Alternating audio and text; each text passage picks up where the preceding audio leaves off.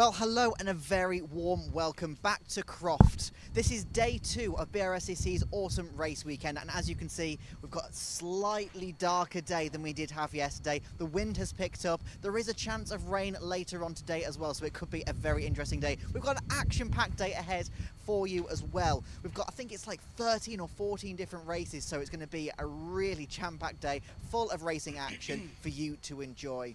This is at the Croft Circuit in North Yorkshire, which is 2.1 miles long. Site of an old RAF base, RAF to Croft. So it's a nice old school circuit, and with the wind today, we can ensure some fantastic slipstreaming action. Calling the shots today would be myself, Kieran Mogg, and Andy McEwen up in the commentary box. First race up is the CityCar Cup. So, Andy McEwen, take it away.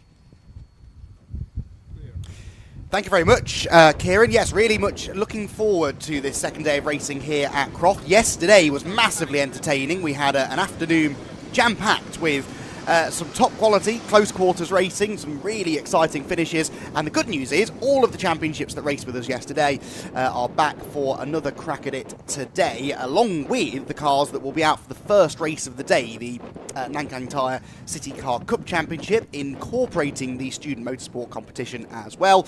And we will have a busy grid of cars heading out onto the circuit in just the next few moments or so. 38 entrants this weekend for the CityCar Cup in what is becoming one of the most popular and exciting club-level championships in the United Kingdom.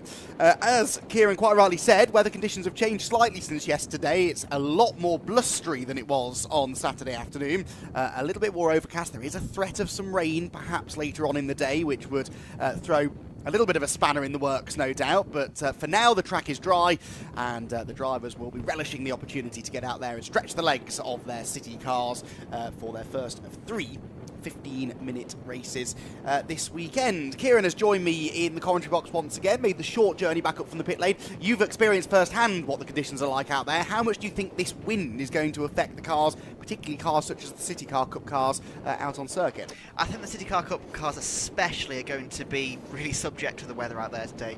It's very, very blustery. I was being sort of blown left, right and centre, trying to talk to the camera just. If we've got some live pictures, you can't really see any flags out there. We've got some flags down the pit lane, and they are really, really blowing quite hard. Yesterday it wasn't too bad. We actually didn't get too much wind, but today it looks like an absolute blustery day ahead for us, so it should be a really good day. But yeah, like you say, these cars especially are going to be very subject to that wind.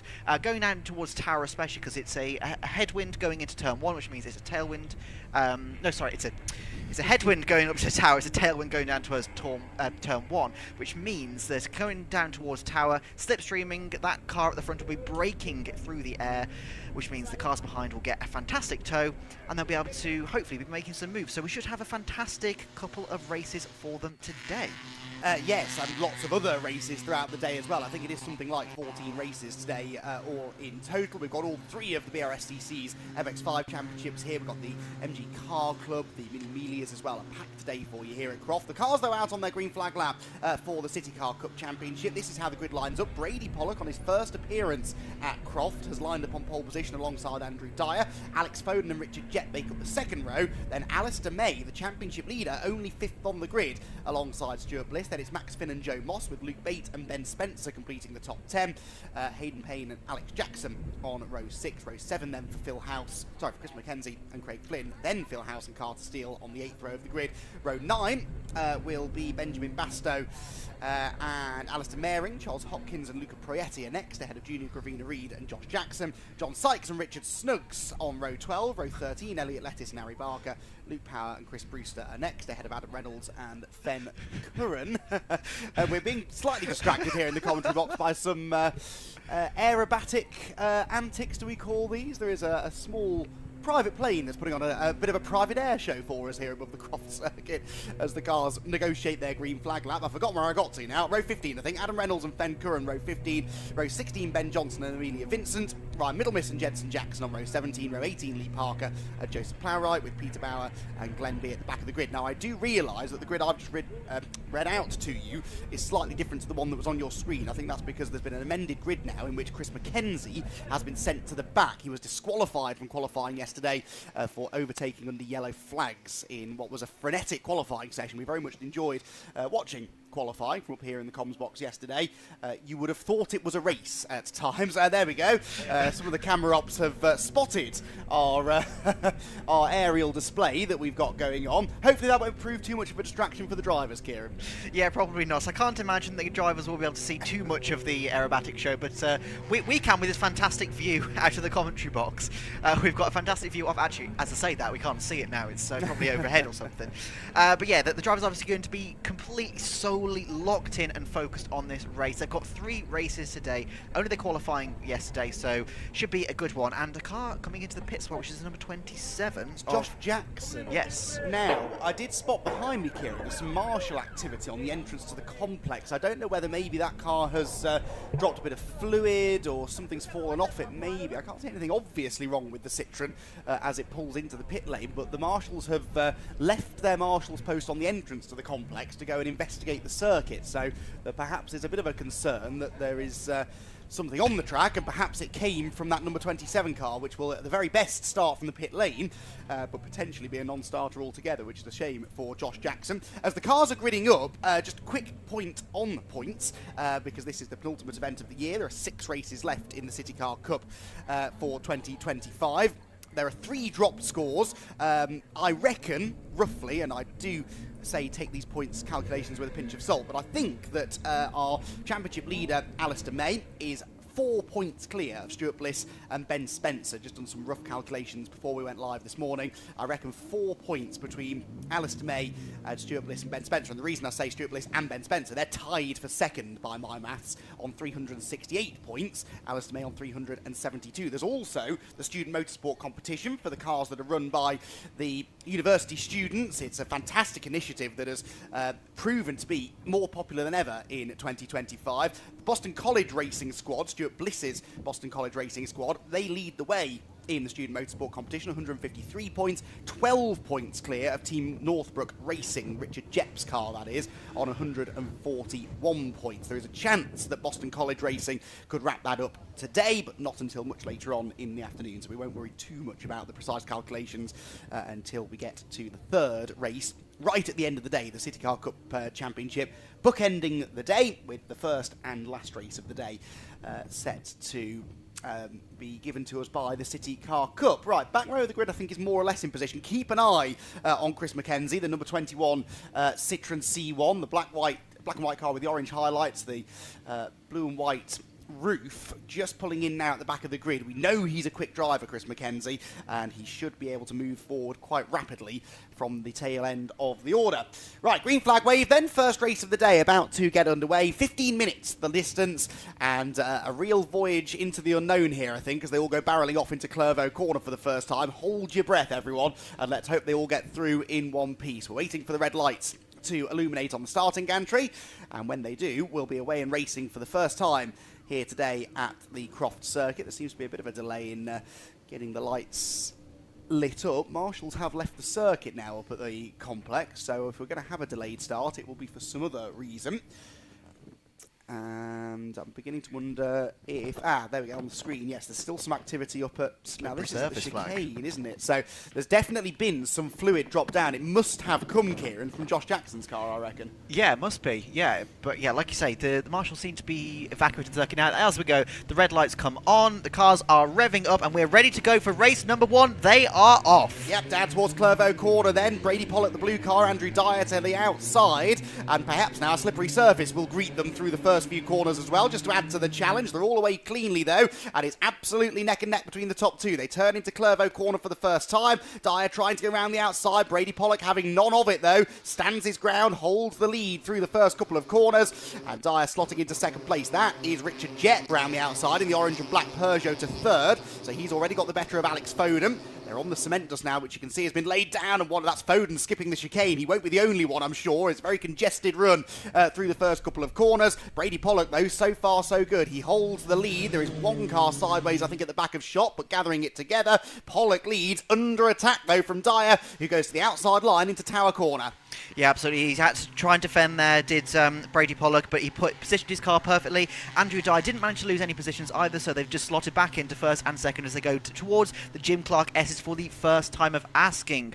So into the left, through the right, and they seem to be okay, but between Alex Foden and Richard Jett behind them, they seem to be very, very close, as it looks like, is that Foden coming up the inside through... Yes, he just manages to take the position. That's Alistair May, actually. Foden's dropped behind both of them after that moment at the chicane. So Alistair May, championship leader from 5th on the grid, is up to 3rd. So really impressive first half a lap for him. Someone slowing slightly through Barcroft. The driver that was tapped into a half spin, by the way, was Ryan Middlemiss, but he has rejoined. He's the red and white car, second from the back of the queue, as they turn their way through Sunny in and Sunny out for the first time. The leaders are with us, and Alistair May is sideways at the complex. Huge slide for the championship leader. Somehow gathers it together. Does he still having the moment? No, back into the pack. They miss him by a minor miracle. That could have been absolutely enormous. The championship leader eventually saves the moment, but that, Kieran, looked like a cold right rear tyre all day long. Yeah, definitely. Obviously, this first lap of the race, they need to try and get the temperatures into the cars. It's not warm. It's not cold, but it's not warm either at the moment. So,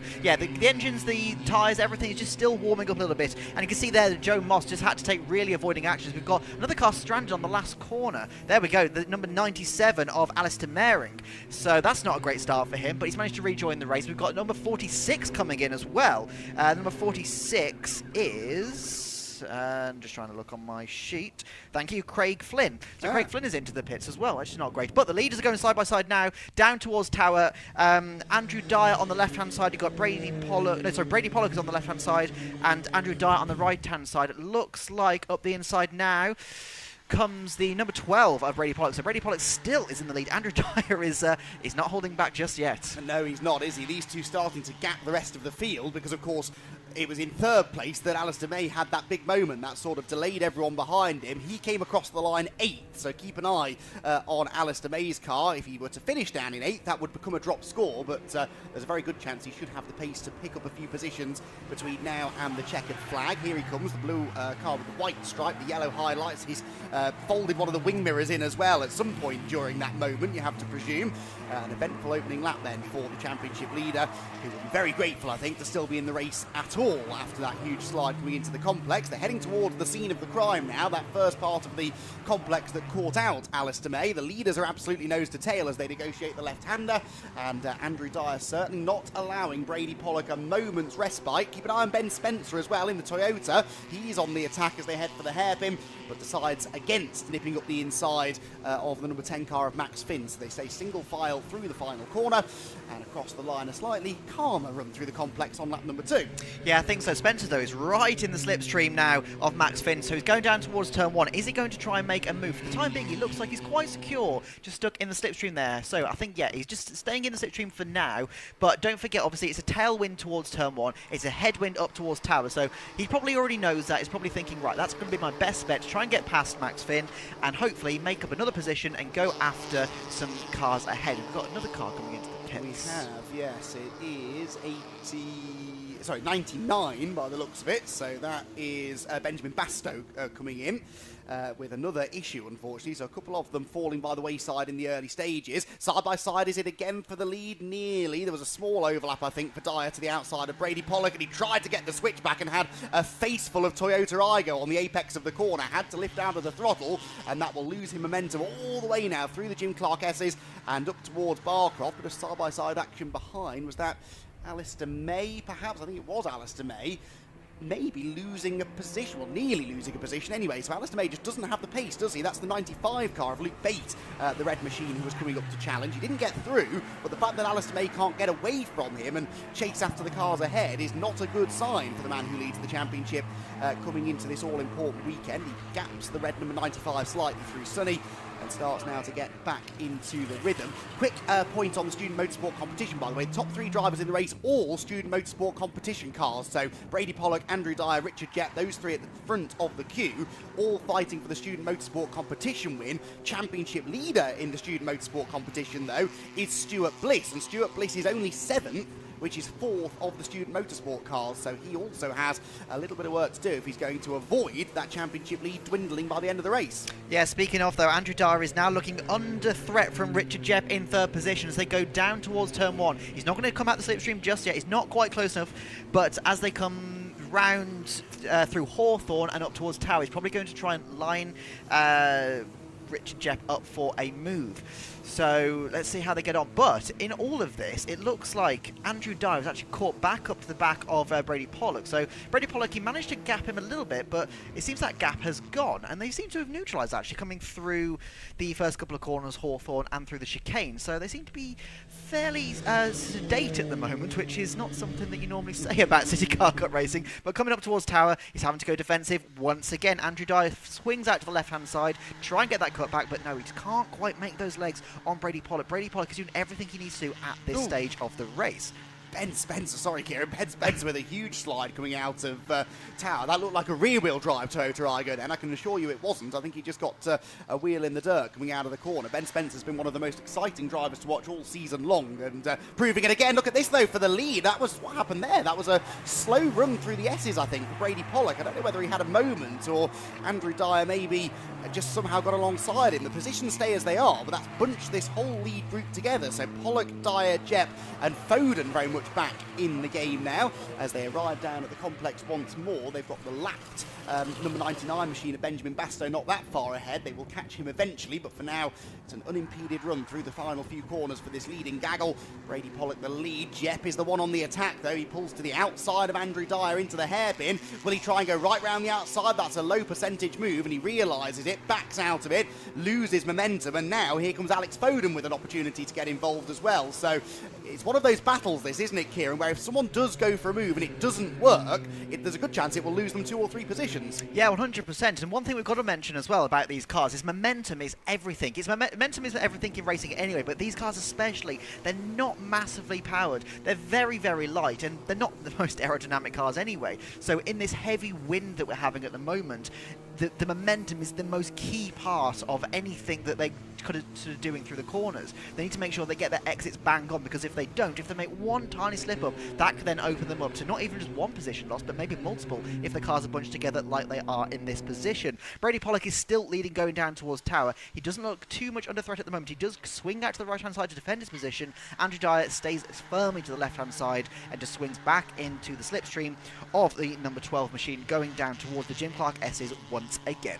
Chris McKenzie, by the way, I said keep an eye out for him moving from the back of the field. Started 38th, he is 21st now, in car 21 appropriately, so a good recovery drive from Chris McKenzie. We'll see how much further up the order he can get in the remaining 6 minutes and 20 seconds. The leaders couldn't be much closer as they head through Barcroft, though, for the 5th time, and Brady Pollock has comfortably as he's led the race, I suppose, so far. He's never been more than a car's length or so ahead of the rest of the pack, and Andrew Dyer continues to lead the challenge against him. Dyer with a purple first sector, so quickest of anybody. Fastest lap, though, interestingly, now belongs to Alistair May. So Alistair May suddenly sort of waking up now in 7th position, and with that fastest lap perhaps catching them, but he's sideways again. No, he's off completely this time. Alistair May heads off into the scenery, avoids the barrier, but thankfully no damage done. He will drop down the order, and I just said, Kieran, that he'd set the fastest lap of the race. He was clearly pushing on, but the back of that car just not underneath him. No, it's definitely pushing, but as this is happening, we've got a change for 3rd position potentially, as Richard Jepp is now under threat from Alex Foden. Going down towards turn 1, Foden on the left-hand side, Richard Jepp on the right-hand side. You can see it on the screen with the 2 leaders just behind this. They are still going side by side, so let's see who comes out of it ahead. I think Richard Jepp has just managed to hold the position, so yes, there we go. As you can see there, Andrew Dyer just going slightly sideways through Hawthorne. He's really pushing the absolute max he can out of that little car. Indeed he is. Well, he's not the only one, is he? There's quite a few of them that are getting a little bit sideways out there as they ask for a little bit too much grip maybe than the tyres are willing to give them. The lapped car of Benjamin Bastow gets out of the way of the race leaders. Bit of debris there on the inside line into Tower, but it's well off the racing line, so should not impede the drivers as they make their way through the right-hander at the top end of the circuit and head towards the flat-out section at the Jim Clark S's. Again then, that's created a bit of separation now between 2nd and 3rd place, hasn't it? So Andrew Dyer under no no threat now from Brady Pollock, and under no threat from Alex Foden, I should say, or indeed Steve Jepp, one of them anyway. Steve Jepp in third place, not able to put any pressure on Andrew Dye. The timing screen has Foden third because he was fractionally ahead of Jepp at the line. But we know that Richard got the position back at turn 1. Long-winded point I'm trying to make is that Andrew Dye isn't actually under any threat at the moment, which might free him up to have a proper stab at Brady Pollock. But Brady, so far, has had an answer to all of the questions posed to him by the second place man. Yeah, he's never really had a proper look in. He's never been able to position himself in a way that kind of puts Brady Pollock under pressure into a place where he could actually lose the position. He seems to have his measure at every single turn. Once again, going into that final corner, he just swings out to the left-hand side, defends his position, and we come back round for another lap across the line. But in all of this, we've got Richard Jepp and Alex Foden have caught them back up. More so Jepp, and so it's really anyone's game this. We've still got 3.5 minutes left of this race remaining. So yeah, at the front it's still very, very close. And actually, Andrew Dyer is going defensive now into turn 1, so he clearly feels under threat. Yes, or was he maybe having a little peek at Pollock because he's right behind the race leader. In fact, he's up the inside of him through Hawthorne. There they are on screen, side by side for the lead. Andrew Dyer gets the overlap that he's been hunting for all race long. He's got the preferred line into the chicane, and Brady Pollock tries to stay with him. Oh, and has to cut the chicane. Clatters into the tyre stack, rejoins as the leader, and here comes Jepp. Jepp up the inside of both of them to the race lead. Goes the Peugeot, Richard Jepp. Right time, right place. He read the situation perfectly, and I think, will get the lead. There's a lot of leaning on each other in the braking zone. He doesn't want to allow Brady Pollock back in line, and he doesn't allow him back in line. Jepp gets the lead, Pollock second, and it's then Foden third. So Foden goes to third, and Andrew Dyer, who was leading 2 corners ago, is off the podium. And this is what we were talking about momentum. You could clearly see the amount of momentum that Jepp had against Dyer and Pollock going down towards Tower. Because they got such a bad run out of that chicane, it meant that he managed to get the move. But you can see there's now side by side coming through Sunny in and Sunny out, but they are just trying to make it around. Somebody's got in through the dust as well, but it looks like they've got out of it. This is absolutely incredible stuff with just over 2 minutes left of this race. Ben Spencer right round the outside of Max Finn in the black Citroen. That was getting a little bit touchy-feely, wasn't it? The leaders down towards the complex, and they're almost 3 abreast for the lead. Jepp's gone wide. Foden had a pop at Pollock, I think, and they're all still in the same order as they turn through the middle part of the complex, but it's gloves off racing now with, well, is this going to be the final lap that they're about to begin? It's going to be touch and go. I hope not, really. It's one of those races you don't want to end, but I reckon, yes, this will be the last lap that they're beginning. They're lapping in the 1:51s. We have less than that to go, so Richard Jepp has hit the front perhaps at the perfect moment. There is the last lap board. The battle is for second as round the outside attempts to go Alex Foden on Brady Pollock, whose race has unravelled here. Foden's got the run. He's got the position, I think, hasn't he? There must be an issue with Brady Pollock's Toyota because that was far too easy. Alex Foden is a good driver, don't get me wrong, but his car was noticeably quicker in a straight line there than Brady Pollock's, who, remember, clattered this tyre stack a lap ago. I wonder, Kieran, if that's not the tracking out on the right rear corner. It wouldn't surprise me because he shouldn't not. Oh, somebody's picked up something. Oh, that's a bad one. Max Finn. That is Max Finn, who hit that tyre stack that had been moved by Brady Pollock, remember, a lap ago, and that was a significant shunt, I suspect. Yep, red flag out immediately. That's not a huge surprise.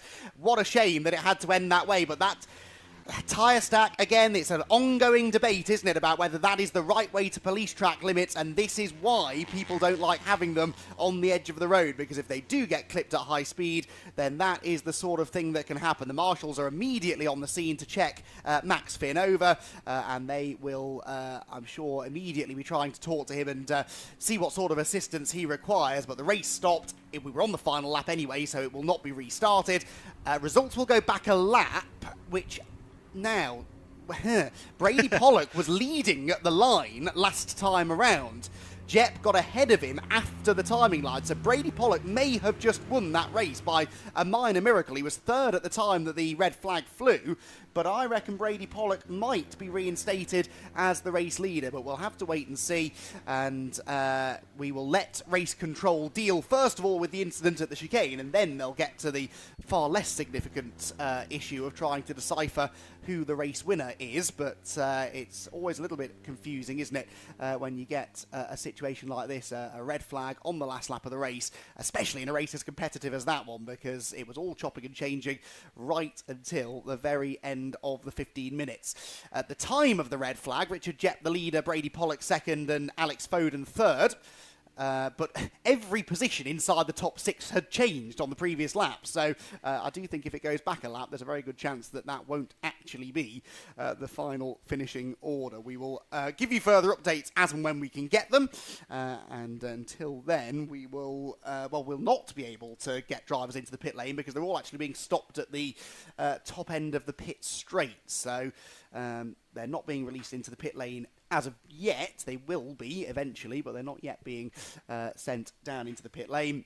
And so we'll have a short delay, Kieran, I'm afraid, before you're able to get down there and have a chat with them. I can't wait to hear from them, though, because they've got a few stories to tell, I suspect, at the end of that one.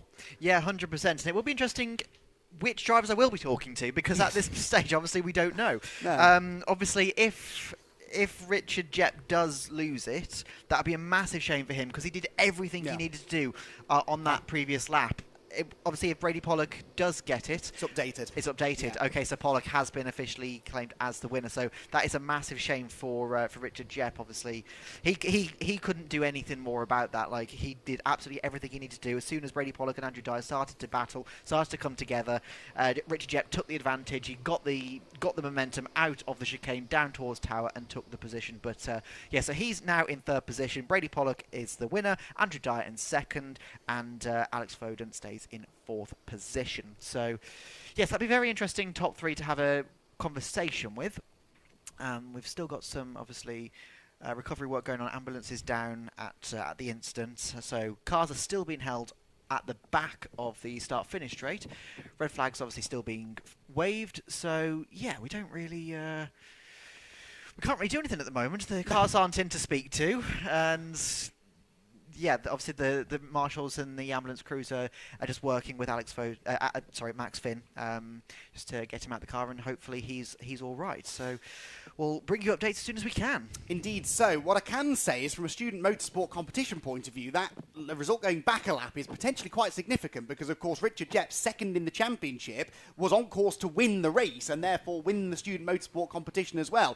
As it is, he ends up 3rd behind 2 other student motorsport competition cars, so he lost quite a chunk of points there. Still outscores the championship leader Stuart Bliss, but only by 1 position in class. So actually, it's not made a huge difference. Whereas had he won the class, he would have been right on the tail of Stuart Bliss in the championship. He'll have 2 more opportunities later on in the day to try and get that done, but yeah, not able to do quite as much damage to the championship leader's advantage as he might have liked in that one. So cars now released down into the pit lane then. Brady Pollock will be brought into the podium area, and along with Andrew Dyer and Richard Jepp, all of them student motorsport competition drivers, of course.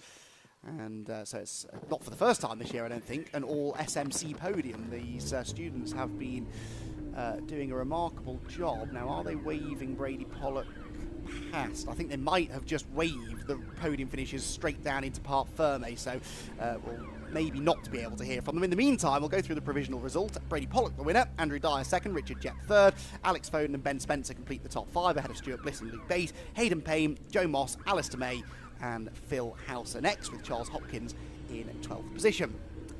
13th place was Elliot Lettis ahead of Luca Proietti. Alex Jackson, Carter Steele were next ahead of Junior Gravina Reed, John Sykes, Chris McKenzie 19th in the end from the back of the grid, and Chris Brewster completes the top 20. Then it was Richard Snuggs, Luke Power, Ben Johnson and Adam Reynolds in 24th place. There is a 3rd page, possibly a 4th page actually, such is the size of the grid these days in the CityCar Cup. In 25th position, Ari Barker, 26th Ben Curran, 27th Peter Bauer, 28th Amelia Vincent, 29th Lee Parker and 30th Joseph Plowright. Then Ryan Middlemiss, after his spin at the chicane earlier on, or half spin at the chicane, ends up in 31st, 32nd Glenn B, 33rd Jensen Jackson and 34th Benjamin Bastow after his pit lane visit. We lost, unfortunately, quite a handful from that race in the end, including Craig Flynn, who was a non-finisher, and of course dramatically at the end there, Max Finn with that significant accident at the chicane. That is the reason for the red flag. I suspect that will be the reason for a short delay in proceedings now, unfortunately, whilst the marshals and recovery crews are attending to Max and his car up at the chicane, and so we might have a little wait now before we get our next race underway. Kieran is sitting back down next to me, which I presume means that you don't have any drivers to talk to. No, there's a lot of teams kind of staring at, obviously, the incident, but there's no cars down there, and there's additionally no drivers, obviously. They've been sent straight down into Parc Fermé, back into the paddock. So yeah, unfortunately, our cameras can't quite reach that far. So, unfortunately, we can't have a chat with them, but hopefully we've got 2 more races later today. We can have a chat with them and get their thoughts on not only their races later, but also that race that we've just had as well. Obviously, a massive shame for it to end in the way that it did, because it was a fantastic battle that was leading up to a fantastic crescendo as well. So, yeah, be nice to see what they can do later on. Potentially, like we've already mentioned, there could be some spots of rain, which always throws some interesting things into the mix. This is a very flat circuit, and so bit of water on the circuit can always add a little bit of spice to it. So yeah, we've still got crews down at the incident at the moment. So at the moment we've just got a big empty track, which is one of the best in the country, really, if you think about it. You know, it's an old RAF base. It's 2.1 miles long. We've got how many corners? 10 corners-ish, give or take. So it's a fantastic old school track built on the old runway, so that the main start-finish rate that you can see there on your camera shot, that is part of the old runway. If you look at the tower on the left-hand side, that is our commentary position. So we've got a fantastic view, almost 360 degrees around this place. We can see the camera operator is slowly zooming in on our little tower. That's where we are. That's where we're based. It can get very, very hot in here when the sun's beaming down, but thankfully today it doesn't seem to be. So it's it's not a bad day for us at all. I don't know if we can wave. I don't know if you can see us. We're trying to wave, but I don't think you can quite see us in here. I think I can see a little bit of movement. Maybe. Can you? Yeah, I think so. So. That's from right at the other end of the track up towards Hawthorne at the top end of the circuit. It's one of the great things about attending an event at Croft, though, and as I've done a few times in my life. Wherever you go, you can see a lot of the circuit. We're blessed here where we are in the commentary tower because we really can see about 80% of the circuit. But even from the spectator bankings up at Hawthorne, you can see the cars all the way down the main straight, through Clervaux, Hawthorne, the chicane, down the back straight, and even off in the distance up at the complex. And then quite a few spectators behind us on the complex banking, where you can see the flat-out stuff through the Jim Clark S's, Barcroft, Sunny, and that always entertaining final sequence of corners at the end of the lap. So great place to come and watch some racing, Croft. It does produce good racing normally, particularly one-make categories, which we, for the most part, are set to enjoy today. What is the programme for today? Well, if you're trackside and you want to know what's going on, you may well be able to purchase Race Weekend programme. I don't know if that's still a thing. It was when I was younger, but I think sadly in a paperless society. Well, yes, I'm just leaning into it now at this point, Kieran. But if you can't get a programme, you can head over onto the Brscc website, www.brscc.co.uk. Follow the links to this event and you'll be able to find a full timetable. This goes for those of you watching at home as well, I suppose. And on there you'll be able to see that the next race is the first of the weekend for the Mini 7 Championship. Then we'll have the second Ginetta Junior race of the weekend. The Mini Miglias, the faster of the classes of the Minis, will be out after that, followed by the Clapham North MX5 SuperCup and the MG Cockshoot Cup and MG Metro Championship. That will take us into a lunch break at 12:35, all being well, but we are already, unfortunately, a little bit delayed as a result of the incident that we saw unfolding at the chicane. But that is how the morning looks. It's an even busier afternoon then. There's another 1, 2, 3, 4, 5, 6, 7, 8, 9 races to come after lunch. We will be running all the way until the end of the day at 6 o'clock or perhaps 6:30, depending on how many more delays we have through the day. Sun shining now though, Kieran, so all of this talk of inclement weather is actually now starting to look a little bit less likely. A fairly pleasant day, we hope, on the way. I mean, anything can change with English weather. You know, we did have some sun yesterday. We also had some very dark clouds, but we didn't get any rain, thankfully. The forecast, I think, was, well, when I checked it last, it was sort of spotting rain from about 12 o'clock. Other people checked it and said it was spotting rain from 6 o'clock. So weather forecasts exactly disagreeing with each other. I know, it's bizarre, isn't it? You'd never hear of it at all. There's also some spitting of rain actually when I was driving into the circuit. Yes. I don't know if you got it as well, but there was some spitting rain on my windscreen in the car. So yeah, we're obviously in the north of England. We're not too far from the Yorkshire Dales either. So it's a very interesting weather climate up in the north of England where we are currently based. And so we can't really have a proper prediction of it. Yes, the sun has come out, which was not predicted. And as it stands, the rain isn't coming, which was predicted. So we'll just kind of see how it plays out as the day goes on. I'm sure most of the drivers wouldn't want the rain. There are a few people that do tend to try and choose it because, as we always say, rain is the great equaliser. And from our point of view, it always produces fantastic racing. So I'd at least like to see the rain, but I don't know about you. And you're the one that has to go and stand outside in it as well. That's a very odd stance for you to take. Yes, he's reconsidering now, everyone. Right, we are set, I think, for a bit more of a delay. Hopefully not too long before we get the track cleared up at the chicane. But in the meantime, we're going to step away for a few minutes, take a short break here from the Croft Circuit. We will be back, though, with racing in the not-too-distant future. As I said, the next race on the card, the first of the two today, for the Mini 7 Championship. They'll be up just as soon as the marshals and recovery crews have dealt with what's going on up at the chicane. We'll give you further updates on what's coming up next as soon as we've got them. But for now, we'll step aside and leave you in peace until we get a resumption of racing here at Croft.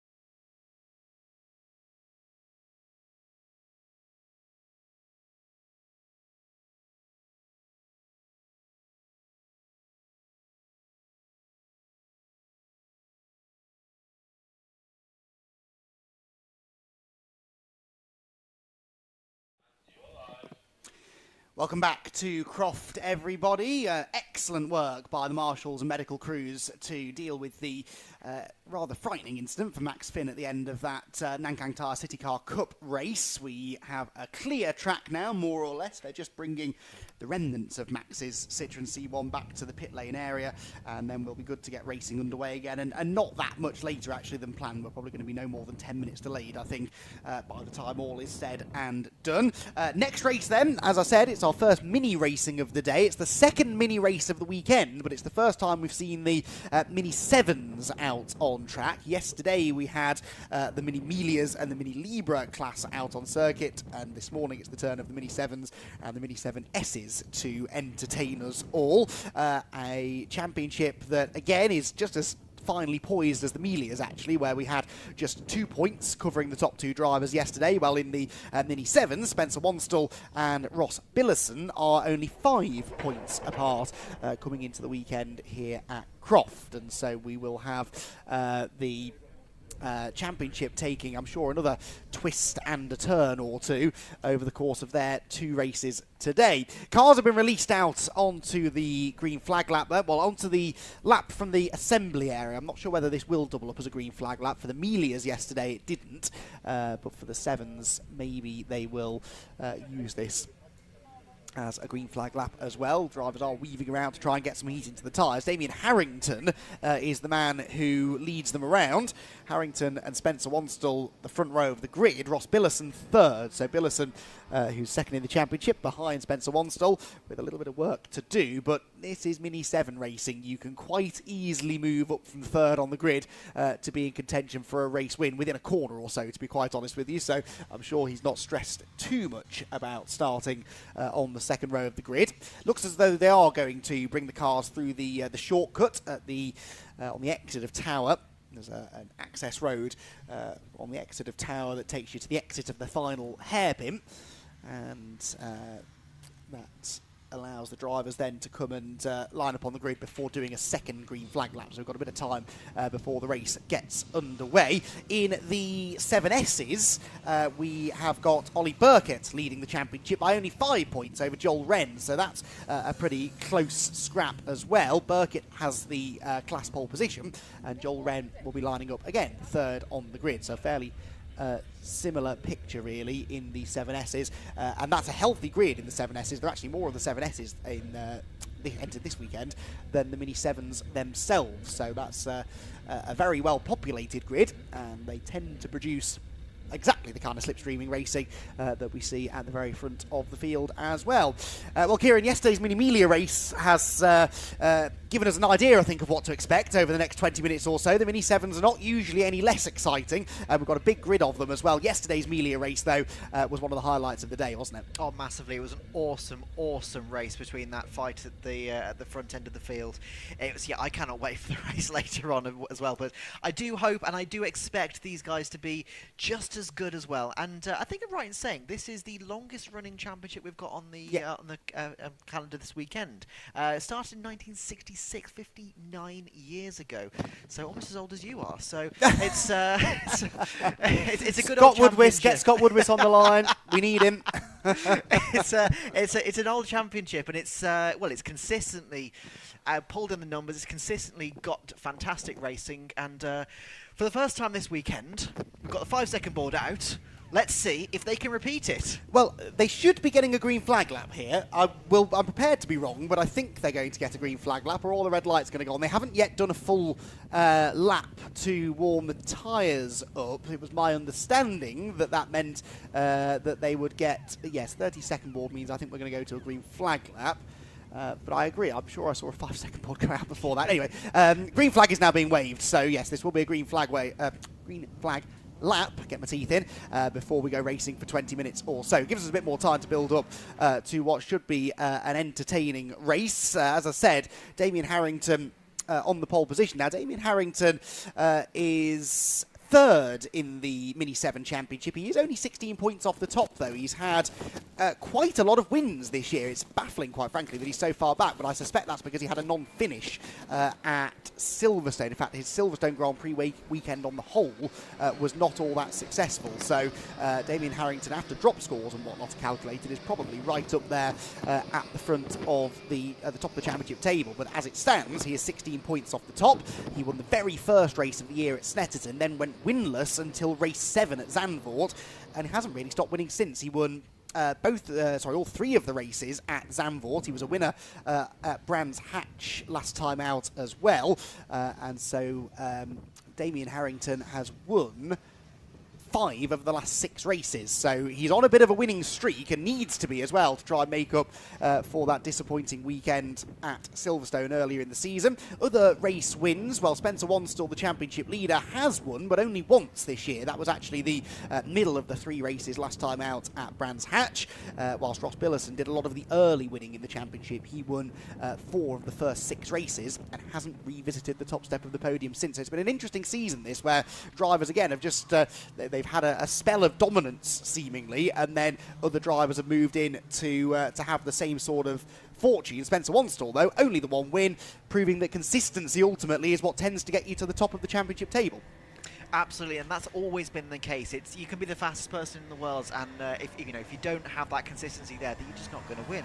Obviously, with Damien Harrington in pole position, Spencer Wanstall in second place, it's those two very fast, have been thorn on each other's side all year long, and at the front end of the grid for this first race of the weekend for the Mini 7s, it should be a good race. Obviously, we've got the split grid, so 10-second delay between the first and the second grids, so we will have a bit of a complex task of trying to keep up with both of those grids, but we'll do our best. Coming around the complex now comes Damien Harrington, and Spencer Wanstall. So hopefully we should be gridding up fairly soon, and the race should be off. So they're coming around the final corner now. What's your prediction? Well, I really don't know. I think that Damien Harrington, he's on this winning streak at the moment. He's clearly riding high on confidence. His qualifying performance, 3/10 quicker than anybody else, which sounds like a lot, but isn't really. That's more than enough to be negated by a slipstream, which we know will be a big factor in this race. So I don't see anybody getting away at the front of the field, but Damien Harrington has just been winning more than he's not been winning this year so far, certainly in the second half of the year, and I think he has to start as the odds-on favourite. I realise that I'm picking the low-hanging fruit there. He is on pole position. He has won most of the races in the second half of the year, but yeah, I do think that he will be feeling pretty confident about his chances in this one. As far as the 7Ss are concerned, well, that could be a similar story, really. Oliver Burkitt actually half a second quicker than Patrick McCarthy in the 7S qualifying session. But again, we know that once the race gets underway, that will get an awful lot closer.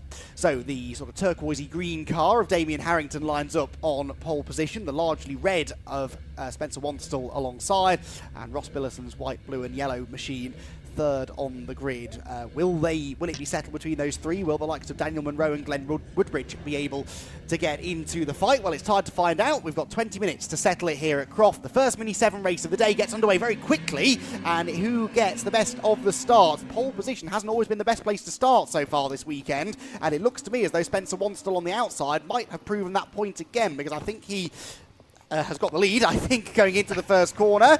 There he is. Yes, he is in the lead as they arrive at the first corner. And so from the outside of row 1, Spencer Wanstall manages to get the whole shot. It looks to me like Oliver Burkitt, though, has converted pole position in the 7Ss into the early race lead. We'll pick up the 7Ss in a moment or so. The 7s make their way out of the chicane for the first time, and it is definitely the red machine of Spencer Wanstall that leads the way.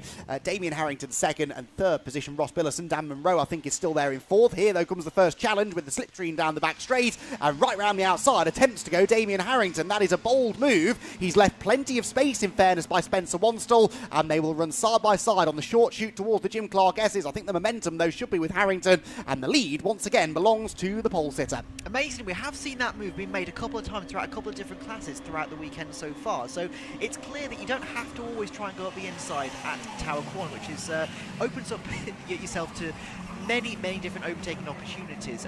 With these cars, obviously, because they're so narrow and so small, they can go multiple cars wide almost anywhere around this track. So coming down towards the back end of the circuit now, we've got this little battle. Oh, sorry, we're coming up to the complex now. Here we go.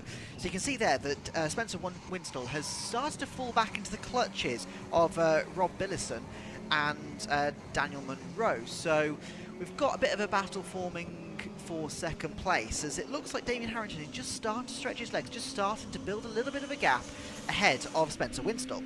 Yeah, this was always the danger, wasn't it, given his qualifying pace, although I really would be surprised if he can break the toe. He's doing a good job of it, though, so far, isn't he? Look at the gap that he's got, 6.5 tenths at the end of one lap, and bear in mind, he only got the lead halfway round that first lap, so very impressive pace on cold tyres. Now, in the 7Ss, I think you can fit 5 cars within the first 6.5 tenths or so. It's absolutely bumper to bumper as they cross the line. It is, who's leading the 7Ss? It's neither of the front row starters. It's Joel Wren, who started 4th on the grid, who's got the early lead in the 7Ss. Second place then for Oliver Burkitt, the pole sitter, and 3rd for Matthew Ayres. So where is Patrick McCarthy? Patrick McCarthy only 4th, the man who started on the outside of the front row of the grid. So it's an awful lot closer in the 7Ss for the time being. Absolutely. Here they are on screen as they come down towards Tower Corner on the back end of the circuit. You can see there that we've got Oliver Burkitt just trying to make a move up inside there of Joel Wren up towards Tower. I think he takes the move, but around the outside once again goes Joel Wren to possibly take the move back, going down towards the Jim Clark S's. Yeah, they're side by side into the Jim Clark S's, aren't they? Now, I wonder whether that is going to be the same result as we saw in the 7s. Well, they're still side by side, I can tell you. We're not seeing this on the screen, but out of the window, they are, well, they're actually 2 by 2 now, I think, as they head into Barcroft Corner, which is not something I would advise doing. In the 7s, there's an almighty battle for second place going on, as Spencer Winstall desperately tries to keep Ross Billison and Daniel Munro at bay, and as he does so, it's allowing the leaders to get away, or the leader to get away. Damien Harrington gapping that, well, nearly 5-way battle now for the lower podium places. Out of the final turn they go. Spencer Winstall, the red machine, then holding on to the position for now, ahead of Ross Billison and Daniel Munro, waiting for the 7Ss to come through. Oliver Burkitt, I can tell you, did get the move made in the end. So Oliver Burkitt, the green and white machine, to the front of the 7Ss there. We're seeing them now, and now a challenge for second position. Up the inside goes the 701, and that is Matthew Ayres. So this could be 2 positions lost in a lap for the early leader, Joel Wren, who has at least got the inside line as they head down towards Clervaux Corner. Joel Wren on the inside, then to the outside is Matthew Ayres. And who's going to be the last of the late breakers into Clervaux? I'm looking out of the window, and I can tell you they're still side by side, but it's a switchback manoeuvre, I think, for Matthew Ayres that should get in the place back. I think he has just got it back, yes. So it does mean that Joel Wren has slipped back to 3rd position now, and it means that Matthew Ayres now has Oliver Burkitt right up in front of him. But Oliver Burkitt, like Damien Harrington in the 7s, has managed to pull a little bit of a gap already on his fellow rivals. So, however, as I say that though, we're going down towards Tower, and he's almost under pressure once again. Around the outside goes Matthew Ayres. Can he stick it? I think he has. Has he got that?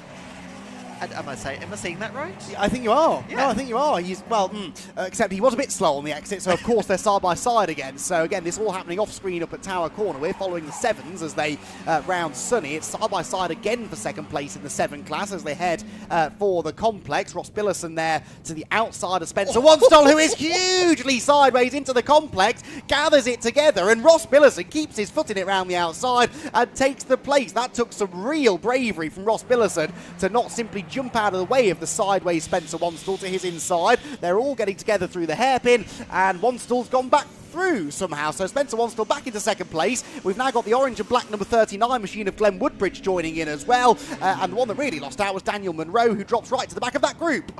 Yeah, so you can see there the number 793 of Bertie Woolard going into the side of the 796 of Michael Winkworth coming through the complex there. So there is battling going up and down both of these packs. It's so difficult to try and keep up to date with what is happening as well there. But that move, Ross Billison around the outside coming through the complex, was absolutely astonishing. The bravery and the sheer confidence he had in that car underneath him, that he could stick it around the outside and keep it there. But coming up towards the Tower, again, we can see there that Damien Harrington is starting to have to go to... Oh, sorry, no, hang on.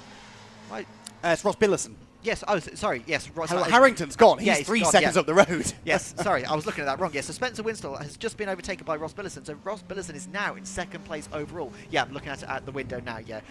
Damien Harrington has completely run away. Looking back towards... this is the second place battle, third and fourth. They've actually captured a little bit more now, so we can see the battle for... Well, fourth place is probably the closest one in this little pack now. So that is the number 41 of Daniel Munro catching. Is that Woodbridge, I think it is? Yes, I believe it is, isn't it? Glenn Woodbridge, Woodbridge at the back of this group, actually, the orange and black car. It is side by side, Munro to the outside of Darren Thomas's green machine. And they are still side by side into the final hairpin. He's got the inside line. Oh, there's a contact, and around goes Wanstall. Sideways for Spencer Wanstall. He's collected by Darren Thomas, whose car is, quite severely damaged. I think the steering's gone. Yes, it has. The right front corner is not pointing in the same direction as the left front corner, is it? So the steering's gone. The radiator has been damaged. And that was really unfortunate, that, for Darren Thomas, who was just in the wrong place at the wrong time, really. His race then comes to an end. There is a surface flag out at the hairpin now, so he may have dropped some radiator fluid on the road. And that's going to make life even more tricky for the cars as they come through next time. So the team then head over to his car in the pit lane to attend to it. The 7S's come across the timing line. Who's leading that now? Ollie Burkitt is back in front. This is then for second position, and that is Joel Wren and Matthew Ayres. Not in that order. Matthew Ayres, I think, getting back ahead of Joel Wren there as they went into Clairvaux. Yes, and I can see that we've got Darren Thomas down in the pit lane. He is leaking radiator fluid. If you can see that on the pit lane floor there. There's definitely going to be some.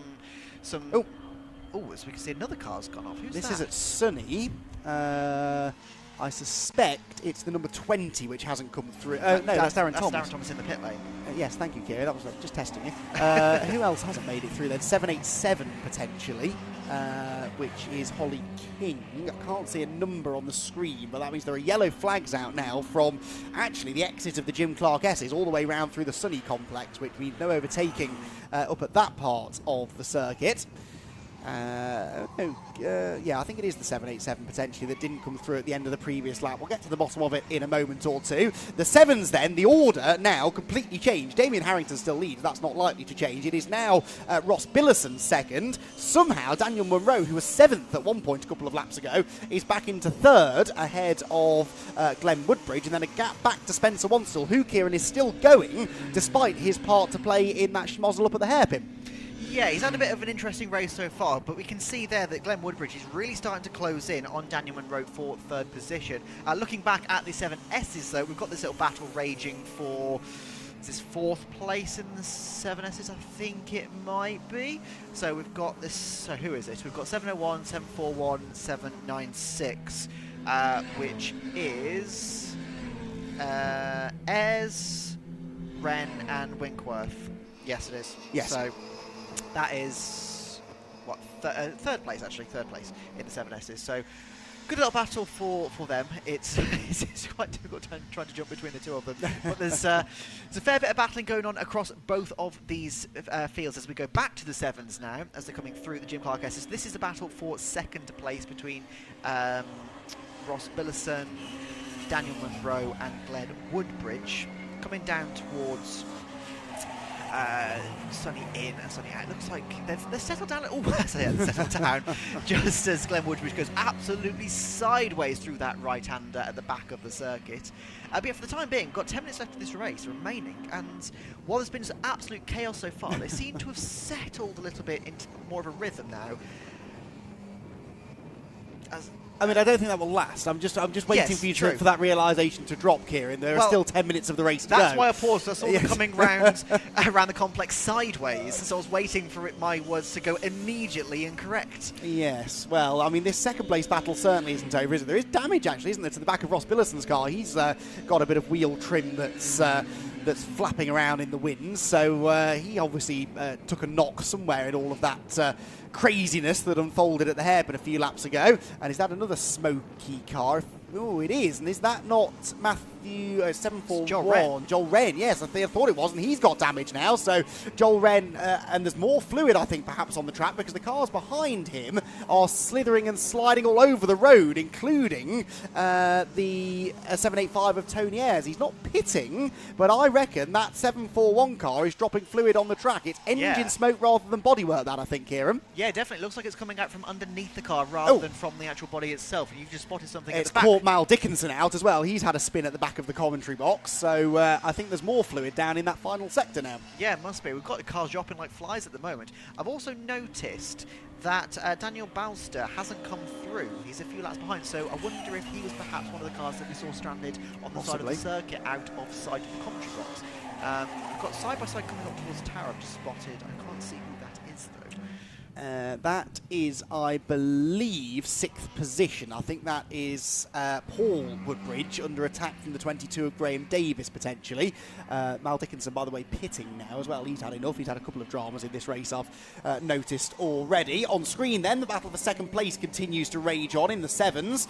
And a huge sideways moment on some fluid that I think is down at the penultimate corner for Daniel Munro, whose race has completely turned around. It looked like he was down and out about 5 minutes ago, and now here he is in 3rd position, challenging Ross Billison for 2nd place. They scream across the line, head down towards Clairvaux corner, only a few car lengths between them. Glenn Woodbridge, by the way, has set the fastest lap of the race in the orange and black number 39 car, again, sort of out of nowhere, really.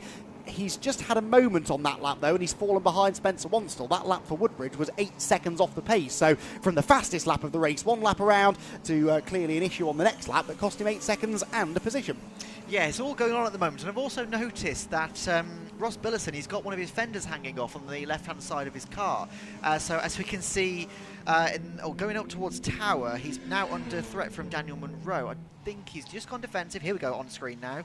Just gone defensive. Yeah, there we go. You can see that fender's hanging off. So I wonder if he's had a little bit of contact somewhere. Perhaps because he was around Glenn Woodbridge, wasn't he? So I wonder if maybe that's why Glenn's dropped back. That damage has been there for a few laps, though, I think. Yeah, I spotted that earlier on. So I think Woodbridge's incident was of his own doing, perhaps. But this is absolutely nose to tail now for 2nd place as they round Barcroft corner and head towards the braking zone at Sunny. Dan Munro sensing an opportunity here, I think, to have a go for 2nd place. This all going on 4.5 seconds, though, behind race leader Damien Harrington. Meanwhile, this is Joel Wren off screen, but we can see out of the window, continuing to coast around the track ever slower and presumably still dropping something from the back of his car on the circuit. Ooh. Coming up through the complex, so we can just see that Ross Billison is just about managing to hold on to 2nd place ahead of Daniel Munro as they pass one of the back markers. That was very, very tight. I think that was... Ooh, they've had a bit of an issue coming out of the corner. I think he just missed a gear. But looks like coming down the start-finish straight now, though, still nose to tail, but he looks a bit closer this time, going down towards turn 1. Daniel Munro is in the tracks of the number 2 of Ross Billison. He looks to the right, but he backs out of it, and we've got now mechanical warning flag for a That'll be Joel Wren, I presume. Must be. Who's still going slowly down the back straight, so he's not getting the memo, is he? No. It's quite obvious that there's something wrong with the car. It's mystifying to me as to why he hasn't pulled into the pit lane. I guess he doesn't want to notch up a non-finish, because remember, he is fighting for the 7S Championship. He's already had a non-finish this year as well, so he just wants to be classified at the end of the race, but I don't see that car surviving another 5.5 minutes. No, I don't think so. Also, something I've noticed that Oliver Burkitt, obviously one of the leader in the 7Ss, is now in 6th place overall. So we've had obviously cars dropping like flies anyway, but he's also then managed to overtake some of the 7s just on pure pace alone. He's currently in 6th place overall, so he's lapping very, very well. Just to give people a bit of an idea of the pace difference, you're looking just over a second difference between the two classes. So Oliver Burkitt's best lappers is 144.8, whereas Damien Harrington's best lap was a 143.2. So between second and a half kind of pace difference between the two cars. So it's not a massive amount. So the really quick 7Ss can get on pace and overtake some of the slower 7s. So you do see these classes mixing between. But here we go. Battle for second is still raging on. Ross Billison is trying to hold up Daniel Munro. Daniel Munro is doing his absolute best to try and find any way around him that he can, but Ross Billison is not cracking just yet. Meanwhile, coming through Sunny out, that's number 22 of Graham Davis. He's wrapped up with number 701 of That's Matthew Ayres. That's it. So yeah, that's obviously an interclass battle coming through up to the complex now. So this is what I mean. You can have the interclass races, and it's all happening everywhere around the circuit. As I think the battle for second is now calmed down a little bit. So I think this is probably the closest battle on circuit at the moment. Yes, it is for the time being, isn't it? This gap then has really come down. Ollie Burkitt was significantly further ahead of Matthew Ayres a few laps ago, and Matthew in the closing stages mounting a real challenge there. He's into second place now ahead. Well, not second place actually. That's a 7, isn't it? As you documented, the 22 of Graham Davis, but he is within about half a second now of Ollie Burkitt. So this is the battle to watch. It's for the win in the 7Ss. They're about to appear into shot through the chicane, or they were anyway, and they've now disappeared a little bit. There we go. Through the chicane they go. Yeah, personal best lap for Matthew Ayres last time around. A 1:44.6 was 0.6 quicker than the class leader Ollie Burkitt. So Ollie Burkitt really feeling the heat, and as they head towards Tower, it's well within slipstreaming range now that Matthew Ayres finds himself. It's not a big defensive move made by Burkitt then, and so as they turn through Tower Corner, the green and white car stays ahead of the grey and retains the class lead for the time being. There is a yellow flag out. Is that down into Tower Corner I spotted? I'm sure I saw a flag wave. Oh, it's a white flag to warn about the slow-moving car of Joel Wren, who's ignoring the black and orange flag that he's being given and just continues to trundle around. Yes, absolutely. He has been shown the flag definitely on this last lap. Whether they put it out slightly after he went past the line the previous lap, we don't know. But he's lapping so slowly at the moment because whatever issue that he's got, that he's only done sort of 2 laps, I think, if that, since we've seen the flag come out. So yeah, let's see if he comes back into the pit this time around. But you can see there that the battle for the 7Ss is really starting to heat up now, with Oliver Burkitt and Matthew Ayres getting ever closer. And now they are nose to tail, as you can see on your screen, coming onto the start-finish straight for one of the last laps of the race. We've got 2.5 minutes left of this race, so if Matthew Ayres is going to do it, he's left it right to the very end of the race to have a proper crack at it. Well, again, though, quicker than the leader that time, as Dan Munro, by the way, has just set the fastest lap of the race. And there he is, look, around the outside of Ross Billison for second place. Ross doesn't leave him a huge amount of room. They almost bang doors as they head towards the Jim Clark S's. I think they did bang doors, in fact, because Dan Munro keeps on coming. He's got the inside line for the left. That's the outside for the right, though. And Ross Billison's having absolutely none of this. Billison needs all of the points he can get here from the championship perspective, because remember, he's trying to close in on Spencer Wanstall, the championship leader, who is not having a very good race. There's a huge moment for Billison at Sunny. He drifts out wide, leaves the door slightly ajar, and Dan Munro tried to go through the gap. The gap closed, and Ross Billison able to hang on to the position. This has been a terrific scrap for second place in the 7s, and it is significant for Ross Billison to try and keep hold of this and score as many championship points as he can. Yeah, 100%. But that was very strategic driving then from Ross Billison, because he sort of went out wide. He sort of gave Daniel Munro, like, look, there's a bit of a gap here. Take a chance, take a chance. And then he slammed the door shut, completely ruining Daniel Munro's momentum. So that was very, very clever driving there from Ross Billison. I believe we're going on to the final lap now. The counter on your screen has frozen. On our timing screen, it's got 45 seconds left of this race. So I'd imagine the last lap board has just been shown to these drivers. I can see that mechanical flag is still being flown out on the pit wall, but I haven't actually seen Joel Wren come past recently. So I'm not sure where he's got off to. Yeah, we'll keep an eye out. Anyway, this battle for first place in the 7Ss is still raging on. Going on to the final lap now, Oliver Burkitt is still holding up Matthew Ayres. This is your last lap now to try and do it, Matthew. So if you're going to do it, you need to do it right now. Here's the battle for second place coming up towards Tower Corner. You can see there that Ross Billison just has the measure of Daniel Munro for the time being. Round the right-hander, down now towards the Jim Clark S's. If he's going to do it realistically, it's going to be down the back end of the circuit, or maybe on the last corner if he can make a surprise move. But for this man here, Damien Harrington, he has done absolutely everything he needs to do. He has gapped them completely. Look at that gap between himself and that second place battle. Ross Billison going out to the right-hand side to try and defend his position as Daniel Munro flicks the car through the right-hander completely sideways. He is trying everything he can, and now he may have have a run up to the right-hand side. He will mean he's on the outside coming into the complex, but they are side by side. Let's see as they come round that left-hander. He has to try and... No, he backs out of it. He switches round. Now he's on the left-hand side. Ross Millison is positioning his car on the inside of the corner to defend his position. Now Daniel Monroe tucks back inside again. He swings out to the right-hand side. As we come through that left-hander, can he get the undercut? This is his last chance to do it.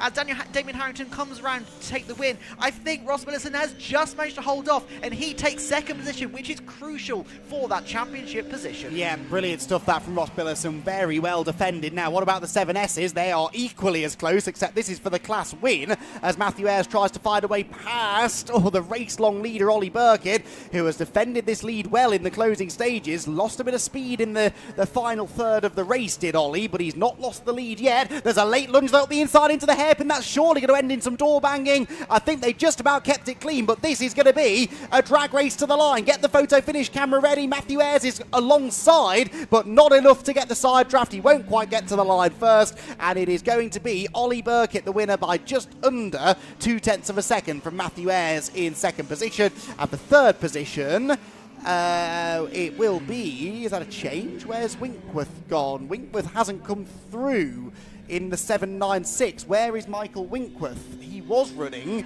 third position in the 7Ss, but third appears now to have gone the way of the 793 car of Patrick McCarthy, who, remember, started on the front row of the grid. There's a black flag now being shown, I presume, to Joel Wren for ignoring the black and orange mechanical warning flag. And is this going to be Michael Winkworth coming through the last corner? I think it is, very, very slowly. So another one then to have fallen foul of mechanical issues towards the end by the looks of it. It is Michael Winkworth, isn't it, in the multicoloured 796 car, which unfortunately is going to coast home, but will at least get to the checkered flag, which is something. As, by the way, did Joel Wren, but I don't think he'll be classified as a finisher because he ignored those black and orange warning flags. Right, I need to sit down after that one. That was pretty frenetic stuff, and the good news is we get to do that all over again this afternoon. The Mini 7s will have another race a little bit later on in the day. We'll also have a second appearance of the weekend for the Mini Miglias. In fact, they're up after our next race. So the next race, the Ginetta Junior Championship, out for their second race of the weekend. Then the Mini Miglias will have their second race as well, followed by the Clapham North Mazda MX-5 SuperCup Championship, and the MG Cockshoot Cup, incorporating the MG Metro Championship, will be up after that. So that will take us into lunch. 4 races then to go before we get into our lunch break. Kieran Mogg dashes downstairs to chat to our podium finishers. Not sure who we're going to get from the Mini 7s, whether we're going to get 6 drivers or whether we're going to get just the class winners from each potentially, but we'll see shortly who he's able to grab down in the pit lane area. They pull the podium drivers in just outside the race admin building, halfway down the main straight, the pit lane, sorry. And once everyone is in position, we'll be able to head down and have a chat with them. As I said then, Ginetta Juniors up next. That's a race not to be missed, I think it's fair to say. Yesterday's Ginetta Junior race was an absolute thriller, and I'm reasonably confident that their second race will be no different, as we perhaps get one step closer towards crowning a Ginetta Junior champion as well, because there is an opportunity perhaps for season-long championship leader, pretty much Rocco Coronel, to wrap the title this afternoon, but we'll give you more information on that in a moment or two. For now, the Minis are trundling down into the pit lane area. Kieran, I can see, has got some drivers. I'm not entirely sure which drivers he's managed to pick up, but drivers getting out of the car, de-helmeting, and preparing to have a chat and explain to us exactly what went on in that race. Right, Kieran is ready, I believe, so let's head down there, shall we, and hear from our podium finishers. Yes, thank you very much. Now I'm down here with the Mini 7s. The 7Ss, unfortunately, have driven straight past. We can't quite get any words with Oliver Burkitt, Matthew Ayres and Patrick McCarthy. But let's have a quick chat with our third place man, Daniel Monroe. Dan, he couldn't quite make the move then, but very close. It was a great little race between me and Ross there. I got real close a couple of times. Just coming up the back before the third to last corner, I just managed to get a nose in front, but Ross is very experienced and he used that and held it. But no, really enjoyed that. It was good fun. And obviously you've got another race still later on today. What do you reckon you can do? Do you reckon you could take it to him again? Well, we're starting from pole for the next one, I've just been told. So fingers crossed we can go 1 or 2 better. Right, look forward to seeing it then. Congratulations. Thank you very much. Cheers, thank you. Let's have a quick chat with our second place man, Ross Billison, as he's quickly congratulating Damien Harrington here. But Ross, that was a masterclass in defence then, I think. Yeah, well, Damien didn't really wait up in front, so I had nothing else to do. But no, it was a really good fight with Dan. We was busy getting past Spencer early on in the race, and that sort of allowed Damien just to pull a gap. And obviously with fighting with Dan, I wasn't able to gain on that. But no, really good race. Very close, he is fast. So yeah, we go again this afternoon. Yeah, 100%. And we can feel the wind is getting quite up as well. So in these cars, does that make much of a difference? Yeah, down the back there. I mean, down the straight, I sort of had it, under control, but he could really suck under me up towards Tyre down here. So I had to be busy in my mirrors. But no, I've done it right. So yeah. Second again. No, definitely. Obviously, race later on as well today. Same again? No, I'd like to win it, but he's really fast, Damien. So we'll try our best and we'll go again. I just want to thank all my team, KD for a good engine, CI Group for their sponsorship, and obviously all my team, friends and family back at home for all their support. Absolutely. Well, congratulations. Thank you very much. Cheers, thank you. Let's speak with our race winner, Damien Harrington. Damien, once you got to the front there, you just ran away. Well, yeah, I don't know about run away, but yeah, it's nicer having the track to yourself rather than having to worry about people come down the inside of you on corners and stuff. So, no, once I got there, I knew the gap, so I just tried to maintain it, not let it disappear too quickly, and go from there. Do you think you could have gone faster? Do you think you could have extended the gap, or was that sort of at the limit of being comfortable? No, I think I could have got a little bit faster. I had a few moments where there was water or oil down. I thought, well, the last thing I want to do is spin this out. And then with the caution through sunny in and sunny out, I just took it a little bit easier. I knew what the gap was, and I tried to keep that sort of steady. All right, well, congratulations, and hopefully you can repeat it later on as well. Oh, I hope so. Thanks very much. Thank you very much. All right, now you might be able to hear some of the engines are roaring because we've got the Ginettas coming up next. Indeed we have. Thank you, Kieran. Yes, Ginetta Juniors heading out onto the racetrack then for their second race of the weekend. Now, those of you who tuned in yesterday or were here trackside yesterday to enjoy the first Ginetta Junior race will have seen Fred Green hang on to claim another race victory, a very important race victory in his quest to try and wrestle the championship away from Rocco Coronel. Rocco Coronel has been dominating the season. He's won by far the most races of anybody this year, and yet over the last couple of rounds his lead has started to dwindle. Fred Green has started to win with some more regularity, and what was at one time looking like a foregone conclusion that Rocco Coronel was going to wrap the championship up with a round to spare, i.e. this weekend, is now looking significantly less likely. I've had it confirmed to me by Simon Pace, and Simon, thank you so much for all of the updates you've been giving me all season long on championship points and the rest, that it cannot be wrapped up in this race, so it is at the very least going to go down to the third race later on. Fred Green lines up on pole position again for this one alongside Aussie driver George Proudfoot Nalder. Lewis Goff and Colin Cronin are together on row 2 ahead of Ethan Carney and Rocco Coronel row 3. Row 4 then will be Scott Lindblom and Emilio Del Grosso, then Torrin Byrne and Max Cuthbert, with Harry Bartle and Alfie Slater making up the 6th row. Row 7 for Josh Watts and Raoul Zanzaran. Jarrett Clark and Josh Henry are on row 8. Row 9, Revy Lake and Matthew Chihuahua. Row 10, Felipe Reich and Noah Young, with Henry Cameron even.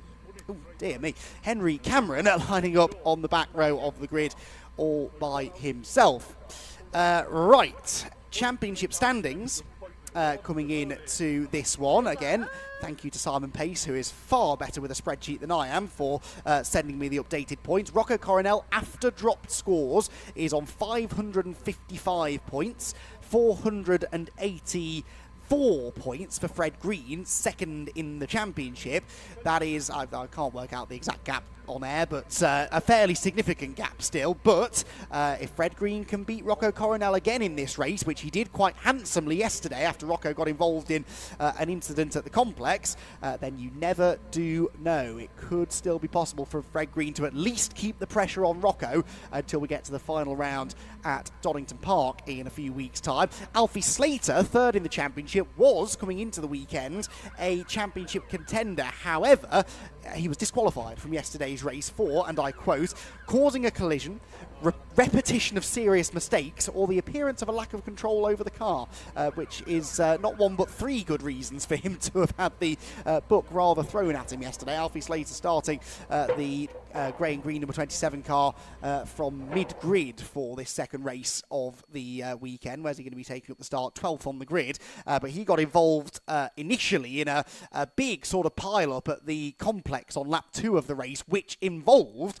Rocco Coronel, ironically his R-Racing teammate, who just needed to keep his nose clean this weekend, and the championship was likely going to be his. And because of his teammate's ambitious move up the inside of a 3-wide situation into the complex, it ended up with Rocco off the road, and Coronel, with I think a slightly wounded car, could only finish 8th, whilst his championship rival Fred Green went on to win the race. So Fred Green, yes, had a bit of good fortune in that Rocco Coronel get caught up in something in the early stages of that one, but Fred still was able to go and fend off the challenge from his Elite Motorsport teammate Colin Cronin and Rocco's R-Racing teammate Scott Lindblom to hang on to the race victory. We're going to get another green flag lap here, as we always will with the Ginetta Junior Championship. So the Ginetta G56 safety car leads the field around, and green flag lap gets underway. So we've got a bit more time to build up to what is set to be, I'm sure, another enthralling race. So 11 wins on the season so far for Rocco Coronel. We've had 5 wins now for Fred Green, and bear in mind he won 2 of those in the first 4 races. It really did look like this was going to be a neck-and-neck championship battle between the two of them, but then Rocco just went on this incredible winning streak through the middle part of the year, and Fred only now has started to catch up both in the points and as far as race wins are concerned. We've also had 3 wins this year for Alfie Slater, and that, I believe, is it. Just the 3 different race winners over the course of what's been still a fantastic season of racing. Yes, the championship's been a little more one-sided than we've been used to seeing in recent years, but the quality of the racing, really, I can't stress this enough, has been absolutely top-notch, and we saw that yesterday, Kieran, in what was a fascinating race, quite a tactical race, I think it's fair to say, though. Fred Green had his teammate Colin Cronin behind him for much of that race, and you really kind of got the feeling, didn't you, that Colin, if an opportunity had presented itself, he might have gone for it, but he's not here to really make life difficult for his championship contending teammate. No, and that's what he said in the interview after the race. Obviously, you couldn't hear it, unfortunately, but he was talking about how, yeah, he wanted to try and help Fred Green get a little bit closer to Coronel in the championship, and obviously with Coronel having such a disastrous, by his standards, race yesterday, it was really a massive pump of points for Fred Green at the front of the field.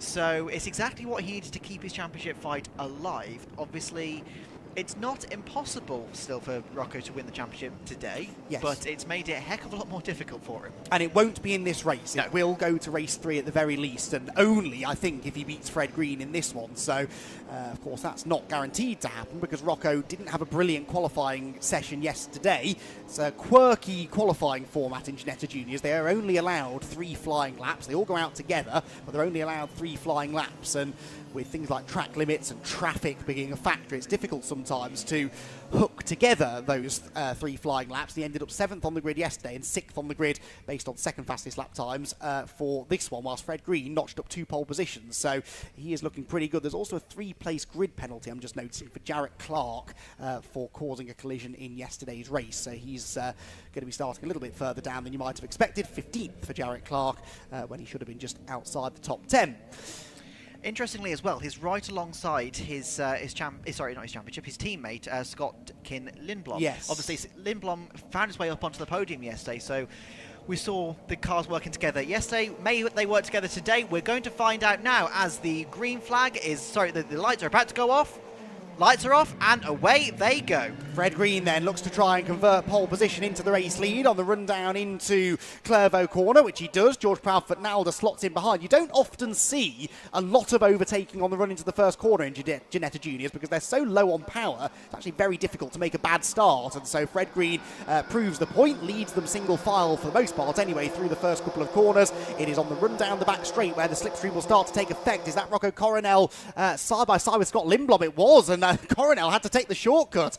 The chicane because his teammate was up the inside. What was that you were saying about teammates working together, Kieran? That certainly seems to have gone out of the window in the early stages because Lindblom's going through on the inside into Tower Corner. That's the first side-by-side battle then between the two Red Bull liveried cars. And yes, Scott Lindblom has managed to get ahead of his teammate Rocco Coronel. That was not according to the script as far as Rocco is concerned. Up towards the Jim Clark S's we go then. Fred Green and George Proudfoot-Nalder. Now, will they work together here to try and get away from the rest of the pack? We've seen drivers do this a few times this year. If you're going to make a break, you've got to work with the driver immediately in front of you.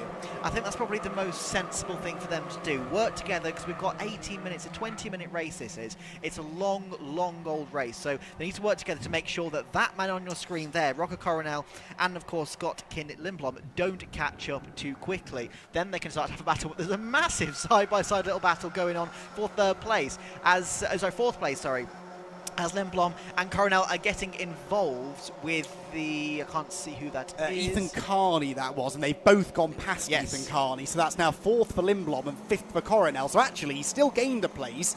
Who is it that's dropped down the order then? Somebody's had an iffy start from in that front group, because it was Cronin, isn't it? Colin Cronin actually he isn't showing as having, now he's come across the line in 17th, so Colin Cronin's been off the road somewhere in the Elite Motorsport car. I remember 2nd yesterday, but all the way down in 17th at the end of lap 1. Yeah, and Lindblom just went slightly off the track as well, coming through Hawthorne there, who's obviously very, very on the limit. But yeah, they come through the chicane now in 4th and 5th respectively, as you've said. They've got Lewis Goff right up ahead of them. There is a bit of a gap between the two Red Bull cars and the number 4 of Goff as we come into Tower for the second time of asking. Side by side a little bit further back. I can't see who that is quite, but yeah, so if you're the two Red Bull teammates, obviously we've seen a little bit of argy-bargy already, so and if that side-by-side goes off the track at Tower, still side-by-side, coming down towards the Jim Clark S's. That might be 3 wide, you know. Emilio Del Grosso was in the middle of that. I don't like the idea of 3 wide through the Jim Clark S's. They've got back to single file, I can tell you, out of the window, but Emilio Del Grosso, Torrin Byrne and another were definitely 3 abreast coming out of the turn. It might have been Max Cuthbert maybe, who I'd noticed getting shuffled out of line on the way into Tower Corner. So 17 minutes to go. It already feels like a junior race, this, doesn't it? Although at the front, pretty calm, as I do think Fred Green and George Proudfoot-Nalder are working together quite well. Remember, George hunting for his first win of the year. He's had 1 podium finish, but it's been a season for George Proudfoot-Nalder that has got progressively better and better and better with every race that's gone by. There's a spin from Emilio Del Grosso, and he's pointing the wrong way right in the middle of the road. Others have to scatter to the grass in avoidance. That is not the first time we've seen that number 5 car off the road this weekend, Kieran. No, it is not. I saw in the pit lane that car being, after it had been recovered, as for an off, I think it was at Sunny Out. Yes, in qualifying. Yes, in qualifying yesterday morning. So, bit of a difficult weekend there for Valentino Del Grosso. It started 8th place on the grid, so dropped right the way down now. Where is it? 21st, so it's right in last place now. So, yeah, a lot of work to do. What have you just spotted? There's a car in the fence at Clairvaux. There was a lot of squeezing going on. It's a white car. I can't see from here who it is. We'll try and pick that up on the cameras in a moment, but there was a lot of squeezing going on into Clairvaux Corner, and the car on the outside just got fired out of line and headed straight for the barriers. We'll try and pick that up in a moment or two. Meanwhile, at the front of the field, fastest lap goes to George Proudfoot-Nalder, and if they are working together, which I think they must be, it's working, because they're 1.6 seconds ahead now of Lewis Goff, who is also chasing his first podium of the year. So Lewis Goff, who I don't think has done a full season, no, he only joined us last time out at Brands Hatch, was immediately impressive, just missed out on a podium. Well, he's in a podium position now, albeit 1.6 seconds off the leading 2. Yeah, but look at those 2 Red Bull. Safety car, I presume. Yes, that makes sense. But what I was just about to say, there was that car off the track. But what I was just about to say is Lewis Goff was being significantly caught by those 2 Red Bull cars. So it's yeah, that safety car's probably come at a really, really good time for him, because once the race restarts, he'll be able to cling onto the back of Green and Nalder. Now, that is the number 22. In the wall, which is Josh Watts. So he's gone off down at Hawthorne. Now, you said you saw what happened. Well, as I sort of. He was on the outside of another car going down the main straight. It would have been... I think Raoul Zanzaran, who was trying to squeeze through on the grass actually down the main straight. In fact, it was Raoul in the sort of purple and black car. And there was a touch of wheels as they went into Clairvaux. Josh Watt's car fired off to the left-hand side and I think has just made contact, light contact maybe, with the tyre barrier on the outside of the track. So Josh Watt's unfortunately out of the race, and that means the safety car has to be scrambled. That's very clearly a dangerous position if anyone else were to go off at that part of the track. And that means all of this talk of Fred Green and George Proudfoot-Nalder working together sort of flies out the window now, doesn't it? Because they'll all bunch back together again. Lewis Goff will be right on their tail in third, and I think we're going to have a real race on our hands when we go racing once more. Now, if you were Fred Green and George Nalder, what would you do? Because I think it's clear that they've got a little bit of pace over Lewis Goff, and obviously the two Red Bulls need to try and get past Goff as quickly as possible, which they possibly can do on that first lap. But if Fred Green and Nalder can just start to pull away initially from Lewis Goff, they might be able to build enough of a gap that they can then basically have them two as a pair versus the two Red Bulls as well.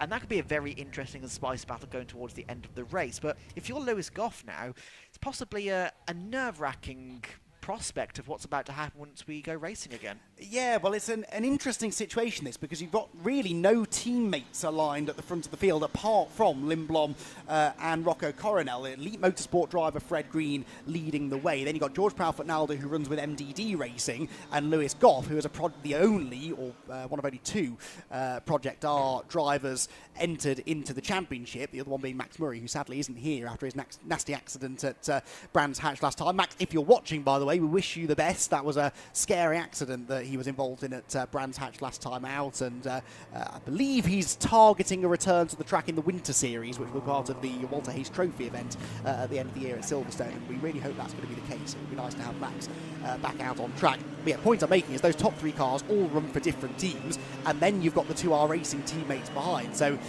if team tactics is going to come into this, it's more likely to centre around those Red Bull liveried R racing cars. But it is intriguing to me that Scott Lindblom has taken the fight to Rocco Coronel in this race so far, and at the moment doesn't look all that likely to simply move out of the way for him. He's going for a good result all by himself. Right, Ginetta G56 safety car accelerating away. A beautiful noise it makes, by the way. V8 engine thundering around the Croft Circuit, and that means that Fred Green is now in control of the pack as they make their way down through the complex. When and where does he decide to accelerate? Well, there's your answer, just as they turn into the right-hand element of the complex, and he's hoping to try and catch George Proudfoot-Nalder on the hop slightly. They all concertina together through the hairpin. Remember, no overtaking allowed until you cross the timing line, so they could get as close as they want to each other through the hairpin, but you're not allowed to actually make a move until now on the run down into Clairvaux corner. Fred Green then, decent restart, 0.4 of a second his advantage. It's more or less the same as what it was really before the safety car came out. It is Lewis Goff in third who has benefited, although already, I would say, Kieran, dropping back into the clutches of Scott Lindblom. Yeah, 100%. Lindblom has made a fantastic start. He's pulled a little bit away from his teammate of Rocco Coronel, and coming down now towards Tower Corner, the wind is going down. He's going to have that benefit of the slipstream. But actually, look at the front two. They're getting very, very close. George Nalder and Fred Green. See somebody off a bit further back, but no changes as of yet, apart from Lindblom up the inside of Lewis Goff, and I believe he then takes third place. Now, he's now splitting the two Red Bull cars. So how long before Rocco Coronel also has a move on him as we come through the Jim Clark S's? This is really anyone's game, because you can see the gap now that Fred Green and George Nalder have managed to give.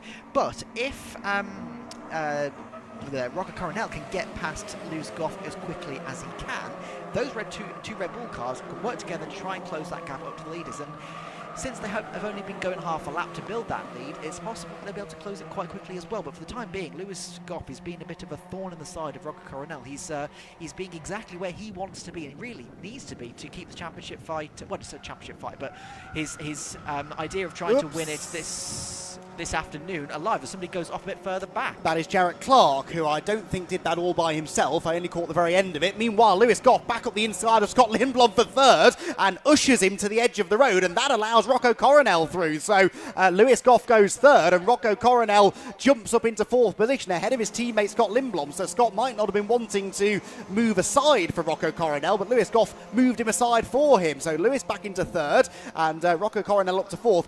I'm glad he did that before I had the chance to make the point I was about to make, because the point I was about to make was, I think Lewis Goff is a sensible driver, and I think he'll work with the R-Racing drivers to try and catch up to the leaders. Clearly, that wasn't in the game plan. He made the move, and he's got back into third. Now, though, he's got a real fight on his hands. Rocco Coronel right in behind, and Rocco will know that if he can get into third place, he should have the pace to go after the race leaders. Yes, and speaking of, I've just seen George Nalda just get a little bit of a bump to Fred Green going down towards Tyre, so they are very much working together at this stage. They are not wanting to fight. They are wanting to try and build that gap to Goff and the two Red Bulls right behind them, because the sooner they start racing and battling and going side by side, the sooner that gap will come right down. So they need to try and build that gap as quickly as they can, and Lewis Goff really is just being the stopper at the moment in the Red Bull, just absolute well, not dominance, but it's just steamroller. That's what I was looking for. Steamroller through the pack at the moment, with Coronel just trying to get past. You can see he's now looking to the right-hand side of Lewis Goff, but Lewis Goff is on the inside, coming through into the complex. They are fully side by side as Coronel goes off the track, and now Lindblom goes past Lewis Goff as well. So a bit of a contact between Coronel and Goff there, allowing Lindblom to come up into third position, locking up the wheels, trying to keep that position away from Goff, and that's allowed Coronel to fall right back into the pack as somebody else goes a bit further off the track. Oh, it's all kicked off at the back here, but we'll get to that in a moment, because that is, again, huge disaster for Rocco Coronel. What does he have to do to get a good result at the moment? Rocco Coronel comes across the line in 7th position. It really looked like he was just managing that race, letting it come to him, and he just can't buy any good fortune. He's rejoined, thankfully, for his sake, behind two of his teammates, actually, Max Cuthbert and Alfie Slater, who, remember, started all the way down in 12th position. The man who was disqualified yesterday for causing an incident at that very corner. Well, he is directly ahead of his teammate now, Rocco Coronel, and could potentially be in a position to try and help him. So what does this mean? Well, as you quite rightly said, Scott Lindblom's into third now. Lewis Goff, once again, is trying to get ahead of him down at Tower. And was that a sneaky little attack from George Proudfoot-Nowler against Fred Green? It looked to me like Fred was defending a bit more, and there's damages there to George Proudfoot-Nowler's car. I think there's something flapping around underneath that second place car.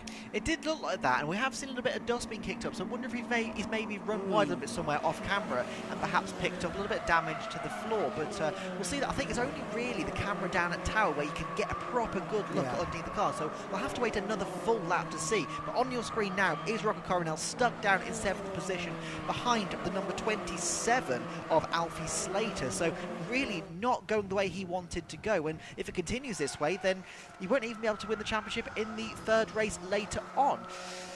So it's not exactly what he's after this weekend so far, but he's still got another couple of races to go as he goes up the inside of Alfie Slater to take 6th place down the start-finish straight.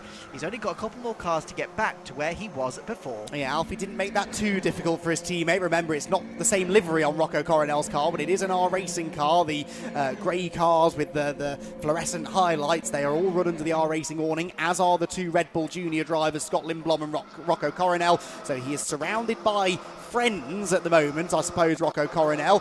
Max Cuthbert is the next man that he needs to try and find a way past, and that would get him back into 5th position. Through the chicane they go then. The leaders in the 1 minute 40.7s. It's 1 minute 40.9s then for Lindblom and Goff. So they are not quicker, not as quick as the leaders right now. It was then a 40.7 for Cuthbert and a 40.6 for Coronel. So despite that overtake that he had to make, he was still the fastest car on the track that time. It looks also like they just collected that tyre barrier that caused a bit of an issue earlier on in the City Cup car race. So hopefully that's not going to cause an issue to the end of the race, and the marshals can obviously reposition it at the end. But for the time being, I have just spotted Lewis Goff, I believe, is working with Lindblom now to try and close up the gap, as we see Rocco Coronel take that 6th position away from the number 34 of Max Cuthbert.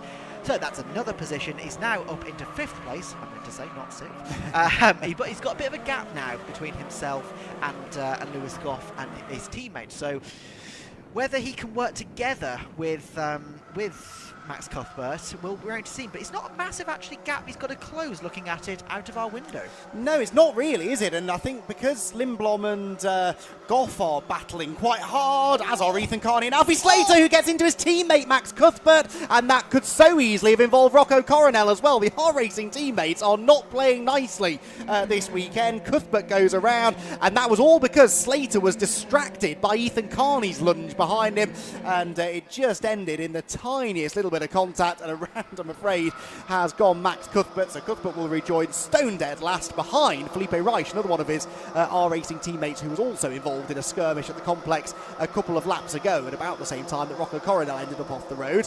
The point I was about to make is that Scott Lindblom and Lewis Goff are busy battling, so I do think that could allow Rocco Coronel to get onto their tail before too much longer. There is absolutely no way on this earth that Lewis Goff will settle for 4th place. He's going to have a go, and he has had a go right on cue, launches to the inside and gets back ahead of Scott Lindblom. Yeah, 100%. This is not helping Rocco Coronel keep in touch with the leaders at all. It's not helping Scott Lindblom keep in touch with the leaders, but it is really falling into the hands of Fred Green and George Nalder, because they are now, what was it last time over? They were 2 seconds ahead, so I'd imagine that's probably getting on close to 3 seconds a gap now with that overtake that they've just had, and they are really fighting tooth and nail. So I wonder if Lewis Goff has seen that gap and just gone, nah, yeah. I'm not bothered about that now. I'm just going to make sure this Red Bull car doesn't stay in front of me. Well, he realised they weren't catching the leaders. He also had a great view of Rocco Coronel catching them and thought, I don't want to deal with that. So he wants to get ahead of Lindblom, and hopefully the R-Racing teammates will do battle behind him. So that might be a well-timed move, actually, for Lewis Goff, who is ultra-defensive into the final hairpin. Lindblom tries to go right round the outside. That's not likely to work, and he has to cut back into line coming off the corner. Down across the timing line we go again then. And Fred Green with this lead. When does George Proudfoot Nalder make his move? That's my question. We've got 3.5 minutes to go. So what's that? 2 more laps probably in the race. When is George Proudfoot Nalder going to decide it's time to go for the lead? Oh, Lewis Goff goes through the dirt at Clervaux, gets dirt on his tyres, slides through Hawthorne, somehow keeps Scott Lindblom behind, but Rocco Coronel is very much a part of this battle now, so keep one eye to the leaders, but another eye very much focused on the championship leader, because he could be in a position shortly to go for the podium. Here is George Proudfoot Nalder, though. He is now making his move for the lead and forces Fred Green to defend into Tower, as Scott Lindblom does the same to Lewis Goff. Yeah, 100%. And I was just about to say that I think Fred Green and George Nalder will wait until this is the last lap board. I was wrong.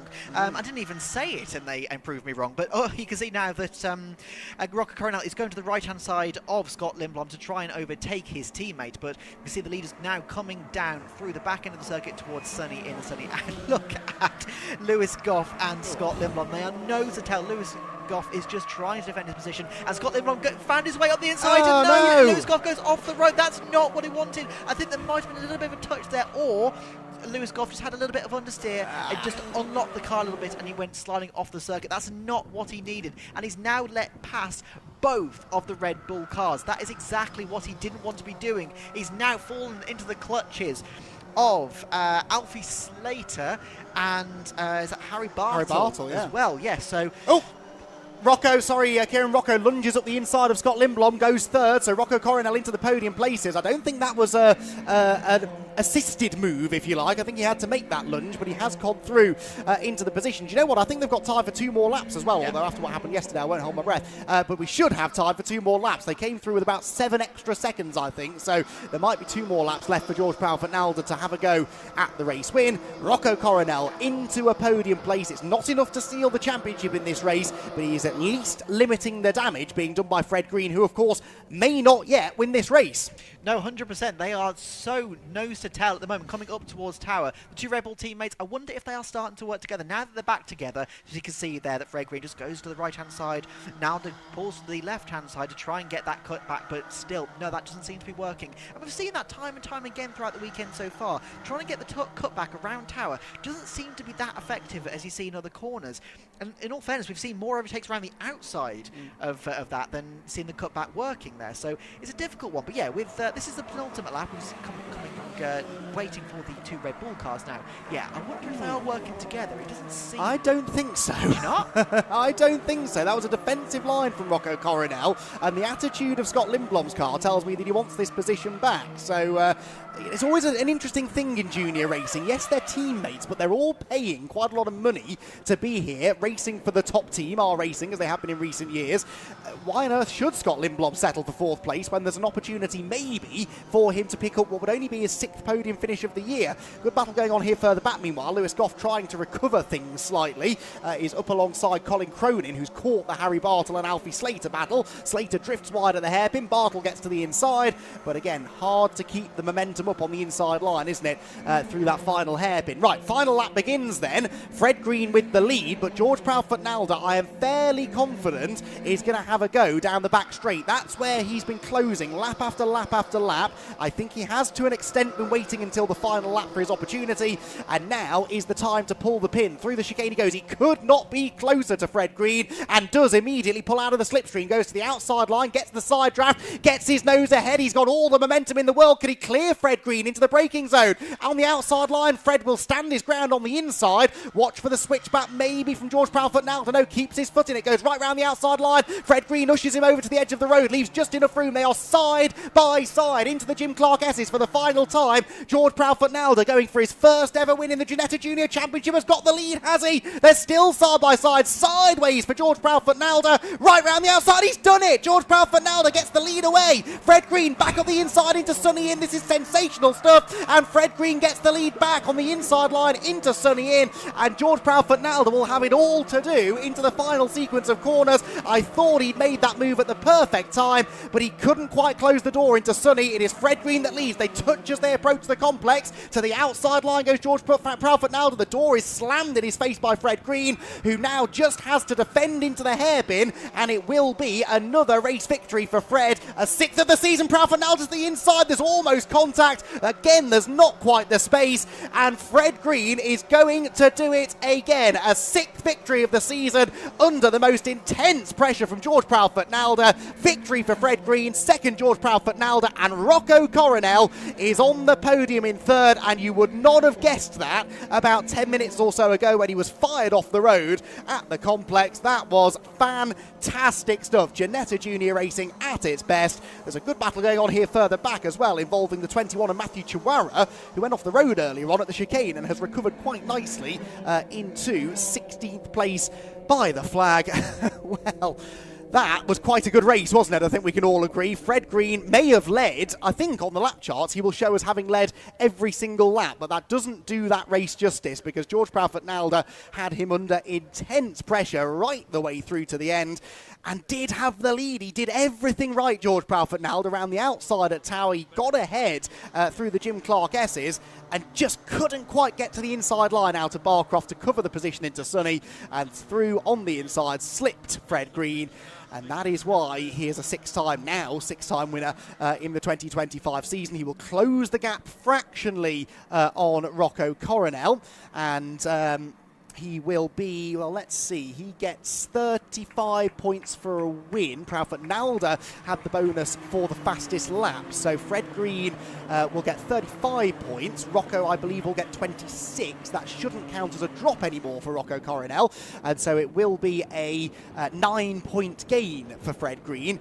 It is still a very, very healthy championship lead, though, for the Dutch driver on his quest to be crowned the 2025 Ginetta Junior Champion. Right, Fred Green the winner then. George Proudfoot-Nalder 2nd, Rocco Coronel 3rd, and Scott Lindblom in 4th ahead of Alfie Slater. Brilliant recovery drive that from Slater, having started in the middle of the grid. Harry Bartle was 6th ahead of Lewis Goff and Colin Cronin. Ethan Carney, Ralston Zarin in the top 10. He's not had that many top 10 finishes this year. Torrin Byrne and Jarrett Clark complete the top 12. Then it was Noah Young, Revy Lake, Henry Cameron, Matthew Chihuahua, Josh Henry, Emilio Del Crosso after another couple of dramas in that one. Max Cuthbert, really unlucky Max Cuthbert there with that spin at the hairpin. Felipe Reich in 20th, and Josh Watts, of course, the only non-finisher in the end after his gravelly excursion up at Clervaux Corner.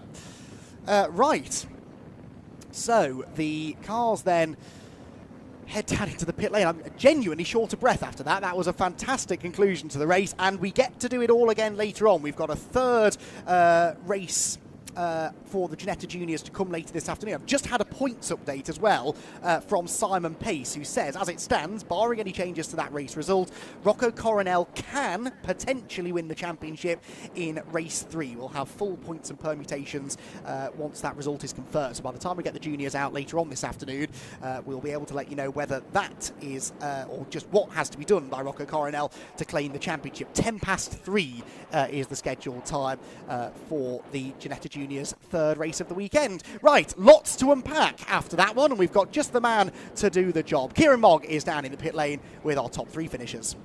Thank you very much. Yes, they're just having a bit of a chat with their teams after that absolutely astonishing race. They're just taking their helmets off, and I think Rocco is the first one with the helmet off. So let's have a quick chat with the 3rd place finisher. So once you got your balaclava off, Rocco. That was a particular recovery drive. Really, really well done there. Yeah, it was difficult. Some guys were defending a lot and not focusing to the front. After some guys spin out and me and Scott were driving away. I was a bit fast, so I was trying to push, and then the guys in front were gone, so I thought last 2 laps, so I'll defend. But eventually it worked out. It was a good race and a lot to learn from. 100%. Obviously, he had a bit of an issue with Lewis Goff trying to get past him because he was putting up quite a sterling defence against you and Scott. But obviously, you just managed to get past him in the end. So it was a really fantastic drive, and it means that you are still able to win the championship later on. Is that something that you're thinking about? No, I'm just thinking about winning this whole weekend. I'll see what the championship is about. I just want to win everything I want. Not thinking about championship because it will bring more pressure. Just drive until you want to go to the top. Absolutely. Well, congratulations, and hopefully we'll see you up here again later on. Thank you. Right, let's have a quick chat with our 2nd place finisher, George Powford-Nalder. George, you did absolutely everything you could do. That was an astonishing drive. Obviously, it just didn't work out in the end, but that last lap battle between you was incredible. Yeah, thank you. It was a very good race between me and Fred. We just pushed away from the rest of the pack, and then last 2 laps sort of gave it everything we could. Got very close, so we'll try again this afternoon.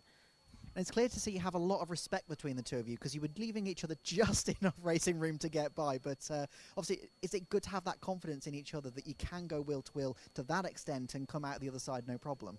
Yeah, definitely. It's sort of good to be able to have a really good, clean, hard race with other drivers. So yeah, I'll look forward to it again in the next race with Fred. So yeah, thank you.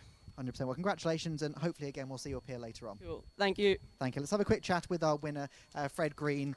2nd time this weekend, and that one was particularly difficult and a bit more difficult than yesterday, I think. Yeah, for sure. George worked really well with me for like the first sort of 3 quarters of the race, and yeah, we managed to build a gap. We were both really fast, and then yeah, we had a brilliant race at the end. The last lap was a bit more exciting than I would have hoped, but yeah, I managed to pull off a really nice move and got back in the lead. But yeah, it was really good. It taught us about that move because obviously he'd got ahead of you just coming into that little complex, and then into Sunny Inn. You just made a dive out of absolutely nowhere. We were going hysterical in the commentary box. Like, that was incredible. Yeah, I was going hysterical as well. I was loving it. Yeah, through the S's he managed to get in front of me, and then yeah, he had the edge of me going into Sunny Inn, and I just sent it, and yeah, I managed to stick, and yeah, it was a really good move, and yeah, really happy to get another win. Same again later? That's the plan. I'm looking forward to hopefully a bit of rain, sort of make it a bit more relaxing, but yeah, we'll see. Awesome. Well, congratulations. And right, that wraps it up. I can see some minis have come out onto the circuit. So, Andy, back to you. Thank you very much. Thank you very much, Kieran. Yes, we've got minis heading out onto the track. I was just enjoying a lovely, refreshing cup of coffee, courtesy of Ginetta Hospitality, Camden Coffee in the Ginetta Hospitality tent. If you're listening, 10 out of 10. Very refreshing, very enjoyable cup of coffee. Keep them coming. We are going to need a few more, I think, to get through what is a busy day here at Croft, and the Ginetta Hospitality awning, which obviously is there not for the use of cheeky commentators, but for the teams and drivers and friends and family of the drivers in the Ginetta Junior Championship. It's here, even though we're not part of the SRO British GT package. They've still brought the full hospitality awning, and makes it feel like a proper event for the juniors. And a fantastic pair of races they provided. Mini Miglias produced a good race yesterday as well. They're about to do the same again here, I think, with the grid very briefly flashed up on your screen there. I can tell you it is Aaron Smith who has the pole position for this one. There we go. Rupert Deeth alongside. Kane Aston and Ian Curley together on row 2, with Phil Bullen-Brown and Colin Peacock on row 3. Ryan Taylor and Andrew Hacker together on the 4th row, ahead of Mark Sims and Shaw King. Lee Roberts and Les Stanton make up row number 6. Except they don't, because Les Stanton is a Mini Libra class car, so he is actually going to be a few rows back in I suspect a 10-second delayed start, as it was for the 7s earlier on. Then it will be Andrew Dickinson and Phil Harvey with Ian Fraser and Julian Proctor, but I don't know if we'll have all of those Mini Libra cars out. Oh, I think we do, which is impressive, since a good few of them were involved in a first lap shunt at Clairvaux yesterday. We lost quite a few cars. We had an early red flag as a result of that, but it looks like we've got most of those cars out on track again, which is terrific news. So a full quota of Libras. Whether we've got all of the Miglias, we'll have to wait and see, but we've got a good number of them anyway, lining up at the front of the grid. Yesterday's race was a three-way fight, as has been the case through most of the season, really, between number 23 Rupert Death, number 0 Aaron Smith, and number 11 Kane Astin. They traded positions on numerous occasions, but it was Rupert Death who came out on top, and it was a battle of some significance because those are the top 3 drivers in the points. There is very little to choose between them. The 4 drop scores are calculated. There were only 11 points covering those 3 drivers at the top of the championship table at the start of the weekend, and it was Kane Astin who had the championship advantage over Aaron Smith with Rupert Death third. Well, they finished in reverse order in that one. Astin only third, Death got the win, and Smith was the meat in the sandwich in second. So it could be that we have another 3-way battle. In fact, I would anticipate it's very likely we'll have another 3-way battle between those drivers, and the result of that battle will be of some significance for the championship. You score 20 points for winning a race in the Mini Miglias, and then it's a 1-point increment per position. So it's a point per position, basically. So 20 for a win, 19 for second, 18 for third, 17 for fourth, you get the picture, with bonus points for...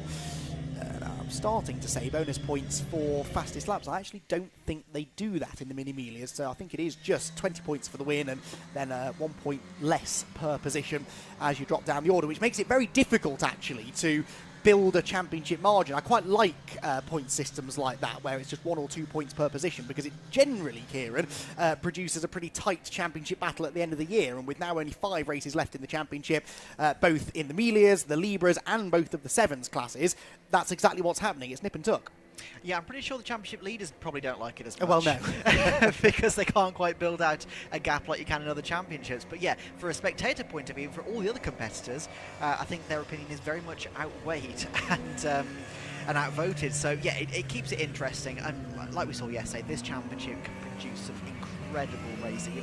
We've been so fortunate and so lucky this weekend with the amount of fantastic racing that we've had, but this was seriously one of the highlights. I think both of us were just like jaws on the floor the entire way around the 15-minute race, whatever it was yesterday. But I'm expecting more from them again today, and similar conditions, a little bit more wind, so hopefully we can see a little bit more position changing going down, especially into Tower, because we've already said when we spoke to the Minis earlier, the Mini 7s, they said, yeah, that the wind towards Tower was really helping them get some slipstream and really making them struggle to defend their position. So I'd imagine it'll be somewhat similar with the Mini Miglias and the Libras. So yeah, looking forward to this very much. Nice grid, very, very competitive grid. So I'm expecting a good show. I don't know whether it's the lovely coffee provided to me by Ginetta Hospitality or just the excitement from that previous Ginetta Junior race, but it feels warmer now than it was earlier on. Would you agree? You've just been outside. No? Okay, no. Just the excitement of Ginetta Juniors, clearly. I think it's warmer inside here. So we probably that makes a lot of sense, actually, yes. We generated quite a bit of heat, I think, over the last 20 minutes or so. And sadly, for us, that's not going to change. But good news for you trackside and watching at home, because I think this race is going to be just as frenetic as the Ginetta Juniors were before. Ah, yes, Kieran's going to... See, I wasn't brave enough to try and start messing with that air conditioning unit. So Kieran has bravely stepped up to the job and will get us some cooling air in the commentary box. Plenty of that outside, though. A blustery afternoon here, or morning still, actually, here at Croft. But that will not deter the drivers in the Mini Miglia Championship from putting on a show. Green flag waved at the back of the grid. 20 minutes of Mini Miglia racing to come. Red lights on, red lights off very quickly, and it's Aaron Smith versus Rupert Death off the front row of the grid. Who's going to get the whole shot into Clairvaux corner then for the first time?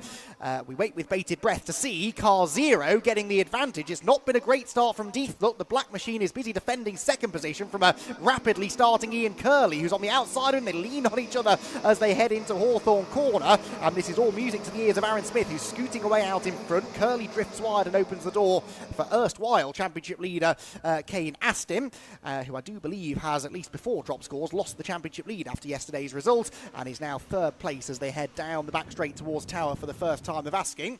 The slipstream brings them all together. A big dive from Rupert Death there on the inside line to defend from Kane Astin, which he succeeds in doing for now. And Ian Curley slots into fourth position right behind them.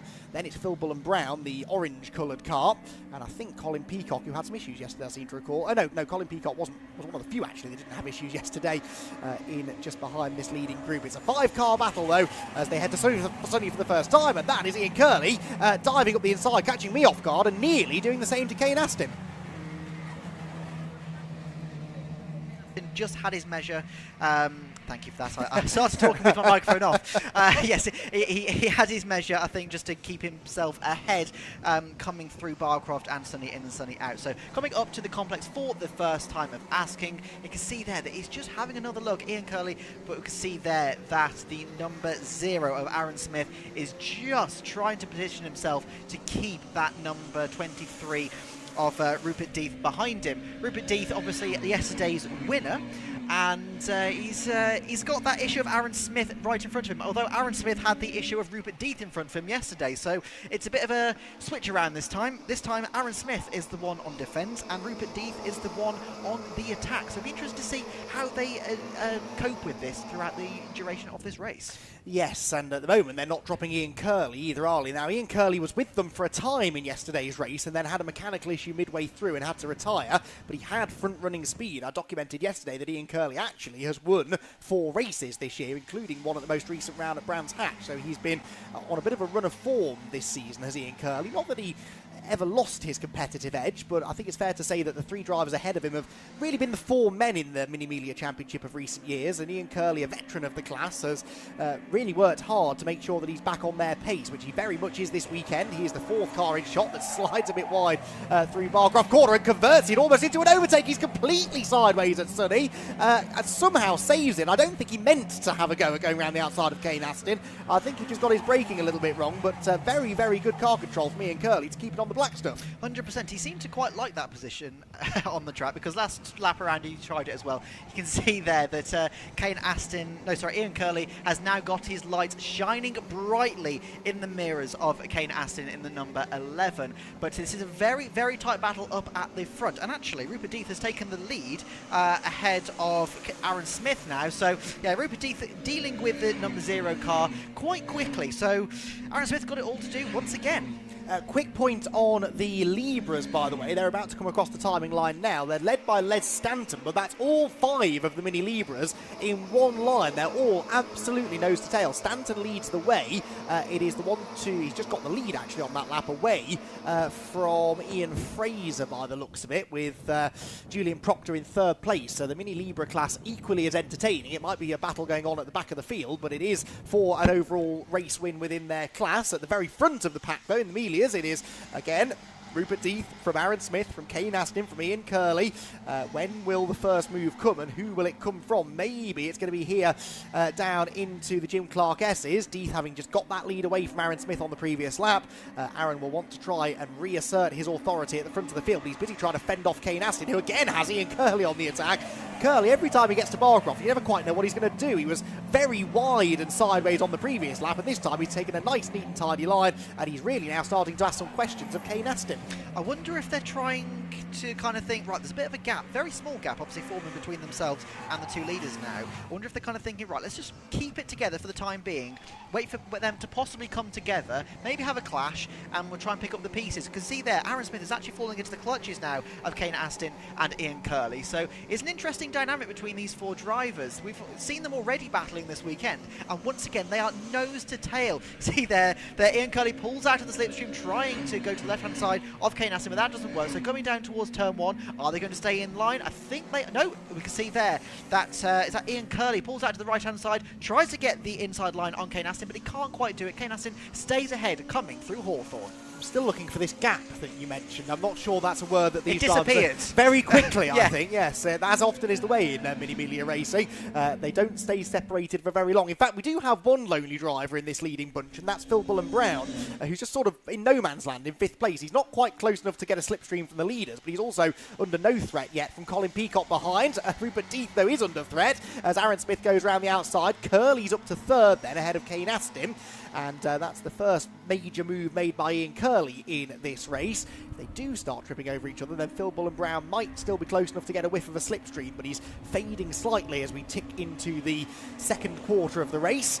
Into Sonny. Anyone going to make a move? Well, Ian Curley wants to. You can just tell, can't you, by looking at Ian Curley's car that he wants to make a move, but there was nowhere to go there. Aaron Smith was holding the inside line and actually carries good speed off the corner. He is now having a go at Rupert Death. Yeah, a little bit around the outside, but I think Rupert Death is probably going to see that coming and just go, no, not happening. But actually, as I say that, up the inside, and Aaron Smith is on the inside through the right-hander, going towards now the final corner, and Ian Curley goes towards the inside, tries to take the lead overall, but he can't quite do it. He's now side by side with Aaron Smith through that left-hander. Aaron Smith gets pushed out wide onto the rumble strip, down the start-finish straight. They are side by side now for second place. Rupert Death is still in the lead, and now we've got Kane Aston trying to join this party for second place down towards turn 1. He pulls out to the right-hand side, trying to go the inside. We are 3 wide into turn 1. Who's going to come out on top? I think it might be Aaron Smith. He goes so fast. He's so late on the brakes. He managed to take that second place back. Once again, Ian Curley in third and Kane Aston in 4th position.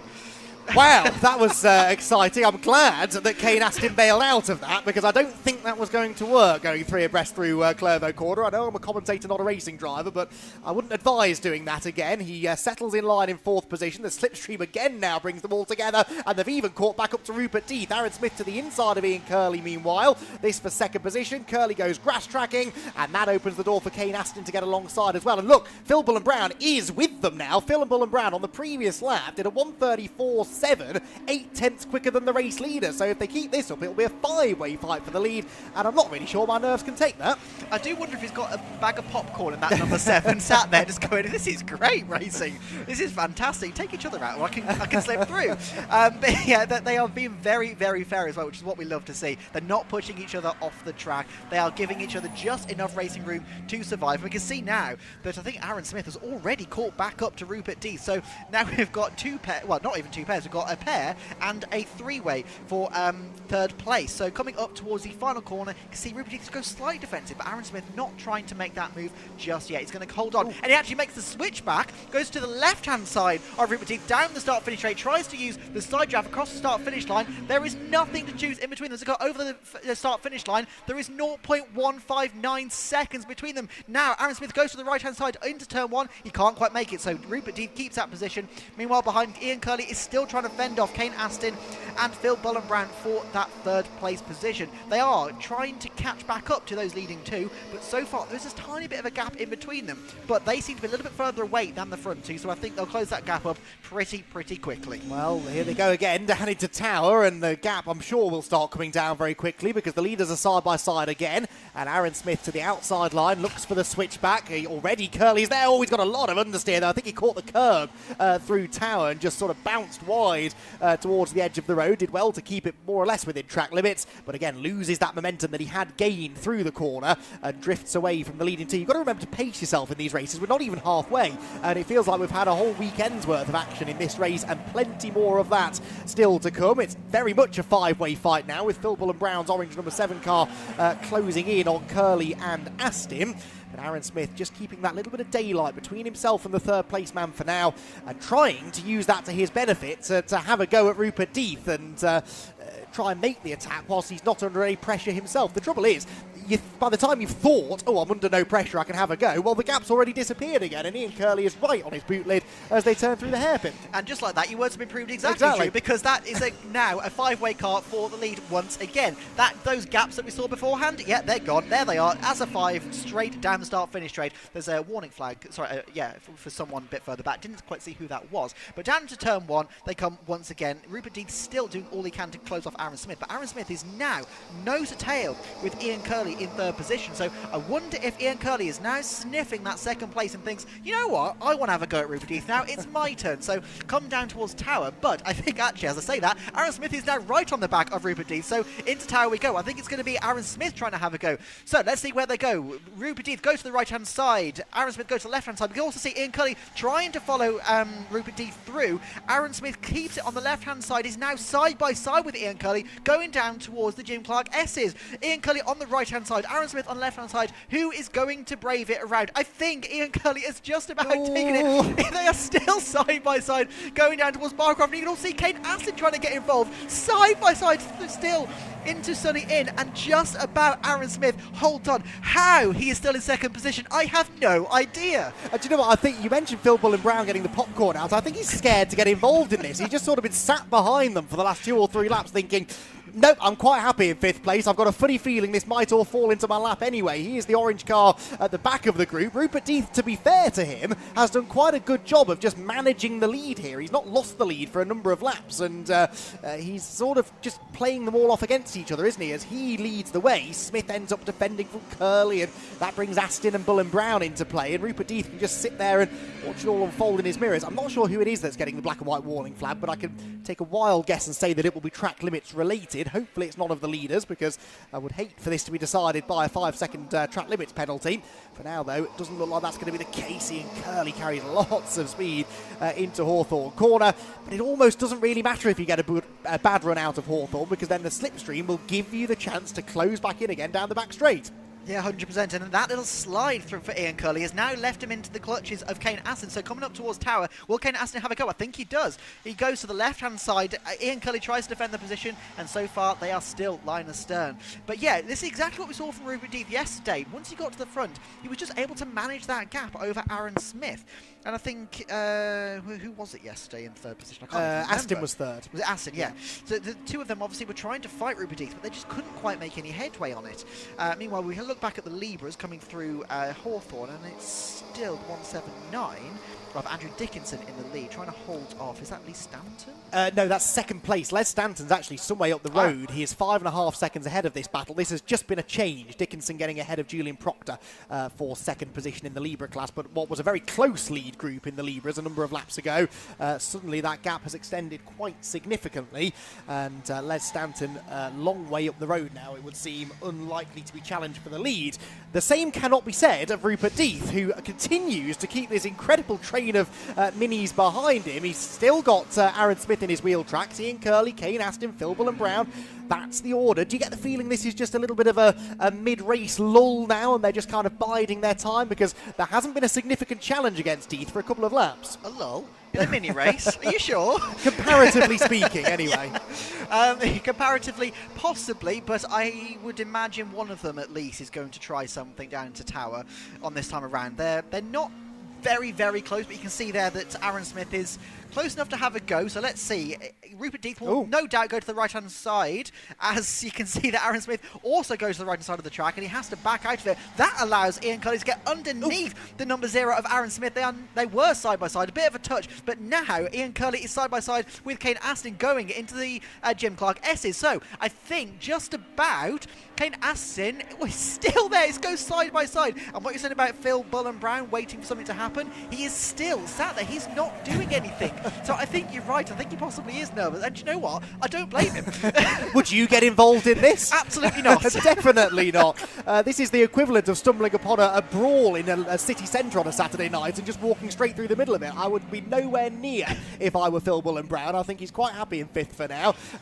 Very nearly had 3rd place handed to him on a plate there, because Ian Curley and Kane Aston were side by side through the Jim Clark S's, and lost a little bit of momentum, but in the end the order stays as it was. We check back in with some of the Libras here a bit further back. This is that ever-increasing gap, I think, between Dickinson and Proctor for 2nd place. Actually, Dickinson, now he's into 2nd place in the class, 1.1 seconds quicker than Les Stanton, the class leader, on the previous lap. So we'll keep an eye on that, because there could be a sting in the tail in the Mini Libra class before the race is done.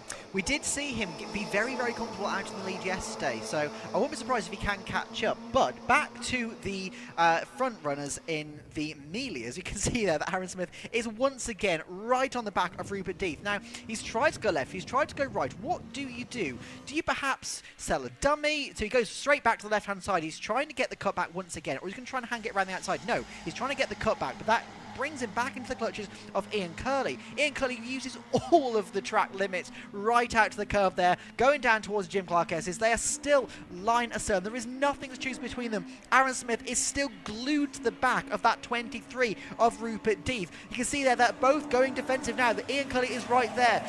Aaron Smith tries to think about going to the right-hand side. He's now actually lost a couple of, maybe a car length or so. He's back into the clutches of Ian Curley, coming back up towards the complex, and Ian Curley actually looks like he's got a fairly decent run, so he might be able to catch out Aaron Smith if he puts the foot wrong. So here we go, through the left-hander. So far, they're not too bad. You can see there that Kane Aston is trying to have a look up the inside of Ian Curley, but that didn't work. Now we get to the final corner.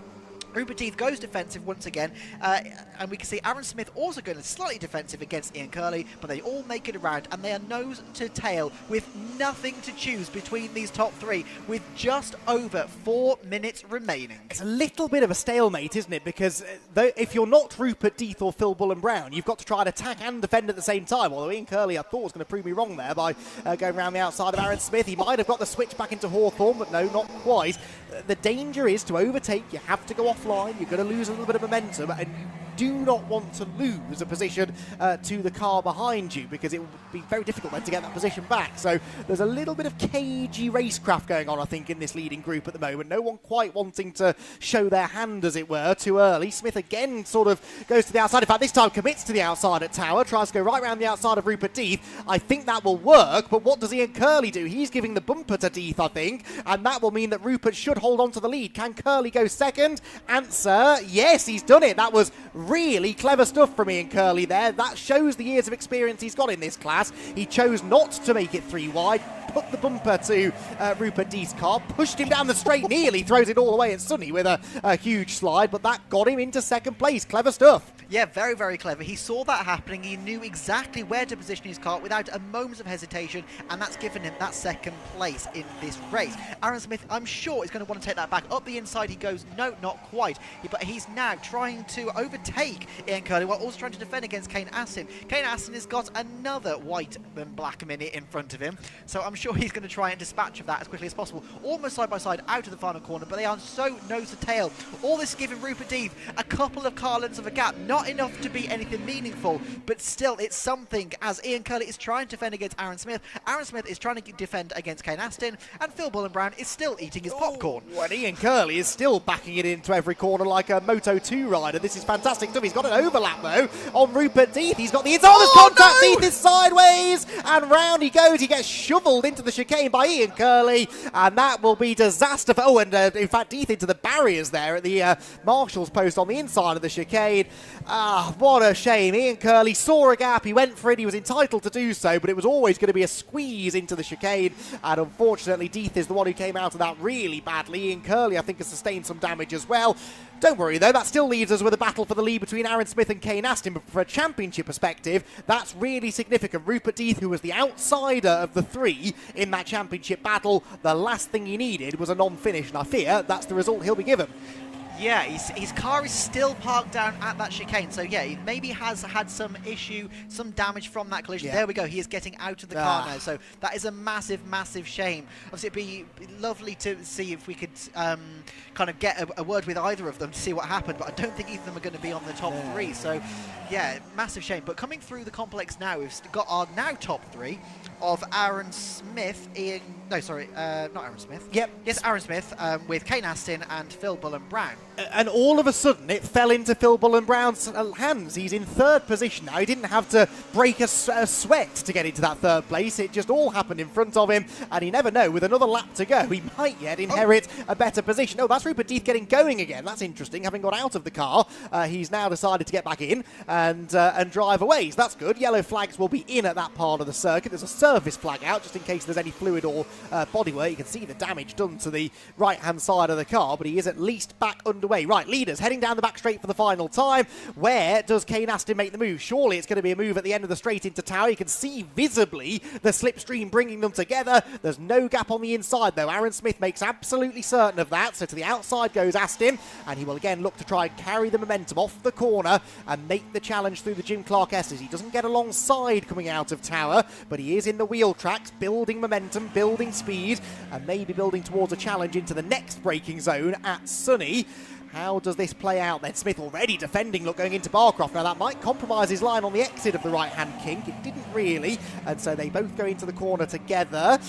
We wait for a second to see them come out of the turn. There they go, and it is still Smith, Aston and Bull and Brown the order. That could yet change though, with 3 more corners still to go. Down towards the complex we're about to head. We will now pick them up through the left-hander. Smith holding on. If it's going to happen, it will be into the final hairpin, won't it? Is Kane Aston willing to take a risk? This really matters for the championship. It's worth going for, but he doesn't want it to end in contact. Swings out wide, cuts back to the late apex. I think it's going to finish as it was. Aaron Smith is going to hang on. He was second in yesterday. He'll be 1 step higher on the podium in race number 2. A win for Aaron Smith. It is second position for Kane Aston, and Phil Bull and Brown gets himself onto the podium. And I think, Kieran, and you can double check this with him, I think that's Phil's first podium of the season. He's been 4th and 5th a couple of times, I reckon, but I don't think he's finished in the top 3, so he'll be absolutely made up with that. And again, read that situation perfectly, waited for the opportunity to fall into his lap, and when it did, he was there to pick up the pieces. One of the Libras, by the way, I mentioned earlier on that lead gap was coming down. Well, it's continued to come down, but it still was 2.3 seconds between Les Stanton and Andrew Dickinson at the beginning of the final lap. Still waiting for them to come into view at the end of the lap, as Rupert Death still is wringing the neck of his car, even though it's the best part of a lap down and rather falling apart after that incident at the chicane. Here at the final couple of corners are the Libra leaders, and Les Stanton I think is going to hang on, but that gap is certainly not the 5.5 seconds that it was a number of laps ago. Andrew Dickinson has done his best to try and chase down the leader. With another couple of laps he might have got there, but there we go. Les Stanton comes across the line to claim the victory in the Libras. It is second position then for the blue and orange car of Andrew Dickinson, and it will be Julian Proctor who comes home in 3rd place. So another breathless race. That was a typical mini melee race. A shame that we had that little bit of contact though. Ian Curley, both races, has been right on the verge of claiming another race win, and just had something go wrong in the latter stages of the race. It was mechanical issues yesterday. This time obviously had that little collision. He did still come home in 4th, but 5.6 seconds or so off the race lead, so it was a distant 4th place really. In the end, he did notch up the fastest lap, but as I said, I don't actually think that's worth any bonus points in the championship in the Mini-Melias. So anyway, he will still have bragging rights, I suppose. He was fastest in that race and could so easily have won it. Saw his chance to get the lead from Rupert Death. No one else had been able to get past Rupert Death, in fairness. Ian Curley gave it a very good go. But in the end had to settle for 4th, and perhaps we'll have a conversation with Rupert Death after the race. Aaron Smith the winner then, Kane Aston 2nd, and Phil Bull and Brown in 3rd position. Ian Curley and Colin Peacock complete the top 5, ahead of Ryan Taylor and Andrew Hack. Les Stanton then in 8th was the winner of the Libra class, ahead of Andrew Dickinson, who was charging after him in the closing stages. Then it was Julian Proctor, Rupert Death and Phil Harvey to complete the 12 finishers. The only non-finisher was the 127 car, which was Ian Fraser, who retired to the pit lane midway through the race. So you've been really well and truly spoiled this weekend, aren't you? Some fantastic racing we've been treated to. 2 more races to go before lunch, and it's more one-make racing coming up next. The Clapham North Mazda MX-5 SuperCup Championship will have their 2nd of 3 races coming up very shortly. And after a very exciting first race yesterday that was won narrowly by Jack Harding over Tom Langford, we're expecting a rematch between those two in the next 20-minute race. Then it's the MG Cockshoot Cup and the MG Metro Cup Championship, which will take us into the lunch break, scheduled to be at 12:35. Well, we're running probably about 5 minutes behind time at the moment, whisper it. So hopefully we will have things more or less back on track by the time we get into the afternoon's running. So, Kieran down in the pit lane. Let's hear from him with our mini podium finishers. Thank you very much. Yes, they've just got out the car, and immediately Aaron Smith and Kane Aston have automatically gone and congratulated each other on that amazing race. Let's quickly jump in with Aaron Smith just for a second. Aaron, that was one heck of a race. That was really exciting from where I was, because it was all kicking off in front of me, and it just opened the door and through I went. So, yeah, I'm like, I couldn't be happier. Like, for mini sport, for KAD, like, it's a mega, absolutely mega. And obviously, it's a shame, you know, for Curley and for Death to have come together like that. Could you explain what you saw from that? I'm going to say it's going to go to the stewards, is what I can say. Yeah, I'm not sure how that's going to end, but yeah, I saw wheel arches flying and I was like, and the gap just opened up on the left where I went, and I was like, thank you very much. And then they come around the next lap and it's the last lap board, and it's like, right, just keep Kane behind and go for it. But yeah, no, really good. No, massive congratulations. Obviously, you read that perfectly and it couldn't have done much more. I honestly think that was just luck. I was sitting in the prime spot there, the heavens opened, and that was it. Cheers. Congratulations. Right, let's move on to our second place, Kane Aston. Kane, you were sort of a bit behind the leaders for a little bit of it. Couldn't quite make too much of an indent, and then all of a sudden it just opened up. But you were constantly trying to nip and tuck your way around the entire race. Yeah, as I said yesterday, it's such a hard track to overtake, and to be honest, you know, it's such close racing, and you know, some drivers take a risk, and you know, someone's got to yield. So I mean, yeah, maybe that hindered me at Tower, but you know, when you're racing side by side through Jim Clark, wow, yeah. I mean, it's respect to, you know, I think it was myself and Curly, but I think twice as well. But yeah, it was a good race. What I wanted, I had a good run on Aaron. Obviously, it happened up there, and I had a good run, and I had to take the shortcut. But there's no way I was going to overtake Aaron because it would just be cheating. So then I thought about the championship probably for the first time. So point to point. So yeah, very good.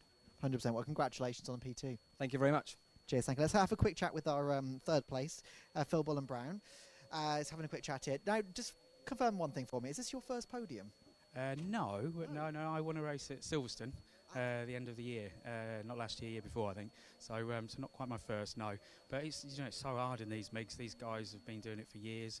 I started in COVID, so you know, I feel a little bit green to it all, even though we're a few years in compared to these guys. So to be honest, I'm super proud just to mix it up with them.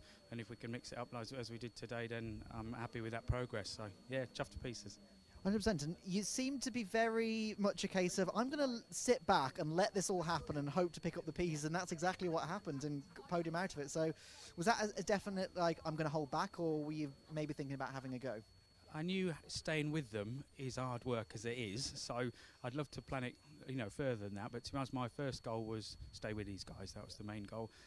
Sadly, you know, there was a bit of bumping and pushing and shoving, and I did feel that something's going to happen here, and you know, and it did. So you know, but first finish first and all that kind of jazz comes into it. So you know, but it's a championship, and these guys have got it really tight at the top, and I'm just trying to hang on to their bootlaces.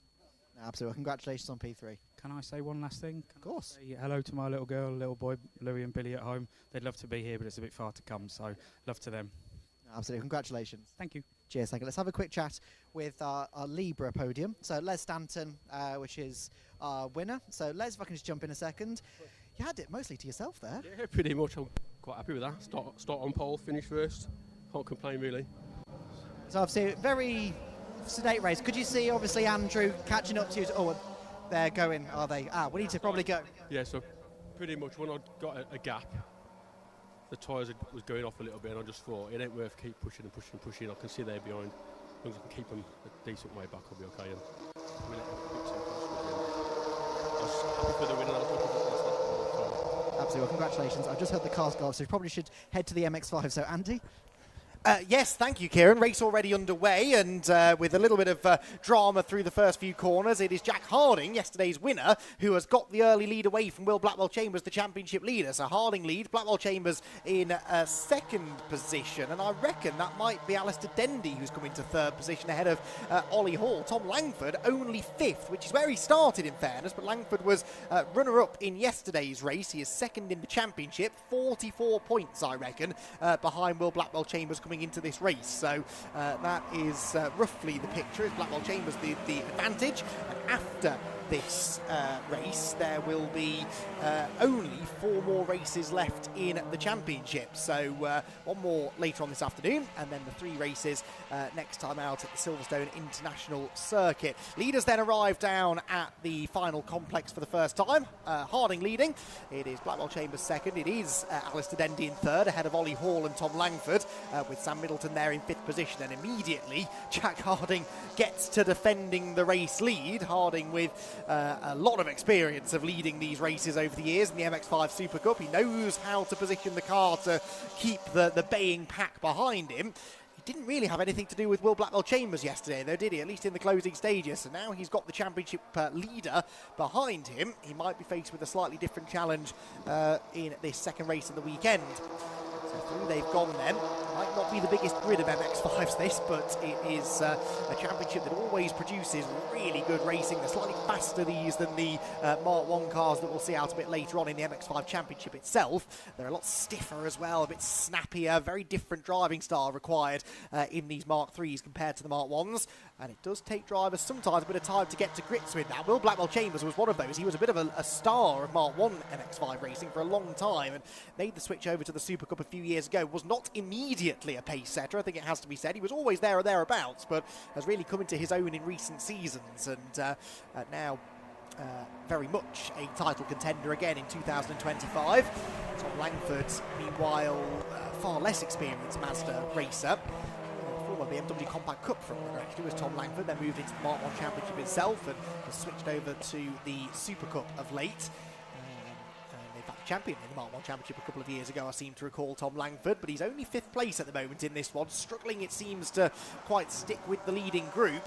We saw this yesterday, though, that leading 4 or 5 drivers are virtually inseparable in pace, and that, Kieran, makes overtaking each other not the easiest of things. No, not at all. We always see that the MX-5s are so close together in terms of pace, and especially on a circuit like this, with the weather we've been speaking about, with the wind and everything, it does mean that they can close up to each other. Oh, there's a bit of contact at the end of the back straight there, between, there we go, on screen now, between the number 6 and the number 15. That's Graham Rumsey and Clive Powell, so a bit of a interesting ding-dong between those two. But back up at the front, they're just nose and tail. Yeah, they cannot get away from each other, which is not great for them, but great for us. Yes, no, it's always close racing, but you've got to be quite forceful to make an overtake, I think, in this category sometimes, especially at a track like Croft, where, yes, it's slipstreamy, and we've been talking about that all weekend long, but not compared to a Donington or a Silverstone where they've raced previously. So you've got to sort of do a lot of the work in the braking zone here, and a lot of right-handers tend to lead immediately into a left-hander and then another right-hander, so it's difficult to sort of get yourself on the right side of the road at the right time. So you get lots of races like this where it's nose to tail, bumper to bumper, but until someone makes that decisive move, it can sort of fall into that stalemate situation. We'll see how long it takes for somebody to really try something on in that leading group. Seeing some of the stragglers coming through further back, and just to begin one of them, then you've got this battle here between Rumsey and Powell. This is the battle for the wooden spoon, essentially. They are the last 2 cars in the running order, and still they've got something to battle with.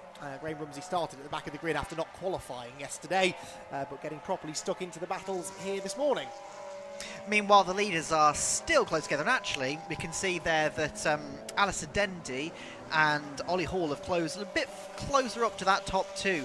So it was almost turning into a bit of a 2 and 2. It's now fully back to a 4, and actually I think even who is that? Thomas Langford is joining the battle in 5th place as well. So once again, for the second race running, we've got 5 cars vying for those top spots, which is absolutely fantastic to see. And it just proves how competitive all of the categories are at the Brscc. No, absolutely so. And the MX-5 Super Cup has never been dull. I don't think there's ever been a year, really, where one driver has dominated the MX-5 Super Cup since its inception back in 2013, I want to say. There will be someone at the Brscc who's sending me an angry message if it was either 2012 or 2013. I remember when they first started, they had something like 7 or 8 cars on the grid at Castle Combe for their very first race, and within a couple of years they had nearly a capacity grid. It was just one of those many concepts that seem to come out of the Brscc, which are immediately popular, and yes, other MX-5 championships have come and gone over the years, but we always seem to come back to this one. The grid number's not as big now as they have been in the past, but every faith that people will start to come back to this championship again in 2026, because you just can't argue with the quality of the racing, and it's always been quick drivers as well. You could take any one of the front-running drivers in this championship over the last 10 years or so and put them in another championship significantly higher up the motor racing ladder, and they would not show themselves up. There's a lot of talent on this grid. Jack Harding, one of those sort of undiscovered talents I've always felt of British motor racing, a top quality club racer, doesn't run on a particularly large budget, which has held him back in the past, but whenever he comes and does a guest appearance in this championship, he picks up exactly where he left off. Yeah, definitely. I mean, he's already starting to build a little bit of a gap over Will Blackwell Chambers as well. So he's definitely very comfortable. And one thing that's also worth mentioning, you say about these drivers going up the ranks to drive significantly higher profile series and everything. MX-5, don't forget, is one of those categories that is a fantastic training ground and a breeding ground for drivers. You know, especially if you look over in America, for example, we were having a chat last night about the MX-5s over in America, that it's one of those categories where people can develop themselves. And drivers have gone from MX-5s up to, say, NASCAR in what you said, about 3-4 years? Yeah. Connor Zilic doing great things in NASCAR at the moment, and he came through the MX-5 racing ranks in America. And there are now drivers in this country who are starting to seriously take note of that and realise, actually, maybe that's a real path for us to go on and do great things over in the States. So, you know, if you want a proper career in motor racing, then getting yourself behind the wheel of an MX-5 is not a bad thing to do. 100%. Obviously, it's a fantastic platform anyway, but you know, the design philosophy of the MX-5 was 50-50 weight distribution, and we'll go from there. Anything that isn't needed, get rid of it. That's essentially the design philosophy of an MX-5, and that's what makes them such brilliant little race cars, because there's nothing extra to them. The driver adds a little bit of weight, but the car is so balanced, it's so poised, rear-wheel drive, front-engined, it just handles so well. As you can see, these drivers are pushing it to the absolute limit. They're not having any issues at all. They're all comfortable in their cars, and it just means that they can deliver some fantastic racing, which we are very, very much enjoying. Yes, we are, and I'm wondering who is going to make the first move in this lead group. My money's kind of on Tom Langford, actually, because he is the one that's sort of most noticeably out of position, in 5th place, really, Tom Langford. He's the blue car just at the back of the pack, and he's closed right in on Ollie Hall, who, again, is a young driver. Learning his craft, mistake there from Dendy, drifts wide through Hawthorne. Just as I said that Langford would be the main catalyst for change, it might be that mistake that's just been made by Alistair Dendy. It allows Ollie Hall to get alongside. That's the outside line, though. Ollie doesn't really want to be there because that opens the door for Tom Langford to maybe have a sniff to the inside line. Hall very late on the brakes, though, and it's that round the outside move at Tyre that we've seen used to such great effect all weekend long, and I reckon that's going to get Ollie Hall onto the podium places. He'll have the inside line for the left-hander at the Jim Clark S's, and yes, he's gone through, and crucially, Dendy managed to get back in line in front of Tom Langford. So it is 3rd place for Hall, 4th for Dendy, and Langford still stuck down in 5th. Yeah, 100%. That was fantastic racing between all of them there. But you can see there, he just had to go to the outside, and he just managed to keep that momentum up. A bit of a touch in the grass there as they come out of Sunny out as well. But yeah, they are all pushing it, and they're all leaving each other just enough racing room to keep on going. Because they come into the complex just another time. Because see there, the leaders are starting to build a little bit of a gap now. So it's starting to become a bit of a 2-horse race between Jack Harding and Will Blackwell Chambers, while this ferocious battle for 3rd place keeps on boiling over. And it does, doesn't it? And that is, as you say, handing this really to the top 2. And I don't actually think that's good news for Jack Harding, because it relieves Will Blackwell Chambers of all of the pressure that he'd been feeling from the 3rd place man, Alistair Dendy, earlier on. Of course, it's now Ollie Hall into 3rd place, so for the time being at least, Blackwell Chambers free to attack without any risk of losing 2nd position, because that's a 1.6, nearly 1.7 second gap now from 2nd back to 3rd. Meanwhile, further back, we've got the 15 of Clive Powell's now gapping Graham Rumsey slightly in the battle not to be last. There's a full second between the two of them. They both just did almost identical lap times. Powell's a 1:39.379 and Rumsey a 39.375, 4/1000ths of a second quicker than the car ahead. So wherever you look in the order, everyone pretty evenly matched, really, with those around them. Leaders, though, head towards the Jim Clark S's, and it really is 2 battles now, I think, isn't it? These 2, Harding and Blackwell Chambers, fighting for the win, and the other 3 battling for the bottom step of the podium. Yeah, 100%. And obviously, we've still got just over 9 minutes left of this race. So if Jack Harding and Will Blackwell Chambers were to start battling at this point, which I don't think they necessarily would too hard, it's not out of the realm of possibility that Ollie Hall, Alistair Dendy and Tom Langford could join that battle. But like I said, I don't think that Will and Jack are going to necessarily start battling this early on, because there's still a long way left to go in this race. Bit of a lock-up there for the number 27 of Ollie Hall. But coming up to the final corner, actually, it looked like Jack Harding was going slightly defensive into that last corner against Will Blackwell Chambers. So maybe they are thinking, we've got enough time to battle, let's do it. Which is probably good news for those 3 in 3rd, 4th and 5th place, because if they do start battling, that gap is going to diminish rather quickly as they go down into the first corner once again.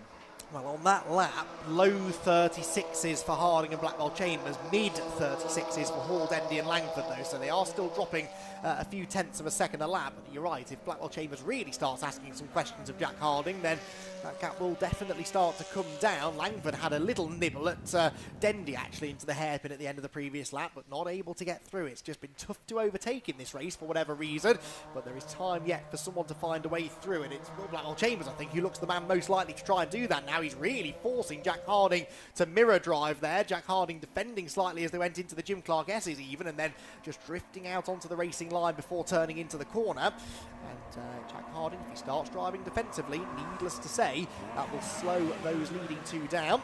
Third, fourth and fifth places tip their way into the sunny in and sunny out corners. Really deceptively difficult corners, those, because they've got camber, particularly the first one. It really tempts you into throwing the car into the corner at high speed, knowing that the banking will catch you, but that banking disappears quite quickly on corner exit. That's why so many people then understeer wide onto the grass on the way out of those corners. Leaders, though, keep it between the lines. Head towards the hairpin, where again, you're absolutely right, Kieran, Jack Harding is just covering that middle ground, isn't he? Yeah, just a little bit, and it actually looks like, to an extent, up until that last corner, that Ollie Hall, Alistair Dendy and Tom Langford were actually starting to work together slightly. They weren't making any kind of moves. Going into Barcroft, sunny in and sunny out, they were line astern, they were close enough to try and make a move, but they didn't even attempt it. There wasn't even any defensive measures. So it looked like they maybe were working together. As I said that, they've gapped each other a bit now as Ollie Hall has started to pull away from Alistair Dendy and Tom Langford. So let's have a look at the gap. What was it over the line? It was just over 2 seconds between Will Blackwell Chambers and Ollie Hall. So with 6.5 minutes left of this race remaining, I don't think he's going to be able to catch them up unless they make a bit of a battle. As I say that, Tom Langford goes up the inside of Alistair Dendy, but they are side by side now, going down towards the Jim Clark S's, and I think Alistair Dendy just managed to pull out just ahead before they enter that little complex. So here they are, very, very close, nose to tail, coming through the left and the right-handers.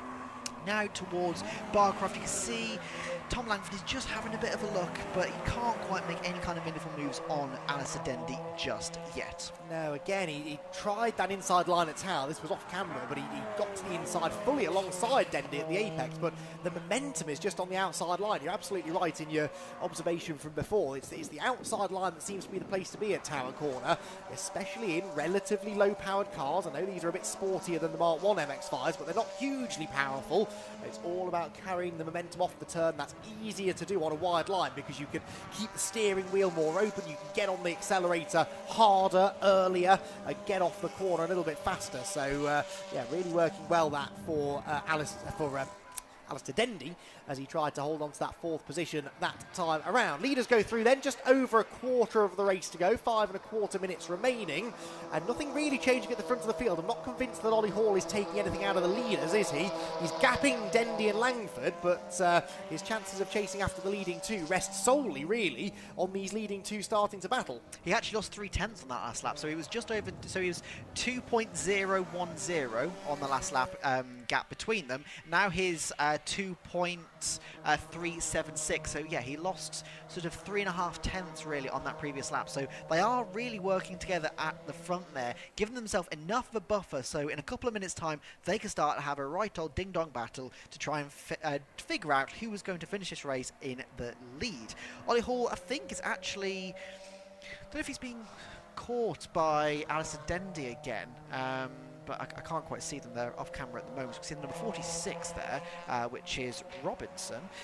He's currently down in 9th place. Here we go. Here's the top, the third, fourth, and fifth. So yeah, it looks like Ollie Hall has been caught once again by Alistair Dendy and Tom Langford. So it looked like he'd maybe get away from them. Doesn't appear so. Alistair Dendy back on the back of that number 27. Tom Langford with the purple first sector as well, so he's really going quickly, but just can't find a way past Alistair Dendy. And now they've caught Ollie Hall. That's just going to further congest that little group, and Never know, it might present an opportunity for Langford maybe to get by. Leaders go through still, separated by just under 0.4 of a second. Do you think Will Blackwell-Chambers is biding his time here? I mean, he's not been snapping at the heels of Jack Harding, has he? He's had a couple of little goes. He's certainly closed right in at the start of this lap, but I don't know, I get the feeling he's just keeping his powder dry for now. I think he's definitely waiting. He doesn't want to use up too much tyre either. That's an important thing, because you can very, very easily overheat tyres, especially in a rear-wheel drive around fast track, because you can start to get the back out and all of a sudden your grip is gone. So I mean, if he was going to make a move there, he's close enough to do it, he would have pulled out, but neither Jack Harding pulled out to defend, nor Will Blackwell-Chambers pulled out to try and overtake. So they're definitely working together for the time being, but with only 3 minutes left of this race remaining, you've got to imagine that they're going to start battling any second now.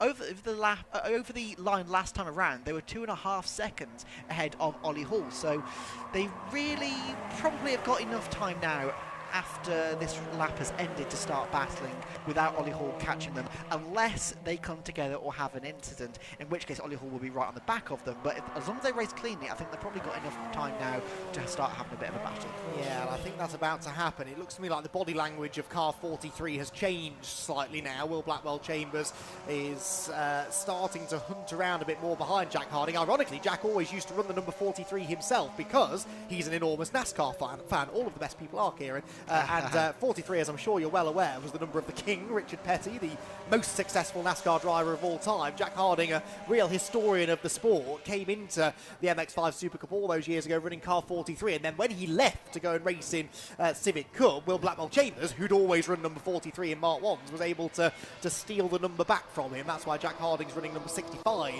when he races in the MX-5 SuperCup these days. So just another reason for him to try to keep the Clapham North liveried car behind him. To be fair, there's a bigger gap between them now than there was a lap ago, I'd say. Yeah, it looked like that Will Blackwell-Chambers had a bit of an issue going through the couple of corners there, but side by side for third place, you can see is Alistair Dendy just trying to go around the outside of Ollie Hall. I don't think he's managed to get that, but in the meantime, Thomas Langford had a bit of a sniff up the inside on the exit of Tower there, and are they almost side by side? Not quite. They've managed to line themselves back up going into the Jim Clark S's, but they are still nose to tail. Meanwhile at the front, yeah, Will Blackwell-Chambers, I think he's had a bit of an issue going through Hawthorne at the start of that lap. He's just had a bit of a gap, but I wouldn't put it past him to be able to catch up to Harding by the end of this lap, which we should be seeing the last lap board being shown at the end of this lap. Ollie Hall there with a wheel in the dirt, coming out of Sunny, to my point that I made earlier on. It's very easy to do that at that particular part of the circuit. Out through the complex we go then, the leading two back together again. So Blackwell-Chambers has closed back in on Jack Harding, but yeah, we're about to start the final lap of the race. So Jack Harding is, I think, going to be feeling pretty comfortable here that he's got an answer for everything being posed of him by Blackwell-Chambers. Langford finally gets past Alistair Dendy. That was an odd one, really. He just sort of lunged to the inside of the hairpin. I think caught Alistair out, and Dendy ended up getting a snap of oversteer coming off the corner. So Alistair Dendy then drops down to 4th position. Can Langford go after Ollie Hall? Doubtful, I think, with only a lap to go, but we'll see. He may be able to unlock a bit of pace now that he's not been able to show so far in this race. In fact, I would say he's already closing in on Hall, so there could yet be a challenge for third. All eyes on the leaders, though, as they head out of the chicane for the final time. And Will Blackwell-Chambers, again, not close enough where it counts, is he? No, definitely not. I mean, he really wants to try and get close out of the chicane there to try and have a run down towards Tower, but no, he doesn't seem to be very close. So realistically, his last chance, unless he can make a surprise move down at Brscc and the back end of the circuit, realistically he's got to try and make a surprise move at the last corner, but at the moment he doesn't seem to be close enough to make a move down at the back end of the circuit, so he's got to bide his time, perhaps try and close in. But I mean, he was half a second behind Will going over, sorry, it's half a second behind Jack going over the line last time around, so it doesn't look like it's closed in that much either. So let's see as they come up towards the complex now. There's still a couple of car lengths in between them. I think Jack Harding has got this. I think he's just managed to bide his time perfectly, push himself at that last moment perfectly. As Will Blackwell-Chambers is closer now, coming into the complex, you can see there that actually Ollie Hall is now in trouble with Thomas Langford right behind him. In the meantime, Jack Harding has positioned himself to defend against Will Blackwell-Chambers. He gets out the final corner and he looks like he's going to take that win. Meanwhile, Ollie Hall is still trying to defend from Thomas Langford. I think just about he's got it, but they are so nose to tail. Actually, he's coming out of the slipstream now. It's it's going to be a photo finish. They're side by side going down towards who's going to come across the line. It's just about Thomas Langford. He takes that final podium position. Wow. That was fantastic drive out of the corner. He positioned his car perfectly. He got the overlap on Ollie Hall and he passed him. Let's have a look. What's the gap? It is 2/10 of a second. I mean, that's an age. I expected it to be by a nose. I thought it was as well. Yeah, he just got such a drive off the... I'm not quite sure how he did that. Good news is you can go and ask him now because he's going to be on the podium, so he will join you in the pit lane in a moment or two. But that was a remarkable final lap for Tom Langford. 2 overtakes within the space of a lap, basically. Both of them centred around that final hairpin. Great stuff. Jack Harding gets the win, though, and he'll be delighted with a double victory at his home circuit here at Croft. At the back of the field, it's going to be Powell's who gets the better of Graham Rumsey in the end in their private squabble. Not to be last. Sadly, it's Graham Rumsey who ends up with the final position, 11th and last, at the end of what's a very clean race. No non-finishers in that one. All 11 starters made it to the checkered flag. So, good stuff from Jack Harding. Pretty quiet race by MX5 SuperCup standards, it has to be said, but it was a solid win for Jack from a championship perspective. Meanwhile, while Will Blackwell-Chambers further extends his margin now over Tom Langford, it was, by my rough calculations, around 44 points between them in Blackwell-Chambers' favour going into that race. Well, that will creep up only by a couple of points, though.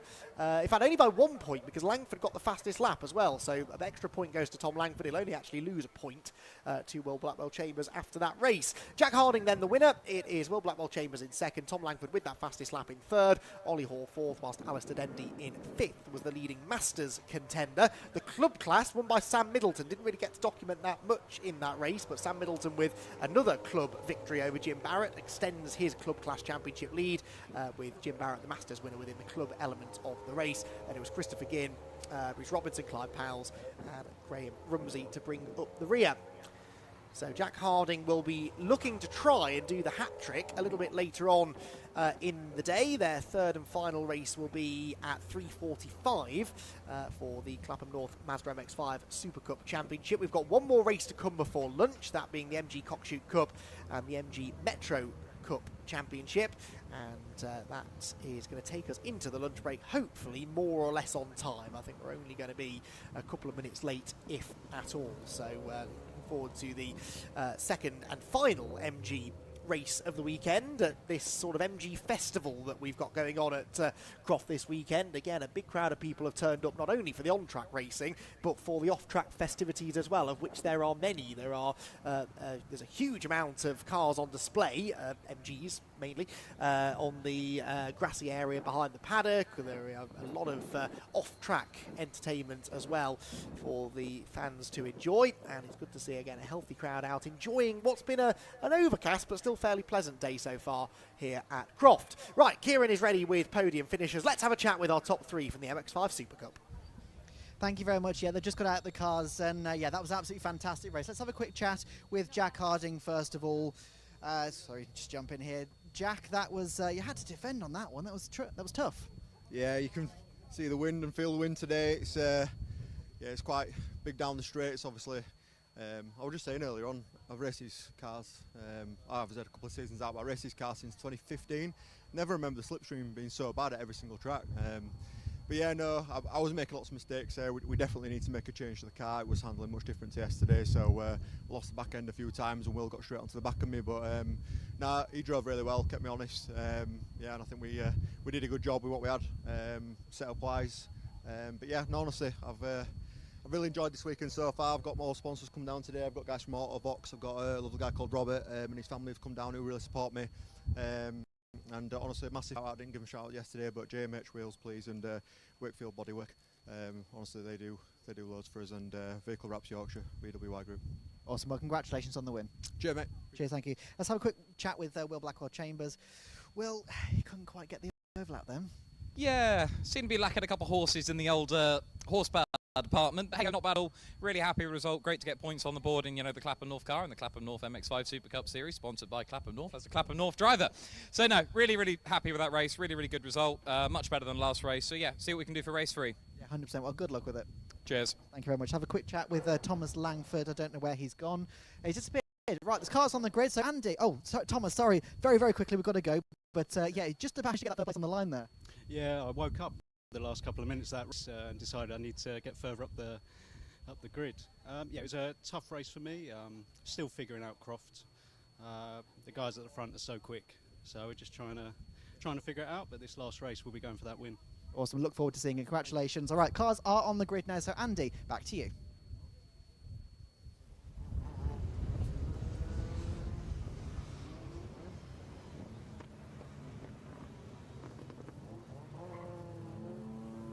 Thank you, Kieran. Sorry, I was just busy getting all of the latest gossip from the MG Car Club paddock, and a few little bits of news to give you in a moment or two. And we'll get to that once the cars are gridded up and ready to go. Yesterday's race was a fairly dramatic affair. We had an incident which brought about a red flag midway through the race, and it led to a safety car restart and a fantastic battle between David Morrison and Keith Egar. I have to say, it was very entertaining stuff between those two. Two very similar looking cars with different engines in them, which led to a proper cat and mouse battle. Well, they'll have the front row in this race ahead of Eliza Seville and David Coulthard. Then it's James Johnson and Laura Farrow, Mark Bellamy and Carl Green, with Phil Rigby and Helen Waddington completing the top 10. Martin Richardson and Brent Wilkin are on row 6 of the grid together. Row 7 will be Leon Wignall, who had 2 accidents yesterday. Didn't finish the race after finding the barriers at the chicane. He's been to Preston and back overnight to get a new car and is starting from the back of the grid. Ian Hodgkinson and Gareth Jones will be non-starters. Then in the Metros, Jack Ashton, pretty comfortable race winner yesterday, has pole ahead of Matthew Simpson. Then Robbie Kenning, Tim Shooter, Carl Wheaton and Dick Trevitt, with Phil Goodwin and John Moore completing the top 10 on the Metro grid. I think we're almost good to go with the green flag at the back of the field. And race number 2 for the MG Cockshoot Cup and the Hickford Construction Limited MG Metro Cup Championship about to burst into life here at the Croft Circuit. As off go the first group of cars. It will be a 20-second delay before the Metros get released. Twice as long as the 10-second delay that they had yesterday, and it is Keith Egar who has managed to get the advantage again off the line, as he did yesterday, with David Morrison slotting in line behind him, and Keith Egar with the K-Series engine, which I, again, hadn't realised those two midget... Oh, hang on, problems for Morrison, his car slows coming through Hawthorne, he's dropping to the back of the field, and David Morrison, unfortunately, looks as though he's out before the race even really got underway. The race does now get underway for the Metros, and Jack Ashton's had a horror start. He's down to about 5th position, I think. It's Matthew Simpson who gets the lead. Where is Jack Ashton? He just went nowhere off the line. He's 5th, I think, as they go through the first quarter. So a bizarre first start for both elements of the race, really. Matthew Simpson is the one who ends up inheriting the lead. There is David Morrison, look at the side of the road, going nowhere. Kieran, that's a real shame. We've been robbed of a rematch between the two MG midgets at the front of the field. Yeah, 100%. It was fantastic yesterday. So, yeah, massive shame that I won't be able to have a chat with them, and massive shame we won't be able to see them go side to side once again in this race. But, yeah, with obviously Keith Egar now up at the front, he's got to try and defend from Eliza Seville. So, it'll be a difficult one up at the front, but let's see how it all pans out. We've got the Metros coming round Tower Corner. We're currently eyes on the Cockshoot Cup as they come up towards the complex, and it actually seems that David Morrison is just starting to run away a little bit from Eliza, as we've got actually quite a close battle for 3rd place with, who's that? It's David Coulthard, not that David Coulthard, don't worry, it's a different one. And we've also got, who's that? It's James Johnson and Laura Farrow, I believe. Is that right? Let's have a look who we've got. So 12, 24 and 30 are the three. So 12 is Coulthard, Farrow 24, and yes, it is then Carl Green from 8th on the grid, Carl Green, in the MG ZS 180. That's pretty impressive stuff, and that's quite a bit bigger than those around. In fact, it's just gained another place up the inside into Clairvaux Corner. That's 4th place now, I think, ahead of Laura Farrow. Yeah, very, very good positioning there. Very good first opening lap for Carl Green in that MG, but yeah, it's very, very on it, right behind the number 12 of David Coulthard now. So I wonder if he can get past David Coulthard and perhaps try and find Elisa Seville up the road a little bit, but only time will tell. We've got, so it's a 15-minute race, so there's still 12 minutes left in it, so there's plenty of time to make that ground up. But yeah, you can see there that Keith Egar is just completely gone at the front. He's just checked out. He's already, well, over that last time around, he was 5 seconds ahead of Elisa Seville. So yeah, seriously at one with that car around this Croft Circuit. Yeah, Carl Green though going significantly better today than he did yesterday. So Carl Green then in the 4th position, chasing down Coulthard, as you said, in fact with him already really as they arrived up at Sunny. So that 3rd place battle I think is the one we need to watch for here. They're about to come into sight through the complex. He's got her already. So that is now 3rd position then for Green, ahead of David Coulthard, and you've got Laura Farrow in the yellow car, well the first of the 2 yellow cars actually being overtaken by the second of them. That's the 44 of Mark Bellamy which comes through, and another one coming up the inside as well. That'll be Rigby, I presume, Phil Rigby in the number 9 car. In fact, there's a problem, isn't there, for Laura Farrow? She's slowing, I think, and Laura Farrow's MGF, yeah, that's not going at full song. That's such a shame. One of the most distinctively liveried cars on the grid, a great looking car, the MGF, but unfortunately that one is perhaps destined for retirement. It looks like, yeah, that's definitely not operating at the normal speed that we would expect her to be operating at. One thing I am wondering, though, as I'm sure you are, is whether Carl Green can catch up to Elisa Seville. Well, let's have a quick look. On that last lap, Seville did a 1:44.5. Now, obviously, Carl Green was in traffic. He did a 1:46.1, so nearly 2 seconds slower. However, he's already gapped Mark Bellamy by, at least a second, maybe even 2 seconds looking at that gap. If you look on your screen now, that is Carl Green all the way up in the distance, going already through the Jim Clark S's. And it actually looks like Mark Bellamy is starting to pull away from this little battle as well. Yes, he is. You can see there that he's got a fair little distance between himself and James Johnson behind him. So it's an interesting little battle. As we look back to the Metro, it's number 23 of Carl Wheaton. And who is that? I can't quite see who that was. Goodwin, I think, in the number 3, is it? Phil Goodwin? Perhaps, yeah, coming through the Jim Clark S's, very, very close together as well. So yes, possible prospects in the Metros as well. There's another problem, I think, this time David Coulthard. So the MGFs are starting to drop like flies. He's had a really slow run through the middle sector, and I don't think that number 12 MGF is going at full speed either right now. And yeah, which means that he drops now back into the clutches then of the number 9 car behind, but that means the Class A battle starts to intensify ever so slightly. They head across the line just ahead. That Class A battle is numbers 44 and 48, Mark Bellamy and James Johnson. They've both got themselves ahead of David Coulthard, so Coulthard then drops down to 7th with issues of some sort, it would seem, and that sort of bunched together that Class A scrap for the win.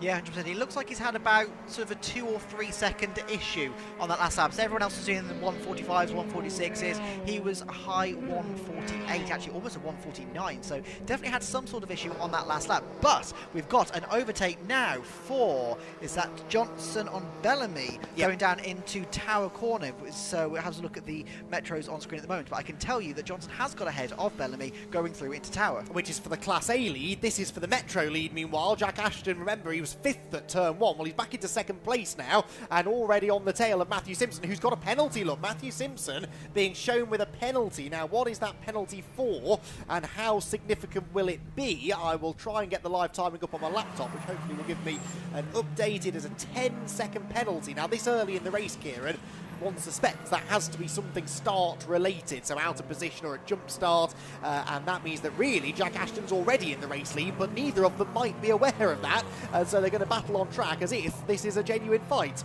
Yes, absolutely. I mean, they are no to tell at the moment, so yeah, it's very, very likely that Ashton will not be aware of that penalty, so he's just going, you know, foot to the floor. Let's just see if I can get past him on track. Coming through into the complex, he's having a bit of a look round the outside. That gives him the inside. So Ashton's on the left-hand side, sorry. Around the outside of the right-hander. Now he's got the inside to the left-hand of the final corner. He takes that position away on track. No need for the penalty. Jack Ashton is in the lead. And they've got Laura Farrow slowing MGF ahead as well, which might further complicate this. But yep, Jack Ashton fully committed around the outside there through the middle part of the complex. And that's not a move you see very often. Yes, jump start, we're now getting it confirmed on the screen for Matthew Simpson. So a 10-second penalty for a jump start for the erstwhile class leader. There, meanwhile, is Leon Wignall in this brand new, well, not brand new, but it's not the car that he started the weekend. The blue and white MG is on the outside line heading in to Tower Corner, and Wignall has carved his way through from 13th on the grid and is now challenging for, well, what is 5th place overall, but crucially 2nd in class, and goes right round the outside. That was fantastic stuff against Mark Bellamy, and he's into 2nd position in Class A. Now, the problem is that whilst that's been going on, they've lost quite a chunk of time to the class leader, James Johnson. He, remember, is the red machine that's a little bit further up the order, but I think that Wignall might have the pace to catch the Class A leader. Class A is where you find the MGZRs mainly, and so a pretty close battle, I think, should ensue between the two of them once Wignall gets there. I would have thought so. He's already gapped Bellamy as he's gone past him. So as they're coming round to our commentary box now, you can see he's already starting to close on the number 48. 48 really starting to hold him up now, I think. So he's going to need to try and get past Johnson as quickly as possible. Yeah, he's already on the back of him as they come round the final corner off screen. This is now in front of our commentary box, down the start-finish straight, and you've got Wignall right on the back of Johnson as it goes over the start-finish line. Let's have a quick look at the gap. It is now at half a second between the two of them. There you go, they're on your screen now, into the first corner, and one would suspect that Wignall is probably going to make a move in the next couple of seconds, I would have thought. Look how close he is already. So yeah, Wignall has definitely got some pace underneath him in that new, borrowed car. Well, I mean, either way, proper dedication that. They had to drive all the way to Preston, which is still a fair trek away, actually. It's the other side of the country, really, back overnight to pick the car up, get it prepared and ready to race. I'm sure that he and the team haven't had a huge amount of sleep overnight and will have enjoyed a small lie-in this morning. Well worth the effort, though, because that car's running really well. It looks a lot nicer as well than his rather battered pink car that found itself in the scenery a couple of times yesterday, and it is going exceptionally well now. 2nd place in Class A, but having rocketed up onto the tail of James Johnson. In fairness, he's not immediately made his move. That might now happen though, but Barcroft goes to the inside line, thinks about it into Sunny, and we'll never know what happened into the braking zone. We'll try and pick that out in a second or so, and I reckon when we next see them, I would not be surprised, Kieran, to see that blue and white car in the class lead. Yes, absolutely. So Leon Wignall just tried to get the inside there. That was a very, very clever move. Just trying to sell the dummy to Johnson as they come round now, and I can confirm he is. He's past Johnson. He's got past him, and he's now closing up on Carl Green for that 3rd place. So this is now becoming a battle for 3rd place between the number 30 of Carl Green and the number 1 of Leon Wignall. So as they come down the start-finish straight now, there on your screen is Mark Bellamy. It's just been overtaken. Sorry, James Johnson, I do apologise. As James Johnson's just been overtaken by Leon Wignall. It's coming down the start-finish straight into the first corner. It's probably, let's have a look at the gap. What was it as that went over the line? It was 1.8 seconds between Wignall and Green. One would suspect, to be honest, he was really starting to close very, very quickly as they come round the chicane. It's looking closer than 1.8 already, so I'd imagine maybe next time around he's going to be a little bit closer in the slipstream, close enough to start thinking about having a battle. But for the time being, fantastic progress there from 13th on the grid for Leon Wignall. I'd say he's already within a second, actually, of Carl Green as they arrive at Tower, to be honest with you. So I think they are going to be absolutely together within the next few corners. New fastest lap of the race, by the way, overall fastest lap of the race for Jack Ashton, the leader of the MG Metro element of the race. He's already 3 seconds ahead of Matthew Simpson, who, remember, has this penalty hanging over him for the jump start. So he's pretty secure in the class lead as it is, but our overall fastest lap for the leader of the MG Metro class. An astonishing performance again from Jack Ashton, as we're very used to seeing, really, from him. He's become the man to beat in the MG Metro Championship over recent years. A very keen sim racer as well is Jack Ashton, and hones his skills home on the sim, and then comes out and absolutely dominates usually in the MG Metros out on track. Right, here is that battle for 3rd position overall that we've been building up over the last lap or so. Carl Green's been caught now by Leon Wignall as they turn through the final hairpin. The position, I suspect, will change before too much longer. The pace that Wignall's got in that ZR, I don't think there's much really that Carl Green can do to keep the ZS ahead. No, I don't think so. He's very, very quick as they come into the first corner. He's got still a couple of car lengths. Let's have a look. What was the gap as they went over? It was 7/10. So he caught 1.4 seconds, give or take, on that last lap. So, yeah, you probably expect that he's going to be right on the back of him, even sort of halfway around this lap as they come through the chicane once again. And yeah, he's just closing. Already he's in the slipstream. And to be honest, he could possibly... If he can outbrake Green into Tower, he could possibly actually have a look. Actually, no, he's a bit further back than it thought. So, yeah, not just yet, but they're very, very close now as they go.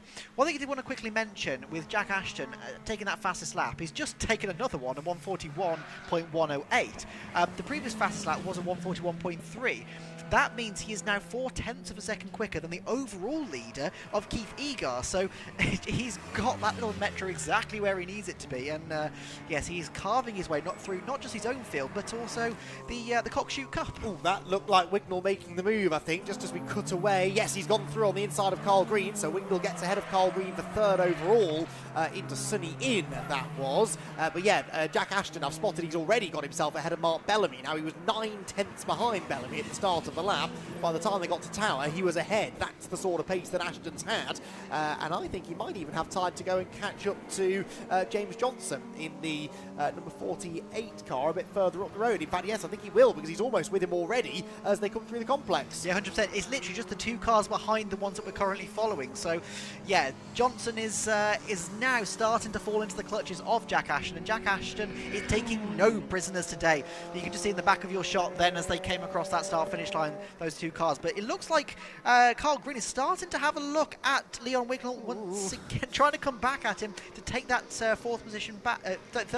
Sorry, but no, Leon Wignall just has his measure, swings around the outside of Hawthorne, around one of the back markers, through the chicane, and they go onto the back straight, nose to tail. Speaking of nose to tail, there they are, right behind. You can see there that Jack Ashton has now caught James Johnson in the number 48, side by side for Carl Green and Leon Wignall. And actually, Carl Green goes back into third place. As we can also see, Jack Ashton takes that place away from James Johnson. So double overtake into the same corner on the same lap. Fantastic racing. It's worth pointing out, Matthew Simpson is only 2 seconds, 3 seconds behind Jack Ashton. Obviously, the penalty will make that gap bigger, but actually, really good drive this from him as well. It's just not quite as impressive as what Jack Ashton's been doing. Very impressive stuff though from Keith Egar. We haven't really mentioned Keith all race. It's a shame, because yesterday he and David Morrison were very much the centre of attention, but he comes out of the final corner now. The time has ticked down to 0, and Keith Egar is going to claim the race victory. It's a winning Class C as well for Keith, who lost out, remember, on the final lap yesterday. No such problems in race 2. He is a comfortable winner. The question is, what's the order going to be like behind? Well, second place is going to go to Eliza Seville. She crosses the line now in the MGF, and I think Carl Green's going to do this. I don't know what happened to Leon Wignall on the final lap, but all of that speed that he had all race long deserted him, and Carl Green gets the position back and will come across the line ahead. Just listening to see if that Leon Wignall car sounded healthy. I don't know whether it was misfiring or an exhaust issue. There was a certain noise that didn't sound quite as it should be. Jack Ashton gets the win in the Metros, by the way, and we'll wait and see what that penalty does to Matthew Simpson, whether it costs him second position. Let's see what the corrected times are. And he, I think, might get away with this, you know. No, he's... where's he gone? Matthew Simpson, there he is. No, really didn't actually. Tim Shooter and Robbie Kenning both gone ahead of him on corrected time. So actually, Matthew Simpson won't even be on the podium in the MG Metro Cup, which is a shame, because he deserved to be, really. Good battle here going on between a couple of the Metros further down the order. 72 is John Moore, and a three-wheeling and sideways. Number 75 of Ben Williams tried to get past him on the way out of the corner, but Ben just ran out of grip and ran out of road, and wasn't ultimately able to do it. And so for Ben Williams, he will be only 9th in the end in the MG Metro Cup. 22 will come home, I think the last car to see the checkered flag, and that is Les Tyler at the back of the field. So, racing done before lunch then, and I think we're more or less back on time, are we not? Let me have a little look. Yeah, bang on time, maybe a couple of minutes late. So suspect we will go racing again at 1:35 at the end of the lunch break. If we do hear any different, we'll let you know. We'll step away for a quick break in a moment or two once we've heard from Kieran Mogg and our podium finishers down in the pit lane. But for now, we are going to have a break to the racing action, but actually not a break in the on-track action. That's not the last MG activity on track, because we've got the MG Car Club Parade that will take to the circuit in the next few minutes as well, once the track is cleared. Provisional result first, though, for the MG Cockshoot Cup and the MG Metro Cup Challenge. Keith Egar, the race winner, Eliza Seville second, and Carl Green in third, ahead of Leon Wignall and Jack Ashton, with James Johnson sixth, Mark Bellamy seventh, Tim Shooter eighth, Robbie Kenning ninth, and Matthew Simpson in 10th, ahead of Laura Farrow and David Coulthard. But more importantly, Keith Egar, the Class C winner within the Cockshoot Cup. Leon Wignall wins in Class A, and Class F is won by the number 24 car of Laura Farrow, who did finish the race but clearly was off the pace after an impressive start. The Metros, of course, won by Jack Ashton, and second position in the way went the way of Tim Shooter, with third to Robbie Kenning. Outside the top 12 overall then, it was Phil Rigby, Phil Goodwin, Dick Trevitt, Carl Wheaton, Helen Waddington, Martin Richardson and John Moore, and then the rest coming through behind. So cars then head into the podium area. There seems to be a bit of confusion as to where some of the drivers are supposed to be going. We will soon, I hope, be able to hear from some of them. I can see that we've got Keith Egar, Eliza Seville, Carl Green. Brilliant battle that Carl had there with Leon Wignall in the closing stages. Hopefully Jack Ashton will pull in for a chat as well. I think he will. Will we get Tim Shooter and Robbie Kenning? Those two, by the way, Kieran, I don't know whether you're hearing me. Hopefully you are. If you get Tim Shooter and Robbie Kenning, I hadn't noticed, they were side by side at the line for second place in the Metros, 32 thousandths of a second apart. So absolutely neck and neck for second place, and it was Tim Shooter who got the better of Robbie Kenning.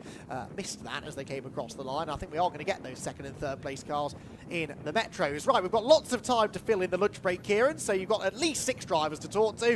Have a word with as many of them as you can. Let's head down there and hear from Kieran Mogg. Yes, thank you very much. They're all just coming into the pit lane now. There's a bit of confusion about who's supposed to be coming in and who isn't, but I think we've just about got them all. So let's try and have a chat with everyone if we can. So Keith Egar, obviously overall winner and our Class C winner as well. Just having a quick chat with Eliza Seville, but let's quickly jump in with Keith. You missed your sparring partner there. I don't know what happened to him, to be honest, but it was a shame because it only first corner, so yeah, it made it a lonely race, but it was, as an old man, it was quite nice to have a little bit of a breather. So yeah, I had a problem. I didn't realise yesterday that the anti-roll bar was dropping off, so on certain corners it wasn't handling, so we put some a Jubilee clip on, 2 Jubilee clips, and the pit crew, John and Steve, helped me with that, so I'm really grateful to them and Dan for allowing me to have a Jubilee clip, and it's made all the difference today. So yeah, I really enjoyed the race. One more race later on today. Another win, do you reckon? This is the final race for us today. So we did one yesterday, one today. So yeah, I'm ready for a breather now. So it was enjoyable. It's been a long week, enjoyable weekend, and I'm ready to put my feet up. So thanks again. Absolutely. Congratulations. Cheers. Thank you. Thank you very much. Let's quickly speak to Eliza. Eliza, a bit of a lonely one for you as well. Yeah, it was a bit lonely, but I was happy that I had him in my sights the whole time. So definitely made some improvements on yesterday. I'm excited to have a look at the times and see what I've done today. I just want to give a big thank you to all my sponsors, Nilfisk, Burglar, Fibre, Foxes, Motorsport, because without them I wouldn't be here. Absolutely. Well, congratulations. Thank you. Thank you very much. So it's P3 overall. I had about a bit of a spar at the end there, didn't you? I did, yeah. Can't complain. I mean, I had a horrendous qualifying yesterday. Overheating issues, suspension issues. Still carrying a suspension issue now. So to come third, I'm really chuffed. Really chuffed. Yeah, and obviously, at first you looked a bit sort of, you couldn't quite keep up with him, but then all of a sudden you just found some pace and you managed to get back at him and just about keep him behind. Yeah, it was again, because I'm sort of going around trying to monitor the suspension issue I've got. I'm just trying to take it easy round, but still try to keep a decent pace. So it's a balance between going hard but not too hard, so she spun off, like, you know. So I'm really happy, especially after yesterday's problems. Really problems. Definitely. Well, congratulations on P3. Thank you very much. Thank you very much. Well, let's have a quick chat with the Metro drivers now. So overall winner of the Metros was Jack Ashton. So quickly speak to Jack here. Jack, you were on an absolute storm there in that race, passing most of the cars in front of you. Yeah, that was good fun. No safety cars, no red flags, none of that. A bit more space between the guys today as well, which it helped because it spaced them out, so I could just pick one by one. It was really good fun getting through, and obviously a bit of predicament at the start with the whole flag dropping thing, which is a bit of a grey area, which maybe dropped back a few places, made it more entertaining trying to get through. But yeah, I enjoyed that. Great track, first time here, so yeah, good. Good. And talk to us about, obviously, this is a much older car than some of the cars that you were racing against. It means it's much lighter, it's a lot smaller. How do you kind of have to drive it in terms of that? Like, is there less power? Obviously, you've got less weight, so you can kind of take some of the corners a bit easier. Talk to us about the difference in sort of the driving that you have to do between this car and some of the others. Well, with this one, it's a bit like a Mini. You throw it around, chuck it around, get that rear stepping out. We don't want that front pushing on. Just get that rear sliding around.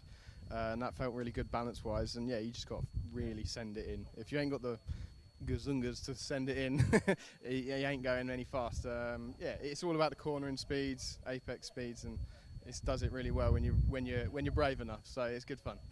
Absolutely. Well, congratulations on the win. Thank you. Thank you very much. Right, let's have a quick chat with Matt Simpson. So I think Matt's over here. So quickly just jump in over here. To be totally honest, we were a bit preoccupied with some of the other battles. So talk to us about your race. Well, apparently I might have a 10-second penalty, but the flag went out as far as I could see, and it moved down, so I went. And yes, just took the lead. Jack managed to catch up with me and get past me. It was a better race, but with a 20-second delay. And I have to say the drivers in the Cockshoot Cup were a lot more amenable today, so it was good. But Jack got the better of me, and he's just rapid. Well, still obviously P2 overall, P2 in your class, so that's really good. Yeah, brilliant. That's great. Thank you. Congratulations very much. See, Andy has come down to join us. What are you doing down here? I was eating lunch. Okay. Let's have a quick chat with you boys. Correct me if I'm wrong. Andy just told me that you went side by side over the finish line. Is that right? We did. Yeah, we did. It was good. Yeah, this one had a snap steering column though. He didn't know until the last bend. Probably the reason why I managed to catch him. But no, it was good. Yeah, had a bit of a problem with that at the last corner, three corners. When did that happen? Last three corners of the race, so he managed to get alongside me then. So yeah, just managed to get it round them corners and back in. Yeah, which is good. Tell us about your race overall. So I've only come just for this one for a bit of fun. I finished yesterday's race in third. Made a decision to start at the back, let these guys battle their championship, see how far I can get up. And got up to Tim. We had a really good cracking bit. The last few, I literally was chasing him probably 3 or 4 laps. He was just consistently just a good gap, and then last lap I managed to catch up. And like I say, going wheel to wheel on the line, it's pretty mega. And do you know what happened? Do you know what caused the steering column? No, I haven't had a chance to look yet, but at least it was on the last lap. Yeah, absolutely. Well, hopefully you can get it mended for the next time out. So congratulations, both of you. Thank you very much. Cheers. Thank you very much. All right, so that's the racing action complete for the morning. We've still got an entire afternoon full of action-packed schedule. So don't go anywhere. We're going to be back in about sort of half an hour-ish, maybe 40 minutes, give or take. So we'll see you then.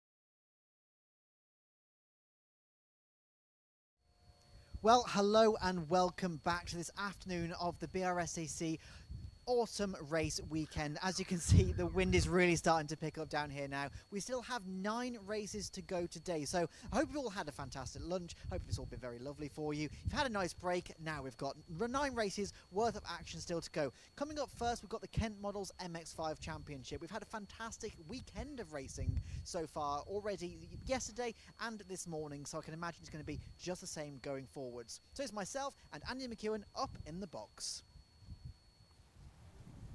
Thank you, Kieran. Yes, refreshed after a nice little lunch break there. We enjoyed the parade from the MG Car Club as well, those of us here trackside, and those cars will all have headed back over now onto the showground, which is on the grassy area behind the paddock area. And those of you here at the track, if you do fancy having a wander over there, then you can take a closer look at some of the machinery that you saw out on track over the course of the lunch break. However, I wouldn't necessarily recommend going anywhere just yet, because if you do, you'll end up missing what I'm sure will be another fascinating round of the Kent Models MX5 Championship. Yesterday's race was a proper MX5 race, really, wasn't it? It was a brilliant battle between Steve Foden, Ali Bray and Neil Chisnell for the race win. Neil Chisnell making a big step forward in pace in the second half of 2025 and really getting stuck in with the 2 front runners, let's be honest, of the championship.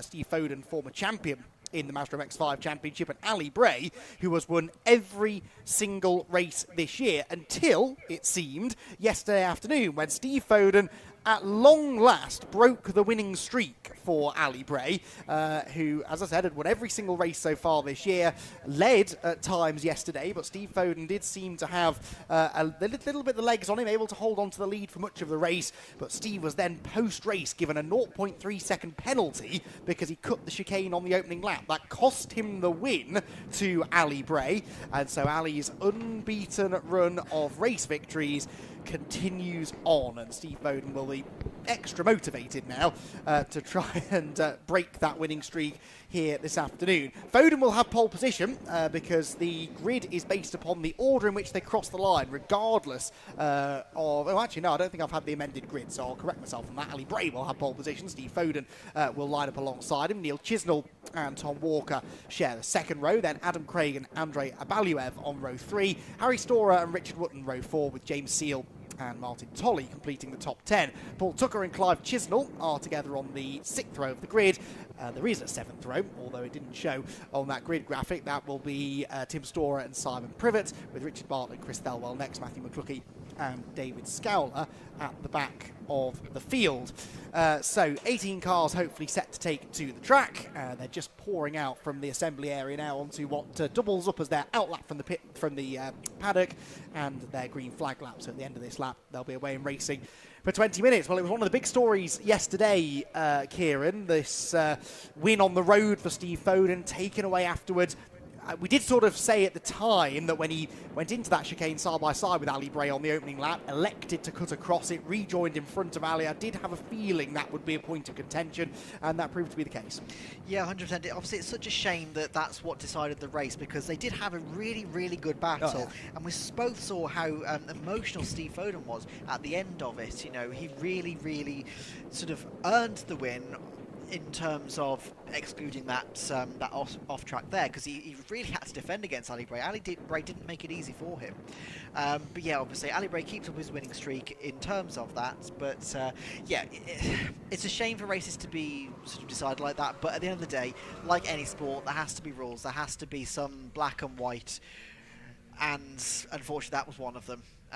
You know, we've seen already many people cutting across there today. We've seen already a bit of an accident there earlier on as well. So it's a difficult part of the track when there's too wide and to kind of decide what to do. So yeah, it's a shame, but it will at least mean, like you've been saying off air earlier, is that he's going to be even more pumped and even more motivated. He's going to have his elbows out even wider today to try and make sure that Ali Bray doesn't continue that winning streak. And there was a little bit of paint traded yesterday in that. I think there'll be even more of that today, really. Nothing untoward, I hope, but I do think that Steve Foden and Ali Bray, you know, neither of them are drivers who are known for...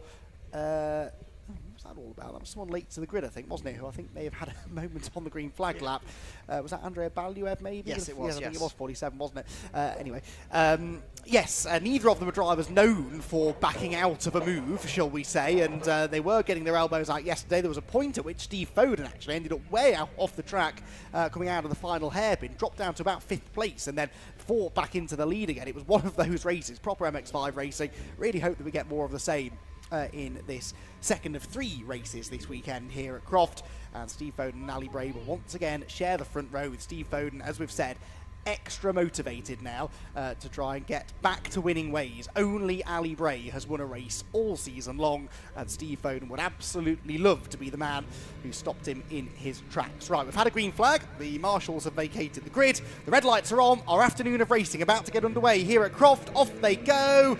Pretty even start from the front row, maybe slightly better for Foden, I'd say. And yes, in fact, he's cleared Ali Bray already, so Steve Foden gets the lead. And Bray is slow, is he? Seems to not get through the gears very well. And I think got rear-ended by another driver, actually, heading into the first corner. He's up to speed now. Maybe a bad gear change for Ali Bray, but he is still there in second position. Tom Walker, I think that was, squeezing around the outside into third position. Neil Chisnell might be fifth by the time they get to the chicane, because he's really got roughed up, and he has to take the Steve Foden line. He's not the only one. Baluev does as well in another one of the AB Motorsport cars. It's just impossible to go side by side through that chicane. Something has to give, and it's usually the car on the outside that bails out of it. So Foden leads them, Bray in second position, but that was an odd run into the first corner. It really didn't look like Ali Bray's car had the straight line performance you'd expect. Very un-Ali Bray-like, I think. Yeah, he seemed to get a bit of an iffy start, and then, yeah, just down the straight, he lost a gear or something. Yeah, I'm not sure what it was, but it hasn't deterred him. He's right back on the back of Steve Foden now, and you can see, obviously, that is that Thomas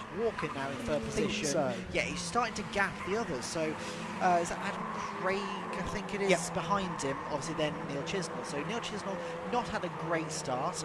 Ali Bray obviously not had a great start either, but it's already forming into the battles that we were seeing before. Obviously Neil Chisnell, he was part of that battle that we were seeing yesterday, and look as they come around the complex, look how close they already are. Stefan has not been able to get away from Ali Bray, and Ali Bray ducking into the right hand side towards the hairpin, but he just has to take a slightly wide line, try and get underneath the undercut, down the start finish straight, already alongside. It's a head-to-head down the start finish straight for the first time of asking, down towards turn 1. Stefan is on the right-hand side, Ali Bray on the left-hand side. Who breaks first? Let's find out. They're still side by side going into it. I think just about Stefan just about holds on. Actually, no, he doesn't. He's right around the outside. Ali Bray is still there. Around the outside, he just about takes it. And I think, there we go, he's into the lead around the outside of like 3 corners. That's mental. Oh, he's still not quite got the job done. Then forces his car in front of Steve Foden. And so Foden it is who slots into second position. Side by side for third as well. Chisnell up alongside Thomas Walker. That's the outside line for Tower Corner though. So I reckon that Thomas might be able to hold on to the position. No, he hasn't actually. So through goes Chisnell, who remember was staying with the top 2 in yesterday's race, and that little side-by-side exchange between Bray and Foden will have allowed Chisnell to close back in a bit more in this one. So it's well, there's a bit of separation maybe between the top 2. Foden, of course, now gets the benefit of the slipstream out the back and closes back in on Ali Bray. Now, the last thing that Steve Foden will want to do here is let Ali get into a rhythm, because we know how dangerous that can be. Steve needs to try and stay with him if he can. Yeah, absolutely. This is number 55 of James Seal, and I think that's Andrei Abilev as well, going side by side. Yeah, so nice little battle as well. Obviously, not a great start for number 47, dropping down from 6th position to, where is he now? Is I'm not sure actually. He's a bit of where is Abilev? About 9th or something. Oh, slow car there coming up towards the back end. Anyway, back towards the front, it looks like, Neil Chisnell has got back into 3rd position. On the back now of Steve Foden. Steve Foden just trying to follow Ali Bray, but Ali Bray seems to be a little bit more secure now. He's gained a couple of tenths. Have a look over the line. Yeah, he's half a second now in front of Steve Foden, so he's just starting to come into this race, come in to make sure that he's into the groove, into the rhythm, and that car is looking good. Neil Chisnell is now starting to look a little bit aggressive behind the 77 of Steve Foden. Well, yeah, fastest lap for Chisnell. He's caught Foden now, and so nose to tail for second position.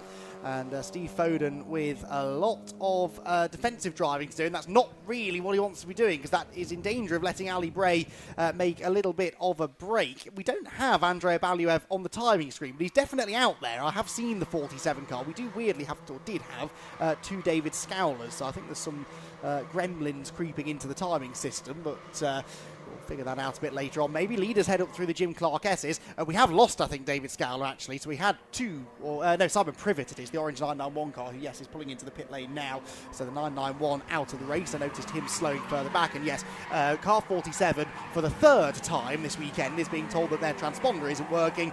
Therefore, they are not being timed. So Andrea Baluev is in the race, but not being timed. It's basically like having a black flag, but for a transponder that is not functioning. So that will be a big slap on the wrist for him at the end of the race. Yes, absolutely. As I've just seen behind us, as Neil Chisnell takes second place around the outside of Ali Bray. Just pushing him on the left-hand side going in. No, Ali Bray cuts him straight off. You can see there, Stefan goes out to the right-hand side to try and get another move back on him, but Neil Chisnell goes right around the outside, keeps the second place. That's absolutely astonishing. It looked like Stefan got a slightly wide run out through the complex. Now, Neil Chisnell is going down the left-hand side alongside Ali Bray into turn 1. You can see there. So who's Stefan going to jump behind? He's pushed Neil Chisnell into turn 1. Chisnell goes around the outside. Can he do what Ali Bray did? I think he might be able to. Ali Bray on the inside. He has to keep it very, very tight. Neil Chisnell right around the outside. They're still side by side as they go towards the chicane. Still side by side. I think Ali Bray just about has to. Yes, there we go. He's just about making a massive tank slap for Neil Chisnell, which then allows Stefan to jump right around to the left-hand side of him. Also then bringing Thomas Walker alongside. Now Walker into 3rd. So we've got Ali Bray still in the lead. Stefan back into 2nd. Thomas Walker in 3rd, and Neil Chisnell back down into 4th position. He's gone from 2nd to 4th in the space of about a 1/3 of a lap. And that was all because he tried to tough it out around the outside of Ali Bray, and rather than bailing across the chicane shortcut like everyone else would have done in that situation, he went into the corner behind Bray, but on the wrong line. He got too much curb, snapped sideways, and it very nearly cost him a lot more than just 2 positions. So Neil Chisnell, this is a completely different Neil Chisnell to the one that we've seen in the past. He is well and truly ready and willing to take the fight to the likes of Steve Foden and Ali Bray, and it's great to see another quick driver getting up there challenging for race wins. All that being said, it's still Ali Bray with the race lead, but he's going to have a real fight on his hands if he's going to notch up another race victory in this one. Foden there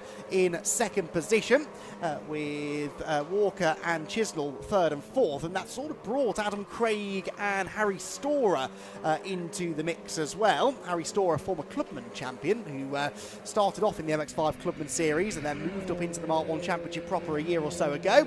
He's in the Pucker liveried car, the orange and white machine, at the back of what is now a leading group of 6, really, just 3 seconds covering those top 6 drivers. Good battle going on further back as well, headed by Paul Tucker.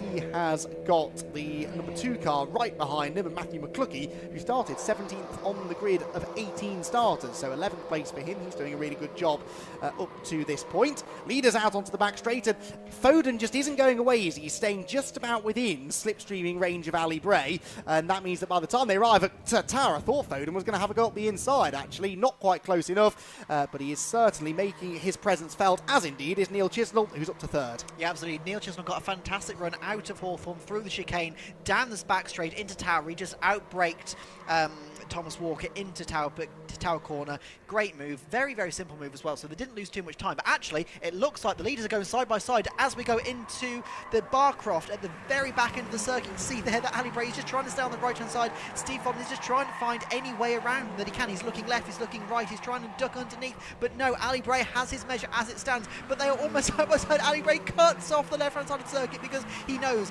if Stefan gets the left-hand side coming into the complex, it's almost certainly a change of position. So here they come round the left-hander now. Look at this train of cars. You can see Ali Bray automatically goes to the right-hand side to defend that position. That then allows Neil Chisnell to get alongside the number 77 of Steve Fodden as we go towards the hairpin.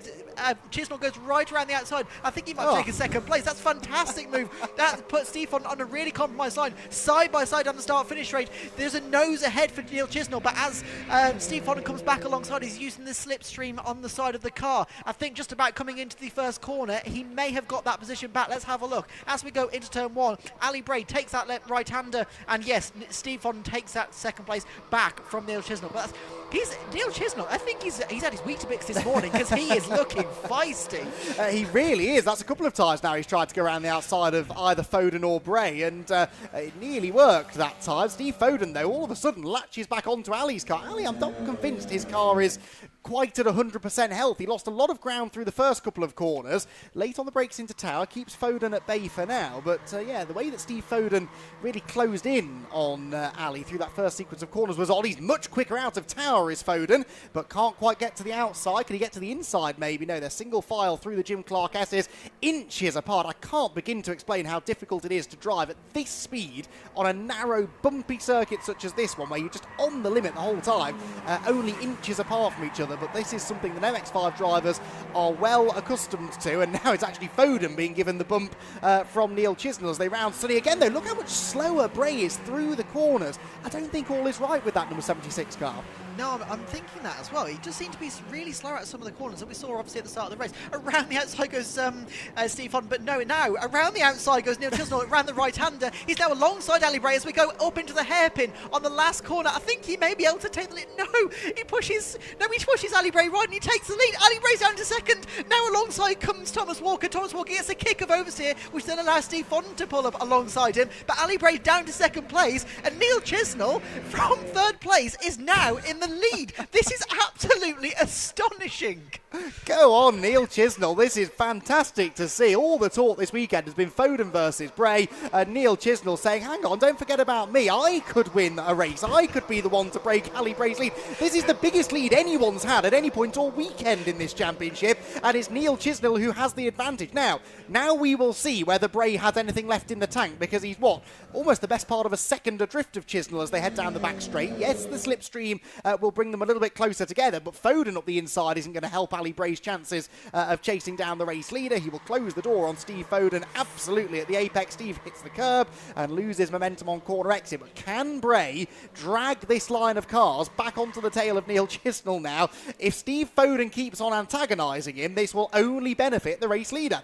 Yeah, absolutely. I mean, around that Tower corner as well, Ali Bray just seems to have so much confidence in the amount of speed he can take through the corner, but just how late he can get on the brakes as well. We've seen it like 3 times now, where Steve Foden's actually got onto the right-hand side into Tower, which Ali Bray can't do anything about. But then Ali Bray on the left-hand side just brakes so late that he's managed to keeping the position, which is absolutely astonishing. As they come round the complex now, they have caught back up to Neil Chisnell. Ali Bray is caught at the number 77 of Steve Foden right on his back, and actually Foden goes to the left-hand side, but no, Ali Bray cuts that off. He's wise to that move. That happened last lap round. That's how Neil Chisnell got past him in the first place, so he was wise to that from the number 77 of Foden. But Foden now down the start-finish straight in the tracks of the 76. He looks close, he looks close, he looks close. Will he pull out? Let's have a quick look as he comes down towards turn 1. Ali Bray's gone very, very defensive, so Foden has to go right out to the left-hand side, and just about as it stands, Ali Bray is still in second position, but there we go. Steve Foden goes right out to the left-hand side to try and get a nice cut back, but all while this is happening, this is playing right into the number 8 of Neil Chisnell. He's building that gap once again. Each time, each lap, look at the gap now as they come down the back straight towards Tower. This is absolutely astonishing. There's a bit of a battle as well coming down here, the number 50 of Storer, as he's trying to hold off Tucker and McCluskey. But up at the front, we got side by side for Ali Bray and Steve Foden. Foden now on the right-hand side. He managed to keep it to the side-by-side, going towards the Jim Clark S's.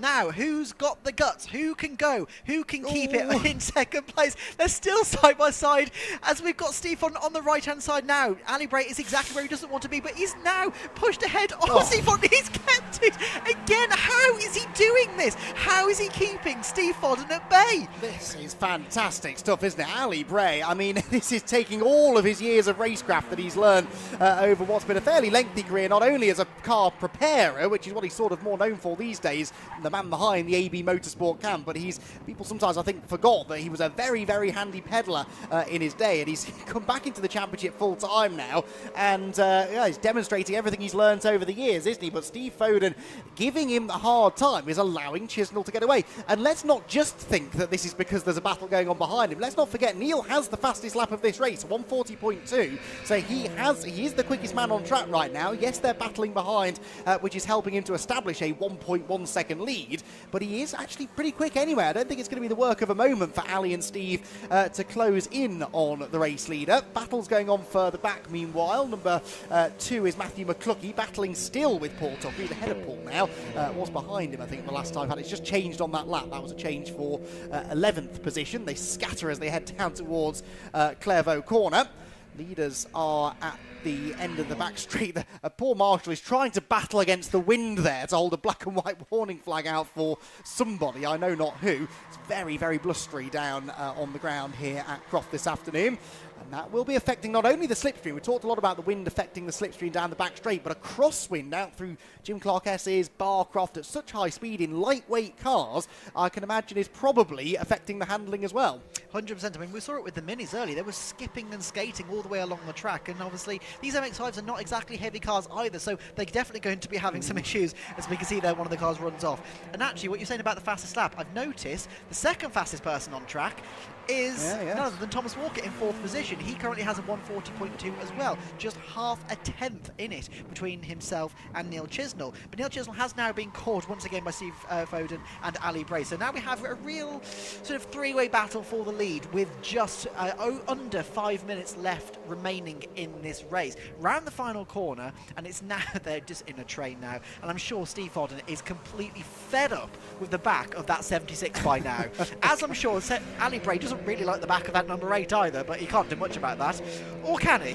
There's probably a very small part of Steve Foden's brain that's thinking, I want to win this race, but I'm quite glad that Ali Bray isn't winning this race, and it is Neil Chisnell in front. Can Neil stay there? He's never won a race in this championship before, Neil Chisnell, so this would not only be a first win of the season, obviously, because only one driver's won so far this year, but it would be his first ever win in the championship. However, that is looking less likely, because Ali Bray pulls up in the slipstream, gets alongside to the outside, and it's now a battle in the braking zone. How brave is Chisnell on the brakes? Well, didn't really matter, did it? Ali Bray capable of carrying much more speed into the corner, and in the end made that look easy. He stole the fastest lap away last time as well, did Ali. It was a personal best for Neil Chisnell. It was still 6/10 slower than Ali Bray. I just can't help but wonder, Kieran, whether Ali has just been toying with them so far in this race, because to be that much quicker than anybody else, it's almost like he can do that on a whim, isn't it? I think his car's been fixed. Whatever the problem was, it's fixed. But this is what we're talking about with Ali Bray and his braking into Tower. He just seems so confident on the brakes, and they were side by side when they got to the braking zone. By the time they got to the actual apex, he was completely in front of Neil Chisnell. They weren't even side by side. He was that much more confident on the brakes. But yeah, coming round here, you see that Steve Foden is also just trying to get around. But right to the right-hand side goes Neil Chisnell. This may allow Steve Foden to get a run on the number 8, but let's see how this goes. Also, what you're saying about the fastest lap for Ali Bray that last lap, Steve Foden was only a tenth behind, so he's very much in it as well. But Neil Chisnell goes to the left-hand side of Ali Bray. He does not like the look of that number 76 either, does he? He wants it in his rearview mirror as soon as possible. He ducks out to the right-hand side, but no, I think he's just had to duck in behind Ali Bray for the time being. But they are so nose to tail. This is absolutely astonishing stuff as they come round Hawthorne, through towards the chicane and down towards Tower once again. This is brilliant stuff, isn't it? Neil Chisnell buzzing around in the rear view mirror of Ali Bray's car like a really annoying wasp on a summer's day. He just will not go away. Ali weaving around, trying to break the toe. Foden is closing as well, gives Chisnell a shove and tries to sort of egg him on into having a go at Ali Bray, which he almost did, into Tower Corner. I think he probably arrived at the corner, Neil Chisnell, a little bit quicker than he was expecting then, courtesy of the shove that he got from Steve Foden. It wasn't really a shove, it was a shunt. He just ran straight into the back of him down the back straight and almost got him alongside the race leader. Again, he's giving him a push, and there's a slipstream to be had as well. Foden pulls to the inside. Chisnell may be close enough to think about a move into Sunny. This race has gone through so quickly. Only 2 minutes to go. We'll be starting the final lap next time by, and it's any one of those three drivers that could still win it. Yeah, 100%. And I definitely think you're right about Neil Chisnell arriving at that corner a bit faster than he wanted to be, because that car was skating on the brakes. It was definitely more sideways than pointing forwards. But here we go, round the complex once again for the penultimate time. Neil Chisnell is starting to look look at a different line. Here we go. He's loved this move into this final corner. Can he do anything here? No, I think it's just about staying stationary at the moment. But they've got 1 lap remaining. We've seen all of these drivers at some point during this race lead it. So who is going to be in that first position come the end of this lap? Let's see how they get on. Down towards turn 1, Ali Bray is still in the lead. Neil Chisnell is so close behind, and Steve Oden, I'm sure, is fed up, sick of the sight of the back of those 2 cars by this point. You know, he wants to try and get redemption for yesterday. He had that issue at this corner. He's coming round now through the chicane. Here they are. He had to take to this gate road, which took out his win behind Ali Bray. But coming down the back straight now, I think Chisnell might be close enough. He's in the slipstream. We've got this wind. Can he do him on the brakes? But Ali Bray, don't forget, he's so confident. We can see there that Steve Foden is just looking, but no, he ducks back into the slipstream of Chisnell as they go down now towards the Jim Clark S's. Yeah, I just don't think he's got the legs in a straight line, has he, Neil Chisnell? Ali Bray's car is obviously operating at 100% again now, and it will take a mistake from Ali, I think, to open the door here for Neil Chisnell. And those, as you might have gathered by this point, do not come often. Ali Bray, I don't think, is going to put a foot wrong here. He's into Sunny for the last time. That's a 3-car length or so advantage that he has over Neil Chisnell. They turn through the first of the slightly banked right-handers into the second, and I think he's probably feeling pretty comfortable now. Neil Chisnell, though, has been good through this final sequence of corners. He's been able to carry good speed through the complex up to this point, and he has closed in slightly as they turn through the left-hander into the penultimate corner. Chisnell, if he thinks he's close enough into the hairpin, I'm sure will have a go at the inside, and he's definitely gained through the right-hander. Is there a lunge to the inside? There isn't. He's going to try and focus instead on getting the exit and the drag race to the line, but I do not think he'll get there. It is win number 19 on the season for Ali Bray. The AB Motorsport man is victorious again. He was celebrating long before he got to the checkered flag. Neil Chisnell comes home in second. Steve Foden in third. He's on the podium, but 1 step down from where he ended up yesterday. Actually, 2 steps down from where he finished, but he ended up being knocked down to second place with the penalty. Thomas Walker ends up a fairly distant 4th, with Adam Craig for company in 5th, and then Harry Storr and Martin Tolley and the rest come through. Oh, big lunge and a bit of contact at the last corner. Now, this is a battle that's been raging all race long. Matthew McCluskey, I don't think he's happy with what Paul Tucker just did then at the hairpin. I'm not an expert on body language, but I think maybe they might be having words after the race. Matthew McCluskey rather assaulted there by Paul Tucker at the final corner, and making his feelings absolutely clear on the matter as he came across the line. There's a 10-second penalty for somebody. Who is that for, I hear you ask? It is for, well, there's a 5-second penalty showing on my timing screen for Richard Wotton. I don't see a 10. It probably says 5 on the other side, doesn't it? Yes, that would probably make sense, wouldn't it? Richard Bartlett is going to come through in 15th position, and David Scowler, I think, should be 16th. He is out there, albeit I think maybe 1 lap down. Well, an intriguing race that. I really do feel that Ali Bray was sort of toying with the rest of them a little bit in that one, knowing that they had Steve Foden in that group. He didn't want to allow Foden to sort of get on his tail if possible. Wonder whether maybe Ali was playing a few games. Maybe he'll admit to that in his post-race interview. Maybe he'll tell us that he was actually going 100% all the way. But certainly on that last lap, he seemed to stretch the legs of the car and pull a little bit of a gap over Neil Chisnell. Neil, I thought, might have had a go into the final hairpin, but decided that discretion was the better part of valour and settled instead for second place. Ali Bray then the race winner, and he got the fastest lap to boot. Neil Chisnell second, Steve Foden third, Thomas Walker fourth. He was the rookie winner, and 5th position then for Adam Craig. 6th, Harry Storr. Martin Tolley in 7th gets the win in the Masters category. Then it was Richard Wotton, James Seal and Tim Storer to complete the top 10. Paul Tucker and Chris Thelwell 11th and 12th respectively. 13th was then Matthew McCluskey, a rather disgruntled Matthew McCluskey. Clive Chisnell 14th, 15th Richard Bartlett and 16th David Scowler. Simon Privet, a non-finisher, and Andrei Baluev was, well, he did finish, but wasn't classified as a finisher because his transponder stopped working for a 3rd time this weekend, and so TSL decided they'd had enough and they weren't going to score him. Right, cars by the looks of it are arriving down in the podium area. I'll wait for the thumbs up from Kieran Mogg to say that he's ready to go, and we can have a chat for a second time this weekend with Ali Bray. Well, he won yesterday's race after a penalty. This time, though, Kieran, he gets to celebrate with you in the pit lane. Yes, absolutely. You can see there's hugs and everything all around. Really fantastic sportsmanship between them all. So let's have a quick chat with Ali Bray here. If we just jump in for us. Ali, yeah, that was a difficult one. Oh, that was insane. I've got no grip. Third gear's basically gone, but that was proper hard racing, that was. Yeah, they were all over me, and what a fantastic drive from Neil. Like, top lad. But yeah, no, over the moon with that. Got some work to do for the next one, but yeah, we'll take that.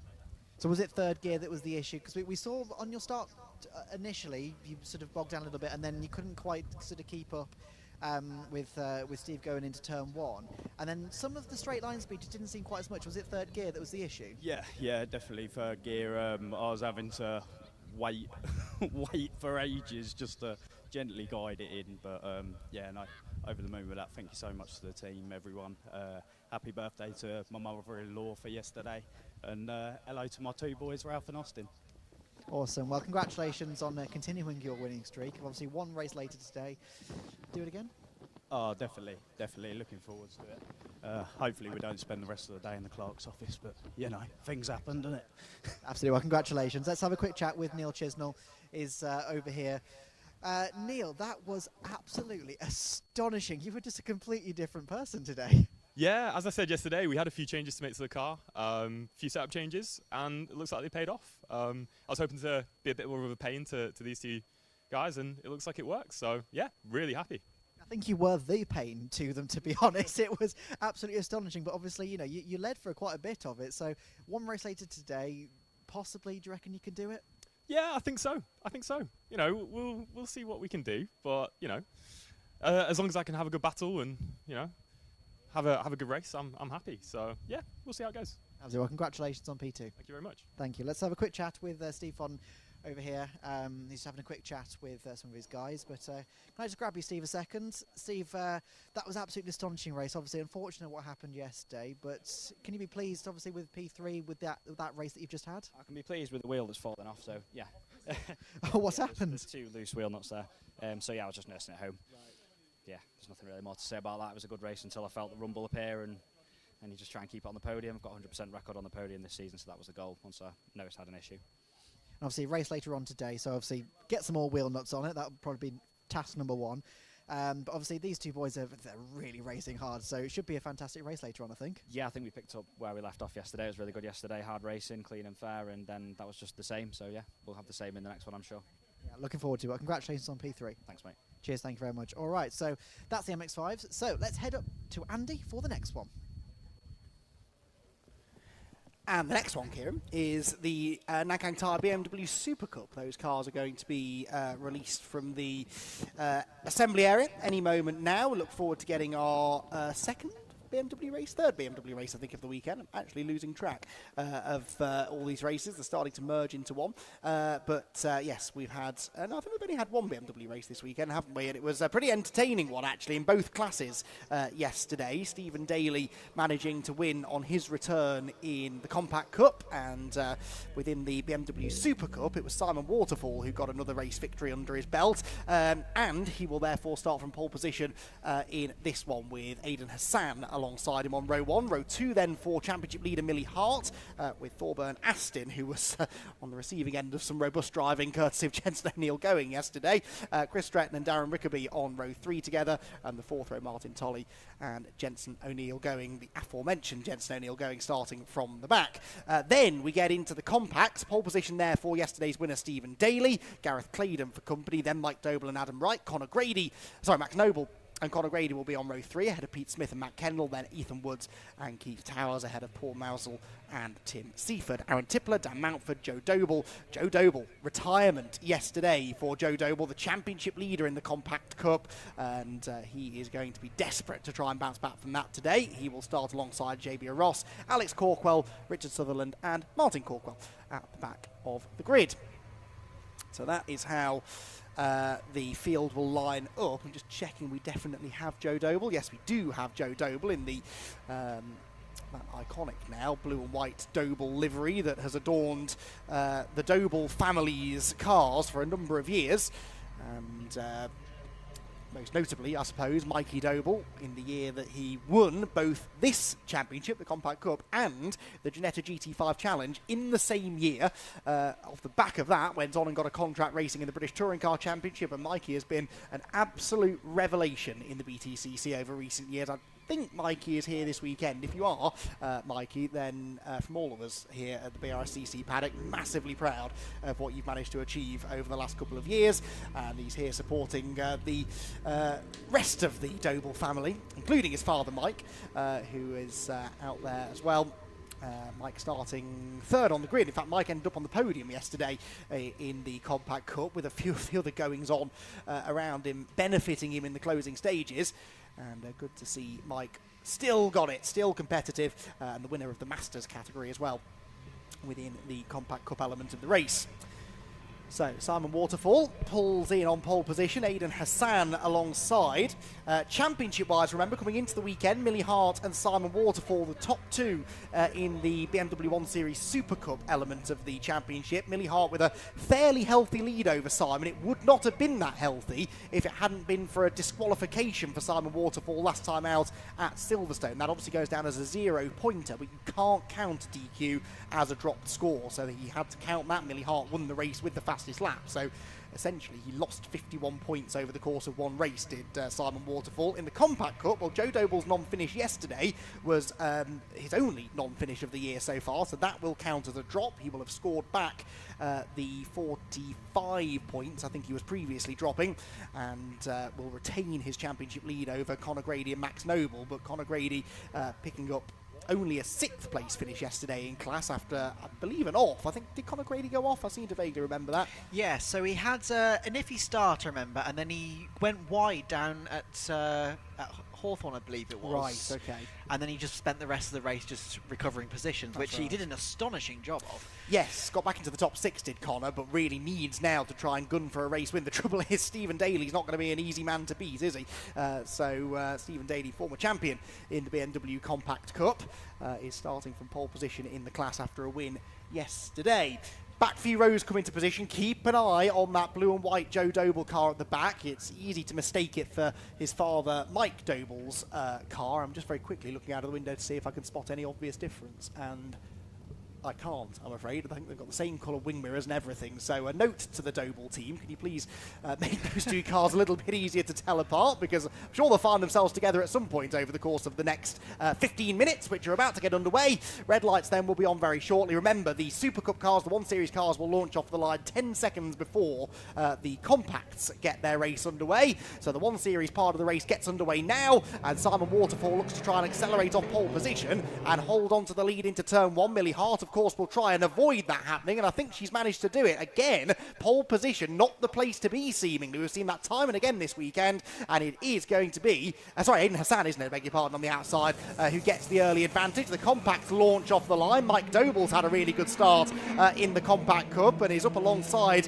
Gareth Claydon already as they head in towards Clairvaux Corner. It will be definitely Stephen Daly who holds the lead, but for second place I think it might be my Daly. Daly is sideways, he's off. Stephen Daly's off. We're not seeing this on screen, but Stephen Daly off through the gravel, bounces back on the road, still in the lead of the race, but that could have been absolute calamity for Stephen Daly. It is Mike Doble up into second place, and Gareth Claydon, I think, Kieran, is only 5th as they head onto the back straight, so there's been a big sort out in the Compact Cup. It looks like it. Look where Conor Grady is. Wow, he's up into 4th position now in the Compact, so he's already looking up the inside at Tower to take that 3rd position away from, I can't quite see who that is. Is that Doble?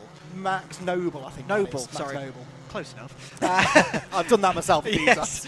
So going down towards the Clark now, he's already gone from, 6th on the grid up to 3rd. So that's a fantastic start and exactly what Conor Grady needed in this second race of the weekend. Well, a bit of a touch between Aidan Hassan and Simon Waterfall as they come into the complex. Now put Simon Waterfall really into the clutches of Millie Hart and Thorburn Astin. So as we come towards the hairpin at the last end, the latter end of the circuit, you can also see that Jensen O'Neill Neil Going is trying to get involved. Now, we saw him getting involved yesterday, and well, that's the reason he's at the back of the grid. And so as we go down towards the first corner, see there that Aidan Hassan has managed to keep his lead for the time being. Simon Waterfall is going to want to try and have another crack at it. See, there's some side-by-side and a bit of a lock-up there. That's the 85 there of Paul Massoud, yes. Yeah.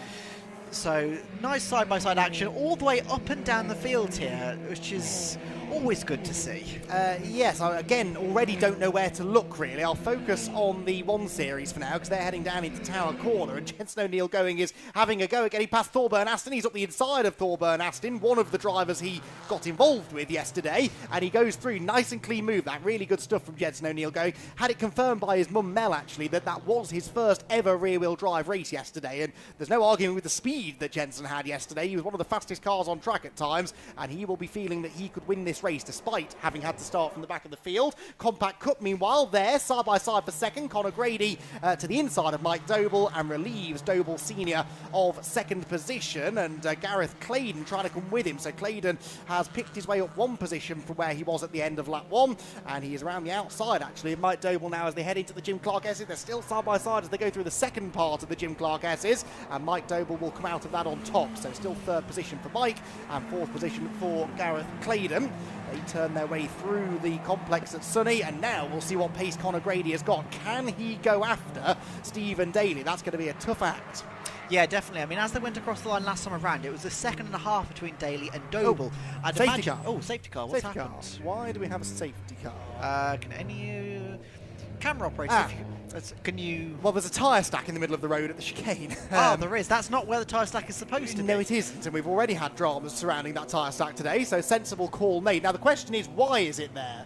Number 4 of Darren Rickaby is in the pits. I can't see anything obvious on the car, other than the wing mirror has been folded in, but that doesn't look like it's going to be a case of he's gone over and taken out the tyre stack. But yeah, I'm not 100% sure. But this is playing right into the hands of Conor Grady, because now that massive gap he had to Stephen Daly is gone. Yeah, good point. Very good point. That will come right down there. You can see on screen the reason for the safety car, the tyre stack in the middle of the road.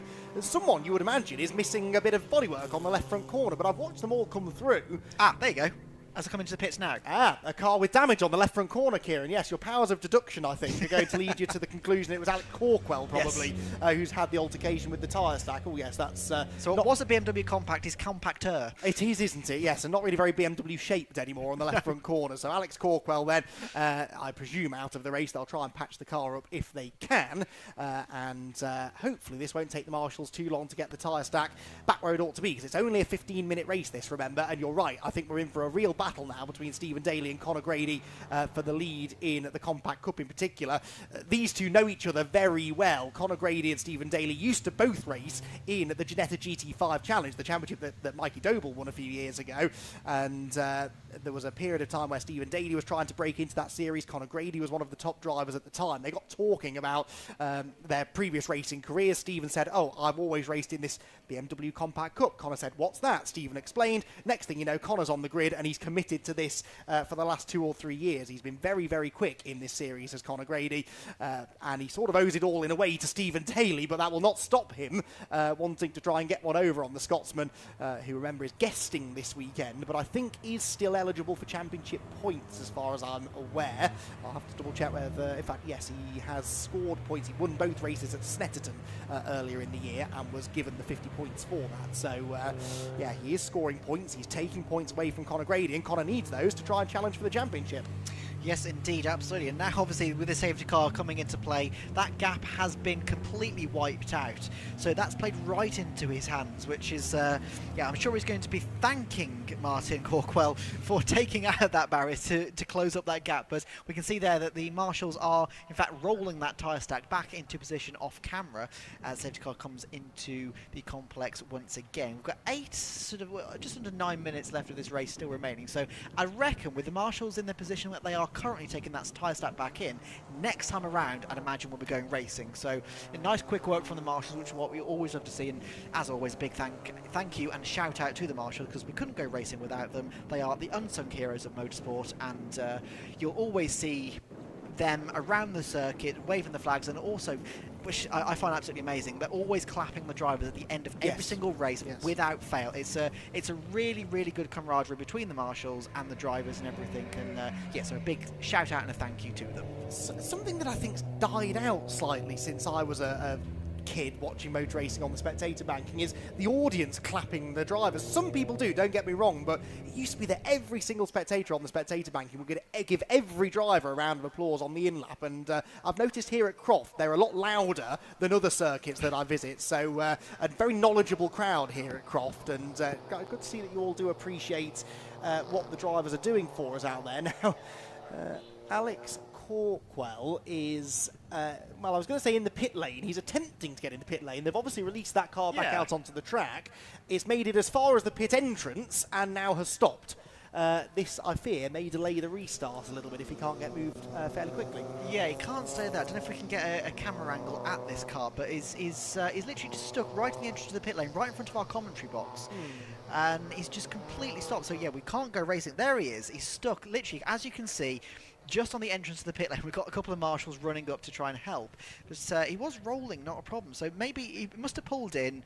The mechanics took a look at the car, realised, yeah, you're okay to go back out, but maybe he's had a mechanical issue that he wasn't aware of, has had to come to a stop at the entrance to the pit lane. Hopefully they can retrieve this pretty quickly.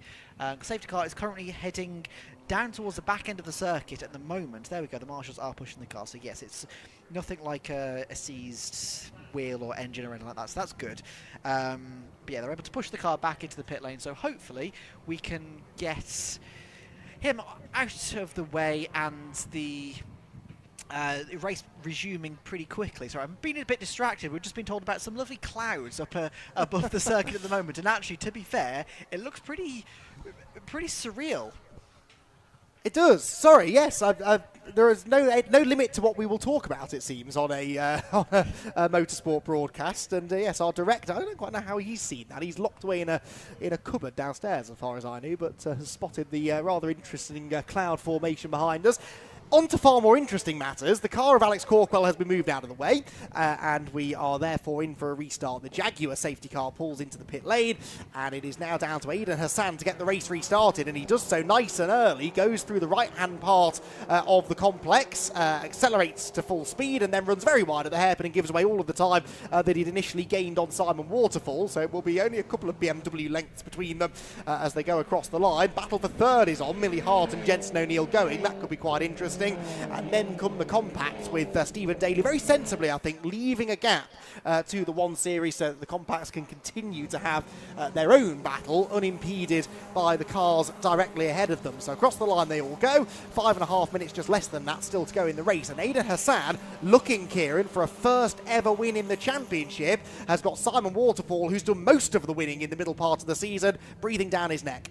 Yeah, they're getting very, very close, but I think even closer is that battle for third place, like you were talking about. Millie Hart is being caught by Jensen O'Neill going and up towards Tower Corner. Up the inside goes Jensen. He tries to stick it up the inside. He stays there. Millie's on the outside. He's now almost compromised with Thorburn Aston there as well. But now Millie's coming back down towards the Jim Clark S's. They're side by side with, I think, Millie on the left-hand side and Jensen O'Neill going on the right-hand side, just out to the other side. I think Millie has kept that third position. Yes, she has. So fantastic driving there from the championship leader as Aidan Hassan and Simon Waterfall already driving slightly off into the distance. So that's not going to be ideal for Millie or Jensen behind them. Yeah, Jensen, I think, feels he's got the speed to win this race, but he just needs to get after the leading two. And Millie Hart, of course, is not interested in letting him do that, especially after what happened yesterday. We've got a car that stopped him, just spotted out of the window up at the chicane. It's well out of harm's way, though, so I don't think that will require another safety car intervention. Into the hairpin we go. This is where it all sort of came to blows yesterday, isn't it, between these three drivers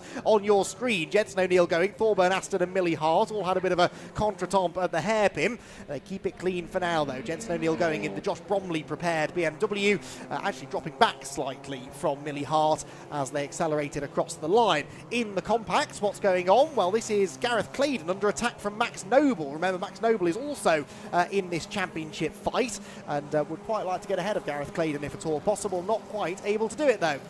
Yeah, you can also see that the younger Doble, Joseph Doble, has made up a few positions and he's now up into, where is he?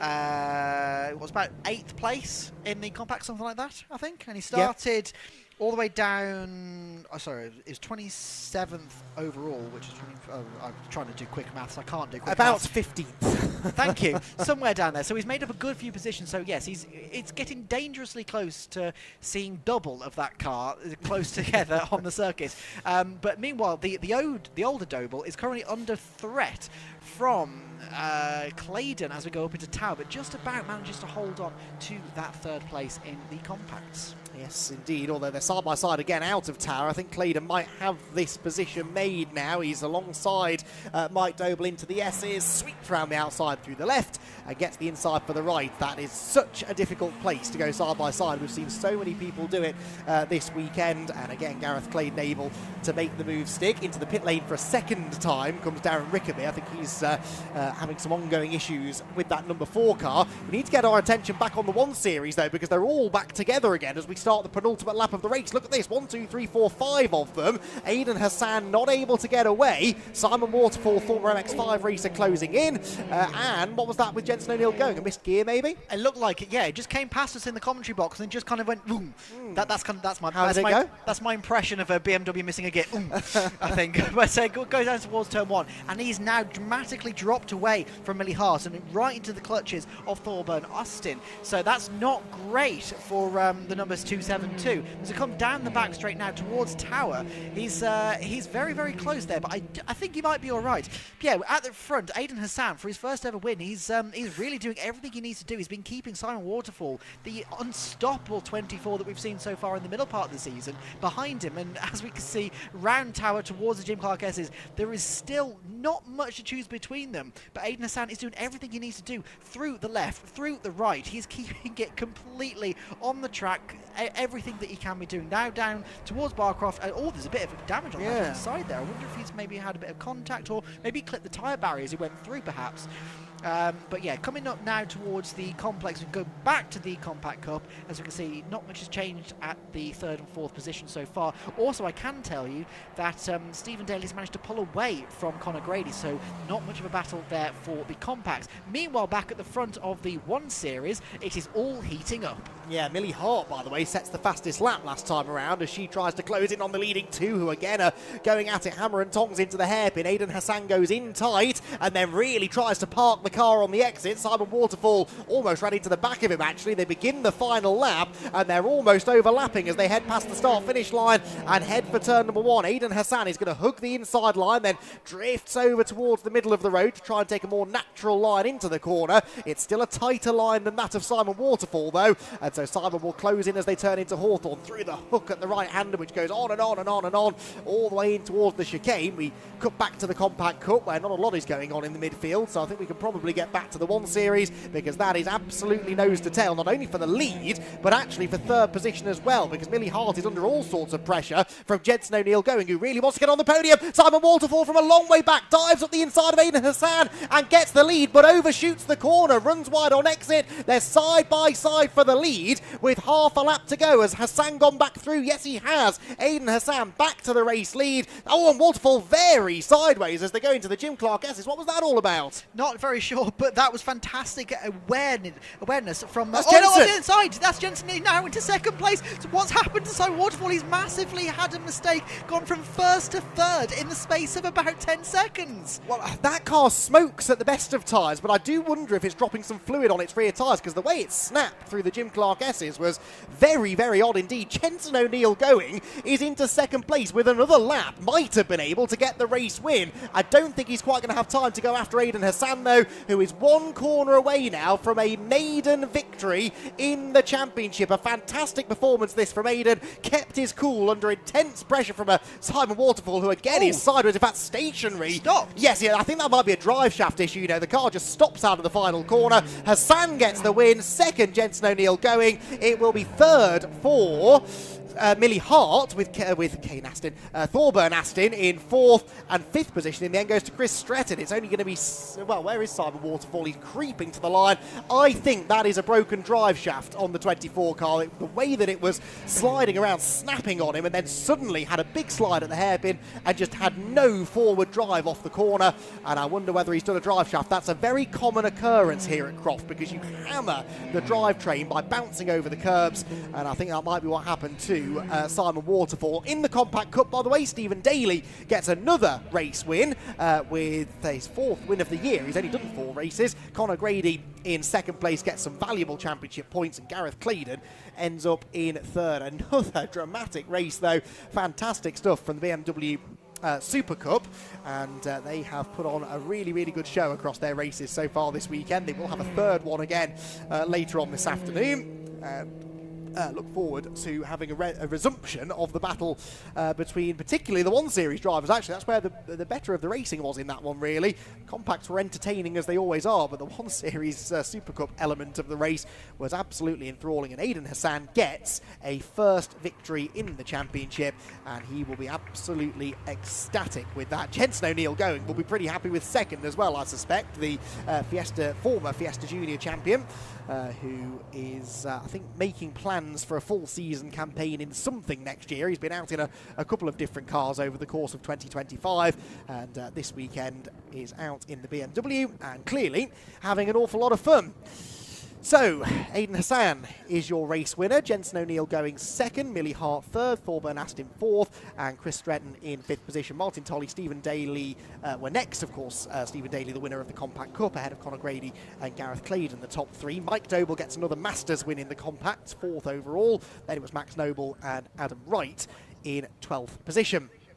13th place for Peter Smith in the number 31 car. 14th then for Joe Doble, but that was 1, 2, 3, 4, 5, 6, 7. Only 8th actually for Joe Doble. I thought he might make better progress than that, but 8th position for Joe. 9th then was Matt Kendall, with Simon Waterfall coming across the line 16th place in the end, but let's hope that they can get that car sorted for the 3rd race later on. Keith Towers, Ethan Woods, Aaron Tippler and Tim Seaford were next, with Dan Mountford, Darren Rickaby, Alex Corkwell and Paul Mousel failing to finish. Also, of course, Martin Corkwell, so neither of the Corkwells making it to the checkered flag. Well, again, a lot to unpack, and I think we're going to have quite a few drivers to talk to, so the sooner we can get down to gear and Mog, the better. I can see, I think, Aidan Hassan leaping out of the car, and was that Millie Hart, actually? I think that is Millie Hart being greeted by her dad as she jumps out of the car down in pit lane, and Millie, again, will be very pleased with that result. 3rd place. Now, she's got to be getting close at this point, I'd say, to having an insurmountable lead in the championship. So if we get a chance to speak to Millie, maybe she's done the maths, maybe she knows what she needed to do, especially with Simon Waterfall having that issue. Yes, he's classified as a finisher, but that means Millie Hart has outscored him again, and it was already a fairly comfortable margin between the two of them going into that race. So we'll update you on that if I do get a update on points. Kieran is happy, that's good to hear, so he is ready to go chat with our podium finishers. Yes, thank you very much. I'm down here. Aidan Hassan, is that your first win? That's my first win in cars, yes. Amazing, congratulations, and you did it the hard way. You really had to defend there. Honestly, always knew it was going to be a challenge, and always knew Simon was going to be underneath me the whole time, so it was just come down to those last few laps and just make sure I was ahead. And down at Tyre as well, you read that situation perfectly. You just outbraked himself slightly. You braked yourself in a point where you can obviously switch back. Was that a split-second thing of like, oh, he's outbraked himself, or did you just kind of just hope he had? It was one of those things where I knew I was going in on the limit, and as he came past me, I knew he was going to overshoot it, so it was just bide my time and find the gap once he missed the apex. Well, massive congratulations on that first win. Perfect, thank you. Thank you very much. Let's try and speak to Jensen O'Neill going. Where's he run? Oh, there you are. Hello, Jensen. So that's a fantastic result today, and a bit of redemption after yesterday. Yeah, I think so. I think we had a little bit of contact yesterday, and then we went to the clerk's office about it, but it just shows that I am a clean driver and I can work my way through a field even though I am being hit by another person. But yeah, the BMW Championship made by the Brscc is a wonderful, wonderful introduction into senior racing, and I've thoroughly enjoyed my time here so far. And it's your first weekend racing cars, I believe. Not racing cars, in this championship, is that correct? Yeah, it's my first ever rear-wheel drive race weekend. Prior to yesterday, I had 6 laps in the car in the torrential rain at Donington, and then we had a little issue in qualifying and a bit of heat soak in race 1. But now we've just shown what a good car Bromley Motorsport can put together. Absolutely. Well, massive congratulations on your first podium in a rear-wheel drive. Thank you. Cheers, thank you very much. Right, let's speak to Millie Hart. She got out the car and she leapt into her dad's arms. So, Millie, if I can just jump in a second, you look pretty happy with that one. Yeah, really happy with that one. It was a chaotic last corner again, so really happy to come out in P3 on track. Yeah, and obviously, you know, up until that last corner, it didn't look like you were managing to do it, but you just managed to get underneath him and not let anybody else pass. So, fantastic result for you. Yeah, thank you so much. With it. Congratulations. All right, let's move on to Stephen Daly. Once again, P1 in the compacts, and you had to hold off Connor there as well. It wasn't so bad, but all thanks goes to this guy right here, Gareth, and Nicole and the whole Master Mix team. Put a fantastic car out there, and can't ask any better, can we?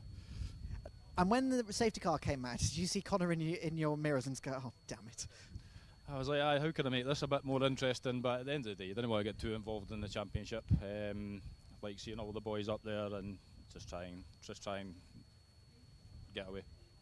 Well, congratulations on the win. Thank you. Cheers. And Gareth, obviously P3, you had a bit of sort of a lonely race as well. It was a bit lonely, yeah, but I mean we had a few. We had a trip through the gravel when I was trying to chase down Connor. It took me a bit longer than I wanted it to get, and there was a bit more of a gap. So. But yeah, I wanted to be behind this man and chasing this man down really. But we've got another race to go yet, so we'll see what happens in the next one. Absolutely, congratulations. Thank you very much. Cheers. And P2, Connor Grady. Connor, after yesterday, P2 is pretty decent. Yes, the first corner, just trying to stay out the way, and then they all seemed to go off on the gravel, and I stayed on the inside, and I seemed to make loads of paces, and I thought I had to get Mike quite quick because I know he's good at defending. So, and then the safety car came out, so I thought it helped me a bit. And at least we had a gap then once Mike was defending. So yeah, it was really good. Hopefully for the next one, hopefully one better. So yeah. And obviously, once the safety car had been dispatched, it seemed that Stephen just had a little bit more pace. So is that something that you can maybe change with the setup, or is?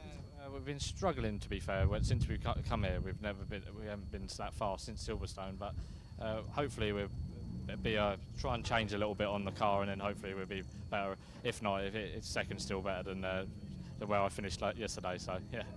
Massive congratulations then. Thank you. Cheers. Cheers, thank you very much. All right, we need to wrap up because the CityCar Cup is about to come out, and Andy, it started spitting. Thank you, Kieran.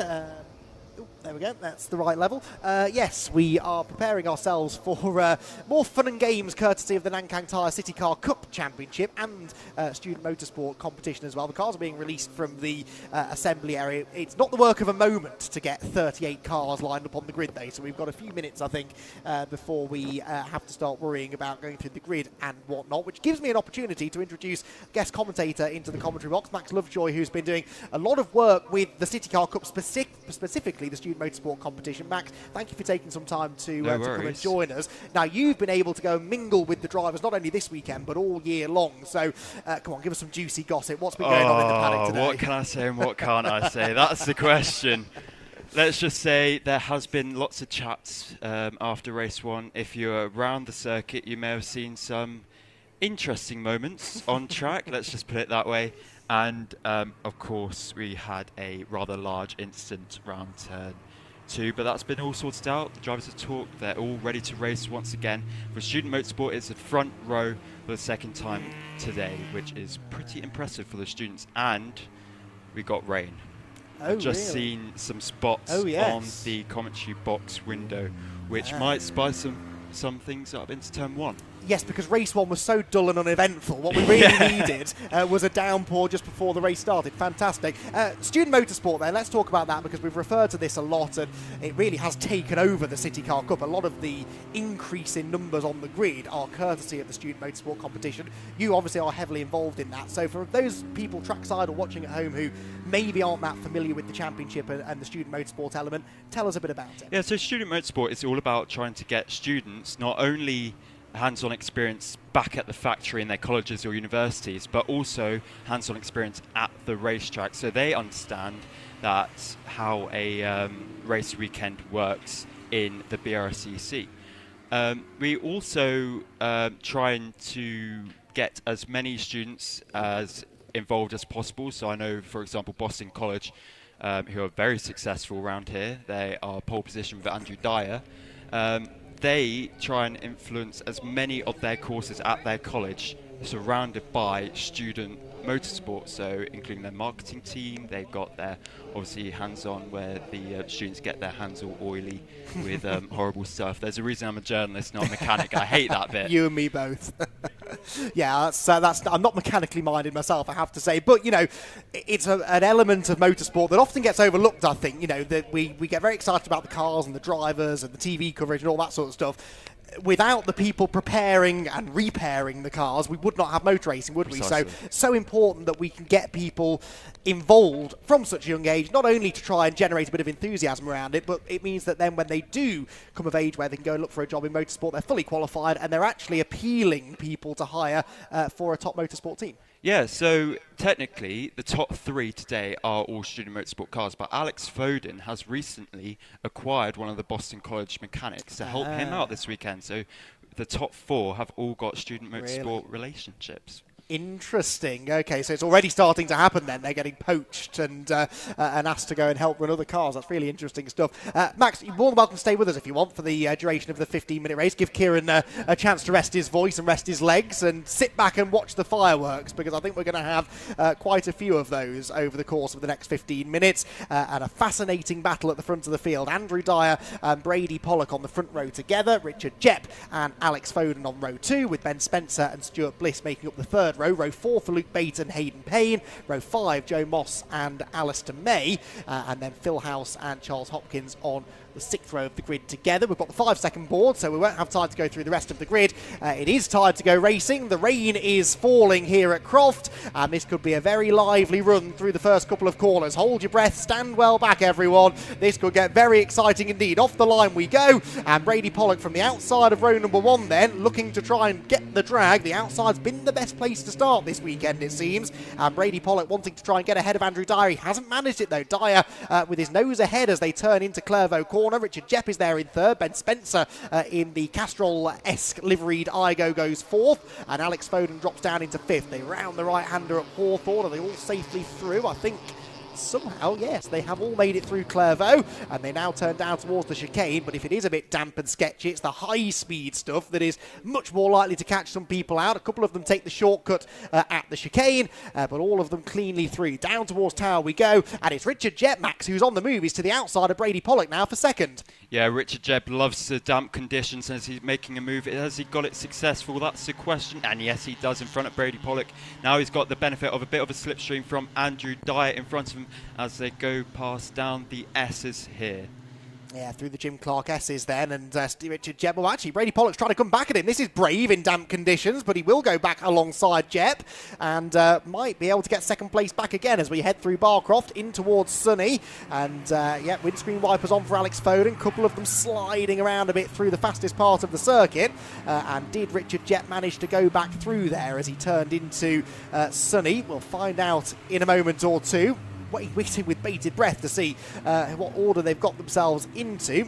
Back there is the number 19 car. That's Glenn B. Sorry to cut you off, but there is a move by Ben Spencer on Brady Pollock down into the last complex. Brady Pollock has got the inside line, but Ben Spencer's got the advantage down into the hairpin. The hairpin that has caused a lot of mayhem this weekend. Ben Spencer takes the inside line and gets past Brady Pollock for the final spot on the podium. Nicely done. Ben Spencer then going well in the damp conditions, isn't he? He's always had good confidence in a car that moves around underneath him, Ben Spencer, and that's what you need in these changeable conditions. Ben then up 2 positions from where he started is 3rd at the line. It's Dyer that leads, Jepp 2nd, Spencer 3rd, Pollock in 4th, Alex Foden down to 5th. Then it's Richard Bliss in 6th, sorry, Stuart Bliss in 6th position, I beg your pardon. That's the leading half dozen or so. But a good gap this for Andrew Dyer. Now, this is something we just didn't really see in race 1. No one was able to sort of establish any dominance at the front of the field. But we know that Andrew Dyer, Max, when he's left to his own devices, is a difficult man to catch. So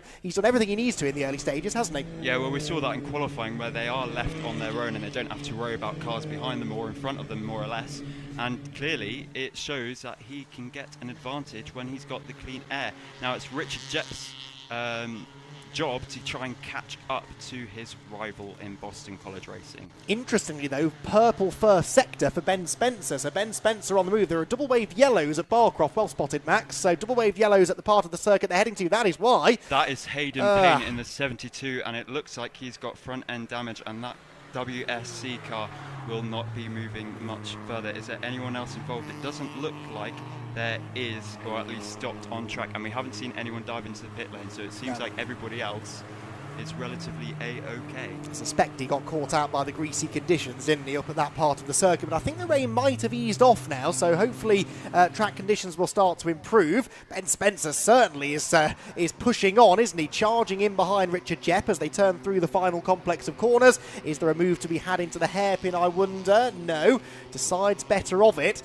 and he's going to wait and try and get a good run down the main straight. Brady Pollock in fourth. Now Brady won't be pleased with this, will he, because this weekend has promised much so far. He will definitely argue that he should have won the race earlier on and then had that unfortunate moment at the chicane, and now he finds himself off the podium. Brady Pollock needs some good results really here this weekend, and he won't be pleased, will he, to be off the podium places. Yeah, the likes of Jepp, Spencer and Pollock have all raced so close over the course of this year. Pollock, it's his second season. Spencer, it's his first season, but of course he is kind of a rookie in this championship, but he has got a lot of rallying experience.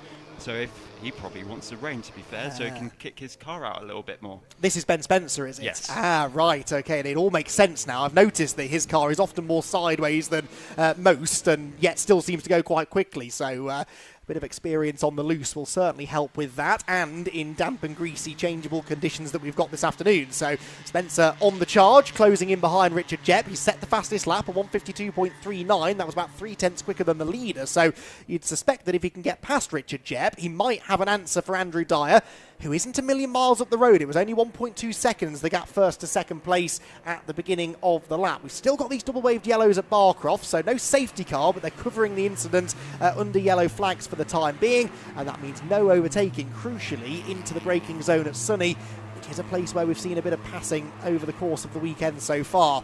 Round towards the end of lap 3 we go then, and is this gap staying about the same, I wonder? Andrew Dyer back to Richard Jepp, or is Jepp in the Peugeot starting to close? I would say, Max, that gap is coming down. Yeah, I'd say that as well. Richard Jepp, as we know, is very quick in these cooler conditions in that second generation Peugeot 108 compared to the first generation Peugeots, Citroens and Toyotas. See how good of an exit he gets out of this final hairpin. Actually, Spencer seemed to have got choked up a little bit, but there's a bit of a gap behind him to Brady Pollock, so I don't think Brady will be able to benefit much from that, but Richard Jepp might have a bit of breathing room as they head down into turn 1. Phil House and Joe Moss there side by side as well. That is for 9th position. Phil House in his car on the outside line looking to try and sweep through. I don't think he's been able to do that though. I reckon the red car of Joe Moss stayed ahead. Yes, it did, as they bounce over the curbs and head through the first sequence of corners. You've been speaking to the drivers, I'm sure, on and off over the weekend. What have they found the challenge of Croft Circuit to be like? It's so bumpy, isn't it? And you've really got to hammer those curbs to get a quick lap time. Yeah, you definitely do. We have actually seen some buckled wheels. That's how much they're using and abusing these curves. But again, like you said, you need to use these curves to rotate the car a little bit more and get that faster exit. But it looks like, as they head into the S's, Brady Pollock has lost a bit of ground, and Alex Foden is there to try and pick up the scraps. And look at how close it is for the lead now. It was a fastest lap for Richard Jepp last time around, 6/10 quicker than Andrew Dyer. That's remarkable. And of course, he's brought Ben Spencer with him. You're quite right that Brady Pollock has dropped back slightly now in 4th position, so that lead gap coming right down. We're seeing on screen here, by the way, Alistair May. Now, Alistair May had an absolute nightmare, let's be honest, in race number 1. Went off the road twice at the complex. The second time he spun completely. He is recovering, therefore, from a very lowly grid position for this second race, and he's doing a really good job of it so far. He's up into 7th place now, getting himself ahead of Stuart Bliss on the most recent lap. He's actually almost in touch now with the leading group, which heads into the hairpin. Dyer really defending there. He looks like he's struggling all of a sudden, Dyer. Yeah, it seems like Richard Jepp has the advantage, and here comes the rain once again, which means Ben Spencer might have an advantage, but Richard Jepp is making a move. He's got the slipstream, he's got the left hand side. Andrew Dyer's not giving him the inside room. It seems like the Peugeot 108 of Richard Jepp has a slight advantage into turn 1. Will he be able to make the apex? That's the question. Yes, he is at least a car length in front. That is a change for the lead, not only overall, but for Student Motorsport as well. Yes, good point, well made. So Stuart Bliss, championship leader in the Student Motorsport competition coming into the weekend. Richard Jepp, start that again. Stuart Bliss was the championship leader, Richard Jepp second, trying to take the championship lead away. And so by getting into the lead of the race, that is good news for him. Andrew Dyer, though, is doing his best to come back at him. In fact, giving him the shove down the back straight, isn't he? Bump drafting the Peugeot as they head towards the braking zone at Tower. Spencer, Pollock and Foden still in line behind. That's your leading group of 5. And then a gap back to the 6th place car, which is Alistair May. So Alistair May actually into the top 6 now. How much of a factor in this race could Alistair be, I wonder? He's got some good speed, I think, in clean air. He's not far behind them. Yeah, but from what Andrew Dyer was doing down the back straight, giving him a little love tap at the rear, it seems like he wants to have a battle for lead with Richard Jepp, and Richard Jepp alone, and does not want to get Ben Spencer involved or Brady Pollock, and especially Brady Pollock for the Student Motorsport. And he can see what we mean about how much they use the curbs. They're even grazing the grass on the inside of that apex. I mean, there's using the curbs, and then there's what Ben Spencer does, which is using the grass on the inside. But that, again, is a rallying technique. They call it ditch hooking, don't they? Getting the inside tyres off the road, hooking the car around, and he knows exactly what he's doing. It looks a bit like he made a mistake, but it wasn't. It was the quickest way. He felt through the corner. He's closed right back in on Andrew Dyer now, as the leading group of 5 negotiate the hairpin once again. This, the 5th lap of the race. I am interested, though, to see the speed of that 6th place car, Alistair May. Let's see what the leaders are doing. Richard Jepp pulls a bit of a gap over Andrew Dyer then. His lap time, they were separated by 0.02 of a second last time around. It's now 0.6 of a second because it's 1:51.7 for the leader. Then it's sort of low 52s. Oops, drama at the complex. Who was that? 46 getting sideways, which is, he says, scanning down the very lengthy entry list, Craig Flynn.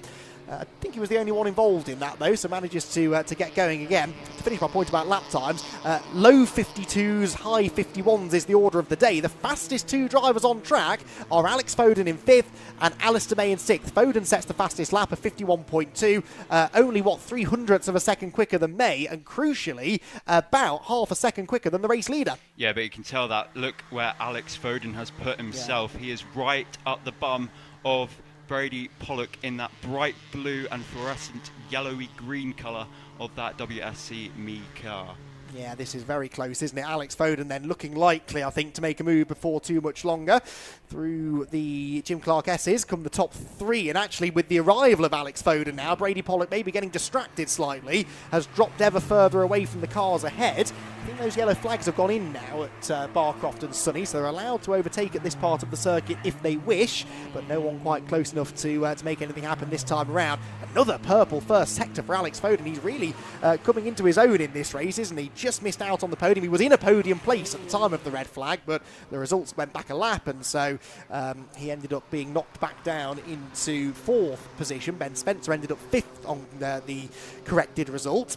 And so both of those drivers looking to try and bounce back with a podium in this race. It's a brilliant pack of cars. We're not seeing this on screen. They're just coming through the complex now. Chris McKenzie is a part of this battle. So is Luca Proietti in the Liquimolli liveried Citroen. They've been all over each other, Max, for the last 2 or 3 laps. Wherever you are in a CityCar Cup race, there will be a battle to be enjoyed. There will be, and it seems like Elliot Lettuce and Chris McKenzie have broken a gap to that pack of 5 or so cars, but Hopkins has got the slipstream and will make a move. Well, I assume he'll make a move into turn 1. Depends how brave he is on the brakes. He moves up to the inside. He's going to slam onto the brakes. We can't see it on the screen, but it seems like he gets some move down on the inside of turn 1. Well done. That's a tough place to make a move, actually, Clervo. You carry so much speed in there in a CityCar Cup car, certainly, and difficult, therefore, to make an out-braking manoeuvre. Only 3 minutes of the race to go, disappointingly, and Andrew Dyer has closed right back in on I've called him Stephen Jepp. I've called him every name other than Richard Jepp in this race. I apologise, Richard. Richard Jepp, the race leader. And as Andrew Dyer gets closer, he brings with him Ben Spencer, Brady Pollock, Alex Foden, and now Alistair May, who's very much on their tail. And because of that, had a bit of a slipstream on the previous lap and set the new fastest lap of the race, did the 392 car. Chris McKenzie there sweeps around the outside of another car down at Tower Corner. I think that's another place gain now for the recovering Chris McKenzie, who was disqualified for qualifying. Oh, Brady Pollock up the inside of Ben Spencer. Spencer at Sunny. I said you can overtake there now, and Brady Pollock is seizing full advantage of that. They're still side by side as they come out of Sunny. We're focusing on the leaders on the screen, but it's behind them where the battle is going on in third position. Jep and Dyer first and second. Who will be third? It's going to be Spencer, and actually Foden comes through on the inside. Oh, of Brady Pollock, who slips back up the inside into the right-hand part of the complex. Not quite sure how Pollock ended up nearly losing a place. In fact, he will lose a place out of this. Alex Foden has the inside into the hairpin. A couple of corners ago, it looked like Brady was on the podium, and now, Max, he's down in fifth. Seems like this might be the final lap as they cross the line, and it is. Richard Jep still's got a slight advantage over Andrew Dyer, but look at that, Alistair May has got that slipstream, possibly double slipstream with Alex Foden and Brady Pollock. He's going to make a move around the outside of turn one. That is very brave if he can get the brakes on, and he tucks in behind Brady Pollock for now. Brady Pollock needs to defend for his life, but the cameras are focusing on Andrew Dyer and Richard Jep as they go through the chicane complex for turn 2, and it seems like Richard Jep has got the advantage there. And look at this pack we got on the screen now, all at the back, and it looks like Amelia Vincent is having a lot of fun there with the 57 car of Meering. Joseph Plowright just went grass tracking behind them as well. It's a fantastic experience to stand trackside and watch one of these races. I can't begin to explain to you all how many battles there are up and down the order. We're only able to bring you a small selection of them on the stream, but if you're watching trackside, it's massively, massively entertaining. Right, so the Jim Carcasses for the final time then. Richard Jep and Andrew Dyer at the front of the field. Has Dyer got anything for Jep? Is Jep just going to control this? It would be a significant victory in the student motorsport competition, this, if he can stay there, Richard Jep. Remember, he also lost out a little bit because of the results going back a lap at the time of the red flag this morning, so he will desperately want to see a checkered flag, and he'll want to be the first driver to see the checkered flag. Andrew Dyer, though, has other ideas. He's only a car length behind as they head out of Sunny and down towards the final complex of corners. It's now or never for Dyer. If he's got an answer for Richard Jep, he has to show it now. 2 more corners to go into the right-hand element of the complex. Again, less than a car length between them. Peugeot ahead of Toyota. The Peugeot defends into the hairpin, and I don't think Andrew Dyer will be close enough to make anything happen. It's going to be about the run out of the corner and the drag race to the line, a drag race that will be won by Richard Jep. It's going to be victory in race 2 here at Croft for the Peugeot, and within the student motorsport competition as well. Richard Jep victorious, second place Andrew Dyer, third for Ben Spencer. Alex Foden comes home in 4th, and Brady Pollock only 5th. He'll be a little bit disappointed with that result, I think, Brady Pollock, with Alistair May coming home in 6th position. Some of those other battles we've been enjoying are coming home as well. Quite a few cars with the odd bit of trim dragging on the ground behind them, but that's just the sign of what a hard-fought race that was. And Max, a fantastic drive by Richard Jep to fend off Andrew Dyer. A well-managed win, that. Yeah, it is, but it's not over yet as it goes side by side along the line. Who takes it? I can't actually quite tell. That's how close it was. I think that was Johnson ahead of Reynolds, Johnson wasn't it? gets that overtake on the line, but within student motorsport, it's Richard Jep and Andrew Dyer who takes the win, both overall. Indeed so. Right, thank you, Max, for joining us. Max is going to run down to be a part of the podium celebrations, and good to get his insight then. Max, who's been working with the student motorsport competition all year long and feeding us information on the championship as we've gone through, so excellent to hear from him. Right then, another breathless race that was for the Nankang Tyre CityCar Cup, and they have another race to come later on in the day. They will be back out again, our final race of the day, in fact, at 5:45, so they have the honour of not only being the first race of the day, but also the last one as well. So well worth sticking around if you're here at Croft and enjoying that final race of the weekend. We still have 6 races to go, and the next one is a big one. It's the final race of the weekend for the Ginetta Junior Championship, and we've been talking a lot about that over the course of the last day and a half or so.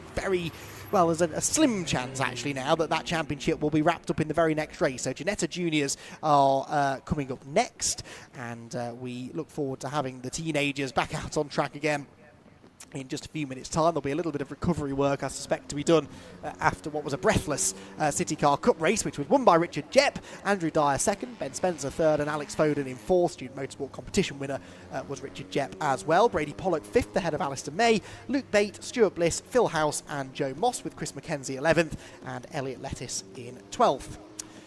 13th position for Luca Prietti, with 14th place going the way of Charles Hopkins, 15th John Sykes, 16th Alex Jackson, 17th Chris Brewster, Junior Gravina Reed, Richard Snuggs, and Ben Johnson complete the top 20. We saw Ben Johnson just get the better of Adam Reynolds on the line for 20th place, 21st therefore for Reynolds, 22nd Benjamin Bastow, 23rd Carter Steele, and 24th for Fen Curran.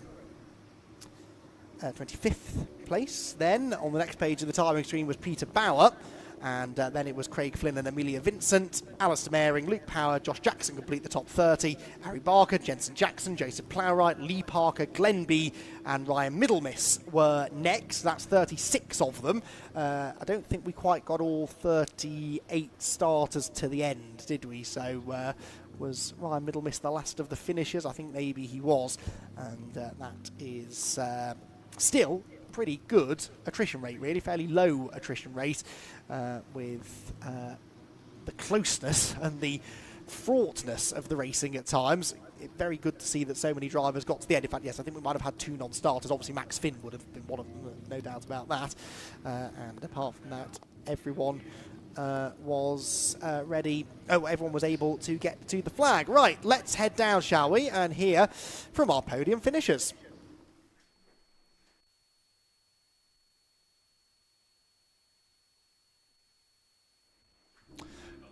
Turning the mic on might help. Richard, how was that there? A bit of redemption. Yeah, after that first race and leading before the red flag and then getting counted back, it was good to take the win. It was tough, having a bit of rain on the windscreen, sitting on the grid's never a nice thing to see. But yeah, I had a great race with Andy. He drove brilliantly, but I just had a really good exit that corner from the last corner on that lap and managed to get past and get it done into turn 1. So really happy. The team have done a great job, and yeah, thanks to everyone for sorting the car out. Yeah, talking about the team, what work had they done to this car to help you win this race?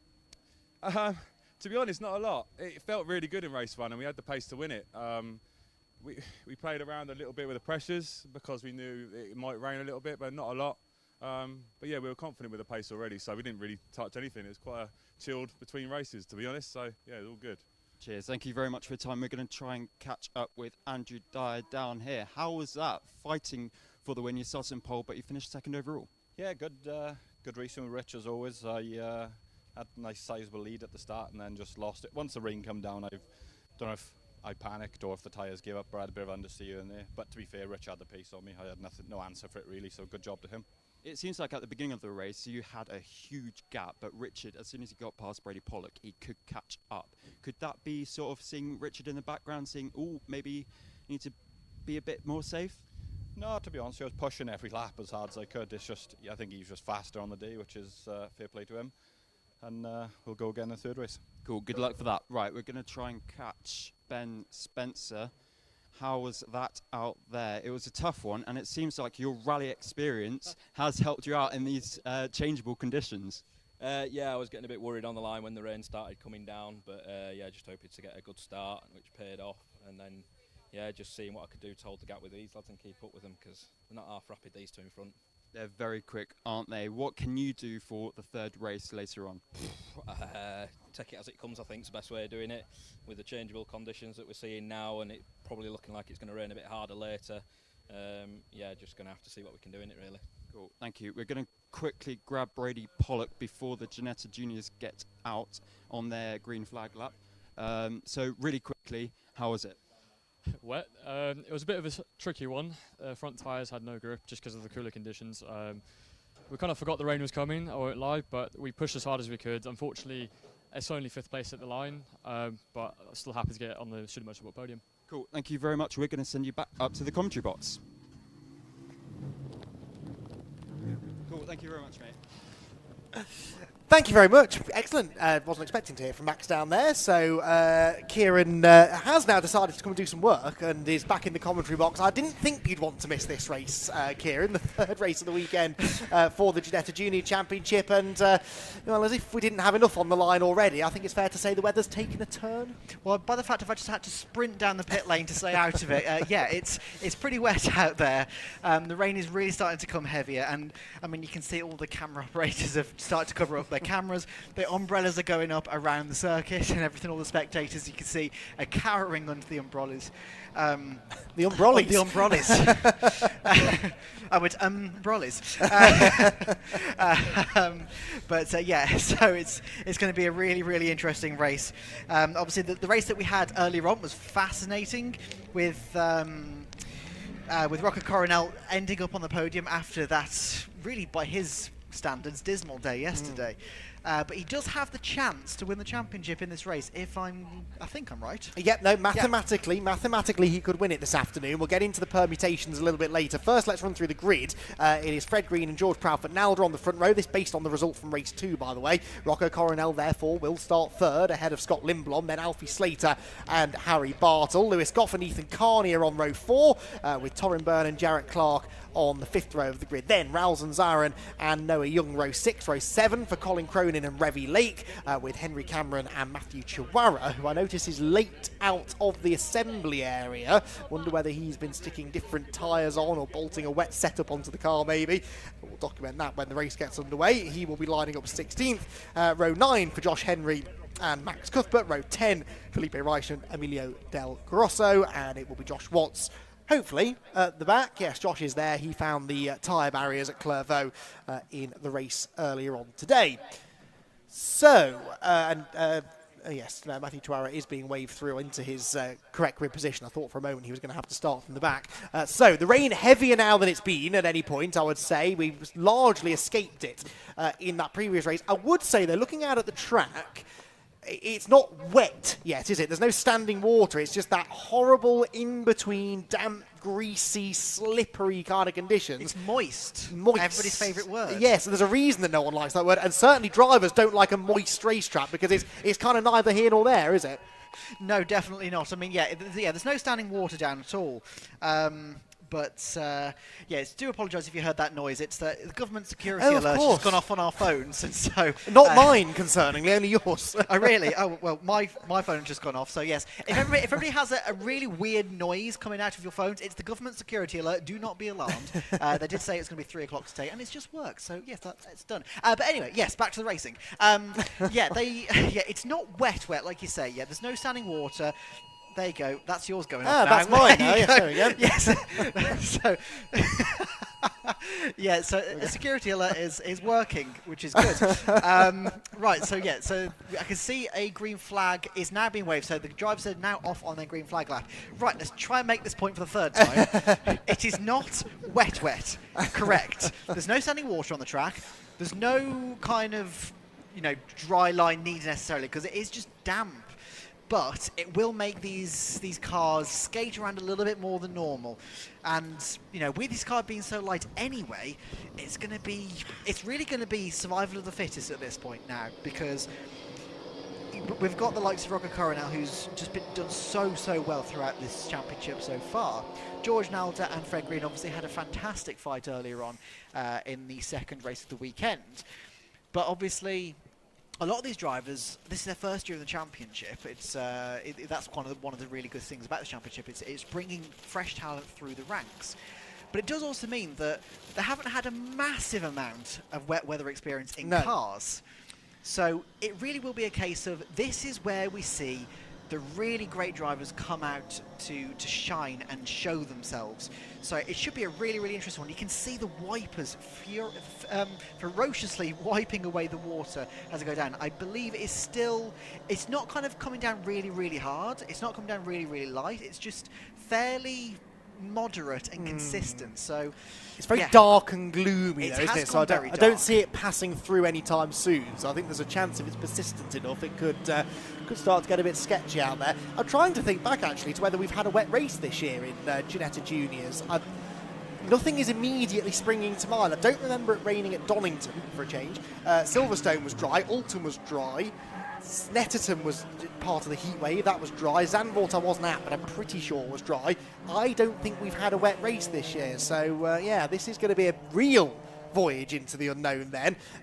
Just what you need when you're potentially on the verge of winning a championship. Let's talk about that then, shall we? Rocco Coronel, who is 11 times a race winner this year, could mathematically claim the Ginetta Junior Championship in this race. To do so, he must outscore Fred Green by 17 points. Now, that's not going to be an easy task. You get 35 points for a race win, just to give you an idea. However, it's a 5-point gap back to second, 30 points, then 26 points for the next position, and then I think it goes 24, 20...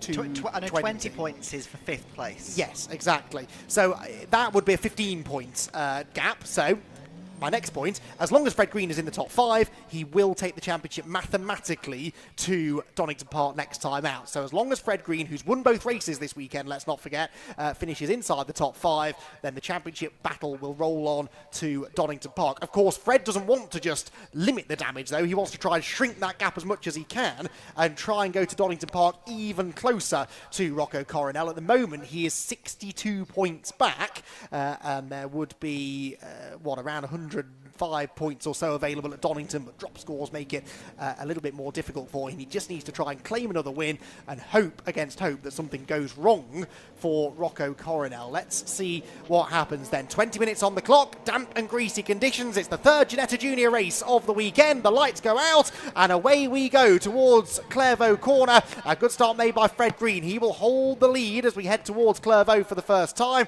George Proudfoot-Nalder slots into 2nd position. George has been running a lower downforce setting, apparently, lower drag on the rear wing this weekend, and that's seemingly helped him because he's been quicker than ever and very nearly claimed the first win in the championship earlier on today. He immediately goes wide, looking for the grip. That's the wet line through Hawthorne. The top 2 both drift wide. Everyone else goes tight, and it's the top 2 who were clearly faster, so tells me that the wet line is the place to be. That looked to me like Jarrett Clark and Matthew Chihuahua going across the runoff area at the chicane. Green leads, though, uncontested into Tyre, and it was a poor run out of the chicane for Proudfoot-Nalder. Here comes Rocco Coronel. He's in 3rd place. He wants to go on the attack, but actually is under attack from his teammate, Scott Lindblom. Yeah, absolutely. He just got onto the brakes a lot more confident than Coronel did up into Tower. But because he was on that inside line, it's probably a little bit greasy on the racing line there, and Coronel just swung it around the outside. He had a little bit more grip and was able to just accelerate out of the corner a bit better. You can see there that Fred Green has got a little bit wiggly on the exit of the Jim Clark S's there as they come round. There's a bit of there's an off at the back. I can't quite see who that is, but they are doing some lawn mowing.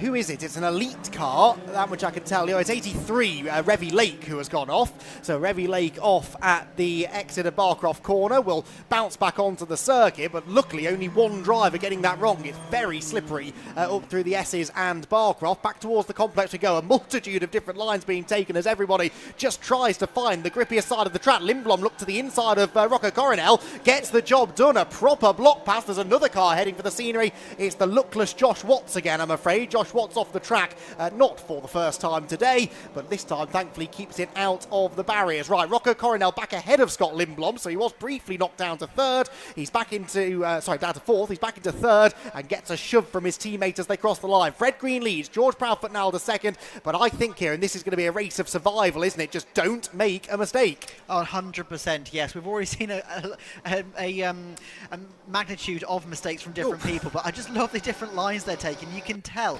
these are some of the karting lines. This is, they're racing that they've done in the past, say, 10 years or so. They're used to taking these different lines on karting tracks, and it is kind of magnified on a karting track, so they're used to taking it completely out wide to try and find that grip, and that is exactly where they seem to be excelling at the moment. So it's it's really kind of playing into Fred Green's hands at the moment, because Rocco Coronel just cannot seem to close that gap to those front 2 for the time being.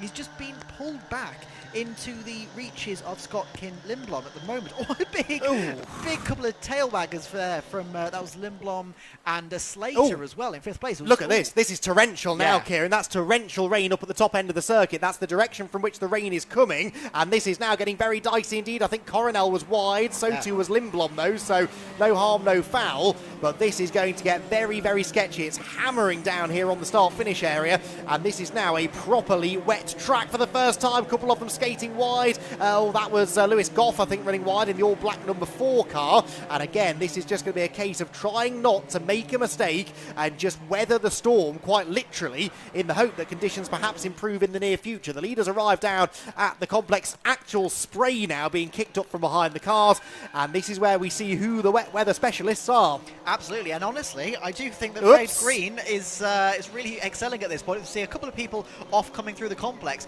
but it does look like that George Nalder is starting to pull back into the reaches of the two Red Bull cars. We just saw there that Lindblom went a little bit wide on the exit of the hairpin. It's 3 wide coming through the hairpin as well. Like, everybody's finding grip in different places, so it's not very consistent at the moment, but the two Red Bull cars are definitely closing on George Nalder right at the very front as we see this double pack coming down the start-finish straight. There is Fred Green right at the very front, and then you can see George Nalder being reeled in by those two Red Bull cars. I also see was that Alfie Slater going up the inside of one of the... No, he wasn't. He almost tried to. Oh. You see there that Coronel is sliding on the entrance of the chicane. There is no grip out there. It's basically like driving on an ice rink.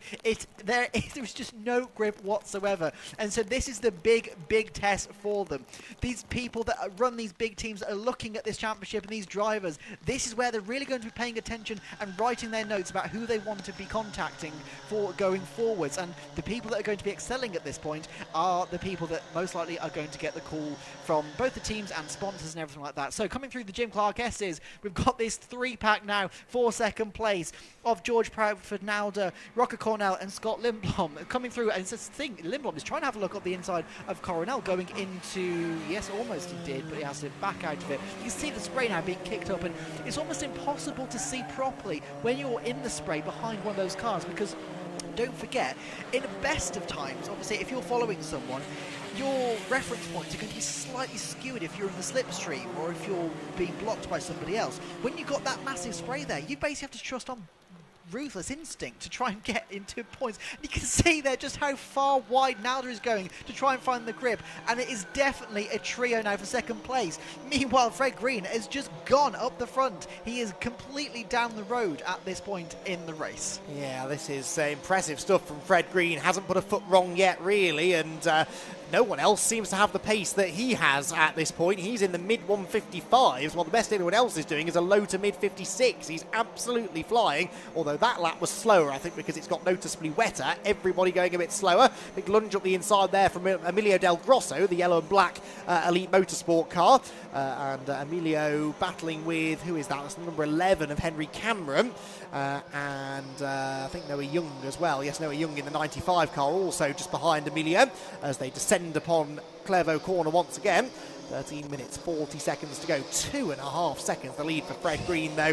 This is a real statement that he's putting out there. No, whoops, spinner at the chicane, and it's the 73 car that's gone around, and luckily avoided by everybody else. That could have been nasty, couldn't it? But they've that's Harry Bartle. What's Harry Bartle doing all the way back there? He started up on the third row of the grid. That car looks as though it's stationary as well. I don't think it's going anywhere. Stalled perhaps just off the road at the chicane, and if it stays there, that might require a safety car.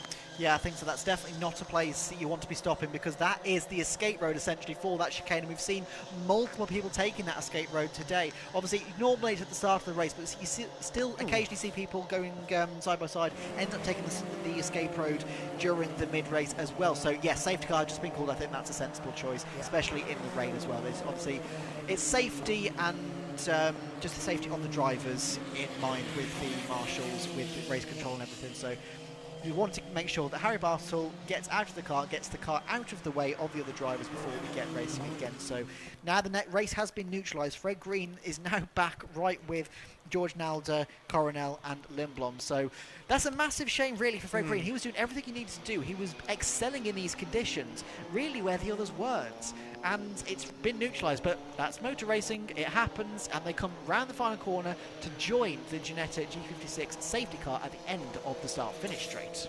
Indeed so. So Fred Green then will be not best pleased at the sight of the safety car, but he will be happy that it is still George Proudfoot Nalder in second place. And I don't mean that as any disservice to George, but he's not been as quick as Fred Green in this race, that's quite clear. If it was Rocco Coronel perhaps who had jumped up into second place by this point, then that would be another challenge that Fred Green would rather do without. So yeah, I think this is not a terrible thing really for Fred. The car of who did I say, Harry Bartle, has been pushed out of the way, and Marshall's there just in attendance to try and make sure that they get it to a place of safety as quickly as possible, and the safety car then leads them through in very greasy conditions. I think the rain, though, it hasn't stopped, but it's not as heavy as it was a few minutes ago.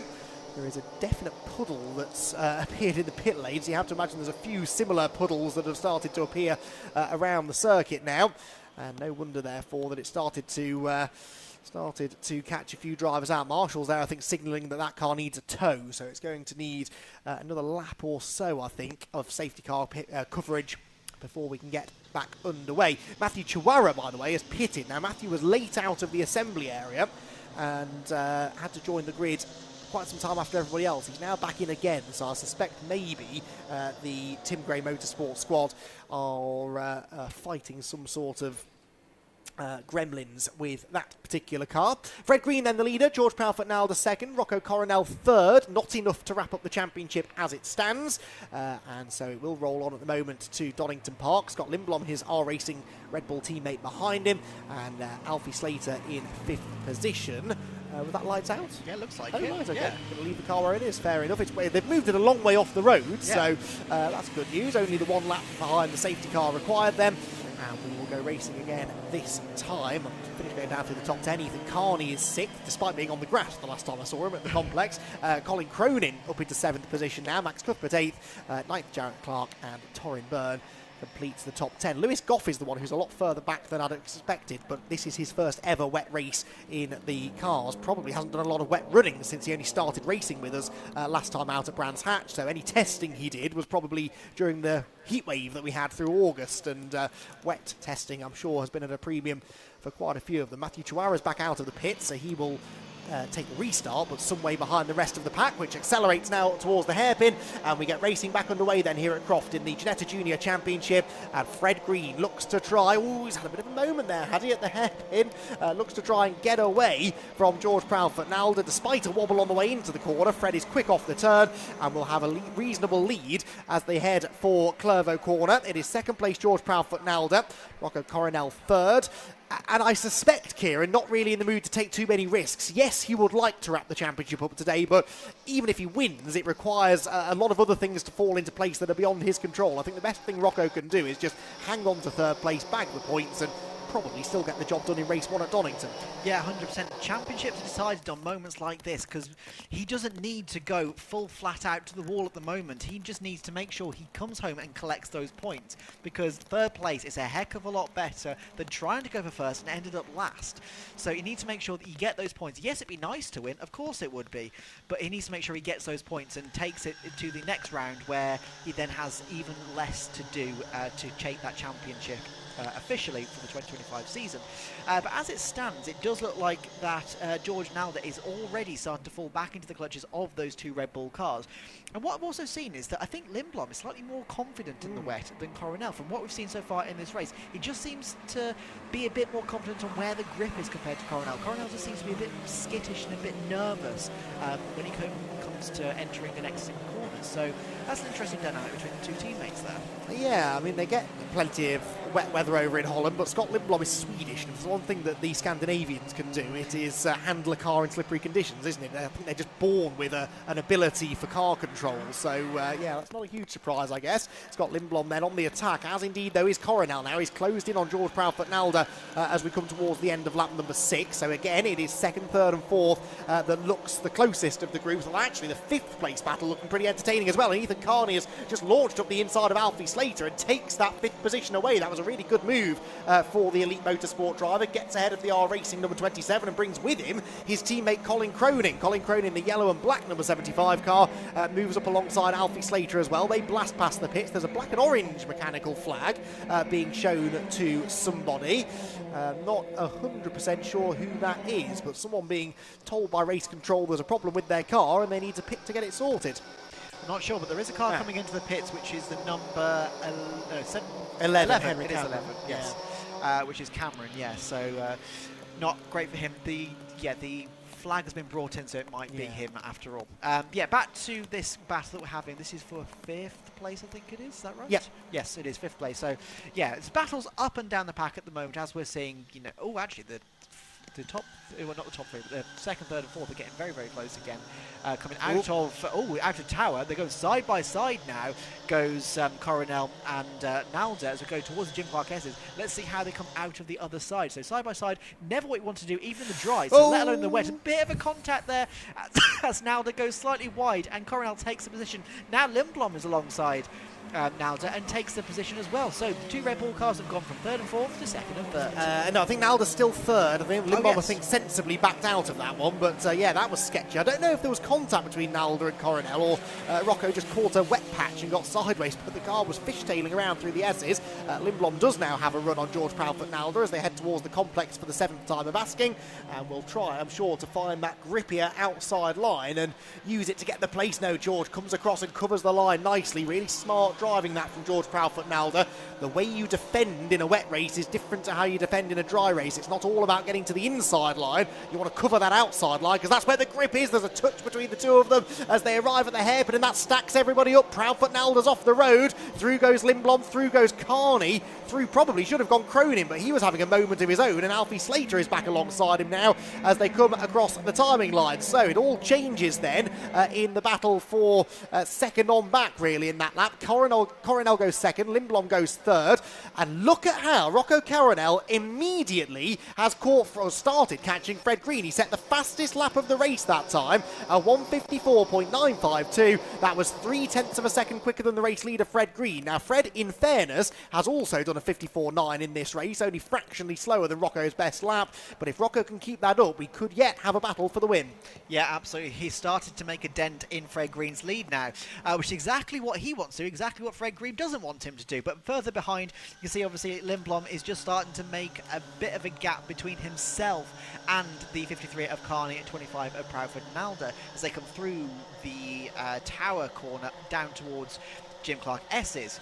Now, Nalda's obviously gone from second down to fourth at this point in the race, so he's not had a great sort of lap or so, really. That's all it's been since he was in second place. And we've also seen that Cronin is looking particularly feisty. We've already seen him battling in the mid-pack, so I won't be surprised to see him already starting to put a... Oops. Oh, who's that? That is Coronel. That's Coronel off the road at Sunny. He bounces back on in front of Ethan Carney, and that's, I think, in all 3 races now he's been off the road at one point or another, Rocco Coronel. That one's slightly less costly. It drops him 2 positions, but 1 position, just only his teammate Scott Lindblom goes through. That's second now then for Lindblom, but that probably, I think, has let Fred Green off the hook, hasn't it? I don't see anyone now being able to catch him and challenge him in the remaining 4 minutes or so. Colin Cronin there getting the better of George Proudfoot Nalda, who, you're right, his race has fallen apart in the last lap and a half or so. He's now got a pressure from Alfie Slater, Max Cuthbert. We've got the 55 car of Jarrett Clark in there, and Torrin Byrne as well, all in a long, long line. We've lost Josh Watts, by the way. His car is off at the side of the road on the approach to Hawthorne, so that will require yellow flags to cover that part of the circuit for now. At the front of the field, though, it's now a fastest lap for Scott Lindblom, and that was 0.6 quicker than the leader. There is Scott Lindblom, so actually Fred Green might not have this all his own way after all. Yeah, I've also just spotted down at Hawthorne there's somebody else that stopped. So it's Josh Watts. It's Josh Watts. Josh Watts, okay. Yeah, so we've got yellow flags being waved down there at the moment. So no overtaking down there, which is a bit of an issue for some of the drivers because it's particularly fond position to overtake it for some people. As we come back up towards Tower, there's a couple of moves been trying to be made, but I think for the time being they're all fairly secure. And somebody stopped in the entrance to the pit lane. That's Raul Zanzaran who has stopped the Spaniards on the left-hand side of the road coming out of the hairpin. So we've now got yellow flags at the complex. We've got yellow flags at Hawthorne. At some point they might have to make a decision to maybe call this one early. Let's wait and see. There is Raul. I don't quite know where he's wandering to. Surely the pit lane would have been a sensible place to go, but anyway, he's heading towards the nearest marshal's post, which means he's sort of leisurely walking down the side of the track, takes his helmet off and goes to find himself a ringside seat for the final few minutes. We're going to have time for one more lap after this, I suspect. Yes, one more lap after this one. What's this lead gap like? Well, it's coming down again, I think. In the first sector, Lindblom 0.2 quicker than the leader. Second sector, 4 tenths quicker than the race leader, so that's 6 tenths gained already. With another lap to go after this, might he just have time to mount a challenge against Fred Green? The problem is, if he gets there, where can he overtake? There are yellow flags now at both ends of the racetrack. Well, yeah, exactly. I've also spotted there's a dry line starting to form, especially around the complex behind us here in the commentary box. And what I'd spotted is that Fred Green and Fred Green and Scott Limblom both took that dry racing line, whereas Rocco Cornell and George Nalder didn't. They actually had one wheel on the wet as well, so they're probably thinking we need a bit more wet, whereas Fred Green and Limblom are both thinking, well, maybe a bit more dry. So interesting dynamics and strategies taken between all the drivers here. But you are right, if there's yellow flags everywhere, where do they overtake? And realistically, the best place, I think, the only place they can overtake, well, Tower and down at the back end of the circuit. And that's going to be your best bet. No, you're right. And the problem for Limblom is he's not close enough into Tower, and I don't think he's going to be close enough into the Sunny complex either. Yeah, I thought I spotted that. I think the front bodywork's coming loose on Scott Limblom's car as well. So just to add to his challenges, I think Fred Green's probably going to be feeling pretty good about his chances right now. There are still some scores to be settled further back, though. Coronel is starting to get back away now, I think, from Ethan Carney, but Ethan Carney's 4th place is not secure. Colin Cronin and George Proudfoot-Nalder both there behind him. There is noticeably less spray now, isn't there, as they head through the Jim Clark S's. There is off track coming out of the S's, which most of them do, but on the racetrack it's looking quite a bit less wet now than it was earlier on. Time then is going to tick down to 0 at the end of this lap. It's been a challenging race, this, for the Ginetta Junior Championship. It's not quite been the all-out brawl that we had in the first 2 races, but the conditions have definitely yielded a little bit of a challenge for the drivers, and some of them have coped with it better than others. Fred Green, though, I'll get back to that. George Proudfoot-Nalder is off, and he's tangled with Alfie Slater, whose nightmare weekend continues. Oh, George back into the road, right in front of other cars. How on earth did Jarrett miss him? That was an absolute miracle, and George Proudfoot-Nalder can think himself very, very lucky indeed. Fred Green, though, there's no luck involved here. It's been an absolute weekend of class for Fred Green. He has been the class act. He's been the man to beat, and he wins all 3 races here at Croft. He does the hat-trick and will take the championship to the final round. It has not been decided yet. Rocco Coronel has not won the championship, and Fred Green is now going to have to try and keep the pressure on at Donington Park at the final event next time out. Limblom 2nd, Coronel 3rd, Ethan Carney comes home 4th. He's the best of the non-rookies, and Colin Cronin will complete the top 5 after another frantic race from the Ginetta Juniors. Really, really enjoyed having them back at Croft. It's been a couple of years since the Ginetta Junior Championship raced here at Croft, and now that they're underneath the Brscc banner for 2025, as are all of the Ginetta Championships, the Ginetta GT Academy and the Ginetta GT Championship, all running under Brscc, it opens up the opportunity then for them to run at Brscc events, and they needed an extra round on the calendar, and so they came to the Brscc and were able to join in here at Croft. Great to be able to bring the Ginetta Junior Championship back to this part of the country, and I'm sure that those of you trackside tuning in to watch, I hope you've enjoyed the show. I'm sure you will have done, because it has been properly exciting from start to finish. So cars then wind their way back around to the pit lane area, and Fred Green will be very, very pleased with that. His margin over Rocco Coronel, what's it going to be? Green gets 30 points, Coronel gets 26, so it's another 9 points gain. That's 53 points, the difference, going into Donington Park. So it's still massive advantage Rocco Coronel, especially because of the drop score situation. Rocco is dropping 30 points at the moment. His 3 worst scores this year add up to 30 points, whereas Fred Green, who has had a non-finish back at Silverstone, another non-finish at Donington before that, he's dropping just the 2 points, and so he can't really afford another bad result, whereas Rocco Coronel sort of can. So advantage Coronel, but Fred Green at the very least is keeping the pressure on. Fred Green the winner, Scott Limblom 2nd with the fastest lap, and Rocco Coronel in 3rd, Ethan Carney 4th ahead of Colin Cronin, and Max Cuthbert in 6th. Jarrett Clark 7th, Torrin Byrne 8th, George Proudfoot-Nalder 9th, and Alfie Slater completes the top 10 ahead of Emilio Del Grosso and Lewis Goff in 12th position. 13th then was Revy Lake ahead of Josh Henry, Felipe Reich, Noah Young, Matthew Chihuahua and Henry Cameron. And we lost, unfortunately, Ralston Zarin, who pulled over at the entry to the pit lane. We lost Josh Watts up at Hawthorne corner, and Harry Bartle had that spin midway through the race, bringing out a safety car up at the chicane. So that is it for the Ginetta Juniors, but as I said, they are going to be back for their final rounds of the championship. That will be as part of the British GT package, the Donington Decider weekend. That's on the 4th and 5th of October. Expect similar weather conditions to these, I think, to Donington Park. That's usually the case for what is always a dramatic and exciting event over in the East Midlands. A million miles away really from Croft in the grand scheme of things, so get yourself down there at the start of October to see how it all pans out. Right, let's head down then and hear from Kieran Mogg. He's got our Ginetta Junior podium finishers in the pit lane. Thank you very much, and yes, I can definitely confirm it is still very much raining, and if we can just jump in with Fred Green here. So that was exactly what you needed to do, and you completely controlled that race. Yeah, I wanted it to be wet going into the race. I knew we were good in testing in the wet, so yeah, I was very comfortable and confident going into the race and just sort of managed the gap as much as I needed to. It's tricky because obviously it sort of rained whilst you're on the grid, so nobody was on an actual full wet setup, which made it tough. But yeah, I just managed the race and it was really good. Yeah, you definitely seem to have the measure of everybody else out there, and obviously safety car came out and you had to build that gap again. So you just have the confidence in the car. So what's the difference in driving these in the wet versus the dry? What kind of tactics do you have to kind of employ for it? Yeah, so it's really difficult being in the wet in these cars because you're just on a road tyre, so you know there's not really much wet grip, so you just need to make sure you're being really safe on the brakes and big blips, and you should be right. Yeah, well, 3 from 3, couldn't ask for much more. Congratulations. Thank you.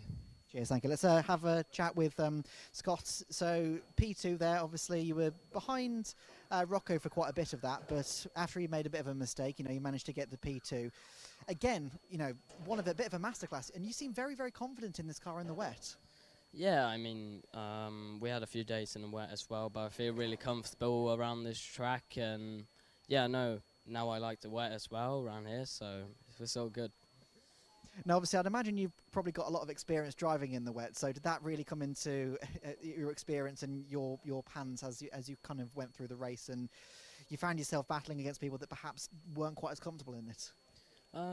Yeah. I mean, of course, these conditions are very hard, and just to jump straight into it, and on dry setup as well, everyone was. So, I mean, it's just about gaining confidence throughout the race, and I mean, it was a nice feeling also to be fast. So, it's all good. Absolutely. Well, 2 podiums this weekend. Congratulations. Thank you. Cheers, thank you. Let's have a quick chat with Rocco as well. He's currently sitting on his wing, which is I think what people joke about what they're actually used for. If I just jump in a second, Rocco. Bit of a hectic race for you. How's that out there? Yeah, I made a stupid mistake at Sunny, and yeah, for sure not happy about that. Yeah, just braked too late, locked up, and yeah, could have watched way too much speed in, so yeah, steered in, nothing. Yeah, not really happy. But could have finished better. The guys in front were really fast. Yeah, just didn't have the pace. Just need to be more improved on myself. But for the rest, still podium, still points. But yeah, could be better. And obviously, it started to really come down when you were on the grid. So it was really a case of each corner you got to, it was a case of how is the car going to react at this point. So how tricky was it out there to, A, keep chasing the people in front of you, but B, keep the people behind you behind? Yeah, it was quite tricky as well, because I thought maybe some people would do lunges and yeah, they will slide away and maybe hit you, but eventually it worked out. But still, yeah, could be better, but yeah, let's see in Donington what I can do there. Absolutely. Well, congratulations on the podium. Thank you. Cheers, thank you very much. All right, so that's Rocco. That's it for the Ginettas this weekend, but we've still got plenty more racing. So, Andy, back to you. Thank you very much, Kieran. Yeah, good to hear from those 3. And Rocco Coronel, not the happiest I've heard him, I will say, after that. And I think, look, he's, as I said, he's still going to Donington Park, 50-odd points up the road from Fred Green. He just needs a trouble-free weekend, but he really would have liked and possibly expected to get it wrapped up this weekend here at Croft. It's what everyone was talking about coming into the weekend, and It's just not quite panned out for him, has it? And another weekend where he doesn't get onto the top step of the podium. Fred Green in the ascendancy, and he'll be wanting to try and keep that pressure on into the final round next time out. Right, we have got actually no cars on track right now because there's some recovery work going on. They're just moving Josh Watt's car and Harry Bartle's car out of the way, so they'll be heading back towards the pit lane, and we'll get cars released onto the circuit shortly for the third Mazda MX-5 SuperCup race of the weekend. We've had 2 so far this weekend, both of them won by local man Jack Harding, making a one-off, well, not a one-off return, but he's done a handful of rounds this year. Raced with us at Brands Hatch, where he won 2 races and finished second in the other one. Then he raced at Donington, where he won all 3. Alton last time out, where he had a win and a second. And the only 2 races, in fact, that he's not won this year, he's been beaten by Aidan Hills, for a reigning champion, who, again, has only done a couple of rounds. So he definitely would have been feeling confident coming into this weekend that he would have what it took to go and get a few more wins, and he's had 2 already, with Will Blackwell-Chambers and Tom Langford chasing him down. It was Langford who was second in yesterday's race, Ollie Hall in third. Earlier on today, Blackwell-Chambers was second, and Tom Langford came from 5th to 3rd in the final couple of laps. So Tom Langford didn't really feature at the front of the field quite as much in this morning's first race as he would have liked, but did at least manage to get back into a podium place by the time of the checkered flag. For this race, though, we have a reversed grid, well, a partially reversed grid. Anyway, the top 6 finishers, by the looks of it, from that race have been reversed. So Sam Middleton, who finished 6th in the race earlier on, will be on pole position, and Alistair Dendy alongside Ollie Hall and Tom Langford then on row number 2, with Will Blackwell-Chambers and Jack Harding together on the 3rd row. Jim Barrett and Christopher Ginn on row 4, David Robinson and Clyde Powell's row 5, and Graham Rumsey at the back of the field. Didn't qualify yesterday, so had to start the first 2 races from the back with a 10-second delay, but now we'll just go with the rest of the field from 11th on the grid. Championship-wise, Will Blackwell-Chambers doing everything he needs to, really. I don't think he'll quite have things wrapped up until we get to Silverstone on the international circuit in October, partly because the Brscc has quite a clever rule written, it's easy for me to say, quite a clever rule written in. That wasn't really correct English, but you'll go with me, which basically says that drivers cannot use the final round as a dropped score unless they enter and actively take part in it. So it's to stop drivers basically provisionally wrapping the championship up with a round to spare and then not bothering coming to the final event of the season. And so Will Blackwell-Chambers is a prime example of this. He may well get to the end of this race and mathematically be far enough ahead to be crowned champion provisionally anyway, but he has to still turn up and take part in the Silverstone event. So Will Blackwell-Chambers will certainly be able to put himself in a pretty good points position after this one, but whether or not he can really relax and celebrate as champion is another matter. In the club championship, sort of a similar situation really. Sam Middleton's been putting in some good results, and he has won the class, I believe, both times. He certainly won earlier on today. Yes, won the club class yesterday as well. Jim Barrett, his nearest championship rival, was second in both of those races. And he has therefore slipped ever further away from Sam Middleton in the championship battle, and it means that, again, Sam really just needs a good result here and then turn up and take part at Silverstone, and he would be the champion. Cars then released out onto the track, a damp, greasy circuit. Kieran, you came running back into the commentary box, which tells me it is still raining, but it doesn't look half as heavy as it was half an hour ago. It's not as heavy as it was, no, but it's still quite wet out there, and it is still raining, and there is quite a bit of standing water around the circuit now. I mean, if we look at the just out of our comms box down towards the final hairpin, there's a fair bit of standing water on the outside of the track, and you can see on your camera shot here on your bottom right-hand corner, there is a fair bit of standing water there as well. So it's definitely come down very, very hard. It's definitely not stopped either, but yeah, it's going to cause some very interesting racing, I would have thought. And with the MX-5s as well being convertibles, it means that they're going to get water on the windscreen, probably depending on how they do, maybe on the inside of the windscreen sometimes as well, and on their helmet visors. So there's potentially 3 bits where there's going to be water that they're going to have to try and work around. So the MX-5s is possibly not the best cars to be racing in the rain, because it's going to be much more difficult to see than perhaps others. But then again, it's definitely not going to mist up. No, you would like to think that wouldn't be an issue that they would face. They are challenging cars to drive in the rain, these SuperCup cars, because of a couple of things that are referred to in the race earlier on. They're a lot stiffer, they're a lot snappier than the Mark 1 equivalents. They're quite spongy, you can get into quite a constant slide in a Mark 1, whereas these cars have a habit of just stepping out from underneath you, and in the dry that's enough of a challenge. In the wet, that can be really, really difficult to grasp. So yeah, they're difficult cars, these, in wet conditions to wrap your head around, and inevitably there will be some drivers who are better at that than others. I suspect they might be given a second green flag lap here as well because of the change of conditions. It's the first wet running they've had since the race meeting started, and I think they are going to, yes, they're being waved through for a second green flag lap. This shouldn't detract from the race distance though, because I think we're, touch wood, keeping to time for the time being, and so important that the drivers are given this extra lap just to get a feel for the track conditions. It is a completely different experience driving a racetrack in the wet than it is the dry, so this is why when we do have a change of conditions between races, they're given this extra lap just to take a look at the track. Sam Middleton then, Kieran, on pole position, but these reverse grid races, in my experience, always decided by who gets through the field the quickest. You were looking realistically, aren't we, at Jack Harding, Will Blackwell-Chambers, Tom Langford and Ollie Hall probably as the 4 quickest drivers. Whichever one of those gets to the front first is going to be in a really good position, because we saw in race 2, even in the dry, it's not that easy to pass in these cars.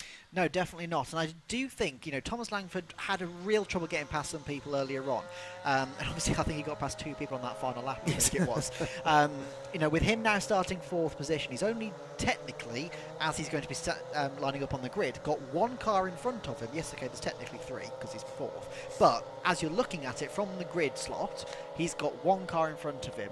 Now, the fact that he's got Jack Harding and Will Blackwell-Chambers, 2 of the dominant forces that we've seen so far, behind him, I think that's going to really play into the hands of Ollie Hall and Thomas Langford. And so, potentially, if they can dispatch Sam Middleton and Alistair Dendy fairly quickly, it could be a very interesting battle for the end of the race. So we'll see how it goes. I mean, they've got 20 minutes in this race to decide it all out, and you know, it's not even the biggest MX-5 grid we've got this weekend, but they still supply quality racing, and each race so far has been fantastic. So I'm really looking forward to this 3rd instalment of it, and I have no doubt that with these changeable conditions, they'll deliver us another fantastic result. Sam Middleton drifting his way through the complex of corners. Interesting to see him in a nice, long, lazy slide, and then Ollie Hall tried to step on the power and it just snapped from underneath him. So again, that tells me maybe there's a difference in setups here. These drivers and teams will have had a little bit of time to try and bolt on a wet setup to the cars. We heard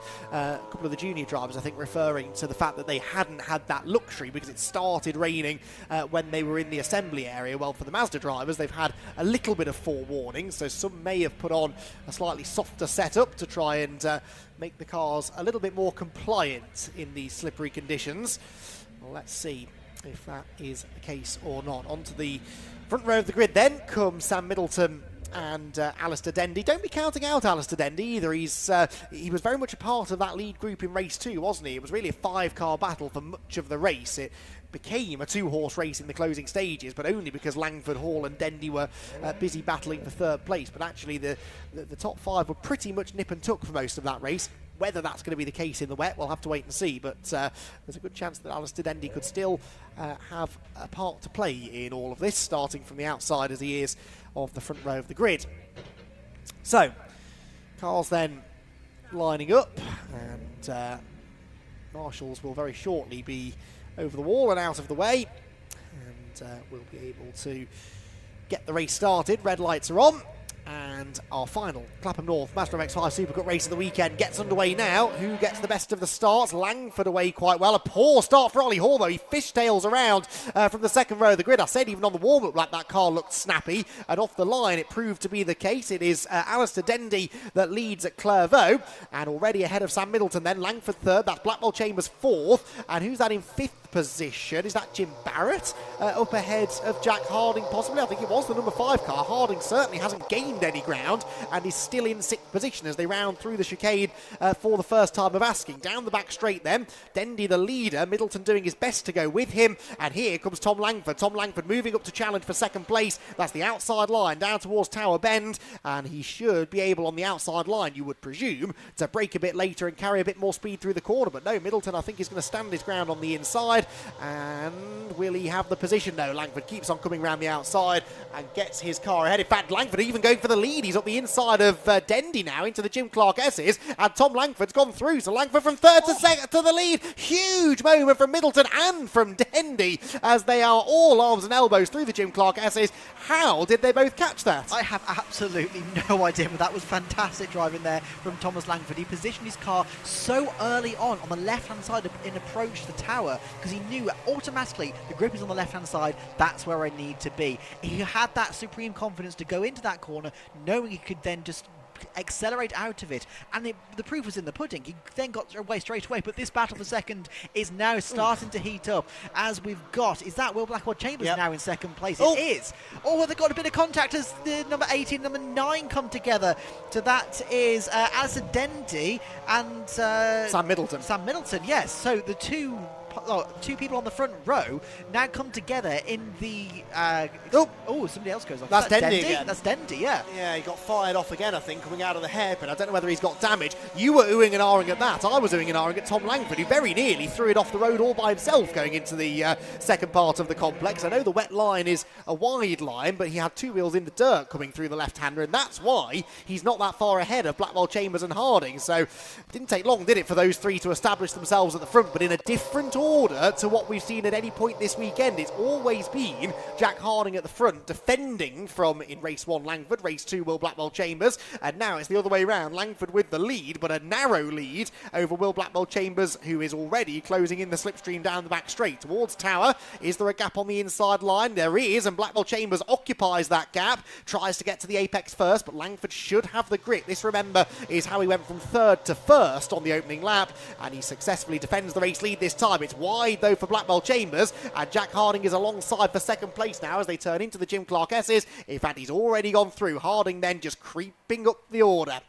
Yeah, I think Langford had a bit of an issue through that first couple of corners because he was a second ahead of Will Blackwell Chambers when they crossed the line, but then when they came down towards Tower, they were right next to each other. But Will Blackwell Chambers obviously goes on the right-hand side, which is not where you want to be in the wet. That's where all the rubber is. So it's basically to be an ice rink down there, which allowed both Langford to go around the outside and Harding to position himself so where he could then just completely accelerate past Blackwell Chambers through towards the Jim Clark S's. But now look at this, all top 3 are closing together, and even the number, who is that? That's Middleton. That's Middleton is joining the party as well. So Middleton from pole position dropped down, had a bit of an issue with Alice Dendy, and then a lap later, as up the inside goes Jack Harding for the lead. Now back alongside him comes Thomas Langford to try and take that back, but he has to back out of it, and now he's under pressure from Will Blackwell Chambers. Well, that was a turn up for the books. Jack Harding on the inside of the hairpin, which shouldn't really have been the grippy side of the road, but he made it stick, and through also has come Blackwell Chambers, but he's going straight on. Blackwell Chambers through the gravel, just couldn't get the car stopped, so Langford back into second, and Middleton will go back into third. So Will Blackwell Chambers with it all to do again now. He just got a little bit too much speed into Clairvaux and bounced his way through the gravel trap. No major harm done, no damage done anyway, but he is down to 4th position. Track position lost, and with Jack Harding, who's always been good in wet conditions, out in front now, I wonder whether that's the last that they've seen of him. We'll wait and see. Down into Tower, Middleton interestingly not defending the inside line, again realising that the wide line is the place to be on a wet racetrack. Any thoughts of a dry racing line that might have been appearing during that junior race? Well and truly a distant memory now, although the rain I think has stopped again, so the conditions are just going to be ever changing I think through the rest of the afternoon. Big slide there for Middleton, and Will Blackwell Chambers very keen here to get through before the leading two get too far away. Yeah, definitely. He's already looking very menacing in the rearview mirror of Sam Middleton, coming round as Sonny out. He's just trying to position himself to hopefully get a run towards the complex. But as it stands, Sam Middleton is doing a fantastic job. Oh, no, he's not. As I say that, he finds the barrier. Oh, that's not good. He spins around. That car doesn't look too bad. He's only just bumped it on the front right-hand side. So yeah, he should be able to just carry on.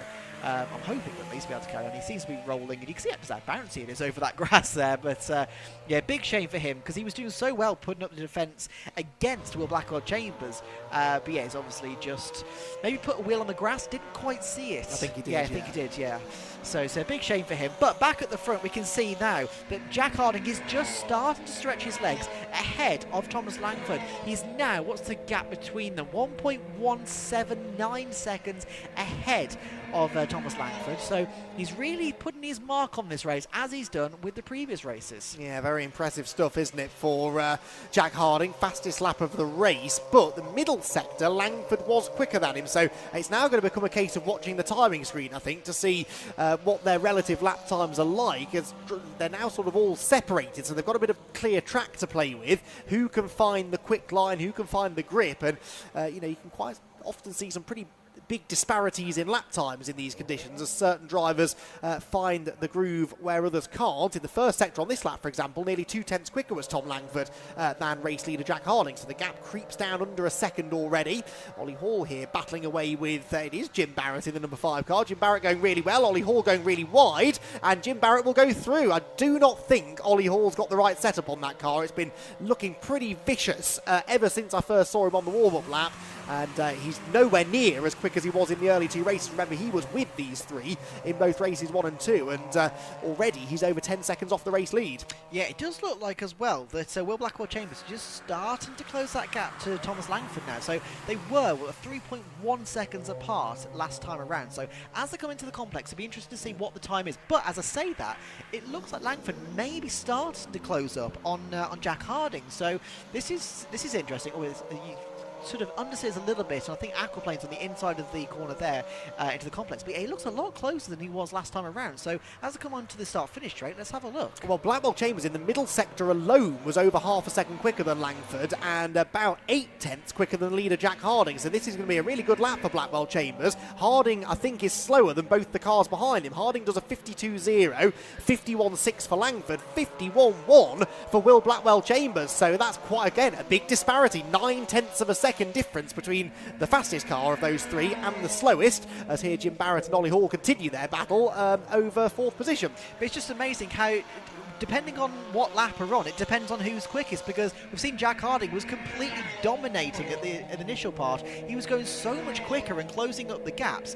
Then we saw, obviously, Langford dropping back and really struggling. We saw Blackwell Chambers doing really well, then struggling. But now it just seems that they're all sort of coming together. With 11.5 minutes left of this race together, it looks like we're going to have a massive crescendo as the cars just keep getting closer and closer and closer together.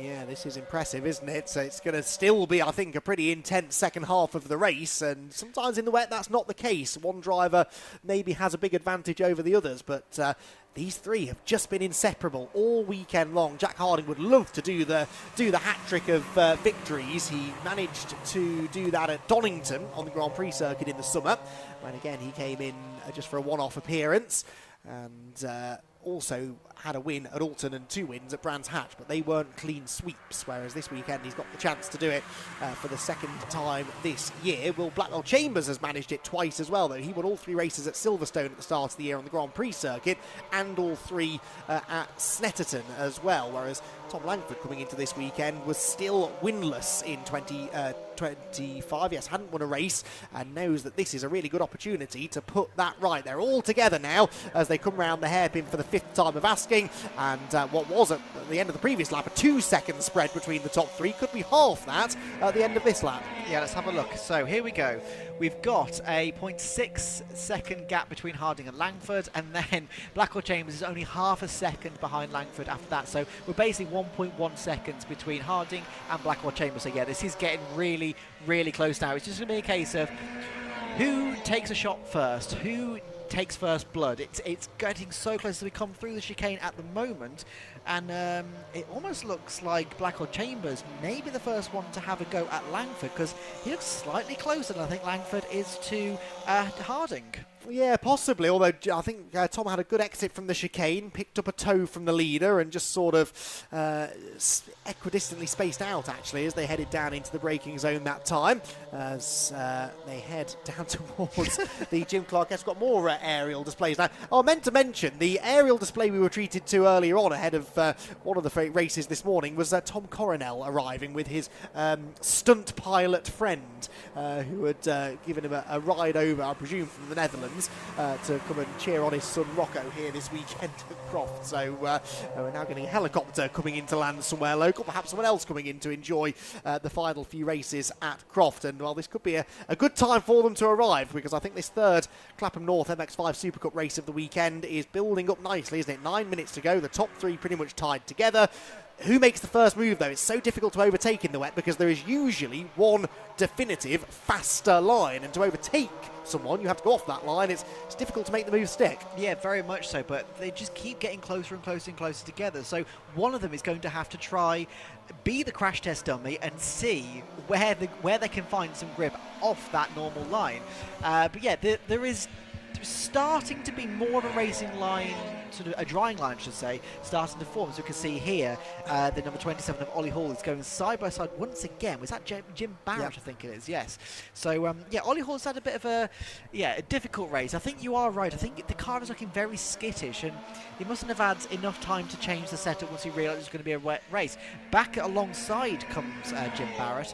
He's had a good race so far. He started in 7th place, currently sitting in 5th, so not too bad. Meanwhile, back with the leaders, it looks like Thomas Langford is almost being not overtaken, but Will Blackwell Chambers, it looked like he's in a position to perhaps give a challenge up into Tower, and he does, up the inside, side by side for 2nd place, but with the grip on the outside, can he stick it round there? I don't think he can. Thomas Langford takes that wide line that he loves. He's been doing it so brilliantly so far this race, and he keeps that 2nd place. It's really interesting, isn't it? Because Langford obviously got the lead there on the opening lap and then lost it to Harding. Now, the smart money at that point would have been to say, well, Harding's probably going to pull away and win, and yet Tom Langford's just plugged away at this and found some extra speed, maybe followed what Jack Harding was doing. Sometimes that's what it takes. You need to sit behind another driver to learn what they're doing and try and do the same. That was a big lunge that from Will Blackwell Chambers, but not quite close enough in the end to get alongside Langford into Sunny.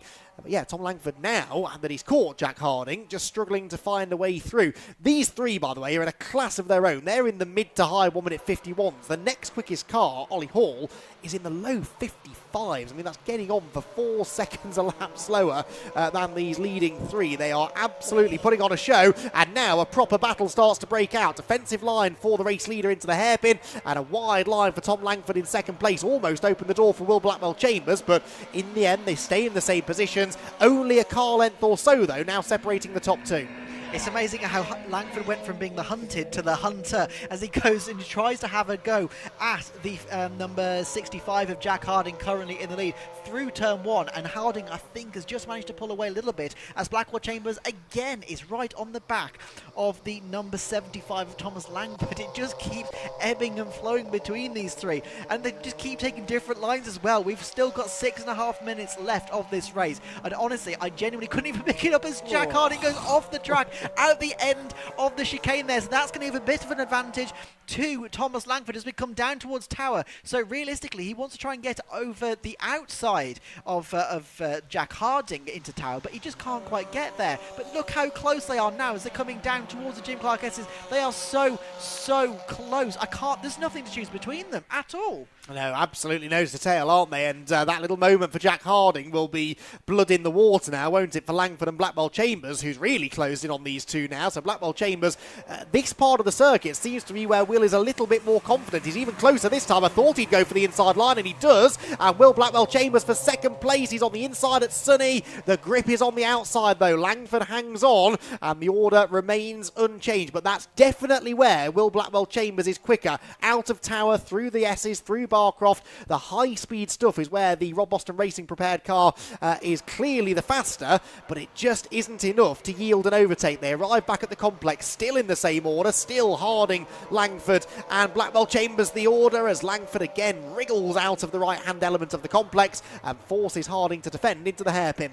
Yeah, definitely. You can definitely see that Langford is very comfortable on the entrance to the complex, and I think Harding is looking slightly vulnerable in that place. So what he's going to be doing is he's going around these couple of laps. He's thinking, right, okay, that's where he's vulnerable. That's what I'm going to try and do next time around. Maybe try and get a little bit closer, try and put him offline, try and unnerve him a little bit. But you know, Jack Harding, he hasn't been unnerved yet so far this weekend, and so far he's been completely rock steady. He's not bowing into any of the pressure put on by Langford or Blackwell Chambers.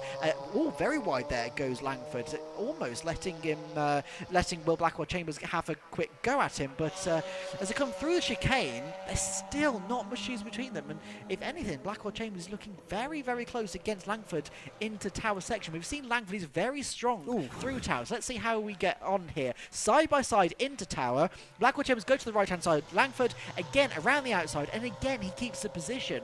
And all while this is happening, Jack Harding's looking in his rearview mirror going, no, Will, he's tried that. You can't do that. He won't let you.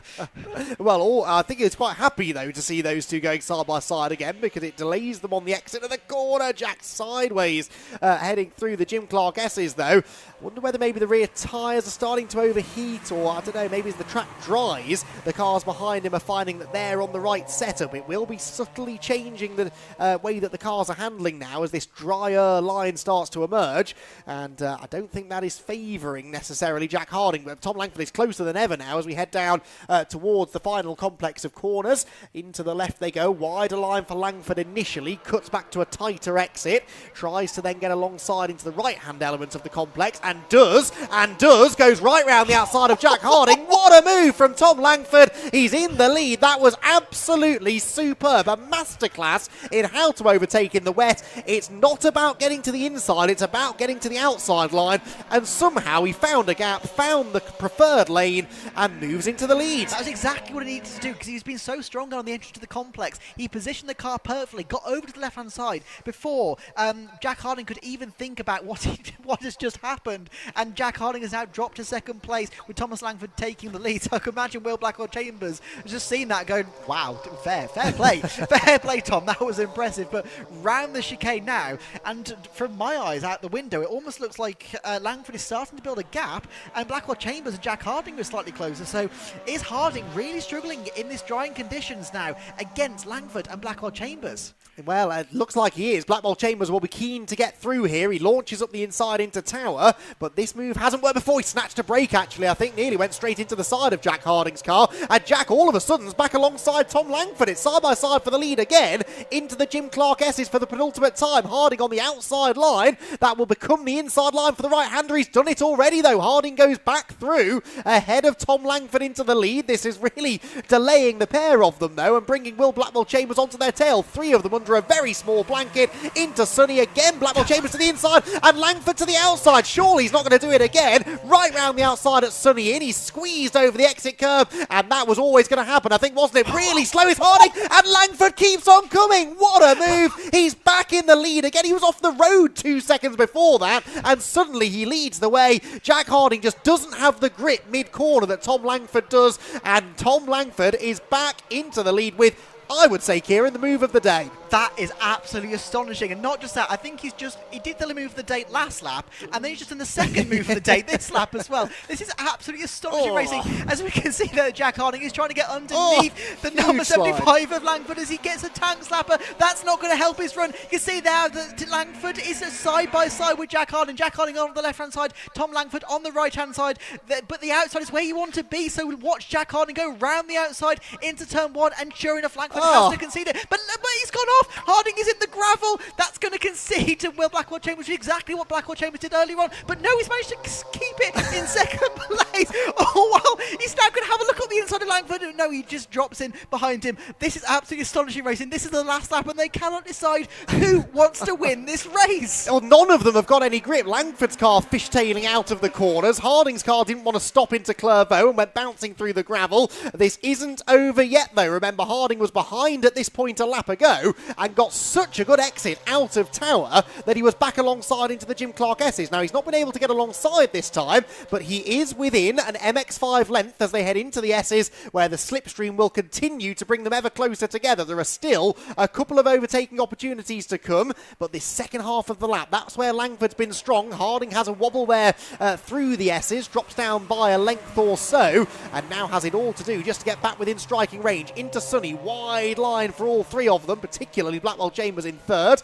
Looks like Harding is not a million miles back from Tom Langford, but Tom's car just seems to rotate better through the middle of the corner, and that means that he's got maybe now a 5 or 6 car length advantage over Jack Harding heading into the complex for the final time. Fantastic racing, a brilliant demonstration of wet weather racing between these three, and I think Tom Langford, barring a last corner lunge from Jack Harding, might just be able to grab a first victory of the season. Harding is up the inside though, he's properly up the inside of the hairpin, he almost leans on him, they're side by side off the corner, but Langford has the traction and the momentum, and Tom Langford is going to claim a first victory of the season. AB Motorsport celebrate again. It is Tom Langford victorious, second Jack Harding, third for Will Blackwell Chambers, and Tom Langford finally has done it. Gets his first win of the year, and I think I'm right in saying a first ever victory in the MX5 Super Cup, because he wasn't doing Super Cup last year, I don't think. I'm pretty sure a first ever win for Tom Langford. I'm sure he'll be very quick to tell Kieran Mogg if that is the case when he goes down into pit lane momentarily, and he breaks the winning streak of Jack Harding. Jack is denied the hat-trick of victories here at Croft, and it is Tom Langford, the man who gets the job done in a sensational display of wet weather racing. That was everything that I love about racing in the wet. It's a different style of racing. It's not the slipstreaming, bump drafting, pack racing that you get in the dry, but it really brings the drivers to the fore, and there were various points in that race where you would have said that either one of the top three were the fastest car. At times it looked like Langford was earlier on. In the middle of the race, Jack Harding had an advantage. Will Blackwell Chambers at about the 2/3 race distance looked the fastest, but in the end Tom Langford was quicker where it counted and was able to get back to the lead with 2 ridiculous overtakes around the outside. The first one was good enough at the complex, but the move he pulled off at Sunny in and Sunny out needs to be studied, I think, by any driver who is trying to learn how to overtake in the wet. That was fantastic. Tom Langford then celebrates I believe, first ever victory in the Mazda MX-5 Super Cup. Former champion of the Mark 1 series is Tom Langford, and I always said it takes a year, it takes the best part of a year to really learn how the MX-5 Super Cup car works, how it differs from the Mark 1, and Tom Langford really seems to have hit his stride this weekend. Fantastic to see. Langford then the winner, Harding in second position, Will Blackwell Chambers third, and Ollie Hall comes home in fourth. Did get the better of Jim Barrett, despite a couple of grassy moments I noticed during that race for Ollie at the complex. Barrett finishes in fifth and wins the club class, and crucially Sam Middleton, a non-finisher. Now Sam already had 2 non-finishes from the Alton Park races, so that actually has genuinely brought the club class championship an awful lot closer than it was, and that is a very, very impressive performance from Jim Barrett as well, to turn his weekend around after a point at which it really didn't look like he was going to be even in contention for the championship heading to the Silverstone finale, and it would now appear that he will be. That's going to close that gap down quite significantly. They both had already had 2 non-finishes coming into the weekend, but that's now a 3rd non-finish for Sam Middleton, so that's all of his drop scores already used up. So it's going to be very interesting when we get to the final races of the season. So Kieran Mogg is down in the pit lane. I can see from here Jack Harding getting out of the car. I'm sure he'll be very quick to walk over and congratulate Tom Langford, if he hasn't already done so, on what was a magnificent victory. And I cannot wait to hear, Kieran, what he made of those 2 overtakes, particularly the one at Sunny. Let's get his thoughts along with his fellow podium finishers. Thank you very much. Yes, he's looking quite emotional as he gets out the car here. So, Tom, if I can just grab a word with you a second. That's always quickly hugging his team there as well. He's had a big congratulations from Ali Bray here as well, which is absolutely fantastic. Now, Tom, I think it was the 3rd to last lap, we kind of said that is the best overtake we've seen all weekend. And then the next lap, he did it again with another best overtake. That was absolutely astonishing and a complete masterclass in wet weather racing. I'm so overjoyed. My first win in SuperCup. I've come so close for a lot this year, so I'm absolutely thrilled I could do it. We went out on old tyres. We thought we were at a disadvantage going out, but it dried up in between. It was so greasy. So we were just trying to make the best of that. I just want to say thank you to AB Motorsport, C's Auto Electrical, Next Wave Safety, and Mofolio from Germany, and my parents who have helped me along the journey. Awesome. Well, massive congratulations, and first win in the championship, and what a way to do it. Yeah, it was really difficult, I can tell you that. I knew Jack would have a go at some point. I just needed to manage where, not where I could let him, but try and manage that, back him up where I could, or block him off where he tried to have a go. Slapping the wrist from me, I need to say thank you to my partner Laura, so I don't want to forget her. No, well, massive congratulations, a fantastic way to end the weekend for you. Yes, I've been chasing this for the whole year, so I'm absolutely thrilled. I'm overjoyed. Massive congratulations. Cheers, thank you. Right, let's have a quick chat with Jack Harding, as yeah, he almost got it, so Jack, if we can just jump in a second. Firstly, what a battle. Yeah, it was great. I was quite confident. Well, I say I was confident. I've got 18-month-old tyres, so I was a bit like, oh, but they felt all right in the formation lap. Got to the front fairly quickly. I think it was just a bit of experience and knowing the track conditions and knowing the grip. And then you become the bit of a guinea pig where people just follow you. And obviously I could see him pushing more and more and having more confidence behind me. So I knew then he started to learn a bit more, catch me, and he was doing quite well. And then he got past me, and then I got past him again. And then I defended into Sonny in, and he got to the outside, and I couldn't see him at all. And I just felt a little brush, and I just backed out of the throttle, because at the end of the day, if I'm going to win a race, I don't want to force him off. And you know what? Fantastic, well done to him. It's his first win in the SuperCup, and he deserves it thoroughly. He's surprised he hadn't had one by now, but honestly, I really enjoyed racing against him. It was spot on. No, it was fantastic to watch as well. Congratulations. Thank you very much. Cheers, thank you. Let's have a quick chat with Will Blackwell-Chambers over here. So, Will, as well, it seemed that you all had sort of different strengths around the lap there. Sometimes you were quicker, sometimes Jack was, and you know, it just kind of kept on ebbing and flowing. It was a fantastic race to watch, and imagine it was just as fun to do. Yeah, sure. No, frustrating to be in that one. Really, really good. Great to have Clapham cars back on the podium. It's great to have points on the board, and we'll go into the final round with in a good position. Yeah, absolutely. Well, congratulations on the podium. Cheers. Cheers, thank you very much. Right, we have some minis on the grid. So, Andy, back to you.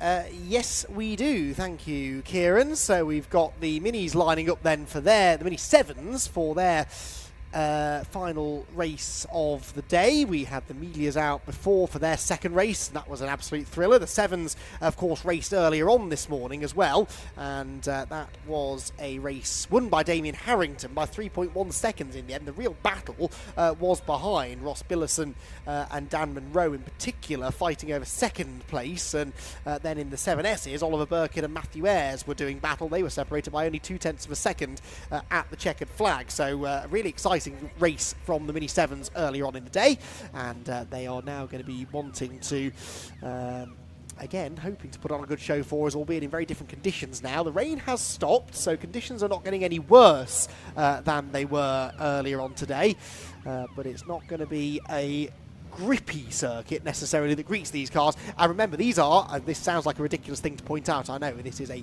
mini championship, but these are not very big cars. They don't have a wide or long platform, so they are already quite snappy, and in the wet that's going to make them really, really tricky through the high-speed stuff. So the drivers will have a tough job on their hands here, I think, as they set out on their green flag lap. So they have been given a second green flag lap. They did a full lap from the assembly area, lined up on the grid, and now make their way around on their proper green flag lap, led by Dan Munro. So Daniel Munro has pole position for this one alongside Glenn Woodbridge, because the Mini 7 Club operates a partially reversed grid by the looks of it. So Munro from Woodbridge, from Damien Harrington and Ross Billison, row 2. Row 3 then for Darren Thomas and Spencer Wanstall, and the 4th row, Paul Woodbridge and Graham Davis. Then Stephen Hopper at the back of the Mini 7 grid. The 7S is headed by Matthew Ayres and Oliver Burkitt. Second row of their grid, then Michael Winkworth and Patrick McCarthy. Then it's Callum Perfect and George Welch, Bertie Woolard and Tony Ayres, with Mal Dickinson, Holly King, Daniel Blaster and Joel Wren at the back. Now, Joel Wren was at the centre of attention in the race earlier on today, because he had some sort of mechanical drama which saw his car crawling around the racetrack for much of the latter third of the race, and he was eventually shown the black flag. He was being shown the black and orange flag to notify him that he had a mechanical issue that needed some attention. He chose to ignore that, kept on going, and was eventually black flagged altogether, I believe. Is he? Let's have a look. Yes, so car 741 was disqualified from the race for failing to comply with the black and orange warning signals. So that was a pretty hefty slap on the wrist and disqualification from the race for Joel, which is a shame because he was up there battling for a podium position before the car ran into mechanical troubles. So in the championship, remember, coming into this weekend, Spencer Wanstall was the championship leader. Well, Spencer didn't have a trouble-free time in race 1. He was tapped into a spin at the hairpin, I seem to recall, and did a little bit of damage to the car, but more to the point, lost quite a lot of ground to the leading bunch. And so Spencer Wanstall ended up only 4th, and with Ross Billison finishing ahead of him, Ross Billison ending up 2nd place. That's brought that championship advantage down ever so slightly, and Damien Harrington, 3rd in the championship, was even more of a beneficiary because he went on and won the race. So it's tightened things up at the top of the championship tree. They've got 4 races still to go though this year, so we're not quite as close to the end of the season in the Mini 7s as we are for some of our other championships racing here this weekend, so we don't need to worry too much about the points at this stage. So we've got the cars then starting to line up on the grid, and it is Spencer, not Spencer Wanstall, what am I talking about? It is Dan Munro who has pole. He's the white car with the blue and pink flashes. Then you've got the orange of Glenn Woodbridge alongside, and then row 2, the green machine of Damien Harrington, the man who was able to win the race earlier on today, starting this one from 3rd on the grid. Red lights on then, the Mini 7's about to launch off the line, and it is a good start by the looks of it from the outside of row 1, which should be the grippier side of the road really in this these conditions. It's pretty even actually. Dan Munro and Glenn Woodbridge pretty much neck and neck as they head down into Clervaux Corner, but it will be Munro that goes ahead. Oh, look at Spencer Wanstall, they're all sideways into the first corner, and bouncing through the gravel goes Munro. He chops back across in front of Spencer Wanstall and manages to get the race lead away through the right-hander at Hawthorne, so it will somehow be, no it won't, it'll be Spencer Wanstall that leads because Munro is off. Munro is in the barriers, so he didn't actually gather that together. Is that Munro, or is that, no hang on, I might be talking rubbish here, that might be somebody else. Is Dan Munro, no, Dan Munro is still there, number 41, he's up into 2nd place. Who do we think that is? I think. It might well be Ross Billison, actually. I think you're right. Number 2, yes. Sorry. I got those two confused in race 1. So Ross Billison in the fence at the exit of Hawthorne Corner. And he was not the only one that had a sideways moment through that first sequence of corners. Right, who's in the lead? Up through the Jim Clark S's, it is Wanstall leading. Munro is there in 2nd. Harrington 3rd. And Glenn Woodbridge in 4th position, at least in the 7 S's, after a very dramatic run, Kieran, through the first few corners. Yeah, that's absolutely a bit mental. It's quite difficult to try and keep track of what's happening in both championships as well. Sorry, both grids as well, I should say. One thing I will notice as well is the safety car hasn't actually gone into the pits yet. So I'm wondering if they're waiting to hear whether we need to call a safety car because of Ross Billison stuck at on the outside of Hawthorne. But let's wait and see as they're coming up now towards the complex again. Safety car still hasn't moved. So let's see. I can't see a safety car light being put out or anything. And Ross Billison is still there. Yes. Lights are on, safety car, yes, there we go. So that's probably a sensible call, just to get Ross's car out of the way, just so that if anybody else does go wide at Hawthorne, we can just make sure that they don't hit him. Yes, indeed, sensible call that, and a very last-minute call it might have seemed, but that would have all been with a conversation between the safety car crew and race control, where they would have asked them to stay on the grid. We're probably going to need you. If they didn't need them, then they could very easily just pull into the pit lane on corner exit. So it looked probably like they'd left that until the last minute, but they are able to do that, really, as long as the lines of communication are clear. So it is then Ross Billison whose car needs to be recovered from the outside of Hawthorne Corner, and that's such a shame because Ross had that decent result in the race earlier on today. He was second fastest in race 1, closed in on Spencer Wanstall in the championship, and now how roles reverse. Wanstall's in the lead, Billison's in the wall and going no further, so that will be another little twist in the championship story in the favour this time of Spencer Wanstall, and very much going against Ross Billison, who started 4th and obviously found that the conditions were not ideal as he made his way through the first few corners. He wasn't the only one though, because we had a couple of drivers off the road, including Dan Monroe from the outside of row 1. He went through the gravel. Spencer Wanstall was sideways. Clearly these cars are a bit of a handful in the wet. Yeah, definitely. Don't forget, obviously, because they're so light, it means that there isn't enough weight to really kind of settle them into the ground. So when there's a little bit of water, it just acts like a lubricant, and they just end up sliding all over the place. So it's essentially like they're driving on ice. And even though it's a drying track, even, you know, it doesn't mean that the danger of the water is gone, because, you know, if they put just one wheel off that track, then, or off the drying line even, it just means they're going to end up in a load of water and end up possibly spinning out, which is, I mean, I didn't see what happened to Ross Billison down at Hawthorne, but I'd imagine he probably maybe got a little bit of a bump, or he ended up just slightly wide, ended up with a wheel off the track or in the wet, and just was a passenger after that. Yeah, I mean, like I said, from the behaviour of some of the other cars at the front of the field, it looked like they were just snapping out from underneath them left, right and centre, so not a huge surprise that somebody eventually did lose control and ended up in the barriers. Hopefully not too much damage done there. It'll probably be quite a short turnaround, I suspect, before the Mini 7s are next back out on track, so it will...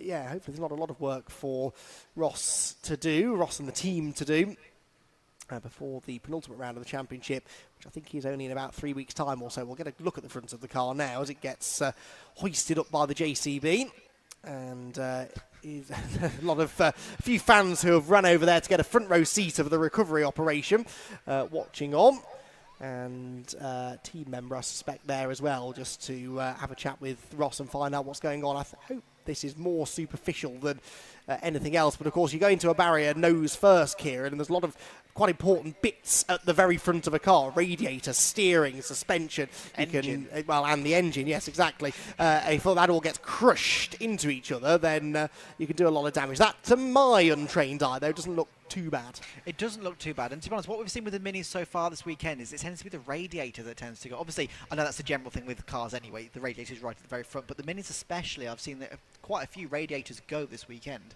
and spill out a load of coolant. But we're trying to find a driver at the moment. We've got a guy on a bike having a quick look at the recovery effort there.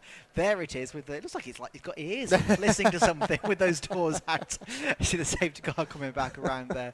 But yeah, great work by the marshals and by the recovery teams to get that car out so quickly. And potentially, if they can put it into a position that's not a danger, we could even be going at the end of this lap, but we'll see. Yeah, they can stick it on the rallycross circuit, or the old rallycross circuit. What a shame they don't use the rallycross circuit here anymore at Croft, by the way. It's there tantalisingly in front of us, and we have so few rallycross circuits in the United Kingdom. It would be great to get rallycross back to Croft. You probably won't remember the days that we used to have the British Rallycross Championship competing here at Croft, but it was a great spectacle, I can tell you that for sure. Anyway, a few drivers have gone rallycrossing this weekend, and they certainly won't be voting for off-road racing to make a return to the Croft Circuit anytime soon. Yeah, that car can be dumped on the rallycross circuit, I suspect, just behind that marshal's post. The question is whether they want to leave the recovery van and the JCB there, or whether they want to get them back to their posts. The JCB lives normally just in the assembly area, which is on the outside of turn number 1, so see what they decide to do. They've got to unhook it from the JCB first. The safety car going very, very slowly, and that no doubt will be under the instruction of race control as well. They'll want to make sure that we don't waste another lap behind the safety car if we can help it. So by going very slowly, it increases the possibility of us going racing again this time by. Just looking at what's going on up at Hawthorne now, I think that's looking increasingly less likely. Yeah, it looks like it. They haven't lowered the car down onto the ground just yet. The van is still there with its door open, so Yeah, I don't think we'll be going this time around, even though safety car has slowed down. But let's see as they come up towards the complex if we can see. Oh no, lights are off. We're about to go racing again. So, no, they're happy that the car is out of the way. The van is out of the way. We are going once again. So, Winstall is leading from Monroe, Thomas, Woodbridge and Harrington. Let's see how they do coming across. We had a fantastic race in these before, so let's hope we can have a continuance of that. I suspect we probably will. Spencer Wanstall definitely wants to try and make up for the disappointment of his moment in race 1 at the hairpin where he got tapped into a half spin. Let's see what he's got for us then. Across the line they are about to go, and it is a fairly healthy advantage for Spencer Wanstall, who holds the inside line, interestingly, all the way down the pit straight. Now that's not a defensive move because Dan Monroe wasn't close enough to attack, so I wonder whether he's A, trying to break the toe, or B, maybe looking for a wetter side of the road. He's sideways at Clairvaux, though, and very nearly went into the gravel himself. He's sideways again. They all are through Hawthorne. This is just the way that these cars behave in the wet, I think. Very, very snappy at the rear, and you've just got to plant the right foot down, steer into it, and hope for the best. He's just drifting. I don't think you realise this isn't a drift championship. It's absolutely crazy. I do wonder, though, maybe he hasn't been able to have the heat in the tyres, and so he's just sliding a little bit more than some of the others. But yeah, obviously Monroe and Thomas are sat behind watching him go completely sideways. There's another yellow flag. What's happened? Where was that yellow flag? On the way to out of the chicane? There. It's Matthew Ayres. No, it's not. It's Tony Ayres, the other Ayres that's gone off, number 785 at Clairvaux Corner. So that is yellow flags throughout the first sector. I think they still had yellows out at the chicane, actually, because they were concluding the recovery of Ross Billerson's car. Well, that's going to need the attention of the JCB, and the JCB is currently stuck on the wrong side of the track, which is why I made the point that they might want to get that back to the assembly area before restarting the race. I fear we might have a reappearance of the Jaguar safety car before too much longer. Spencer Wanstall continuing to entertain us, though, with some brilliant sideways action. Yeah, absolutely. Don't forget, obviously, the Miglias were breds, and they did do a lot of different rallying back in the day, so it's definitely within the DNA of the Mini to go sideways everywhere, and sure enough, Spencer is making sure that it continues to do so. As we see, Daniel Monroe just started to close that gap now on Spencer. As we see, yeah, so wave yellows and safety car is back out once again, and I think that's a very safe call because, yeah, where he's stuck on the outside of turn 1, that is a very, very problematic place to be if you're still racing. So safe call, I think, to go back onto safety car by the race control. Yes, so that is, as you quite rightly said, the right call to make. That car right in the firing line should anything else have happened, and I think there's a very good chance someone else would have ended up in that gravel at some point because not that we've had a huge amount of racing laps so far, but every time they have gone through there at racing speed, someone's ended up in the gravel. So, yeah, sensible call to get Tony Ayres' car out of the way. It shouldn't be a long recovery, this. The JCB's already there, more or less, just waiting for a gap in the traffic to cross the track, and it will then pull him straight out of the gravel into the assembly area, and it will be a 60-second job, I think, once they actually get there. So, fingers crossed, only the one lap, maybe behind the safety car, possibly two. But eating into the 20 minutes, we're already into the second half of the race then, 9 minutes to go. And a frustratingly stop-start race this. It was fastest lap though, interestingly, for Dan Monroe that time, 2:03.291, almost exactly 0.3 of a second quicker than the race leader Spencer Wanstall. So does that mean, I wonder, that Dan Monroe and maybe even Damien Harrington, who was on a similar pace, possibly have an answer for Spencer Wanstall as and when we go racing again? Possibly, I don't know. I mean, he was definitely closing up, like you say, and Wanstall just... He seems to be struggling a little bit. It might be spectacular, but you don't really want a race car to be going sideways because it's not very... It's not very good for it, really. A, you're going to be ruining the tyres, but B, you're just going to be losing time, speed, and momentum, which is everything in racing, obviously. We can see there that the recovery effort is now taking place down at turn 1 for Tony Ayres. So we can see that the Marshal has just hooked on to the front of the Mini, and we can see the safety car is going extremely slowly, going through the Jim Clark S's, so they definitely want to be going racing at the end of this race. Let's have a quick look. I can see the van is recovering the previous car that got stuck, which is Ross Billison. So the van is now towing that car back to the assembly area as the recovery truck, there we go, we can see it on screen now, as the recovery truck is also towing the 785 Tony Ayres. So there we go, both cars being recovered at the same time, back back into the assembly area, which should mean the safety car lights should be going off any second now. Yeah, because the safety car is only at Sunny, so I've actually not even entered the final sector yet. So I'm fairly confident. You're right, the track is clear. I see no reason why the race can't restart. The lights do now go out on the safety car, and we will get a race restart with probably just under 7 minutes to go. Spencer Wanstall once again then has to control the restart, and he just hasn't had a chance to get any heat in those tyres, has he? I mean, it's the same for everybody, I suppose, but Spencer's car in particular seems a bit of a handful on cold tyres. He's already picking the pace up, I think. Yeah, they're sideways as they come into view through the complex, so he's gone very early, wanting to try and use these 3 corners to generate some tyre temperature, whilst he knows he can't be overtaken by Ross Billison. So he's quite possibly made a sensible call there, I think. Round the hairpin he goes, and let's see whether that plan has worked. He doesn't have a huge margin over Dan Munro as they come across the timing line. Then let's see what that gap is. It is officially 0.7 seconds, so it is bigger than he had when the safety car came out, in fairness. But let's watch them through the first corner. Is it sideways? Oh, you bet it's sideways, and it's straight into the gravel trap. Spencer Wanstall bounces back onto the road, never once lifted his right foot off the accelerator. He's gapped Dan Munro. He's twice as far ahead of Dan Munro now as he was before he went off the track. What? I genuinely don't have any words for that. It's just so sideways. I wonder if he's got a problem, because that's not normal. I'm not a mechanic and I'm not a racing driver either, but I know that's not normal. But yeah, he has properly gapped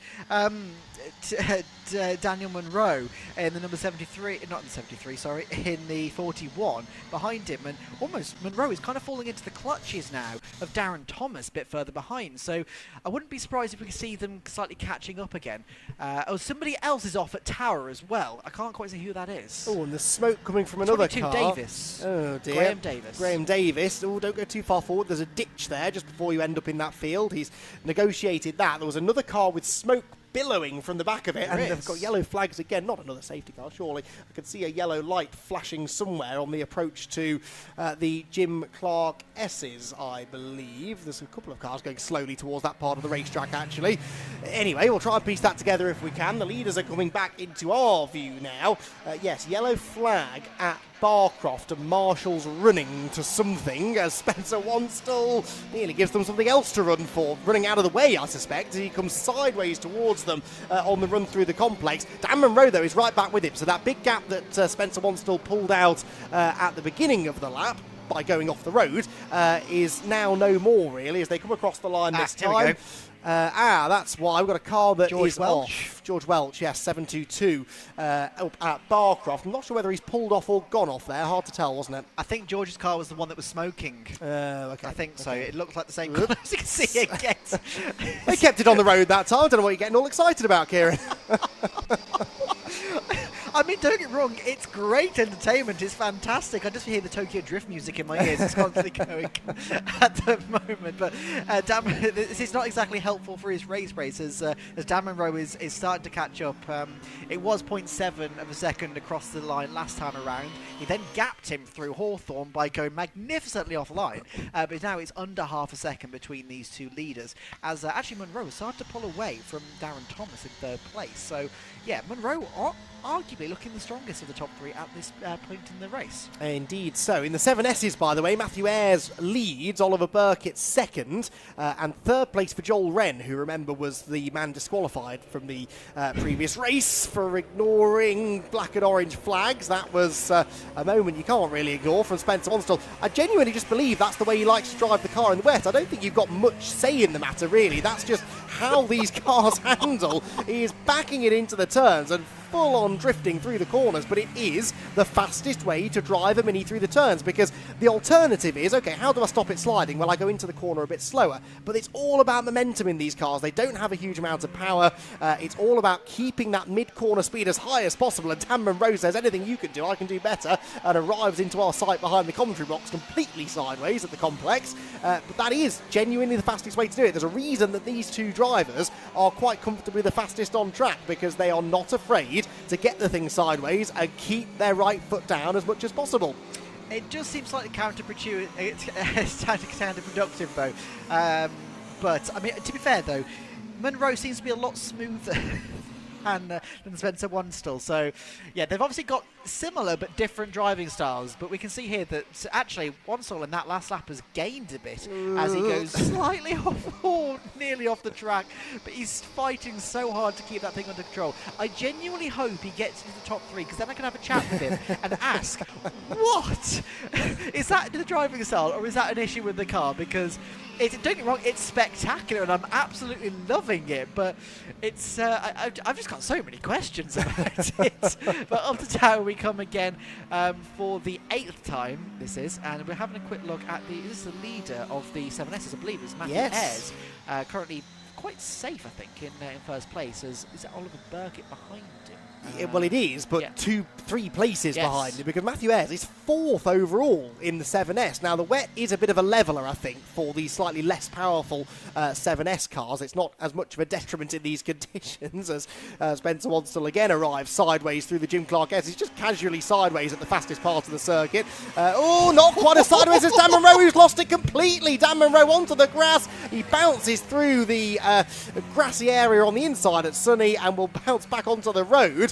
That's not how not to do it. Spencer Wanstall has been on the verge of having an accident, but hasn't actually lost control yet in this race. Dan Munro, unfortunately, makes a mistake, but they were so far ahead of Darren Thomas that he's still rejoined in 2nd place, albeit a long way behind Spencer Wanstall now. Sideways again with, I'm sure, a lot of dirt on his tyres is Munro. So Wanstall then, the pressure off. He's got one more lap to go, and he doesn't really need to push too hard now and take any undue risks in the final 2.1 miles of the race.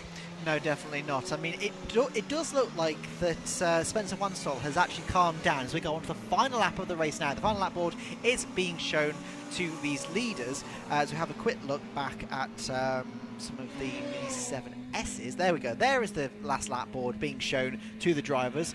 So we've only got 2.1 miles left for them to complete. Spencer Wanstall is still sliding left, right and centre. But it does look like Dan Munro is under pressure now slightly from Darren Thomas.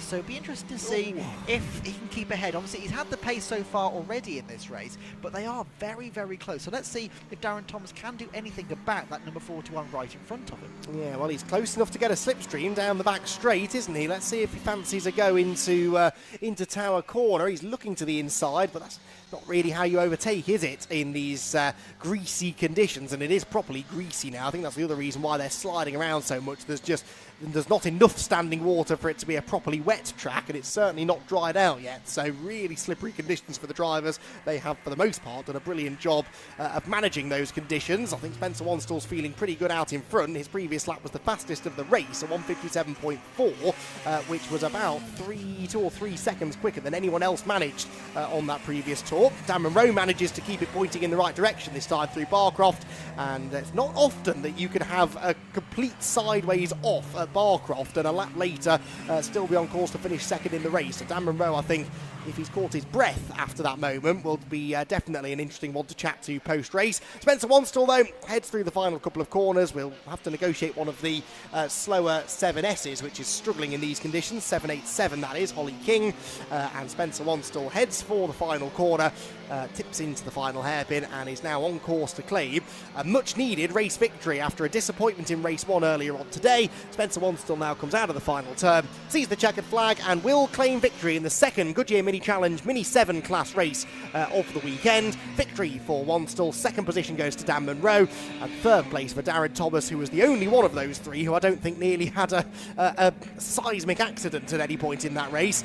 He perhaps will be the calmest of the leading trio. Matthew Ayres in 4th place, by the way, wins the 7S class and was within 5 seconds of an overall podium in the end. 2nd will be Oliver Burkett, and 3rd for Joel Wren. That's much more like it for Joel, who, remember, got disqualified for ignoring the black and orange flags in the race earlier on today.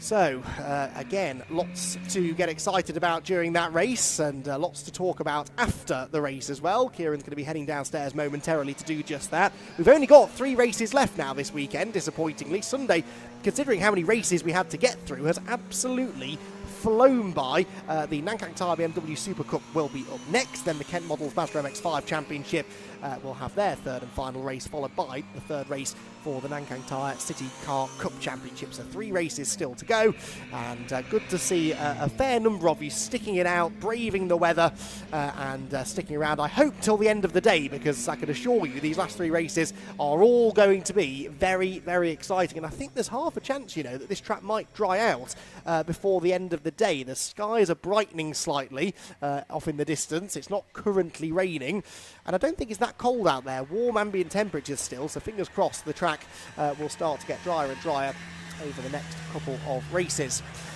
So Spencer Wanstall then waves to the marshals, waves to the crowd, celebrates a race win in the Mini 7s, and put on quite a show. I mean, yes, he won by 3.6 seconds and never really faced any serious opposition, I suppose, but that didn't make it a boring race, that's for sure.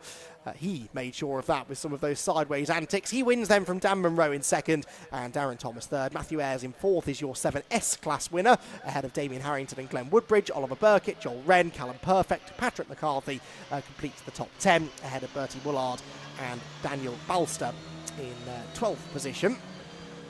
All of those cars from 7th on back were 7S's. Paul Woodbridge wasn't, he was a 7, as was Graham Davis. They were 13th and 14th respectively. Mal Dickinson in 15th and Holly King 16th. We lost George Welch, unfortunately. Michael Winkworth, Tony Ayres and Ross Billison, most dramatically perhaps Ross Billison, on the opening lap of the race up at Hawthorne, ending up in the barriers and bringing about the first of 2 safety car periods in the first half of the race.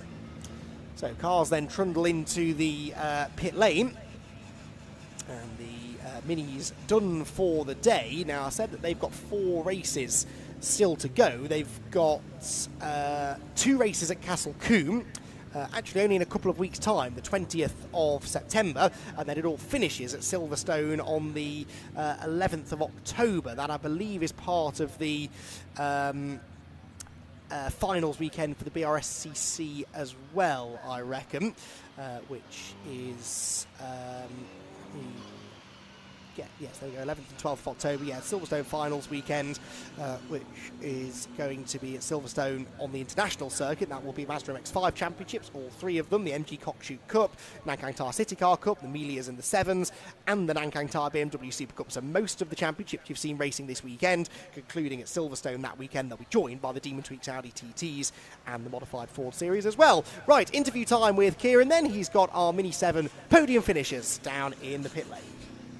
Yes, thank you very much. Now let's have a quick chat with Spencer Wanstall, as he's quickly having a bit of a chat with his team there. If I can just jump in, Spencer. So I can just jump in a second. Now, firstly, I just want to say, that's the most spectacular way of driving I've ever seen. Was that a particular style that you kind of figured that's probably the best thing for the wet, or was it just a case of it was just that loose? Well, I was born and raised in autograss racing on the ovals in the mud. So in that kind of racing, you can be sitting on the start line and a water bowser will go out, and you never know what conditions you're going to be racing in. So, yeah, getting into that at such a young age has stood me in good stead for the wet conditions. Whenever we know there could be a shower over a race weekend, it's normally our camp who you'll find doing the rain dance, and it worked for today. Happy days. Yeah, really happy with that. Can't really complain winning by that margin. Big thanks to everyone at home who's helps us be here.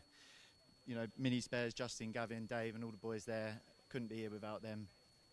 Dave and Arnold at CAD and all the rest of the boys down there. Massive push with the engines to keep us running at the front. 1-2 for CAD as well. Massive shout out there. And also obviously my dad who puts tireless hours in and doesn't stop. Well, massive congratulations to end the weekend like this. Thank you. Cheers. Cheers. Thank you very much. All right, let's have a quick chat. Where's Matthew Ayres? No, he's disappeared. Okay, let's have a quick chat with Dan Munro then. So Dan's just over here. So Dan, we saw both you and Spencer going quite sideways, and you were a little bit more sideways on that second to last lap. Yeah, I've had a little trip through the fields, done a little bit of sightseeing, but I don't know how I got away with that. Just happy I'm alive after that. I've got bounced around a bit, but I managed to collect it up. I should have just gone down to third a little bit earlier, a little bit more race would have pulled me straight. But managed to gather it up, somehow held on to second, and then got my way back to the line. But also a big thank you to everyone who's helped me to get here this weekend. So we've got a couple of new sponsors on board, Experience First and Coach Hire Few. And also a huge thanks to KAD. We had a few issues with the engine this week, but they managed to get it sorted, and I've been absolutely flying. This is my best result so far, so huge thanks to them. Well, massive congratulations on P2 then. Thank you very much. Cheers, thank you. Let's have a quick chat with Darren Thomas. Darren, for most of it, you sort of was laid back watching them two and until you found Dan right in front of you towards the end. Do you reckon you could have given him a bit of a go? I could have done. I had a look in the mirror and see that fourth was a long way away, and I'd had such a bad weekend. I just thought if I could finish third, it'd be a nice result. So a nice way to end it then, especially in the wet as well. Yeah, it was a really good end to the weekend. And I want to thank my daughter Bethan and her boyfriend for putting the car back together this morning, so I was ready to put it on the trailer. So thank you. I'm glad you did, and congratulations. Thank you very much. Cheers. Cheers. Thank you very much. All right, let's have a quick chat with Oliver Burkitt here. So, Oliver, if I could just jump in a second. A bit of a busy race, lots of cars around you. Yeah, it was very busy actually. It was pretty tricky driving as well. The track was very slippery and greasy, but yeah, it was very good. It was close. Yeah. It was good. And obviously in the wet as well. How difficult is it? Because obviously, you know, you're slightly underpowered compared to some of the boys up at the front. How difficult is it to try and compete with them? Because you were for most of it. Yeah, it is tricky, but in the wet it definitely helps us because it more comes down to the driver and using the right correct lines. And with go-karting in the past as well, I've sort of got the lines. But Matthew Ayres was way too quick and he was a very good driver, so there's no way I was catching him. But yeah, it was good. Big congratulations then. Thank you very much. Cheers, thanks. Let's see if we can find Matt Ayres. Where's he gone? I think he keeps running away from me. Now he's disappeared again. And oh, where is he? Ah, there we go, Matt. You keep running away from me. Right, so P1 again in your class, P4 overall, which is pretty impressive. So rain is a great equaliser. Yeah, absolutely love the rain. It's this circuit is absolutely mint for it as well. Just right around the outside, just give it a load of luck and just pray you don't go on the grass, to be honest.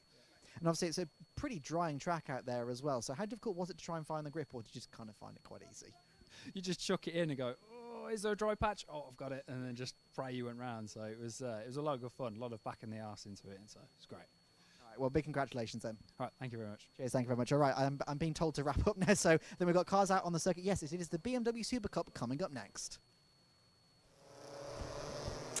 Indeed it is, Kieran. Yes, cars are making their way around on, well, probably the first of 2 green flag laps, because again the BMWs haven't been out in the wet yet this weekend, so I suspect this will be an extra lap that they're given. But whatever they do, when we do go racing, I'm sure we're going to be in for a treat, because the first 2 races have certainly been eventful, and particularly within the 1 Series element, we've had 2 different winners, Simon Waterfall and Aidan Hassan, finally getting his first win in the category. It's Aidan who will start from pole for this one, alongside guest driver Jensen O'Neill going, Millie Hart and Thorburn Ast in row 2, then Chris Stretton and Martin Tolley on row 3. Simon Waterfall and Darren Rickaby make up the 4th row, and then you get the compacts. They will start 10 seconds later than the rest of the field. Stephen Daly and Conor Grady on the front row together, followed by Gareth Clayton and Mike Doble. Then it'll be Max Noble and Adam Wright on the 3rd row, Peter Smith and Joseph Doble on row 4, with Matt Kendall and Keith Towers row 5. Row 6, for Ethan Woods and Aaron Tippler. 7th row, Tim Seaford and Dan Mountford,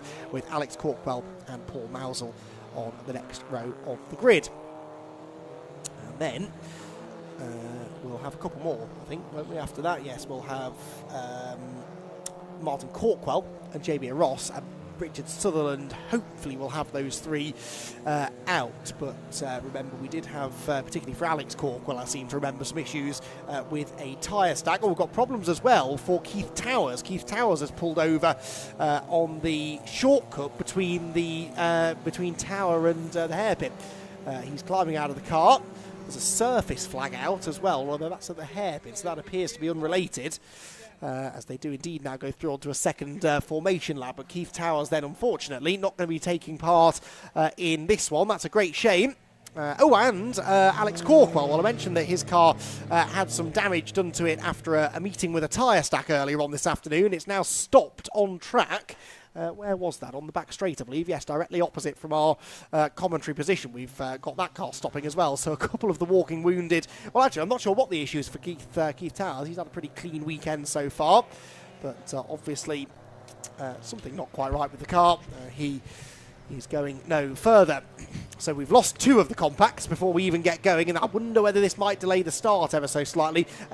Keith Towers' car is well out of the way. They're going to have to push Alex Corkwell's machine off the road. The marshals are in the process of doing that right now. You can just see that actually at the top of shot as they push the car down the pit straight to a place of safety. They should be able to tuck it away behind the little spectator area on the inside of the track. We'll be able to hopefully get this race started without delay. Indeed. Now, I've got a bit of information for for you. Oh, go on. So, I bumped into Simon Waterfall a couple of hours I hope you ago. apologised. I have, yes. And I asked him what happened, because Oh, you yes. theorised it was the drive shaft. Yeah. What actually happened, so when they went through Tower, he had a bit of contact, got a puncture, which is why when he went through Jim Clark S's, it was banging out a little bit. And then Right. once he came round the complex, the tyre basically came completely off the rim.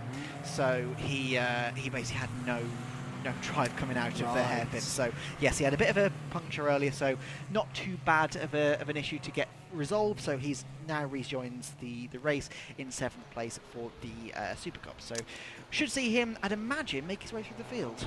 Yeah, well, definitely. Although, again, how many wet races have we had in this championship this year? Not that many, I wouldn't imagine, with the glorious summer that we've been treated to in the UK this year. We've actually had relatively little wet racing, so who knows, the form book could be changed around a little bit. You've got two relatively inexperienced drivers on the front row, two drivers pretty much fresh out of junior racing, actually. Aidan Hassan, who was still a teenager when I first bumped into him in the Civic Cup a year or so ago, maybe last year I think, he was racing in the Civic Cup, making the switch over to rear-wheel drive in the BMW this year. And then you've got Jensen O'Neill Going, who was last year's Fiesta Junior champion. This is his first weekend in the championship, his first weekend in a rear-wheel drive car, and rear-wheel drive cars are a real handful in the wet, so how are they going to deal with this? Millie Hart isn't exactly flushed with experience, so quite a few drivers at the front who maybe haven't raced in the wet that much. Simon Waterfall, though, through his time racing MX-5s, rear-wheel drive sports cars, he will definitely have had some wet track time, so he might well be the favourite coming into this one, albeit he'll have to come through from 7th on the grid on the 4th row. We don't appear to have Darren Rickaby. He was a retirement from the early race, had a couple of visits into the pit lane, I seem to remember. And that's a shame. We're down to 7 of these very, very good-looking BMW 1 Series. They look like proper bits of kit. I really do hope that they can get a full grid of cars out for 2026, because the sight of 20-odd of those barrelling around a racetrack, I think, would be quite the sight to behold. And I know a lot of work is going on behind the scenes at the Brscc to make that happen. Indeed, yes. And we were told yesterday, I think, weren't we, that there's about, 20 cars that are built. Yeah. That can be used. So yes, if you've got one, bring it down. Yes. The racing is fantastic, as you've seen, and you know, we saw earlier on it was absolutely amazing racing between all of the different cars out there, and I can only imagine that this last race of the day and the weekend for them will be no different. Obviously, we've got the Compact Cup as well. Just a reminder, there is a 10-second delay between the Super Cup going out and the Compact Cups going as well. So if you see the Compacts not going anywhere, don't worry, they haven't broken down, they're just waiting. Yes, although one or two of them have lined up in the wrong grid position, which is the reason for this slight delay. I think because we're missing, who are we missing? Oh, Keith Towers, obviously, because Keith Towers is a non-starter. There's an empty gap on the grid, and that was enough to confuse Aaron Tippler, Dan Mountford and Paul Mousel, and they all went one row too far forward. That's now been sorted. Marshals vacate the grid, and 15 minutes of Nankang Tyre BMW SuperCup racing about to get underway. The red lights are on. The 1 Series launch off the line now, and is it a good start from the front row sitters? Well, actually, it's Thorburn Aston who's away well, but has nowhere to go. Tried to split the middle of the front row starters, then has to go to the outside. It is Jensen O'Neill Going, though, his first ever wet start in a rear-wheel drive car, and he's got the whole shot. Hassan slots into 2nd place, but catches the curve. Jensen's through the gravel as well. A very sketchy run through the first corner, but they all come out the other side with Jensen O'Neill Going, the race leader in the compacts. A poor start again for Conor Grady. That's been a theme this weekend. Not the first time we've seen him bogged down off the line, and it's going to be Stephen Daly, I think, pretty much uncontested, who will lead the pack into Clairvaux for the first time. I'm looking out of the window there, we can see it on the screen.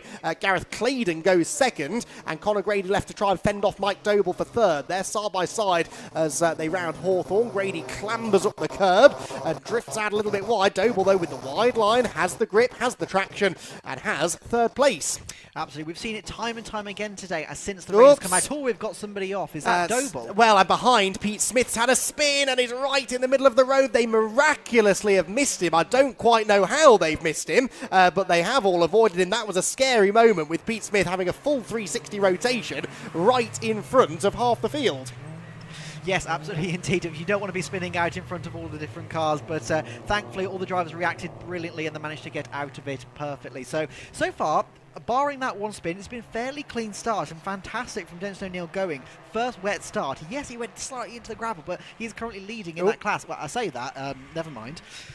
Yes, because that's Aidan Hassan. Well, actually, to be fair, Jensen had the outside line. That's the place to be, and he was able to hang on. But this is going to be, for the first few laps, I think, just experimentation, isn't it, really, as everyone tries to figure out where the grip is. They've had so little wet running in these brand new cars, remember, for this year. I don't think anyone's quite going to know what they're doing, really. So Jensen O'Neill going is the leader of the pack. He is the first one to discover how much or how little grip there is. Hassan second, Astin third, Hart fourth, and is that Simon Waterfall fifth? Yes, it is. So Waterfall up 2 positions already from where he started. Yeah, absolutely. You can also see as they came round the hairpin just how skittish they were. Oh, there's a spinner in the compacts. There's a bit further back in the complex. I can't quite see who that is. That's Ethan Woods. Ethan Woods, thank you very much. And the 777, which is, now just recollecting himself to come back through the complex. So let's have a look. Oh, somebody's gone off. Is that Jensen O'Neill going? Has had to take up to the escape road through the chicane. And now we've got Adan Hussein coming back past him up into Tower. It takes the lead back from the 272 of Jensen O'Neill going. So, Jensen O'Neill going had a bit of an issue there. But then again, Aidan Hassan has managed to go a bit wide in Tower as well, conceding the lead once again. Oh, no, he hasn't. He's actually managed to keep it. So, got the outside line, stuck it round a little bit too wide, but thankfully with the wet weather the grip was out there and he just about managed to keep it. But now Jensen O'Neill going is in the firing line of, I believe that is that Thorburn Aston. Yeah, Aston in third and already dropping away from the lead. Oh, sideways through Barcroft there for Jensen O'Neill going, but then he just sort of sends it into the next corner with quite a lot of commitment and manages to gap Thorburn Aston by a length or so. Behind them, I think I spotted Simon Waterfall nipping up the inside of Millie Hart, so Simon Waterfall then jumping up into fourth position. This is a good drive so far from the man who won all 3 races at Silverstone on the road. Had one taken away from him for a disqualification, but he will see in his mind himself as a 3-time winner at Silverstone, and he wants to try and get back onto the top step of the podium here at Croft. Through the final sequence of corners they go, and it is Aidan Hassan the leader, sideways for Jensen O'Neill going in second, Thorburn Aston third, and then Simon Waterfall, Millie Hart fourth and fifth respectively. Martin Tolley is the red car in sixth, and seventh position for Christopher Stretton. Not a huge amount of separation really throughout the entire 1 Series grid. No, definitely not. It's 2 side by side a bit further back as well, and I believe that was Tolley and Stretton there. So that's good driving from them as well, as we see the the compacts coming round. And it just seemed Conor Grady is really struggling in these wet conditions. He didn't have that great start, got a bit swallowed up in the pack, and now he's having a real battle with Daly and Doble here. So, Doble and Gladen. So, he's really getting sort of swallowed up in the mid-pack, which is not what we really expected to see from Conor Grady. No, but again, it was just that poor start, wasn't it? Just didn't get off the line terribly well, and a bit like, I think it was yesterday's race where the same thing happened. He then spent the rest of the 15 minutes trying to make up the lost ground. So, Conor Grady only fourth. He's got Max Noble behind him. He's got Mike Doble ahead, but it is Stephen Daly that they are all chasing down. In fact, Joe Doble it is, isn't it, in second place. So Joe Doble, I hadn't really spotted that, has come charging through the order. Has that been nearly a change for second place in the 1 Series? Jensen O'Neill going with Thorburn Aston behind. And a bit like I commented on, I think it was Ollie Hall's car in the MX-5 SuperCup race before, Jensen O'Neill going's car is doing the same thing that Ollie Hall's Mazda was doing. It's just constantly snapping. Every time he tries to put either pedal or steering input in, it snaps sideways underneath him, and this time it might cost him second place. Thorburn Aston round the outside into the final complex. That's the grippier side of the road, but Jensen O'Neill going, you'll be shocked to hear, is having absolutely nothing of it. Surprise, surprise, yes. Okay, a Fiesta Junior champion doesn't let people pass very easily around the outside. I can't imagine that at all. We can see Simon Waterfall now going to the left-hand side of Thorburn Austin to try and get that position, and I think just about Austin, he's managed to stick it around the outside, which is where the grippies, don't forget, and that is really going to then hinder Waterfall as he comes down the start-finish rate once again. He's just managed to duck back in fourth place, but I wouldn't be surprised to see Waterfall catch back up to the back of Aston and give it another go relatively soon. As we can see the compacts now coming back round. Here's Grady once again, still stuck in fourth place. He's just having a bit of a tough time with Doble in front of him at the moment. So he goes to the left-hand side, but no, Doble just covers that off perfectly, and he just can't get any overlap on him. Well, don't forget that the man that Conor Grady is fighting for a championship is Joe Doble, so there's no way that Mike Doble is going to move aside from him. And look, Grady is slow off the corner, and actually it's Adam Wright who gets up alongside him and might relieve him of that position. So Adam Wright benefiting from all of that to get alongside Conor Grady down the main straight. At Tower, Jensen O'Neill going is still busy defending from Thorburn Aston and still has a car underneath him that just does not look comfortable in these conditions. He's slow out of Tower. Aston gets the run. There's a squeeze. There's contact. And Thorburn Aston, it's the second time this weekend these two have come together and they managed to keep it on the straight and narrow just about. Thorburn Aston sideways through the Jim Clark S's and Jensen O'Neill going hangs on to the position. There's probably more paint of Thorburn Aston's car down the right-hand side of Jensen O'Neill Going's car now than there is Bromley Motorsport livery, because they've touched on more than one occasion over the 3 races this weekend. That battle is set to continue. Yes, indeed. And also, that's playing right in the hands of Simon Waterfall, because obviously he had that bad run out of the chicane, not the chicane, the hairpin at the end of the lap last time around. But now he's gone right round the outside, so he's gone from fourth to third. Is it second, sorry. So I don't know what happened there. So I think Jensen O'Neill Going and Aston had a bit of an issue, because now they've got the entire pack of SuperCups right there. This is the massive pack for second place. So basically, Hassan has gone. He's right down the road. This entire pack is vying for second place, which is absolutely astonishing. Yes, although I suspect Simon Waterfall should now have the pace to get away. Thorburn Aston is bravely trying to go to the outside of Jensen O'Neill Going again. Have you not learnt your lesson, Thorburn? That's not where I would put myself into Clervaux corner, and I think he's going to have to settle in behind. Yes, he does, but Jensen is very sideways over the curb.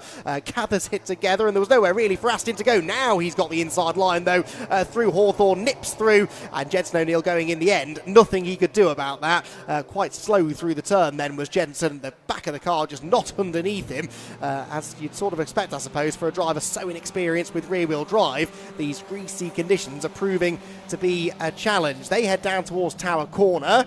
Oh, and Jensen O'Neill Going has gone back through on the inside of Thorburn Aston. Can he stop the car? No. He's drifted out wide. Thorburn gets back ahead of him. It's a bit of a grudge match, I think, between these two this weekend, isn't it? It's only escalating with every race. Yeah, I mean, last race they seemed to be a bit calmer, but yeah, yesterday's race and this afternoon's race has been absolute, well, I don't want to say carnage because it's not really carnage, but it's definitely been elbows out the entire way around. But it's been fair. That's the important thing. It hasn't been argy-bargy. It's been fair racing, and that's what we love to see. Around the outside goes Jensen O'Neill Going, trying to take that move, trying to take that position away from Aston, and he is. He's just managed to get it. He's just taken that grip on the outside line and goes right the way around Thorburn Aston, which is exactly what we saw them done in the MX-5 race, which was absolutely astonishing. So back up into third place now for Jensen O'Neill Going. Simon Waterfall, meanwhile, 2 purple sectors on this lap, a full 1.1 seconds quicker than Aidan Hassan across the first 2 sectors. So Simon Waterfall for the race win is not beyond the realms of possibility here. Yes, he's a long way back,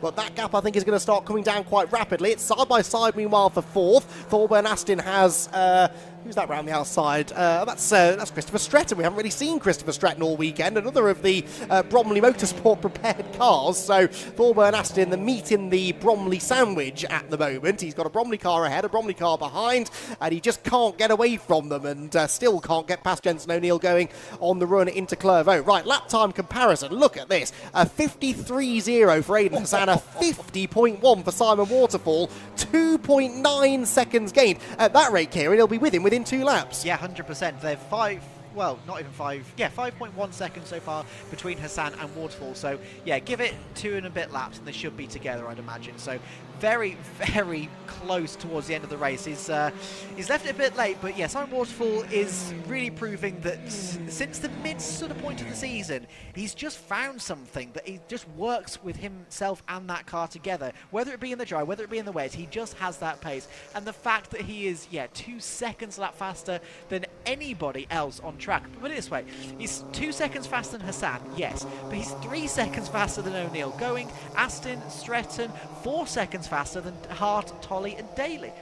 Daly's in a different class, ignore me about that. But yeah, like he's between 2 and 4 seconds quicker than everybody else in his class, which is absolutely astonishing pace. So coming around the complex now, there is Hassan and there is Waterfall. So that gap is definitely starting to come down. Meanwhile, back in the compacts, I think that Conor Grady has finally managed to dispatch of Doble in third place. So he's back into third again now. Fourth place. That is easy to forget about Stephen Daly because he's 8.8 seconds clear of the rest of the Compact Cup field. Just utterly dominant this from Stephen Daly. You said he's in a different class. He really is in a different class, a class of his own. He's quicker than all of the other Compact Cup drivers and quite a few of the 1 Series drivers right now. Up towards Barcroft then goes Mike Doble, now trying to keep Adam Wright and Paul Mousel behind. Paul Mousel having his best showing of the weekend by far, and Max Noble at the back of that group, conversely, really not going all that well compared to how we've seen him going earlier in the weekend.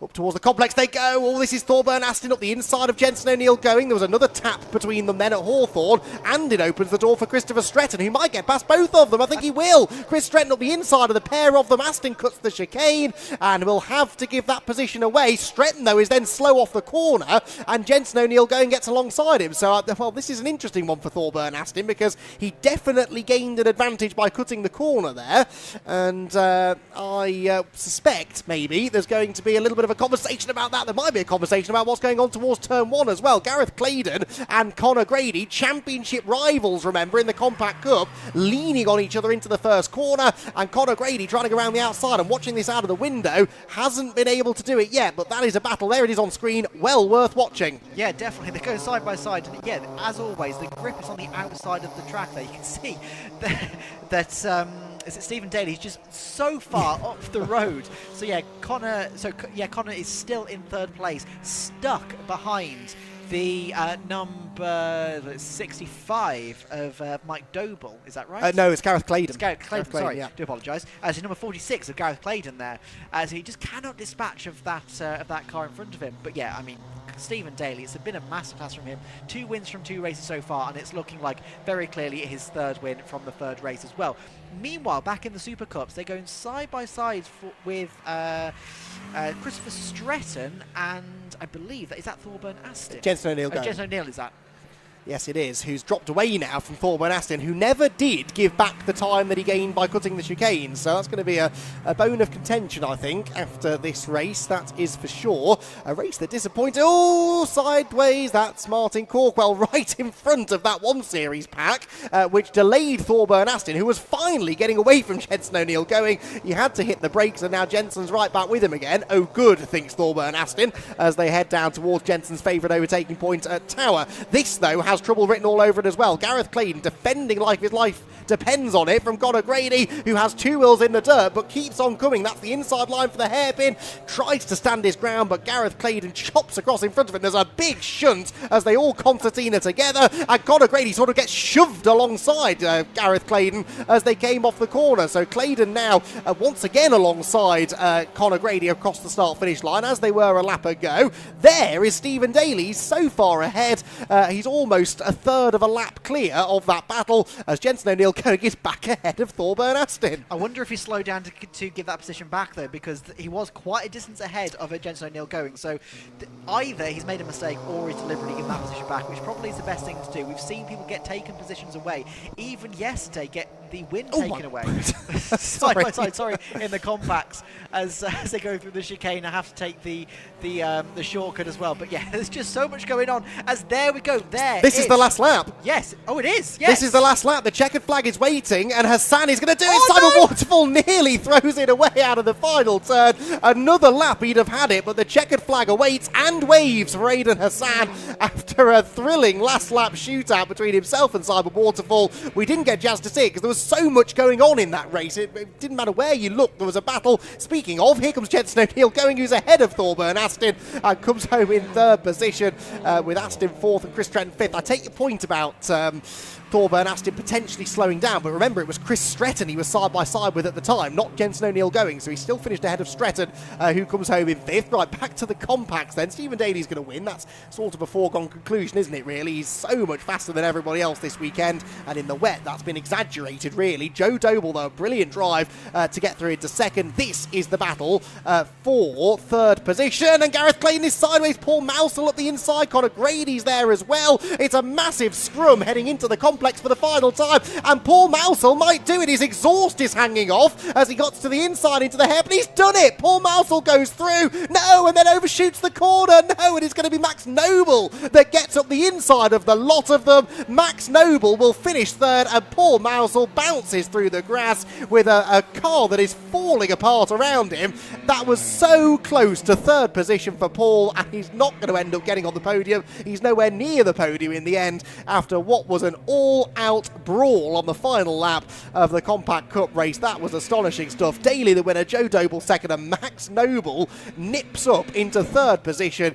I think he passed about 3 cars in the final corner alone. That was brilliant stuff. It got a little bit messy, I will admit. Again, I suspect there might be a few people scratching names off their Christmas card list as we speak, but it was massively entertaining to watch for us neutrals, and I sort of don't envy Kieran actually having to go down there and insert himself into the middle of that, because there'll be quite a few conversations I think had at the end of what was a pretty fraught race. But top quality entertainment, you can't deny it, from the Nankang Tyre BMW Super Cup. It is Aidan Hassan who gets the win in the 1 Series. Simon Waterfall so nearly got him on the last corner, but had to settle for second. Jensen O'Neill going third, Thorburn Aston fourth, and Christopher Stretton comes home in fifth. 6th position then for Millie Hart, struggling in the wet a little bit. Martin Tolley 7th. Stephen Daly wins in the Compact Cup from Joe Doble and Max Noble completing the podium. Max Noble with that brilliant move on the last lap, gaining at least 2, maybe 3 positions in the final corner. Then it was Connor Grady, Adam Wright. Then it was Claydon, Mike Doble, Paul Mousel, failed for him really. He was third going into the last corner. He came out of it about 9th. Then it was Matt Kendall in 16th. Pete Smith was next ahead of Dan Mountford, Ethan Woods, Tim Seaford, Aaron Tippler and Martin Corkwell, with Keith Towers and Alex Corkwell sadly non-starters after issues from earlier in the weekend spilled over into the start of that one. Right.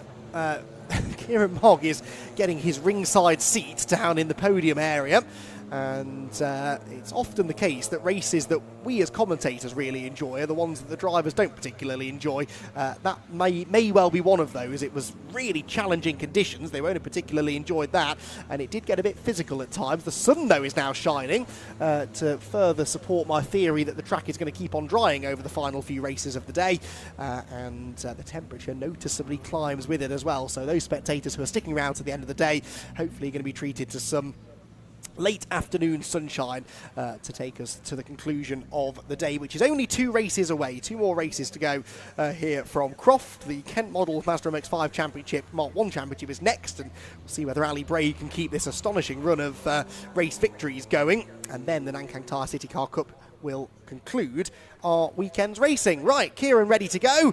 Let's dive in, shall we, and hear what the Compact Cup and 1 Series drivers have got to say for themselves. Yes, thank you very much. The driver's just getting out of their cars now. So let's go and have a quick chat with Aidan Hassan. He's just getting something out of his car at the moment. But Aidan, that's built quite a bit of a lead there. It was a bit of a difficult one. Yeah, it was quite difficult. I knew the best way to get a gap was just do it early doors while everyone was scrapping. So I just pulled an early gap and played it safe for the rest of the race. And obviously you had Simon coming up quite quickly behind you towards the end of it. You noticed obviously you picked up your pace a little bit as well. How did you try and defend against him towards the end there?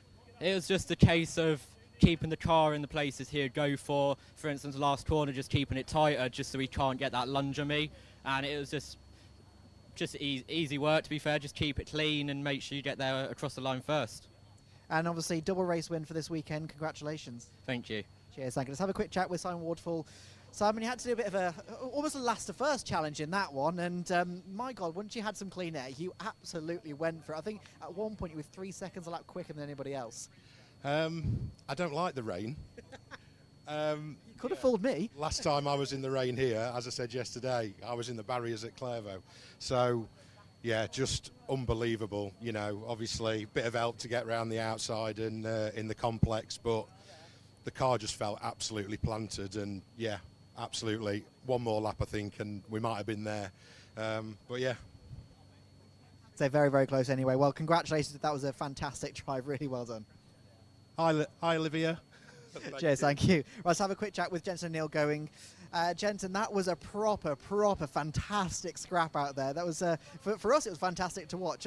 Did you enjoy it as much as we did? I mean, I've just come back off the short ovals. So, yeah, no. It was a good race between me and Forban, but I think the contact was a bit iffy. But to be honest, Bromley Motorsport have gave me one of the best cars I've ever driven this weekend. And for my first rear-wheel drive race, there's nothing else better to come into this championship. Say exactly. First rear-wheel drive race in the rain as well. First rear-wheel drive racing weekend, 2 podiums. You can't really ask for much more. That was fantastic. I think the 6 laps that I did at Donington may have helped. But no, like, honestly, I can't thank Josh and the team enough for just giving me a phenomenal car. But yeah, thank you. Cheers, thank you very much. All right, let's have a quick look at the compact, sorry. So we can see Stephen Daly here. So Stephen, if I can just quickly jump in a second. You completely ran off with that one. Well, I'm from Scotland, haven't I? So rains an awful lot up there. So I've had no shy of practice, should I say.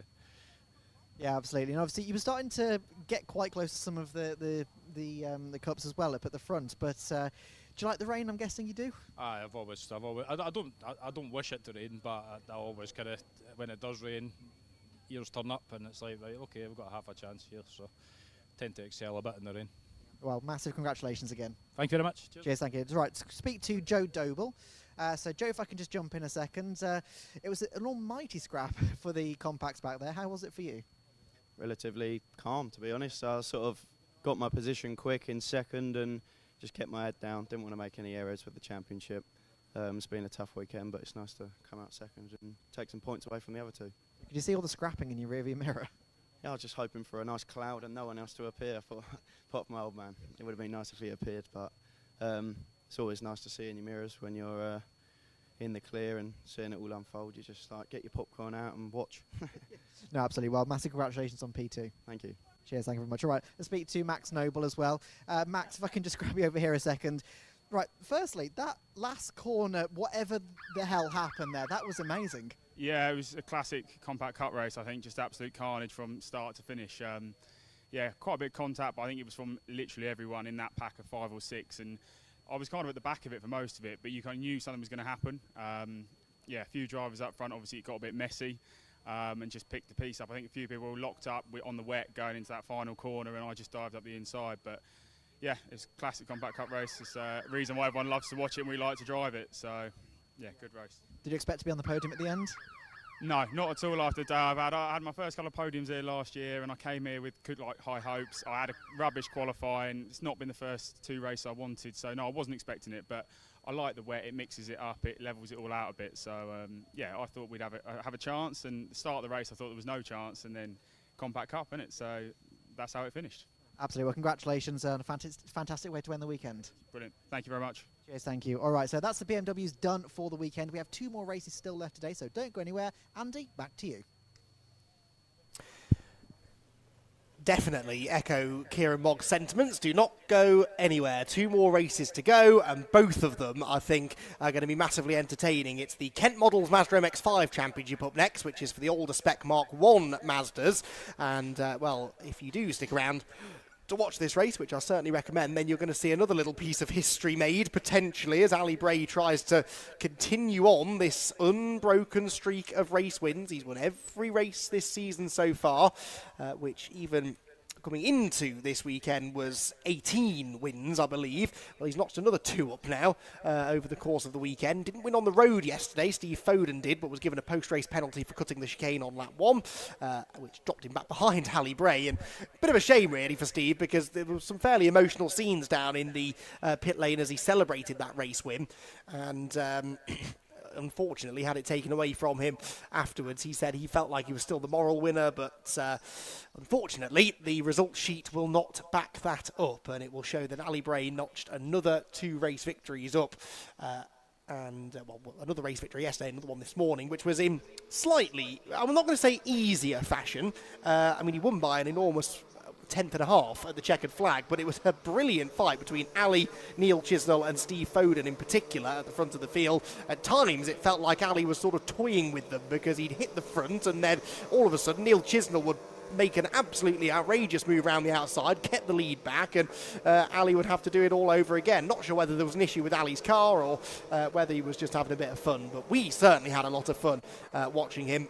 And Ali Bray, we're starting this one from pole position once again as he looks to get another race win under his belt. Here's the grid then. Bray and Neil Chisnell on the front row together. Steve Foden and Thomas Walker row 2 with Adam Craig and Harry Storer on the third row. Martin Tolley and Richard Wootton make up row 4. James Steele and Tim Storer on the 5th row of the grid. Then it's Paul Tucker and Chris Thelwell on row number 6 together. And on the 7th row of the grid we will have Matthew McCluskey and Clive Chisnell. Matthew really wasn't happy, was he, at the end of that previous race? I forget who with now. Was it Paul Tucker? I think maybe that he had a clash at the final turn. Then Rich Bartlett and David Scowler with Simon Privet and Andrei Baluev, who was not counted as a runner in the previous race, even though he was out on track because he did not heed... I know his transponder wasn't working and he'd been warned about it already twice and hadn't managed to get it fixed. So he sadly was disqualified from the race. Right, Ali Bray brings them out of the final corner. I see no marshals on the start-finish line, so I think they are going to be given another lap, which gives Kieran Mogg a chance to give us his thoughts on what's been a fantastic weekend so far in the Kent Models MX-5s. Can Ali do it again? Can he continue? At this point, it seems like they've thrown everything at him, and he just always seems to have an answer. Yeah, it's obviously, like you were saying before, it's a real shame for Steve to have lost out on that win yesterday. I mean, you know, rules are rules. We have to have them like any other sport. And I think it's just a case of, you know, we all feel a bit bad because he was so emotional after winning yesterday. But the rules are the rules, and Ali picked up another win. Yes, I think Ali can do it. Will he do it? That's another thing, because honestly, I've been so impressed with Neil Chisnell today. Because he said last night in his interview, he said, you know, he wants to go away and he make a couple of changes to the car. And then in the interview earlier on, he's just like, well, they clearly worked. And they really did, because he ended up leading for a good portion of the race and really taking it to Ali Bray, which, you know, only really so far Steve Foden's been able to do. And you know, with Neil now being able to join in with that, we're having a fantastic three-way battle for the lead throughout the entire race. We've got 20 minutes of this race, and honestly, I genuinely don't think that these three are going to be able to get away from each other. I think they'll be able to get away from all the other people. Maybe Thomas Walker might surprise us and keep with them, but whether Ali will do it, I don't know. Can he do it? 100%. 100%.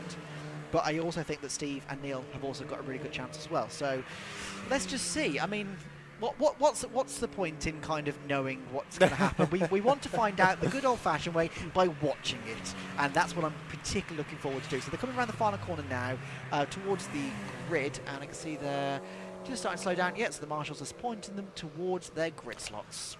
Some of the marshals at the chicane, have just had to run over and pick the tyre stack back up again, so someone's given that a whack on the green flag lap, which will not go down particularly well. See if we can spot anyone with damage to the left front corner of the car again. That's been a trouble spot all day, hasn't it, that chicane, with people catching the tyres.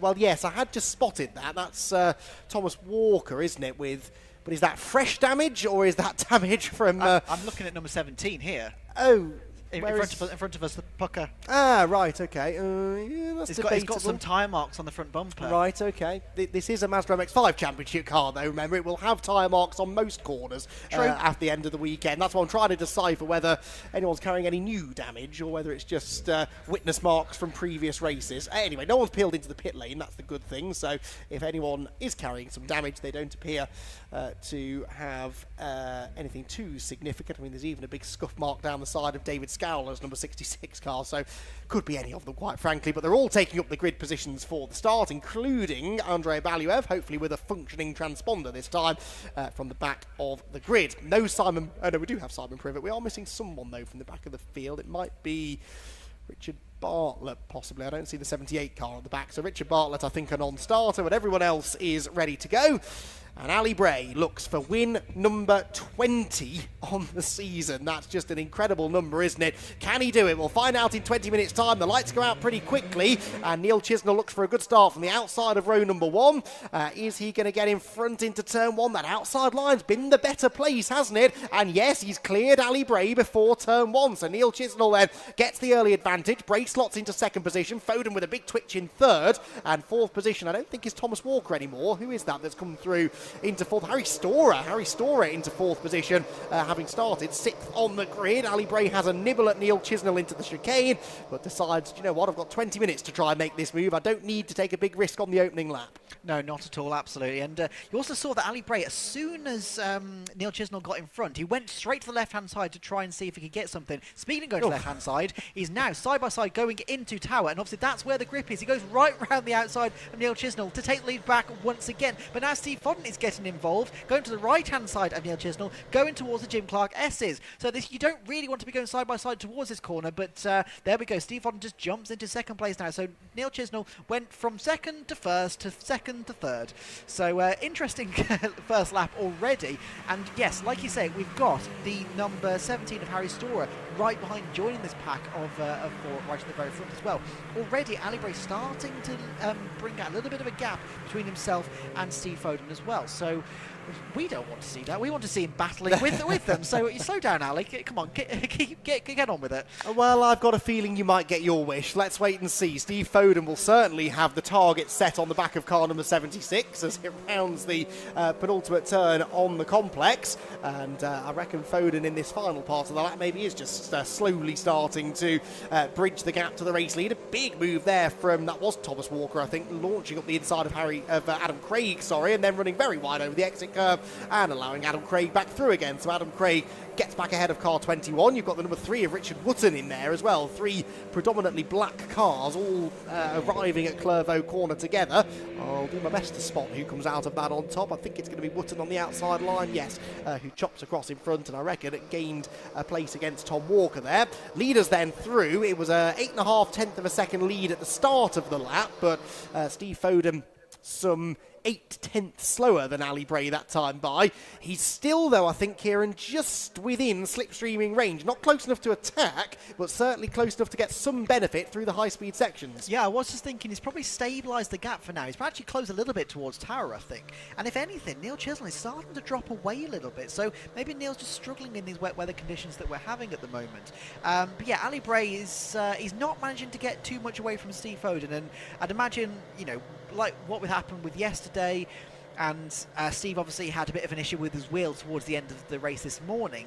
He's definitely going to probably have a bit of a chip on his shoulder. He wants to redemption about the race yesterday, so he's looking at the back of that 76. Like we were saying earlier, completely fed up of the looking at the back of it. So he's getting as close as he can to it to try and give him the best chance to get past it. But yeah, 9 tenths of a second almost over the line last time around. I wouldn't be surprised to see that gap has closed down once they come round once again. Actually, they're coming around the complex now, and they do look quite a bit closer. And the gap back to Neil Chisnell has definitely grown. So is it potentially a 2-horse race? We've still got 16.5 minutes left, so I don't want to give any predictions on that kind of line. Well, 2 purple sectors on this lap for Foden, so he is in the first sector a tenth quicker than Bray, in the second sector a tenth and a half or so. By the end of the lap, he's well and truly within slipstreaming range. The gap that was 8.5 tenths at the end of lap 1 is down to 6 tenths at the end of lap 2, so 3 tenths gain, well, only 2.5 in the end actually, but Foden sets the fastest lap of the race. You say that he's sick of staring at the back of Ali Bray's car. That really,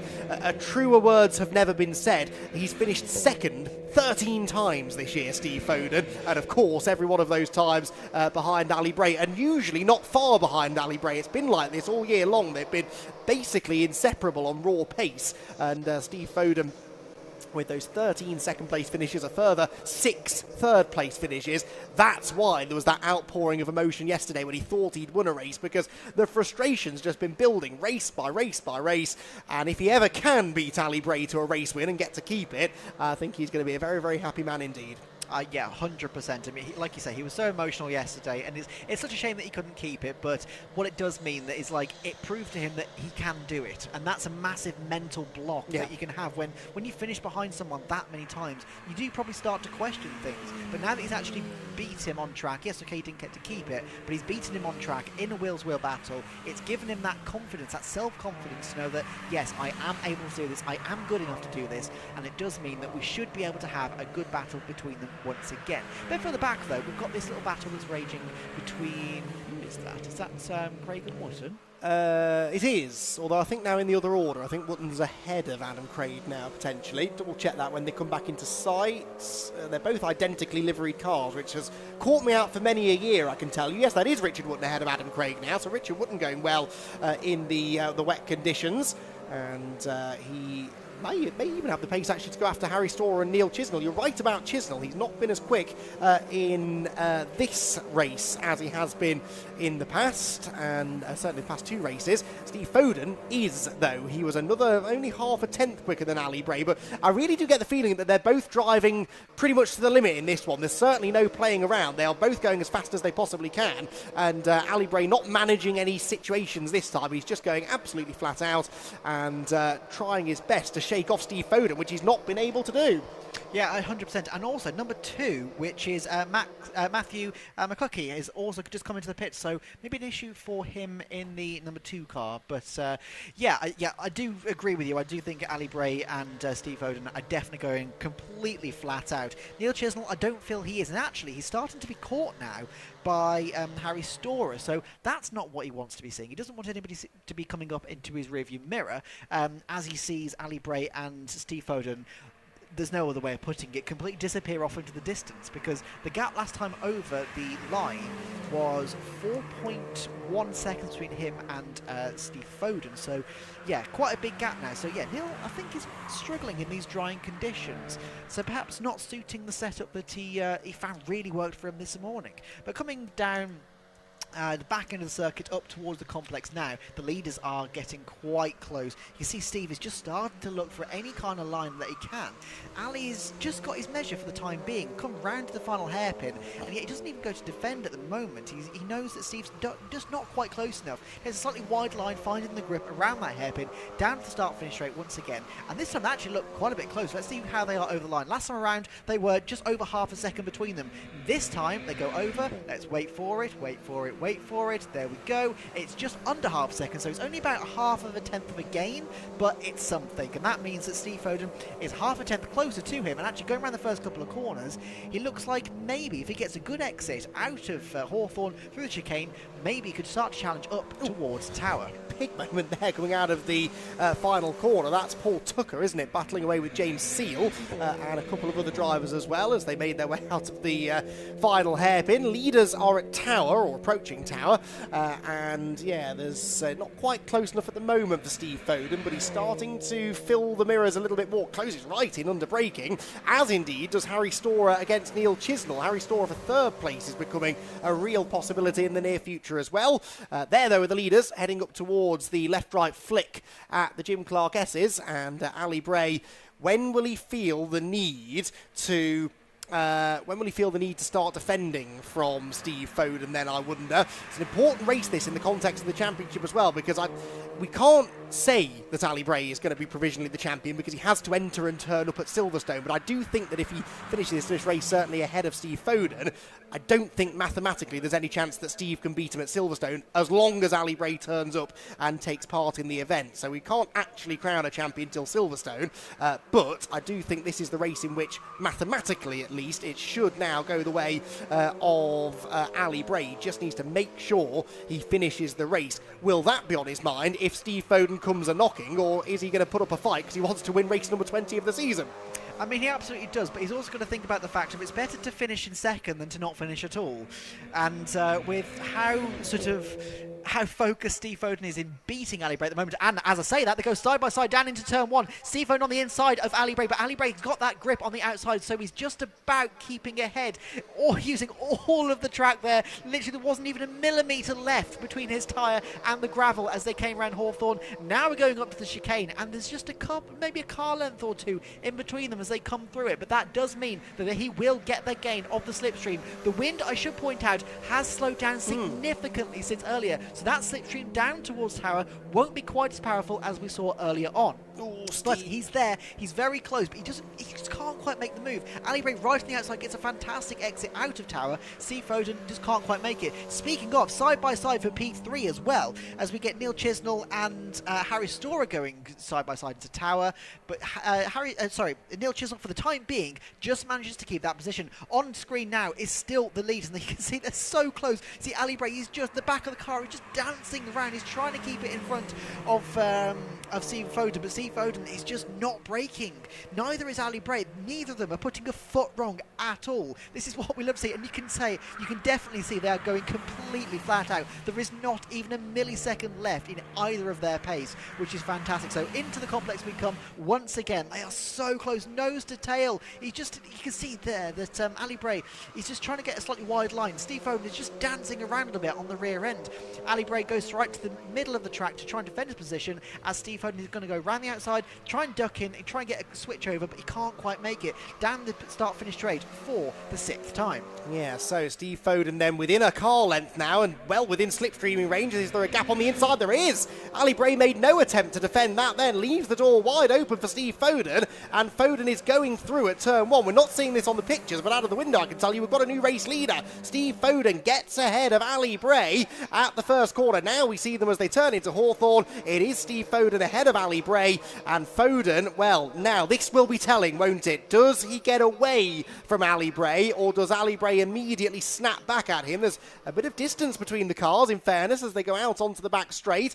Bray in the wheel tracks, picks up the toe. I don't think he's close enough to do anything into the braking zone. Foden, though, defends anyway, even though Ali Bray I didn't really think was close enough to challenge there. That will compromise Steve's line slightly into the corner, and Ali will be able to carry more speed out of the turn. Just behind them, by the way, it's side by side again for 3rd place, with Harry Storer for the 2nd lap in a row, trying to go around the outside of Neil Chisnell, and this time I think he's done it. Yes, finds the grip on the outside line, and Harry Storer is up into 3rd, having his best showing of the weekend. There they are, look, quite some distance between them now. Actually, Storer making that look quite easy in the end as he went through the right-hander at Tower Corner. They head through the Jim Clark S's. The overall race leaders are turning into Sunny, and is Ali Bray being dropped by Steve Foden yet or not?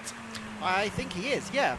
Well, let's see how they come around to the complex. We're waiting to see them behind us. There we go. There they are. So, no, Steve Foden is still there. They're actually side by side as they come round into the complex here. Ali Bray gets right underneath and takes the position back from Steve Foden. Steve Foden just went a little bit too wide, but he stays right on the inside there, trying to defend his position. But no, he goes right to the right-hand side to dart back in behind the slipstream of Ali Bray, but then he just ducks straight underneath as well. So, in some corners, the grip is on the outside. In some corners, it's on the inside. You just don't quite know. Ali Bray gets that lead back. And as we go over the line, it still lists Ali Bray as the leader, because when they went over last time, he still was. But no, Steve Foden led for most of that lap. So Steve Foden's got it all to do with 7 minutes still remaining. Yeah, Foden then will be frustrated at that. He was pushing and pushing, chasing and chasing, finally got there, made the move, and then Ali just took it straight back. Oh, that's not ideal for Tom Walker. He's picked up some circuit furniture underneath the left front wheel. He better hope that doesn't get stuck under the left front wheel going into Clervaux Corner, that cone. Leaders out of the chicane. Foden dipping a wheel into the grass, pushing hard as he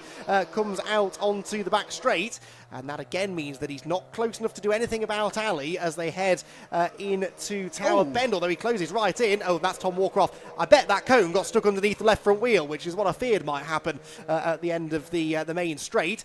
6.5 minutes to go then, and this is not over yet. Look at Foden, well, we tried to, closing in on Ali Bray into the Jim Clark S's. This is for 3rd position. Harry Storer and Neil Chisnell, and Harry again runs a little bit wide over the curb.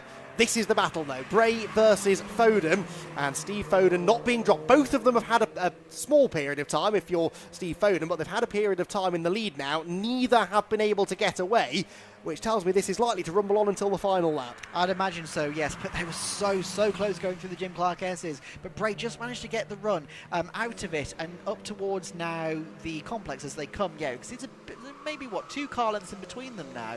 So Bray just managed to get there, but they just go past one of the back markers. I believe that's David Scowler. David Scowler, yes, thank you. So now coming into the final corner, once again, we've got 5.5 minutes remaining in this race. Side by side, though, for P3 at the moment, as Neil Chisnell, I think, gets it back. But around the outside goes Thomas Walker, up towards now the hairpin. It's who can take the grip into that hairpin. I think Walker's just about got it, but underneath, once again, comes Chisnell. He gets that switch back. He's side by side, once again, going down the start-finish straight. He's now on the outside, as you were, going towards turn 1, which, to be honest, we've actually seen in the damper conditions is actually a benefit. So let's see, as we get towards turn 1, here they are on screen.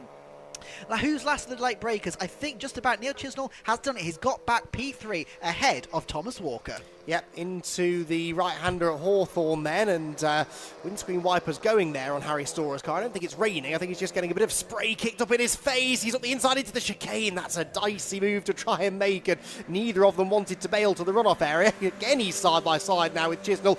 How many times have we seen Harry Storer go to the outside here into Tower? This time, I think he might have the job done more or less before they hit the brakes. They hit the brakes at more or less the same time, but the grippier line lies with the car on the outside, and Harry Storer will go back into third position. A terrific battle this. We've done our best to try and show you as much of both the lead battle and this fight for third as we can. At the front of the field, I can tell you Steve Foden just pumped in a purple first sector, so quickest of anybody so far in this race. He's not being dropped particularly by Ali Bray, and I anticipate those two to still be pretty close together when we next see them. Indeed, they're just coming to the complex now. Here they are on screen. So, yeah, there's a couple of car lengths in between them at the moment, but yes, Steve Foden is not going to let this go without a fight.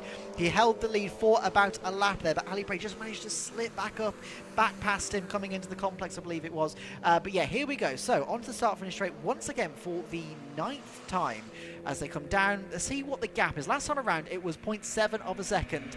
This time, it is, let's wait, it's 0.5 a second. So he's gained 0.2 of a second, basically, on Ali Bray. So into turn 1, once again, they are very, very close. We're seeing this battle still for P3, as Thomas Walker is just beginning to stretch his legs and pull a bit of a gap over Neil Chisnell, which is not what we're expecting to see at all. Neil Chisnell not having his strongest race of the weekend, clearly struggling in these damp conditions, and maybe the setup that he, like I say, the setup that he found that worked for him this morning doesn't quite work when there's the conditions are a bit more slippery. But what's amazing is they are currently down at Hawthorne. The leaders, as you can see, are up at Tower. The gap between them is gargantuan. It's over 20 seconds now between the battle for first and the battle for third. So this is absolutely astonishing stuff from Ali Bray and Steve Foden. They are within a class of their own in this final Mazda MX-5 race of the weekend. Here is the battle for third still raging on, but yeah, Neil Chisnell just can't seem to get back past Thomas Walker for the time being, so the gap is slowly starting to build between them. It was about half a second as they went over the line last time, and I believe it's only growing from there. Here are the leaders on the way back up towards the complex, and Ali Bray just seems to have gained a couple of car lengths over him now. Which is odd, because the previous lap, Steve Foden set the fastest lap of the race, about a tenth and a bit quicker than Bray. Well, it's closed back in again now, hasn't it? So I agree, in the first half of the lap it had doubled almost in size, and then suddenly Steve Foden closes back in. They've got 2 laps to go then at the end of this one. And has Steve Foden got an answer for Ali Bray in the closing 2 laps of the race? It just looks to me, though, like of the two, Foden's pushing harder. His car's moving around more. His lap times aren't quite as consistent. Yes, he'll put in the odd really quick lap, although Bray now takes the fastest lap back again, a 1:44.592, and reclaims a couple of tenths of a second. So 8 tenths between them nearly, and that means we can focus back in on the third place battle, Harry Storer and Neil Chisnell. Bit of similar situation, hasn't it, really? They've both been ahead at various points in the race, and neither of them can pull any sort of meaningful gap on the other. I don't think Harry Storer has ever had a podium in this championship. He hasn't had one yet this year. I don't remember him having a top 3 finish last season, so obviously Neil Chisnell we saw on the podium earlier on. That was actually his 3rd podium of the season earlier on today. Harry Storer, I don't think we've seen in the top 3. Always used to go quite well in the wet in the Clubman Championship, did Harry Storer. So not a huge surprise to see him rising to the occasion in damp conditions here this afternoon. Can he hang on to that 3rd place, though? Neil Chisnell will be doing everything he can to make sure that he doesn't. No, 100%. But you can definitely see that Neil Chisholm has found a bit of pace now. He's getting a lot closer to Thomas Walker as we come up to the Tower corner. Here we go. Oh, the back up to lead is okay. So we can see Ali Bray has actually, to be honest, he's not managed to gain too much. And I think Steve has actually closed up a little bit on him. So as they come back up to the complex, we'll keep an eye on that as the battle for third place goes back down towards Jim Clark S's. I do think that Neil Chisholm has managed to close up a couple of car lengths on Thomas Walker, which is exactly what he needs to do. But we're about to go on to the final lap, so there's not much time left to it. The leaders are coming round the final couple of corners now, and they are very, very close. So, Steve Fodden, if you're going to do it, now is the time. Now is the time that you have to do it. Round onto the final straight for the final time before the checkered flag. Across the line, seeing that last lap board being shown to them. There it is. Let's see. So we've got 2.1 miles remaining of this race. About 1 minute 44 seconds lap for these two front runners.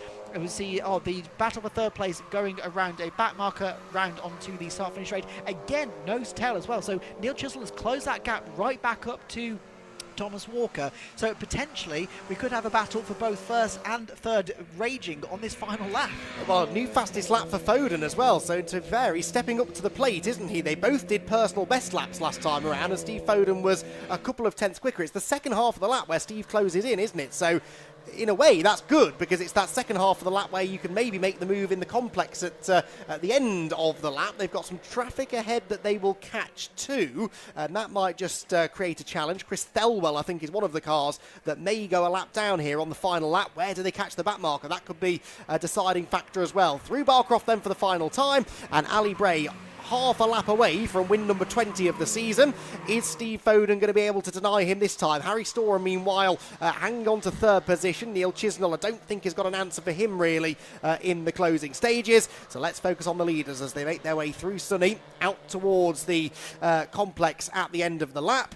And we'll turn to look out of the window. Here they come. There is traffic. They've got past Chris Thelwell. They've got another car, though, getting right in the way of Ali Bray. And this is Steve Foden's opportunity. To the inside will go Bray. That might take away the opportunity for a pass for Foden, though. It does. Oh, but Bray runs wide. Bray runs wide. Can Foden get the overlap? He can, but Ali will have the traction on the wide line. It's another heart-stopping moment on the final lap for Ali Bray, but he survives and gets his 20th win from 20 races in the 2025 Kent Models Mazda MX-5 Championship. Phenomenal stuff from Ali Bray, and Steve Foden with another fastest lap on the final lap of the race, threw everything at that, but just couldn't quite get the crucial overlap. What about Neil Chisholm? Well, he tries the inside against Harry Storer at the final hairpin, and it's going to be a similar situation, I think. Quicker into the corner for Chisholm, but quicker out of the corner for Harry Storer, and Harry Storer will hang on to third place and get himself, I think, a first ever podium. Hang on, let me just try and share. Oh, no, online. I've forgotten how to read a championship table again. Yeah, definitely no podiums this year for Harry Storer, and I'm fairly certain that means that he didn't have any in 2024 either. Harry Storer.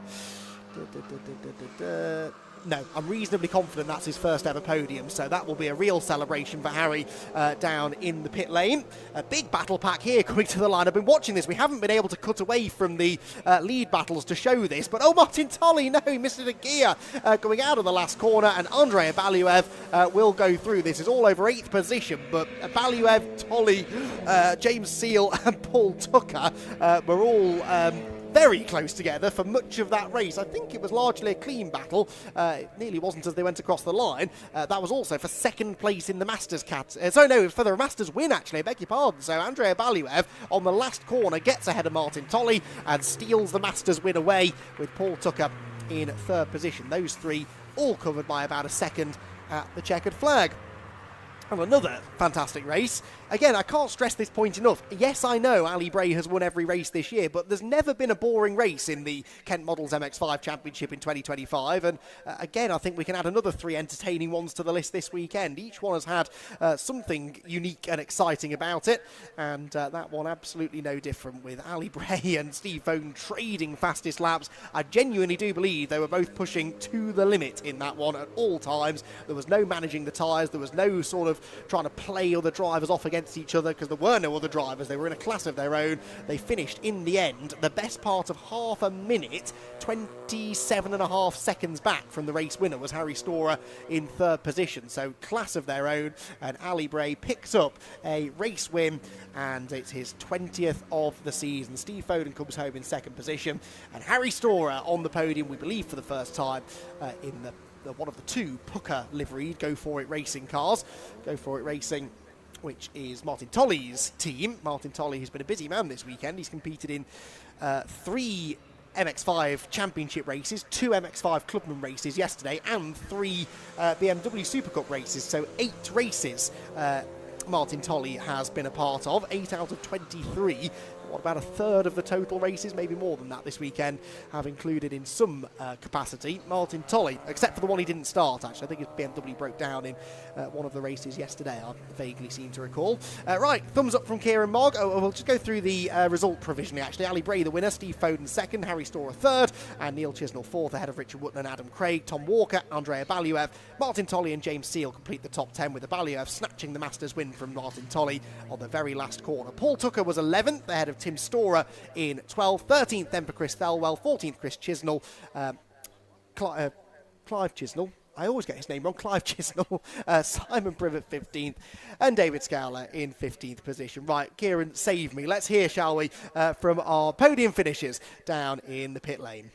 Yes, thank you very much. You've just missed it, but Ali Bray has just jumped out of the car and literally got on the bonnet, holding the board given to him by the team. Look how much this means to him. 20th win of the season. It is absolutely an astonishing feat by Ali Bray. We're just going to wait for him to get his helmet off, and we'll have a quick chat with him, as I'm sure he's absolutely over the moon with that. And so he's going to have a quick drink before it's probably thirsty work out there trying to defend from Steve Foden. So give him a second. So Ali, we can see firstly how much that meant to you, but that was an astonishing battle. What a year! What a year! I'm so fortunate to have done this. So many people have helped me out. I wasn't gonna be here. It just wasn't possible. Just want to say a massive thank you to Paul Austin, because if it weren't for him, he's basically given us this. So thank you. Oh, speechless. Yeah, no, absolutely. We'll leave you to it, but yeah, congratulations. Really well done. Well done, well done. Massive congratulations to Ali Bray, obviously. We'll have a quick chat with Steve Foden here. So, Steve, that was one hell of a battle, and you got ahead of him at one point as well, but a really fantastic battle between the two of you. Yeah, I think the mixed conditions always are a good level playing field for everybody, so yeah, I enjoyed that. We swapped places a couple of times. I think with setup we maybe should have gone a little bit further in the direction that we went as opposed to the normal setup, but yeah, credit to Ali, he's driven really well all year. No, he's absolutely fantastic, and obviously really great respect between the two of you, obviously. So it's good that you can have that kind of racing. And it's how difficult was it in those conditions as well to keep it sort of nice and secure? If you look, both of us, neither of us had a passenger mirror, so it was one of those where there was a couple of occasions where either one of us was on that side, and it's having the respect to know that I don't have a mirror, but I know he's there, and it was vice versa. So yeah. Well, absolutely. Congratulations on P2. Thanks, mate. Can I just say a massive shout out to Thermal Road, Rock Oil, BC Cars Motorsport, Mr. Transit for all their support so far this year. It's been great. Awesome. Well, congratulations. Cheers, mate. Cheers, thank you. Let's speak to our third place. If I can just grab a second. So, am I right in saying this is your first podium? First podium of the year, yeah. So congratulations, obviously. Massive feat, obviously, against Chisnell as well. It was a great little battle between the two of you. We're trying to follow between the two battles, to be honest. And you guys had a proper little ding-dong. And Neil obviously had a really good race earlier on. So how difficult was it to try and go up to against him?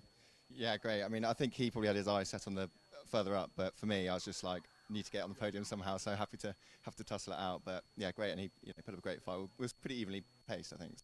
A fantastic way to end the weekend for you as well. Yeah, fantastic. Thank you very much. Awesome, congratulations. All right, well, I can hear some cars are now coming up onto the pit lane, onto the start finish, I should say. So back to Andy for the final race of the day.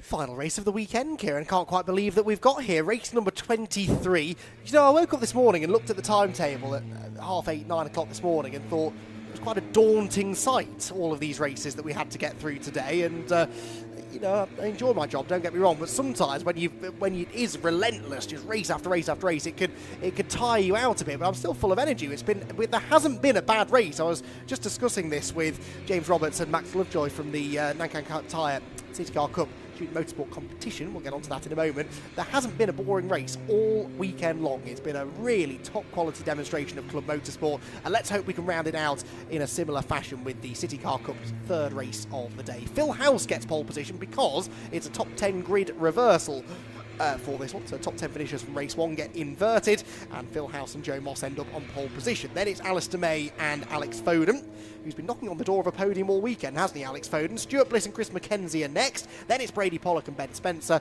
with Andrew Dyer and Richard Jett, the top two from the early race, sharing row 5. Elliot Lettis and Luca Proietti on the 6th row of the grid together, and then on row 7 it's Charles Hopkins and John Sykes. Row 8 for Alex Jackson and Chris Brewster. Row 9 then Junior Gravina Reid and Richard Snuggs, with Ben Johnson and Adam Reynolds next in line. Benjamin Bastow and Carter Steele share row 11. Row 12 for Fen Curran and Peter Bauer, and that only takes us about 2/3 of the way through the 38 car entry, although there probably will be 1 or 2 non-starters who have had issues earlier in the weekend. Next row of the grid, row 13, will be Craig Flynn and Amelia Vincent. Then it's Alistair Mayering and Luke Power on the 12th row of the grid, row 13. Sorry, 14th row of the grid. Row 15 is Josh Jackson and Harry Barker. 16 for Jensen Jackson and Joseph Plowright. Then Lee Parker and Glenn B, Ryan Middlemiss and Hayden Payne all the way down in 36th place, provided they've got that car out after its issues earlier on. We will not have, by the looks of it, Luke Bate, and we know that Max Finn will not be racing after his scary roll earlier on, but I was just hearing that apparently he's watching on, been taken to hospital for some precautionary checks, and he's watching the racing here this afternoon. Max Lovejoy then rejoins me again. Thank you for joining us again for race number 3, and 2 interesting races that we've had so far. Richard Jett managing to come out on top properly in the earlier race as well, and a significant win that in the context of the student motorsport competition. He had this gap to try and bridge to catch up to Stuart Bliss, and so far this weekend he's managed to do that. Yeah, definitely, especially with Stuart Bliss down in 4th place within student motorsport. That is a huge points for Richard Jett, and he definitely needs it at this point of the season, and he needs another one. Yes, and well, job made harder by the fact that he's starting this one deeper in the field. So Jett will be 10th in the orange and black Peugeot. He's just pulling into line in front of us in the commentary position. Andrew Dyer alongside him, and Andrew Dyer will be really keen to try and get back to winning ways in this one if at all possible. Remember, he was the winner yesterday from Brady Pollock and Richard Jett.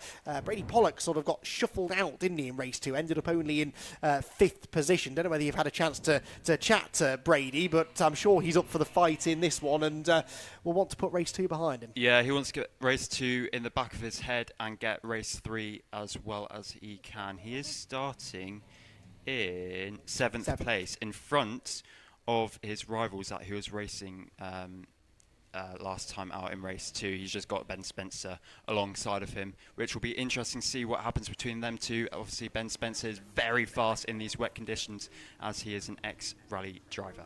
Yes, heard him talking to you, actually, wasn't it, after the race earlier on about that, and it's even damper, I would say now, probably, than it was earlier on. That was when some of the rain started to come, but it wasn't a proper downpour at that point until we got into the Ginetta Junior race that followed. Now, though, again, not fully wet, but it is damp and greasy. There's a dry-ish line that's appeared, but there are quite a few places where that dry line is not really evident. One that we do need to watch here, Max, I'm sure you'll agree, is Hayden Payne. They've got that car fixed. It's out at the back of the grid. What sort of progress do you think he can make? Oh, yeah, he will... well, I've talked to him a lot. I know him as a good mate of mine, and let's just say he is ready to race and put that race behind him and get as far up the grid as possible. He has had a hard year this year, started off in Snetterton, and even then he had a big shunt, so he will be there ready to try and put that little instant with Luke Bates, who is lining up alongside him, or not alongside him, but behind him, which will be interesting to see how they react together. Yes, I wasn't sure if we'd have Luke Bate out there, but he is, lining up at the back. So I think we're only missing one, so we've still got 37 of these CityCar Cup machines set to do battle. Again, it does just take a few minutes to get the grid in formation, which I think they've more or less managed to do.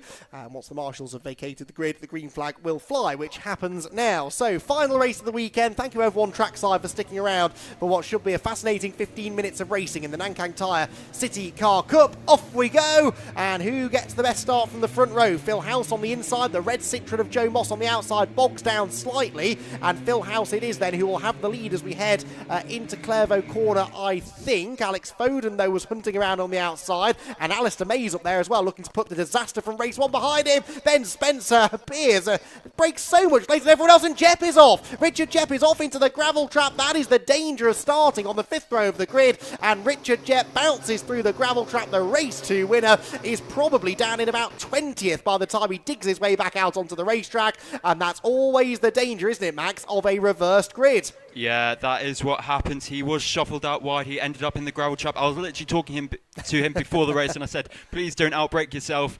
And it might have just happened. I might have jinxed him. I apologise for that. But it seems like he is back on track. He is mid-pack, and he said he's very quick in that Gen 2 in damp conditions. And he has won here before, and he hopes he wins here again, but he'll have to work a lot on it. Max, you're not really a commentator until you've put the curse on someone, so welcome to the commentary box. Richard Jepp, I'm sure, will be keen to hunt you down after the race. Right, for the race lead, Joe Moss has got the advantage now from Phil House heading into Barcroft. That is Alex Foden trying to buy into this, and the last of the late breakers, Ben Spencer. Well, actually, last of the late breakers, Phil House, who barrels up the inside of Joe Moss into Sunny Inn and tries to reclaim the lead. They've traded the lead already twice on this lap, and it might be about to happen for a third time. They are 3 abreast behind. Ben Spencer and Alistair May go either side of Alex Foden. If they all get through the complex in one piece, it's an absolute miracle. They're side by side for the lead. They're side by side for second. Phil House still can't get this move made on Joe Moss, but barges in wide over the grass through the right-hand element of the complex and finally gets the Peugeot in front of the Citroen. So House will lead. Which of the Citroens will be second, though? Is it going to be the red one of Joe Moss or Alistair May? No, it's not May. He runs wide, bogs down, gets an absolute side swipe from Alex Foden, and Chris McKenzie comes through behind him as well. Then it is Stuart Bliss, I think, and Brady Pollock in there too. Andrew Dyer hasn't made a lot of progress, and we know that Richard Jepp obviously has dropped right down the order as a result of the gravelly moments at Clairvaux. So, the end of lap 1, it is Phil House that leads. Who is going to be second as they round Clairvaux? I think it is still Joe Moss. Spencer third, Foden fourth, Alistair May fifth. Fantastic stuff. Yeah, Mackenzie has jumped his way all the way up to 6th place from starting out the back of the grid for race 1. He has made himself very good position, and he was fighting Alistair May, but it looks like Alistair May just got in front and actually has got a great drive out of the second corner and is in the slipstream and tracks of Alex Foden. Now let's see what happens. Alex Foden will defend. No, he doesn't. He's very confident that Alistair May won't make a move. Actually, there was an attempt round the outside, but there's a move for the lead. Yeah, look at this. Joe Moss has got the over-under. He's got the switchback against Phil House, and they're side-by-side again into the Jim Clark S. This is a brilliant battle between the two of them. Neither of them willing to let the other settle in the race lead. Ben Spencer, though, buys into it as well. The 3 of them together through the Jim Clark S's. Don't go 3 wide into Barcroft. That's really not a good idea. Phil House just gets across in front of Joe Moss's red Citroen, and Ben Spencer in the Castrol Toyota liveried Igo just has to slot back in line in behind. Then it's May, then it's Foden. So May did get ahead of Foden through all of that. Quick Richard Jepp check, by the way. At the end of lap 1, 16th place for Richard Jepp. The only good thing, though, is the likes of Andrew Dyer and Brady Pollock, they haven't really rocketed up the order in the way that I perhaps expected them to. So they're not that far ahead of Richard Jepp, who is just on the back of this group. Look, in the orange and black Peugeot already, I think, making more places up. Yeah, I think he needs to worry more about Bliss, where he is for the championship, and he is side by side. I've just heard some tyre school. I think that's Junior Gravino Reed, the Boston College bright red car, making a mistake into the final sector. Ari Barker going very wide as well. But let's have a look at the front of the grid. Actually, let's look at the mid-pack. We've got side by side again with Hopkins. He loves that side by side move out of the hairpin down into turn 1. He's got the outside line, which will turn into the dry line, which may give him an advantage under braking. But look at the gap that House has got in front of Moss. Yeah, this is the biggest lead that anyone's had so far. It was 8/10 actually at the line, which is genuinely quite a comfortable advantage. Through the chicane they go. House, Moss, Spencer, May and Foden the top 5. Someone takes the shortcut, not the only one actually, a couple of them taking the shortcut at the chicane further back. Richard Jepp was 12th at the end of that lap, 4 places gained, but you're absolutely right, it's Stuart Bliss that he is chasing down, and Stuart Bliss is in 7th position, protected at the moment by his Boston College Racing teammate Andrew Dyer, who's immediately behind him. So the two white and green Igos, that's the target for Richard Jepp. He's only a handful of places behind them then. Yeah, Jepp has moved himself up to 12th place, and Payne is down there in 28th, already making 6 places up in a couple of laps' time. I'm just trying to spot him, and he is in front of a couple more drivers, so he has made more places up. The timing screen is a lap behind, so forgive me for that. Yeah, timing screen struggling to keep up, as are we, I think, with all of the positional changes out there. Luca Proietti there pulling in behind Andrew Dyer now. Then you've got Brady Pollock down in 10th place now. Pollock, and in fact, that's Richard Jepp alongside him, isn't it? So this is Richard Jepp trying to get into the top 10 now in the orange and black Peugeot. He's around the outside of Brady Pollock, and that will give him the inside line for the right-hand element of the complex, which he dutifully takes and slips through. I think Luca Proietti is going to do the same thing, though, to Stuart Bliss. So that means they're together already. The student motorsport competition drivers, the two contending for that championship, are going to be absolutely together. Look, because Bliss eases Proietti wide, and that will open the door for Jepp. If Jepp can make this move stick, Max, he'll be right on the tail of his big championship rival. Yeah, I don't think Bliss knew how close Jepp was. Maybe he would have given his opponent, the number 3 car, a little bit more room as they go side by side into turn 1. Richard Jepp seems like he's got the slight advantage. I'm trying to see on the screen, and he does, and he's right on the tail of his championship rival Bliss. Well, they came into the weekend 12 points apart in the favour of Stuart Bliss. Remember, in race 1 earlier on today, Bliss was 6th, Jepp was 3rd. The gap came down. Race number 2, Jepp won, and Bliss was only 7th. The gap came down again, so they're going to be almost level, I'd imagine, at this point. This is really important for the championship. Look at this for the lead as well. Phil House defending from Joe Moss, I think has gone into Tyre a little bit too deep, and Joe Moss is back alongside him again. It's side by side for the race lead. You've got the two student motorsport contenders together back in the pack. Again, you need 6 sets of eyes to keep track of all of the battles. We'll focus on the leaders for now, because it's 4 for the lead through the Jim Clark S's. Joe Moss up alongside Phil House, being given a shove by Ben Spencer. Alistair May is there as well, and I think Phil House is going to get shuffled out of line here. Look at that, because he had no draft, no slipstream, no assistance. He went from the lead down to 4th. Sorry, is this NASCAR? There's a reason I love this championship. I knew that's what it was. Brilliant racing, isn't it? And so difficult to do. I mean, you talk to the drivers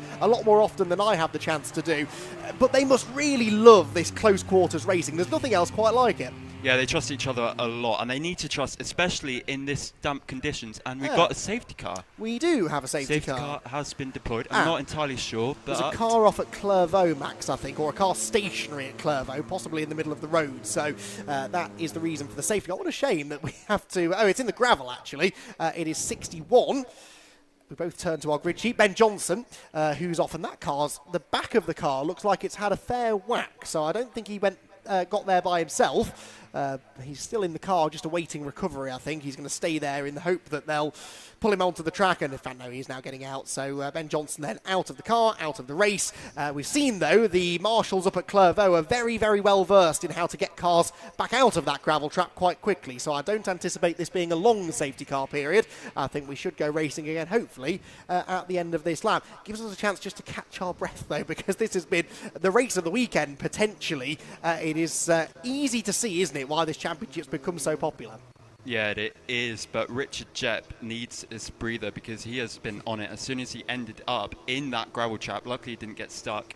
He is now up into P9 behind his rival Bliss, which will be an interesting thing to see what happens. Now, Bliss has a moment to reflect about what Richard Jepp will do as they line up in a very long snake formation behind the Jag safety car.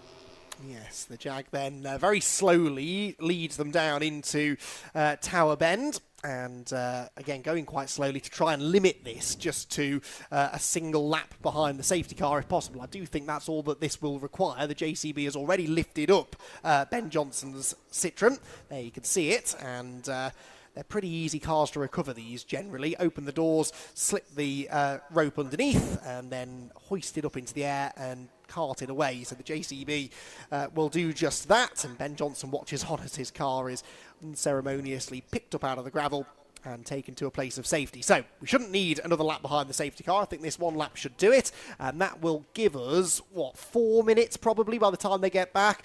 So 2, maybe 3 laps more racing to go.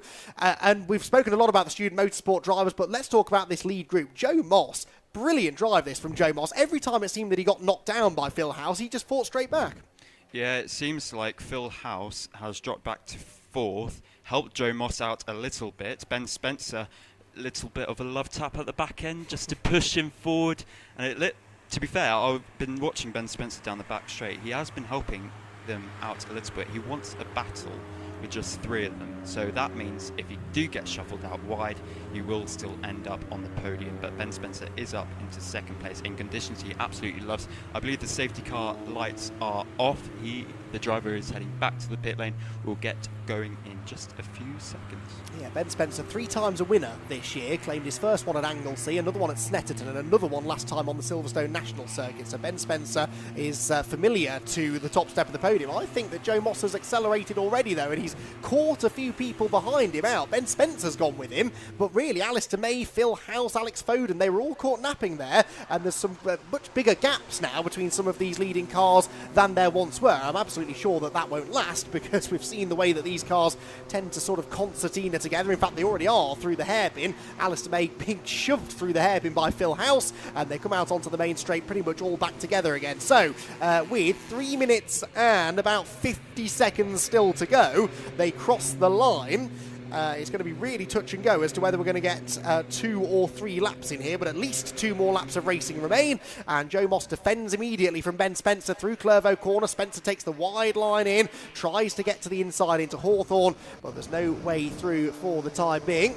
Round the never-ending right-hander they go. Keep an eye on Richard Jepp, who's really starting to put the pressure on Stuart Bliss now as they round the chicane. That is a really significant battle. The lead is important, but so too is the battle for the lead in the Student Motorsport Championship. Ben Spencer in the slipstream, looking for an attack into Tower, but also mindful that Alistair May is right behind him. Spencer goes to the outside line and really is late on the brakes. Going to go right around the outside of Joe Moss. I think he's going to try it. There's a bit of leaning, and it could be Alistair May that comes out of this with the race lead. They're going to be 3 abreast again, aren't they, into the Jim Clark S's. Yep, here comes May. He keeps his foot in it, gets a gap on the outside. 3 abreast into the S's. It's Joe Moss who loses out in the middle, and it's Alistair May who gets to the lead. Alistair May, what a move that was from 3rd place, 3 wide into the lead. Ben Spencer has got Joe Moss on his inside.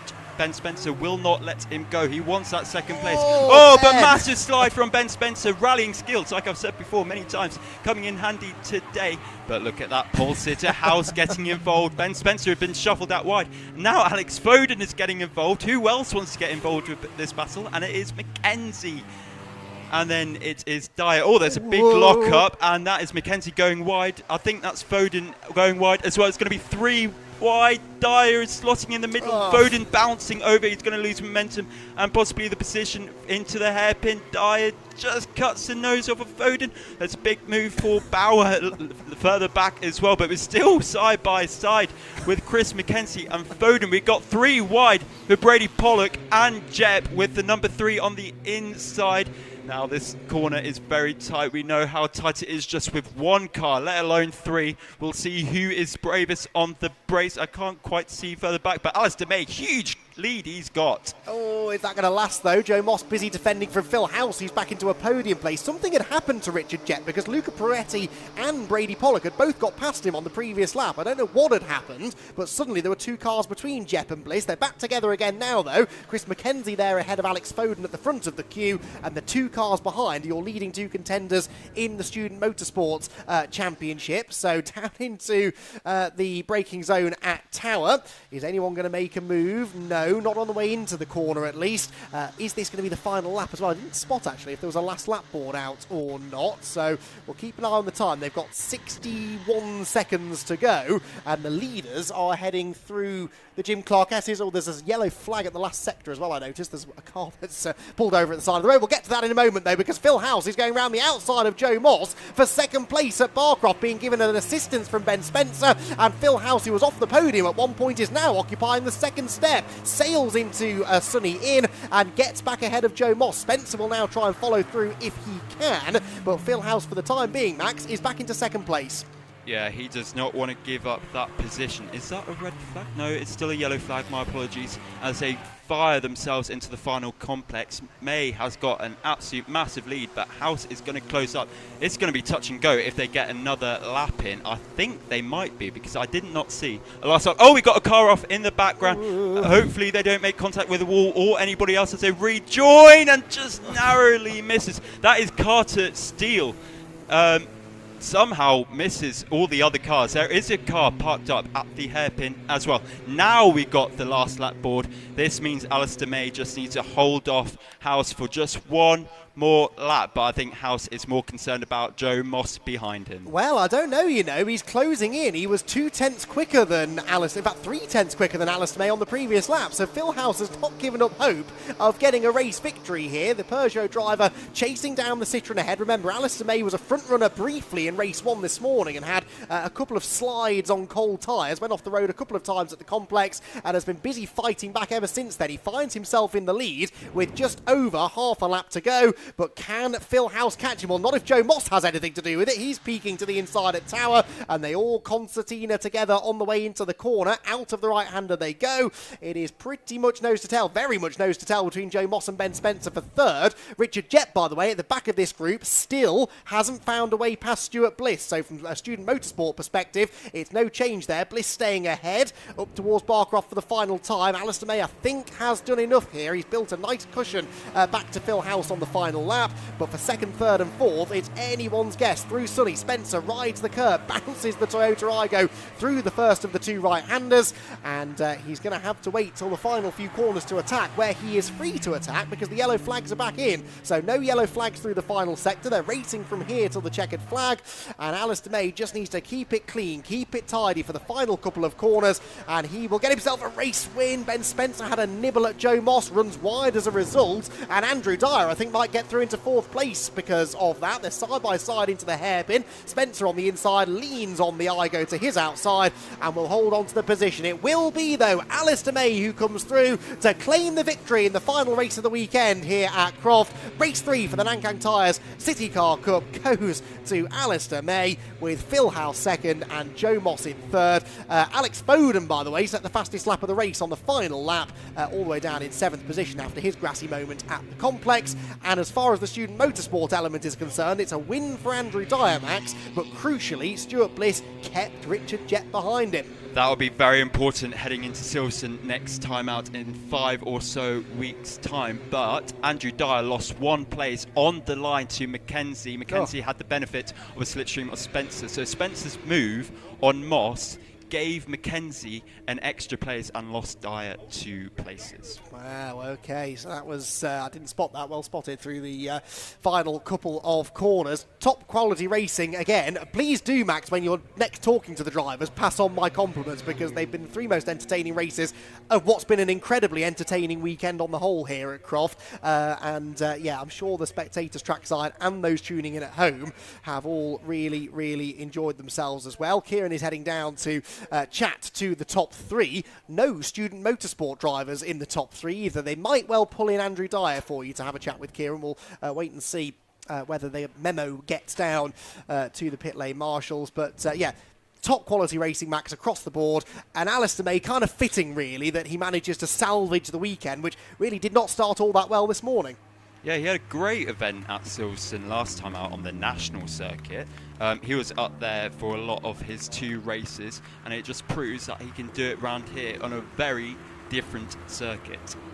Yeah, very different circuit, very different conditions, but Alistair May has been racing for a little while now, knows his stuff, and yeah, really well managed race that. Phil House was coming at him in the last couple of laps, wasn't he? But Alistair May able to keep him ultimately at arm's length. So the cars then will make their way back around. We'll in a moment hopefully be able to take a look at the provisional results for that final race of the weekend. And a nice touch as well, all of the spectators on the banking behind me have stayed to watch the cars come back to the pit lane so that they can give them a round of applause. That's really nice to see. Alistair May then gets the win in the Quattro Formaggio run Citroen C1. Phil House second in the Peugeot, and Joe Moss is third. Ben Spencer is the best of the Toyotas in fourth, ahead of Chris McKenzie, and Andrew Dyer in sixth, your student motorsport winner for Boston College Racing. Then Alex Foden, seventh, Stuart Bliss, eighth, and Richard Jepp even ninth. They were second and third in student motorsport, and Bliss, crucially the points leader in that category, keeps Richard Jepp at bay. Brady Pollock, Luca Proietti and Alex Jackson complete the top dozen. Then it was Chris Brewster and Benjamin Bastow.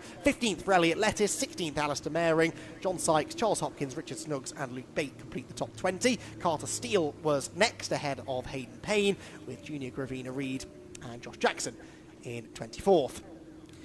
25th for Fen Curran, 26th Amelia Vincent, then it was Ari Barker, Peter Bauer, Luke Power and Joseph Plowright, with Craig Flynn 31st, 32nd Ryan Middlemiss, 33rd Jensen Jackson, 34th Glenn B and 35th Adam Reynolds, with Lee Parker, one of only a couple of non-finishers I think in the end. We had one that stopped at the hairpin and possibly one that pulled into the pit lane to retire, but I think everybody else managing to get to the flag.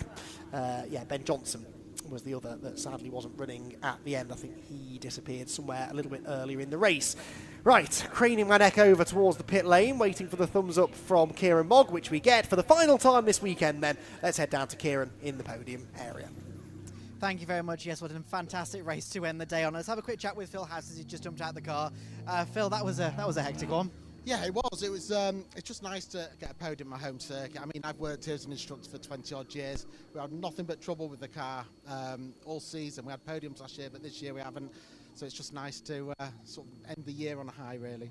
Yeah, quite a good battle with these boys as well. That was good fun. Yeah, it was good fun. You know, I'm really rooting for Ali to win the championship, so I was more than happy when he was in the front. Great race with Mossy and Ben behind. Nice, clean racing. Bit hairy, but clean.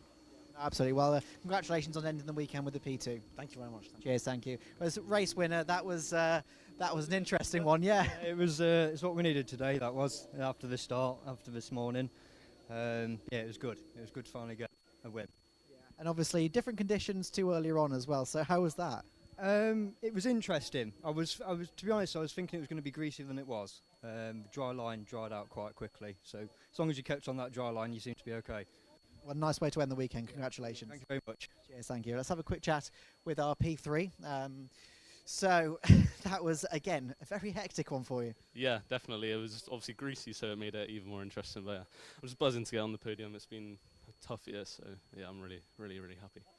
And obviously, we were talking all about conditions today. You know, each race you've had has been completely different set of conditions, and surely that's playing an additional challenge for you to going into each race. Yeah, 100%. It's obviously then in them kind of conditions, figuring it out where the grip is and everything. But fair play to Rick over there. He done an amazing job with the car. It was amazing. So yeah, over the moon.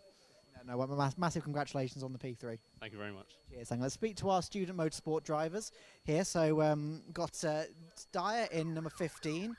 So if I can just jump in here a second. So Andrew Dyer. Hello. How was that? Oh, interesting to say the least. The first corner was a bit mad as soon as we started off. It just kind of Constantined up and I caught Rich and then got hit from behind all sorts. So yeah, but just happy to get through that. And yeah, his car was on the pace, so that was the main thing.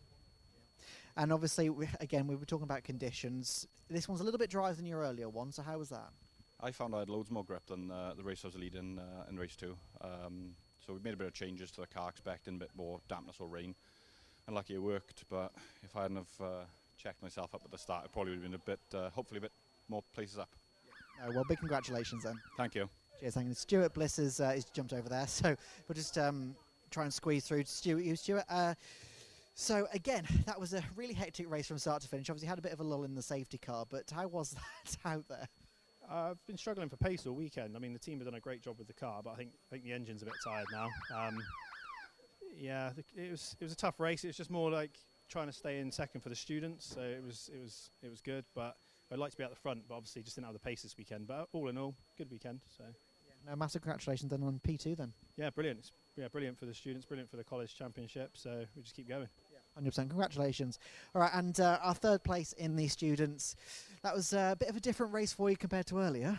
Yeah, I had so much pace in that race. Unfortunately, I don't know if Andrew said in his interview, I was caught on the outside in T1, ended up in the gravel. I think I dropped down to about 20th at one stage. I had unreal pace. It's just like, if that didn't happen, where could I be? But great racing with these guys. You know, I know it's nothing intentional from Andy. I've raced with him for a while now, and he's a good guy. So it happens. It's outside of T1, and it's a little bit damp. It's going to happen. But still on the podium, so I can't complain. And obviously, dropping down that many positions, even though you would have liked to have been a bit further up, it's got to be good fun to come through the pack. It was good fun. There's a few moments where I was hanging on for dear life, but it's racing. You've got to be on the edge to be quick. So it was enjoyable, but yeah, it's another what could have been sort of race. So all good.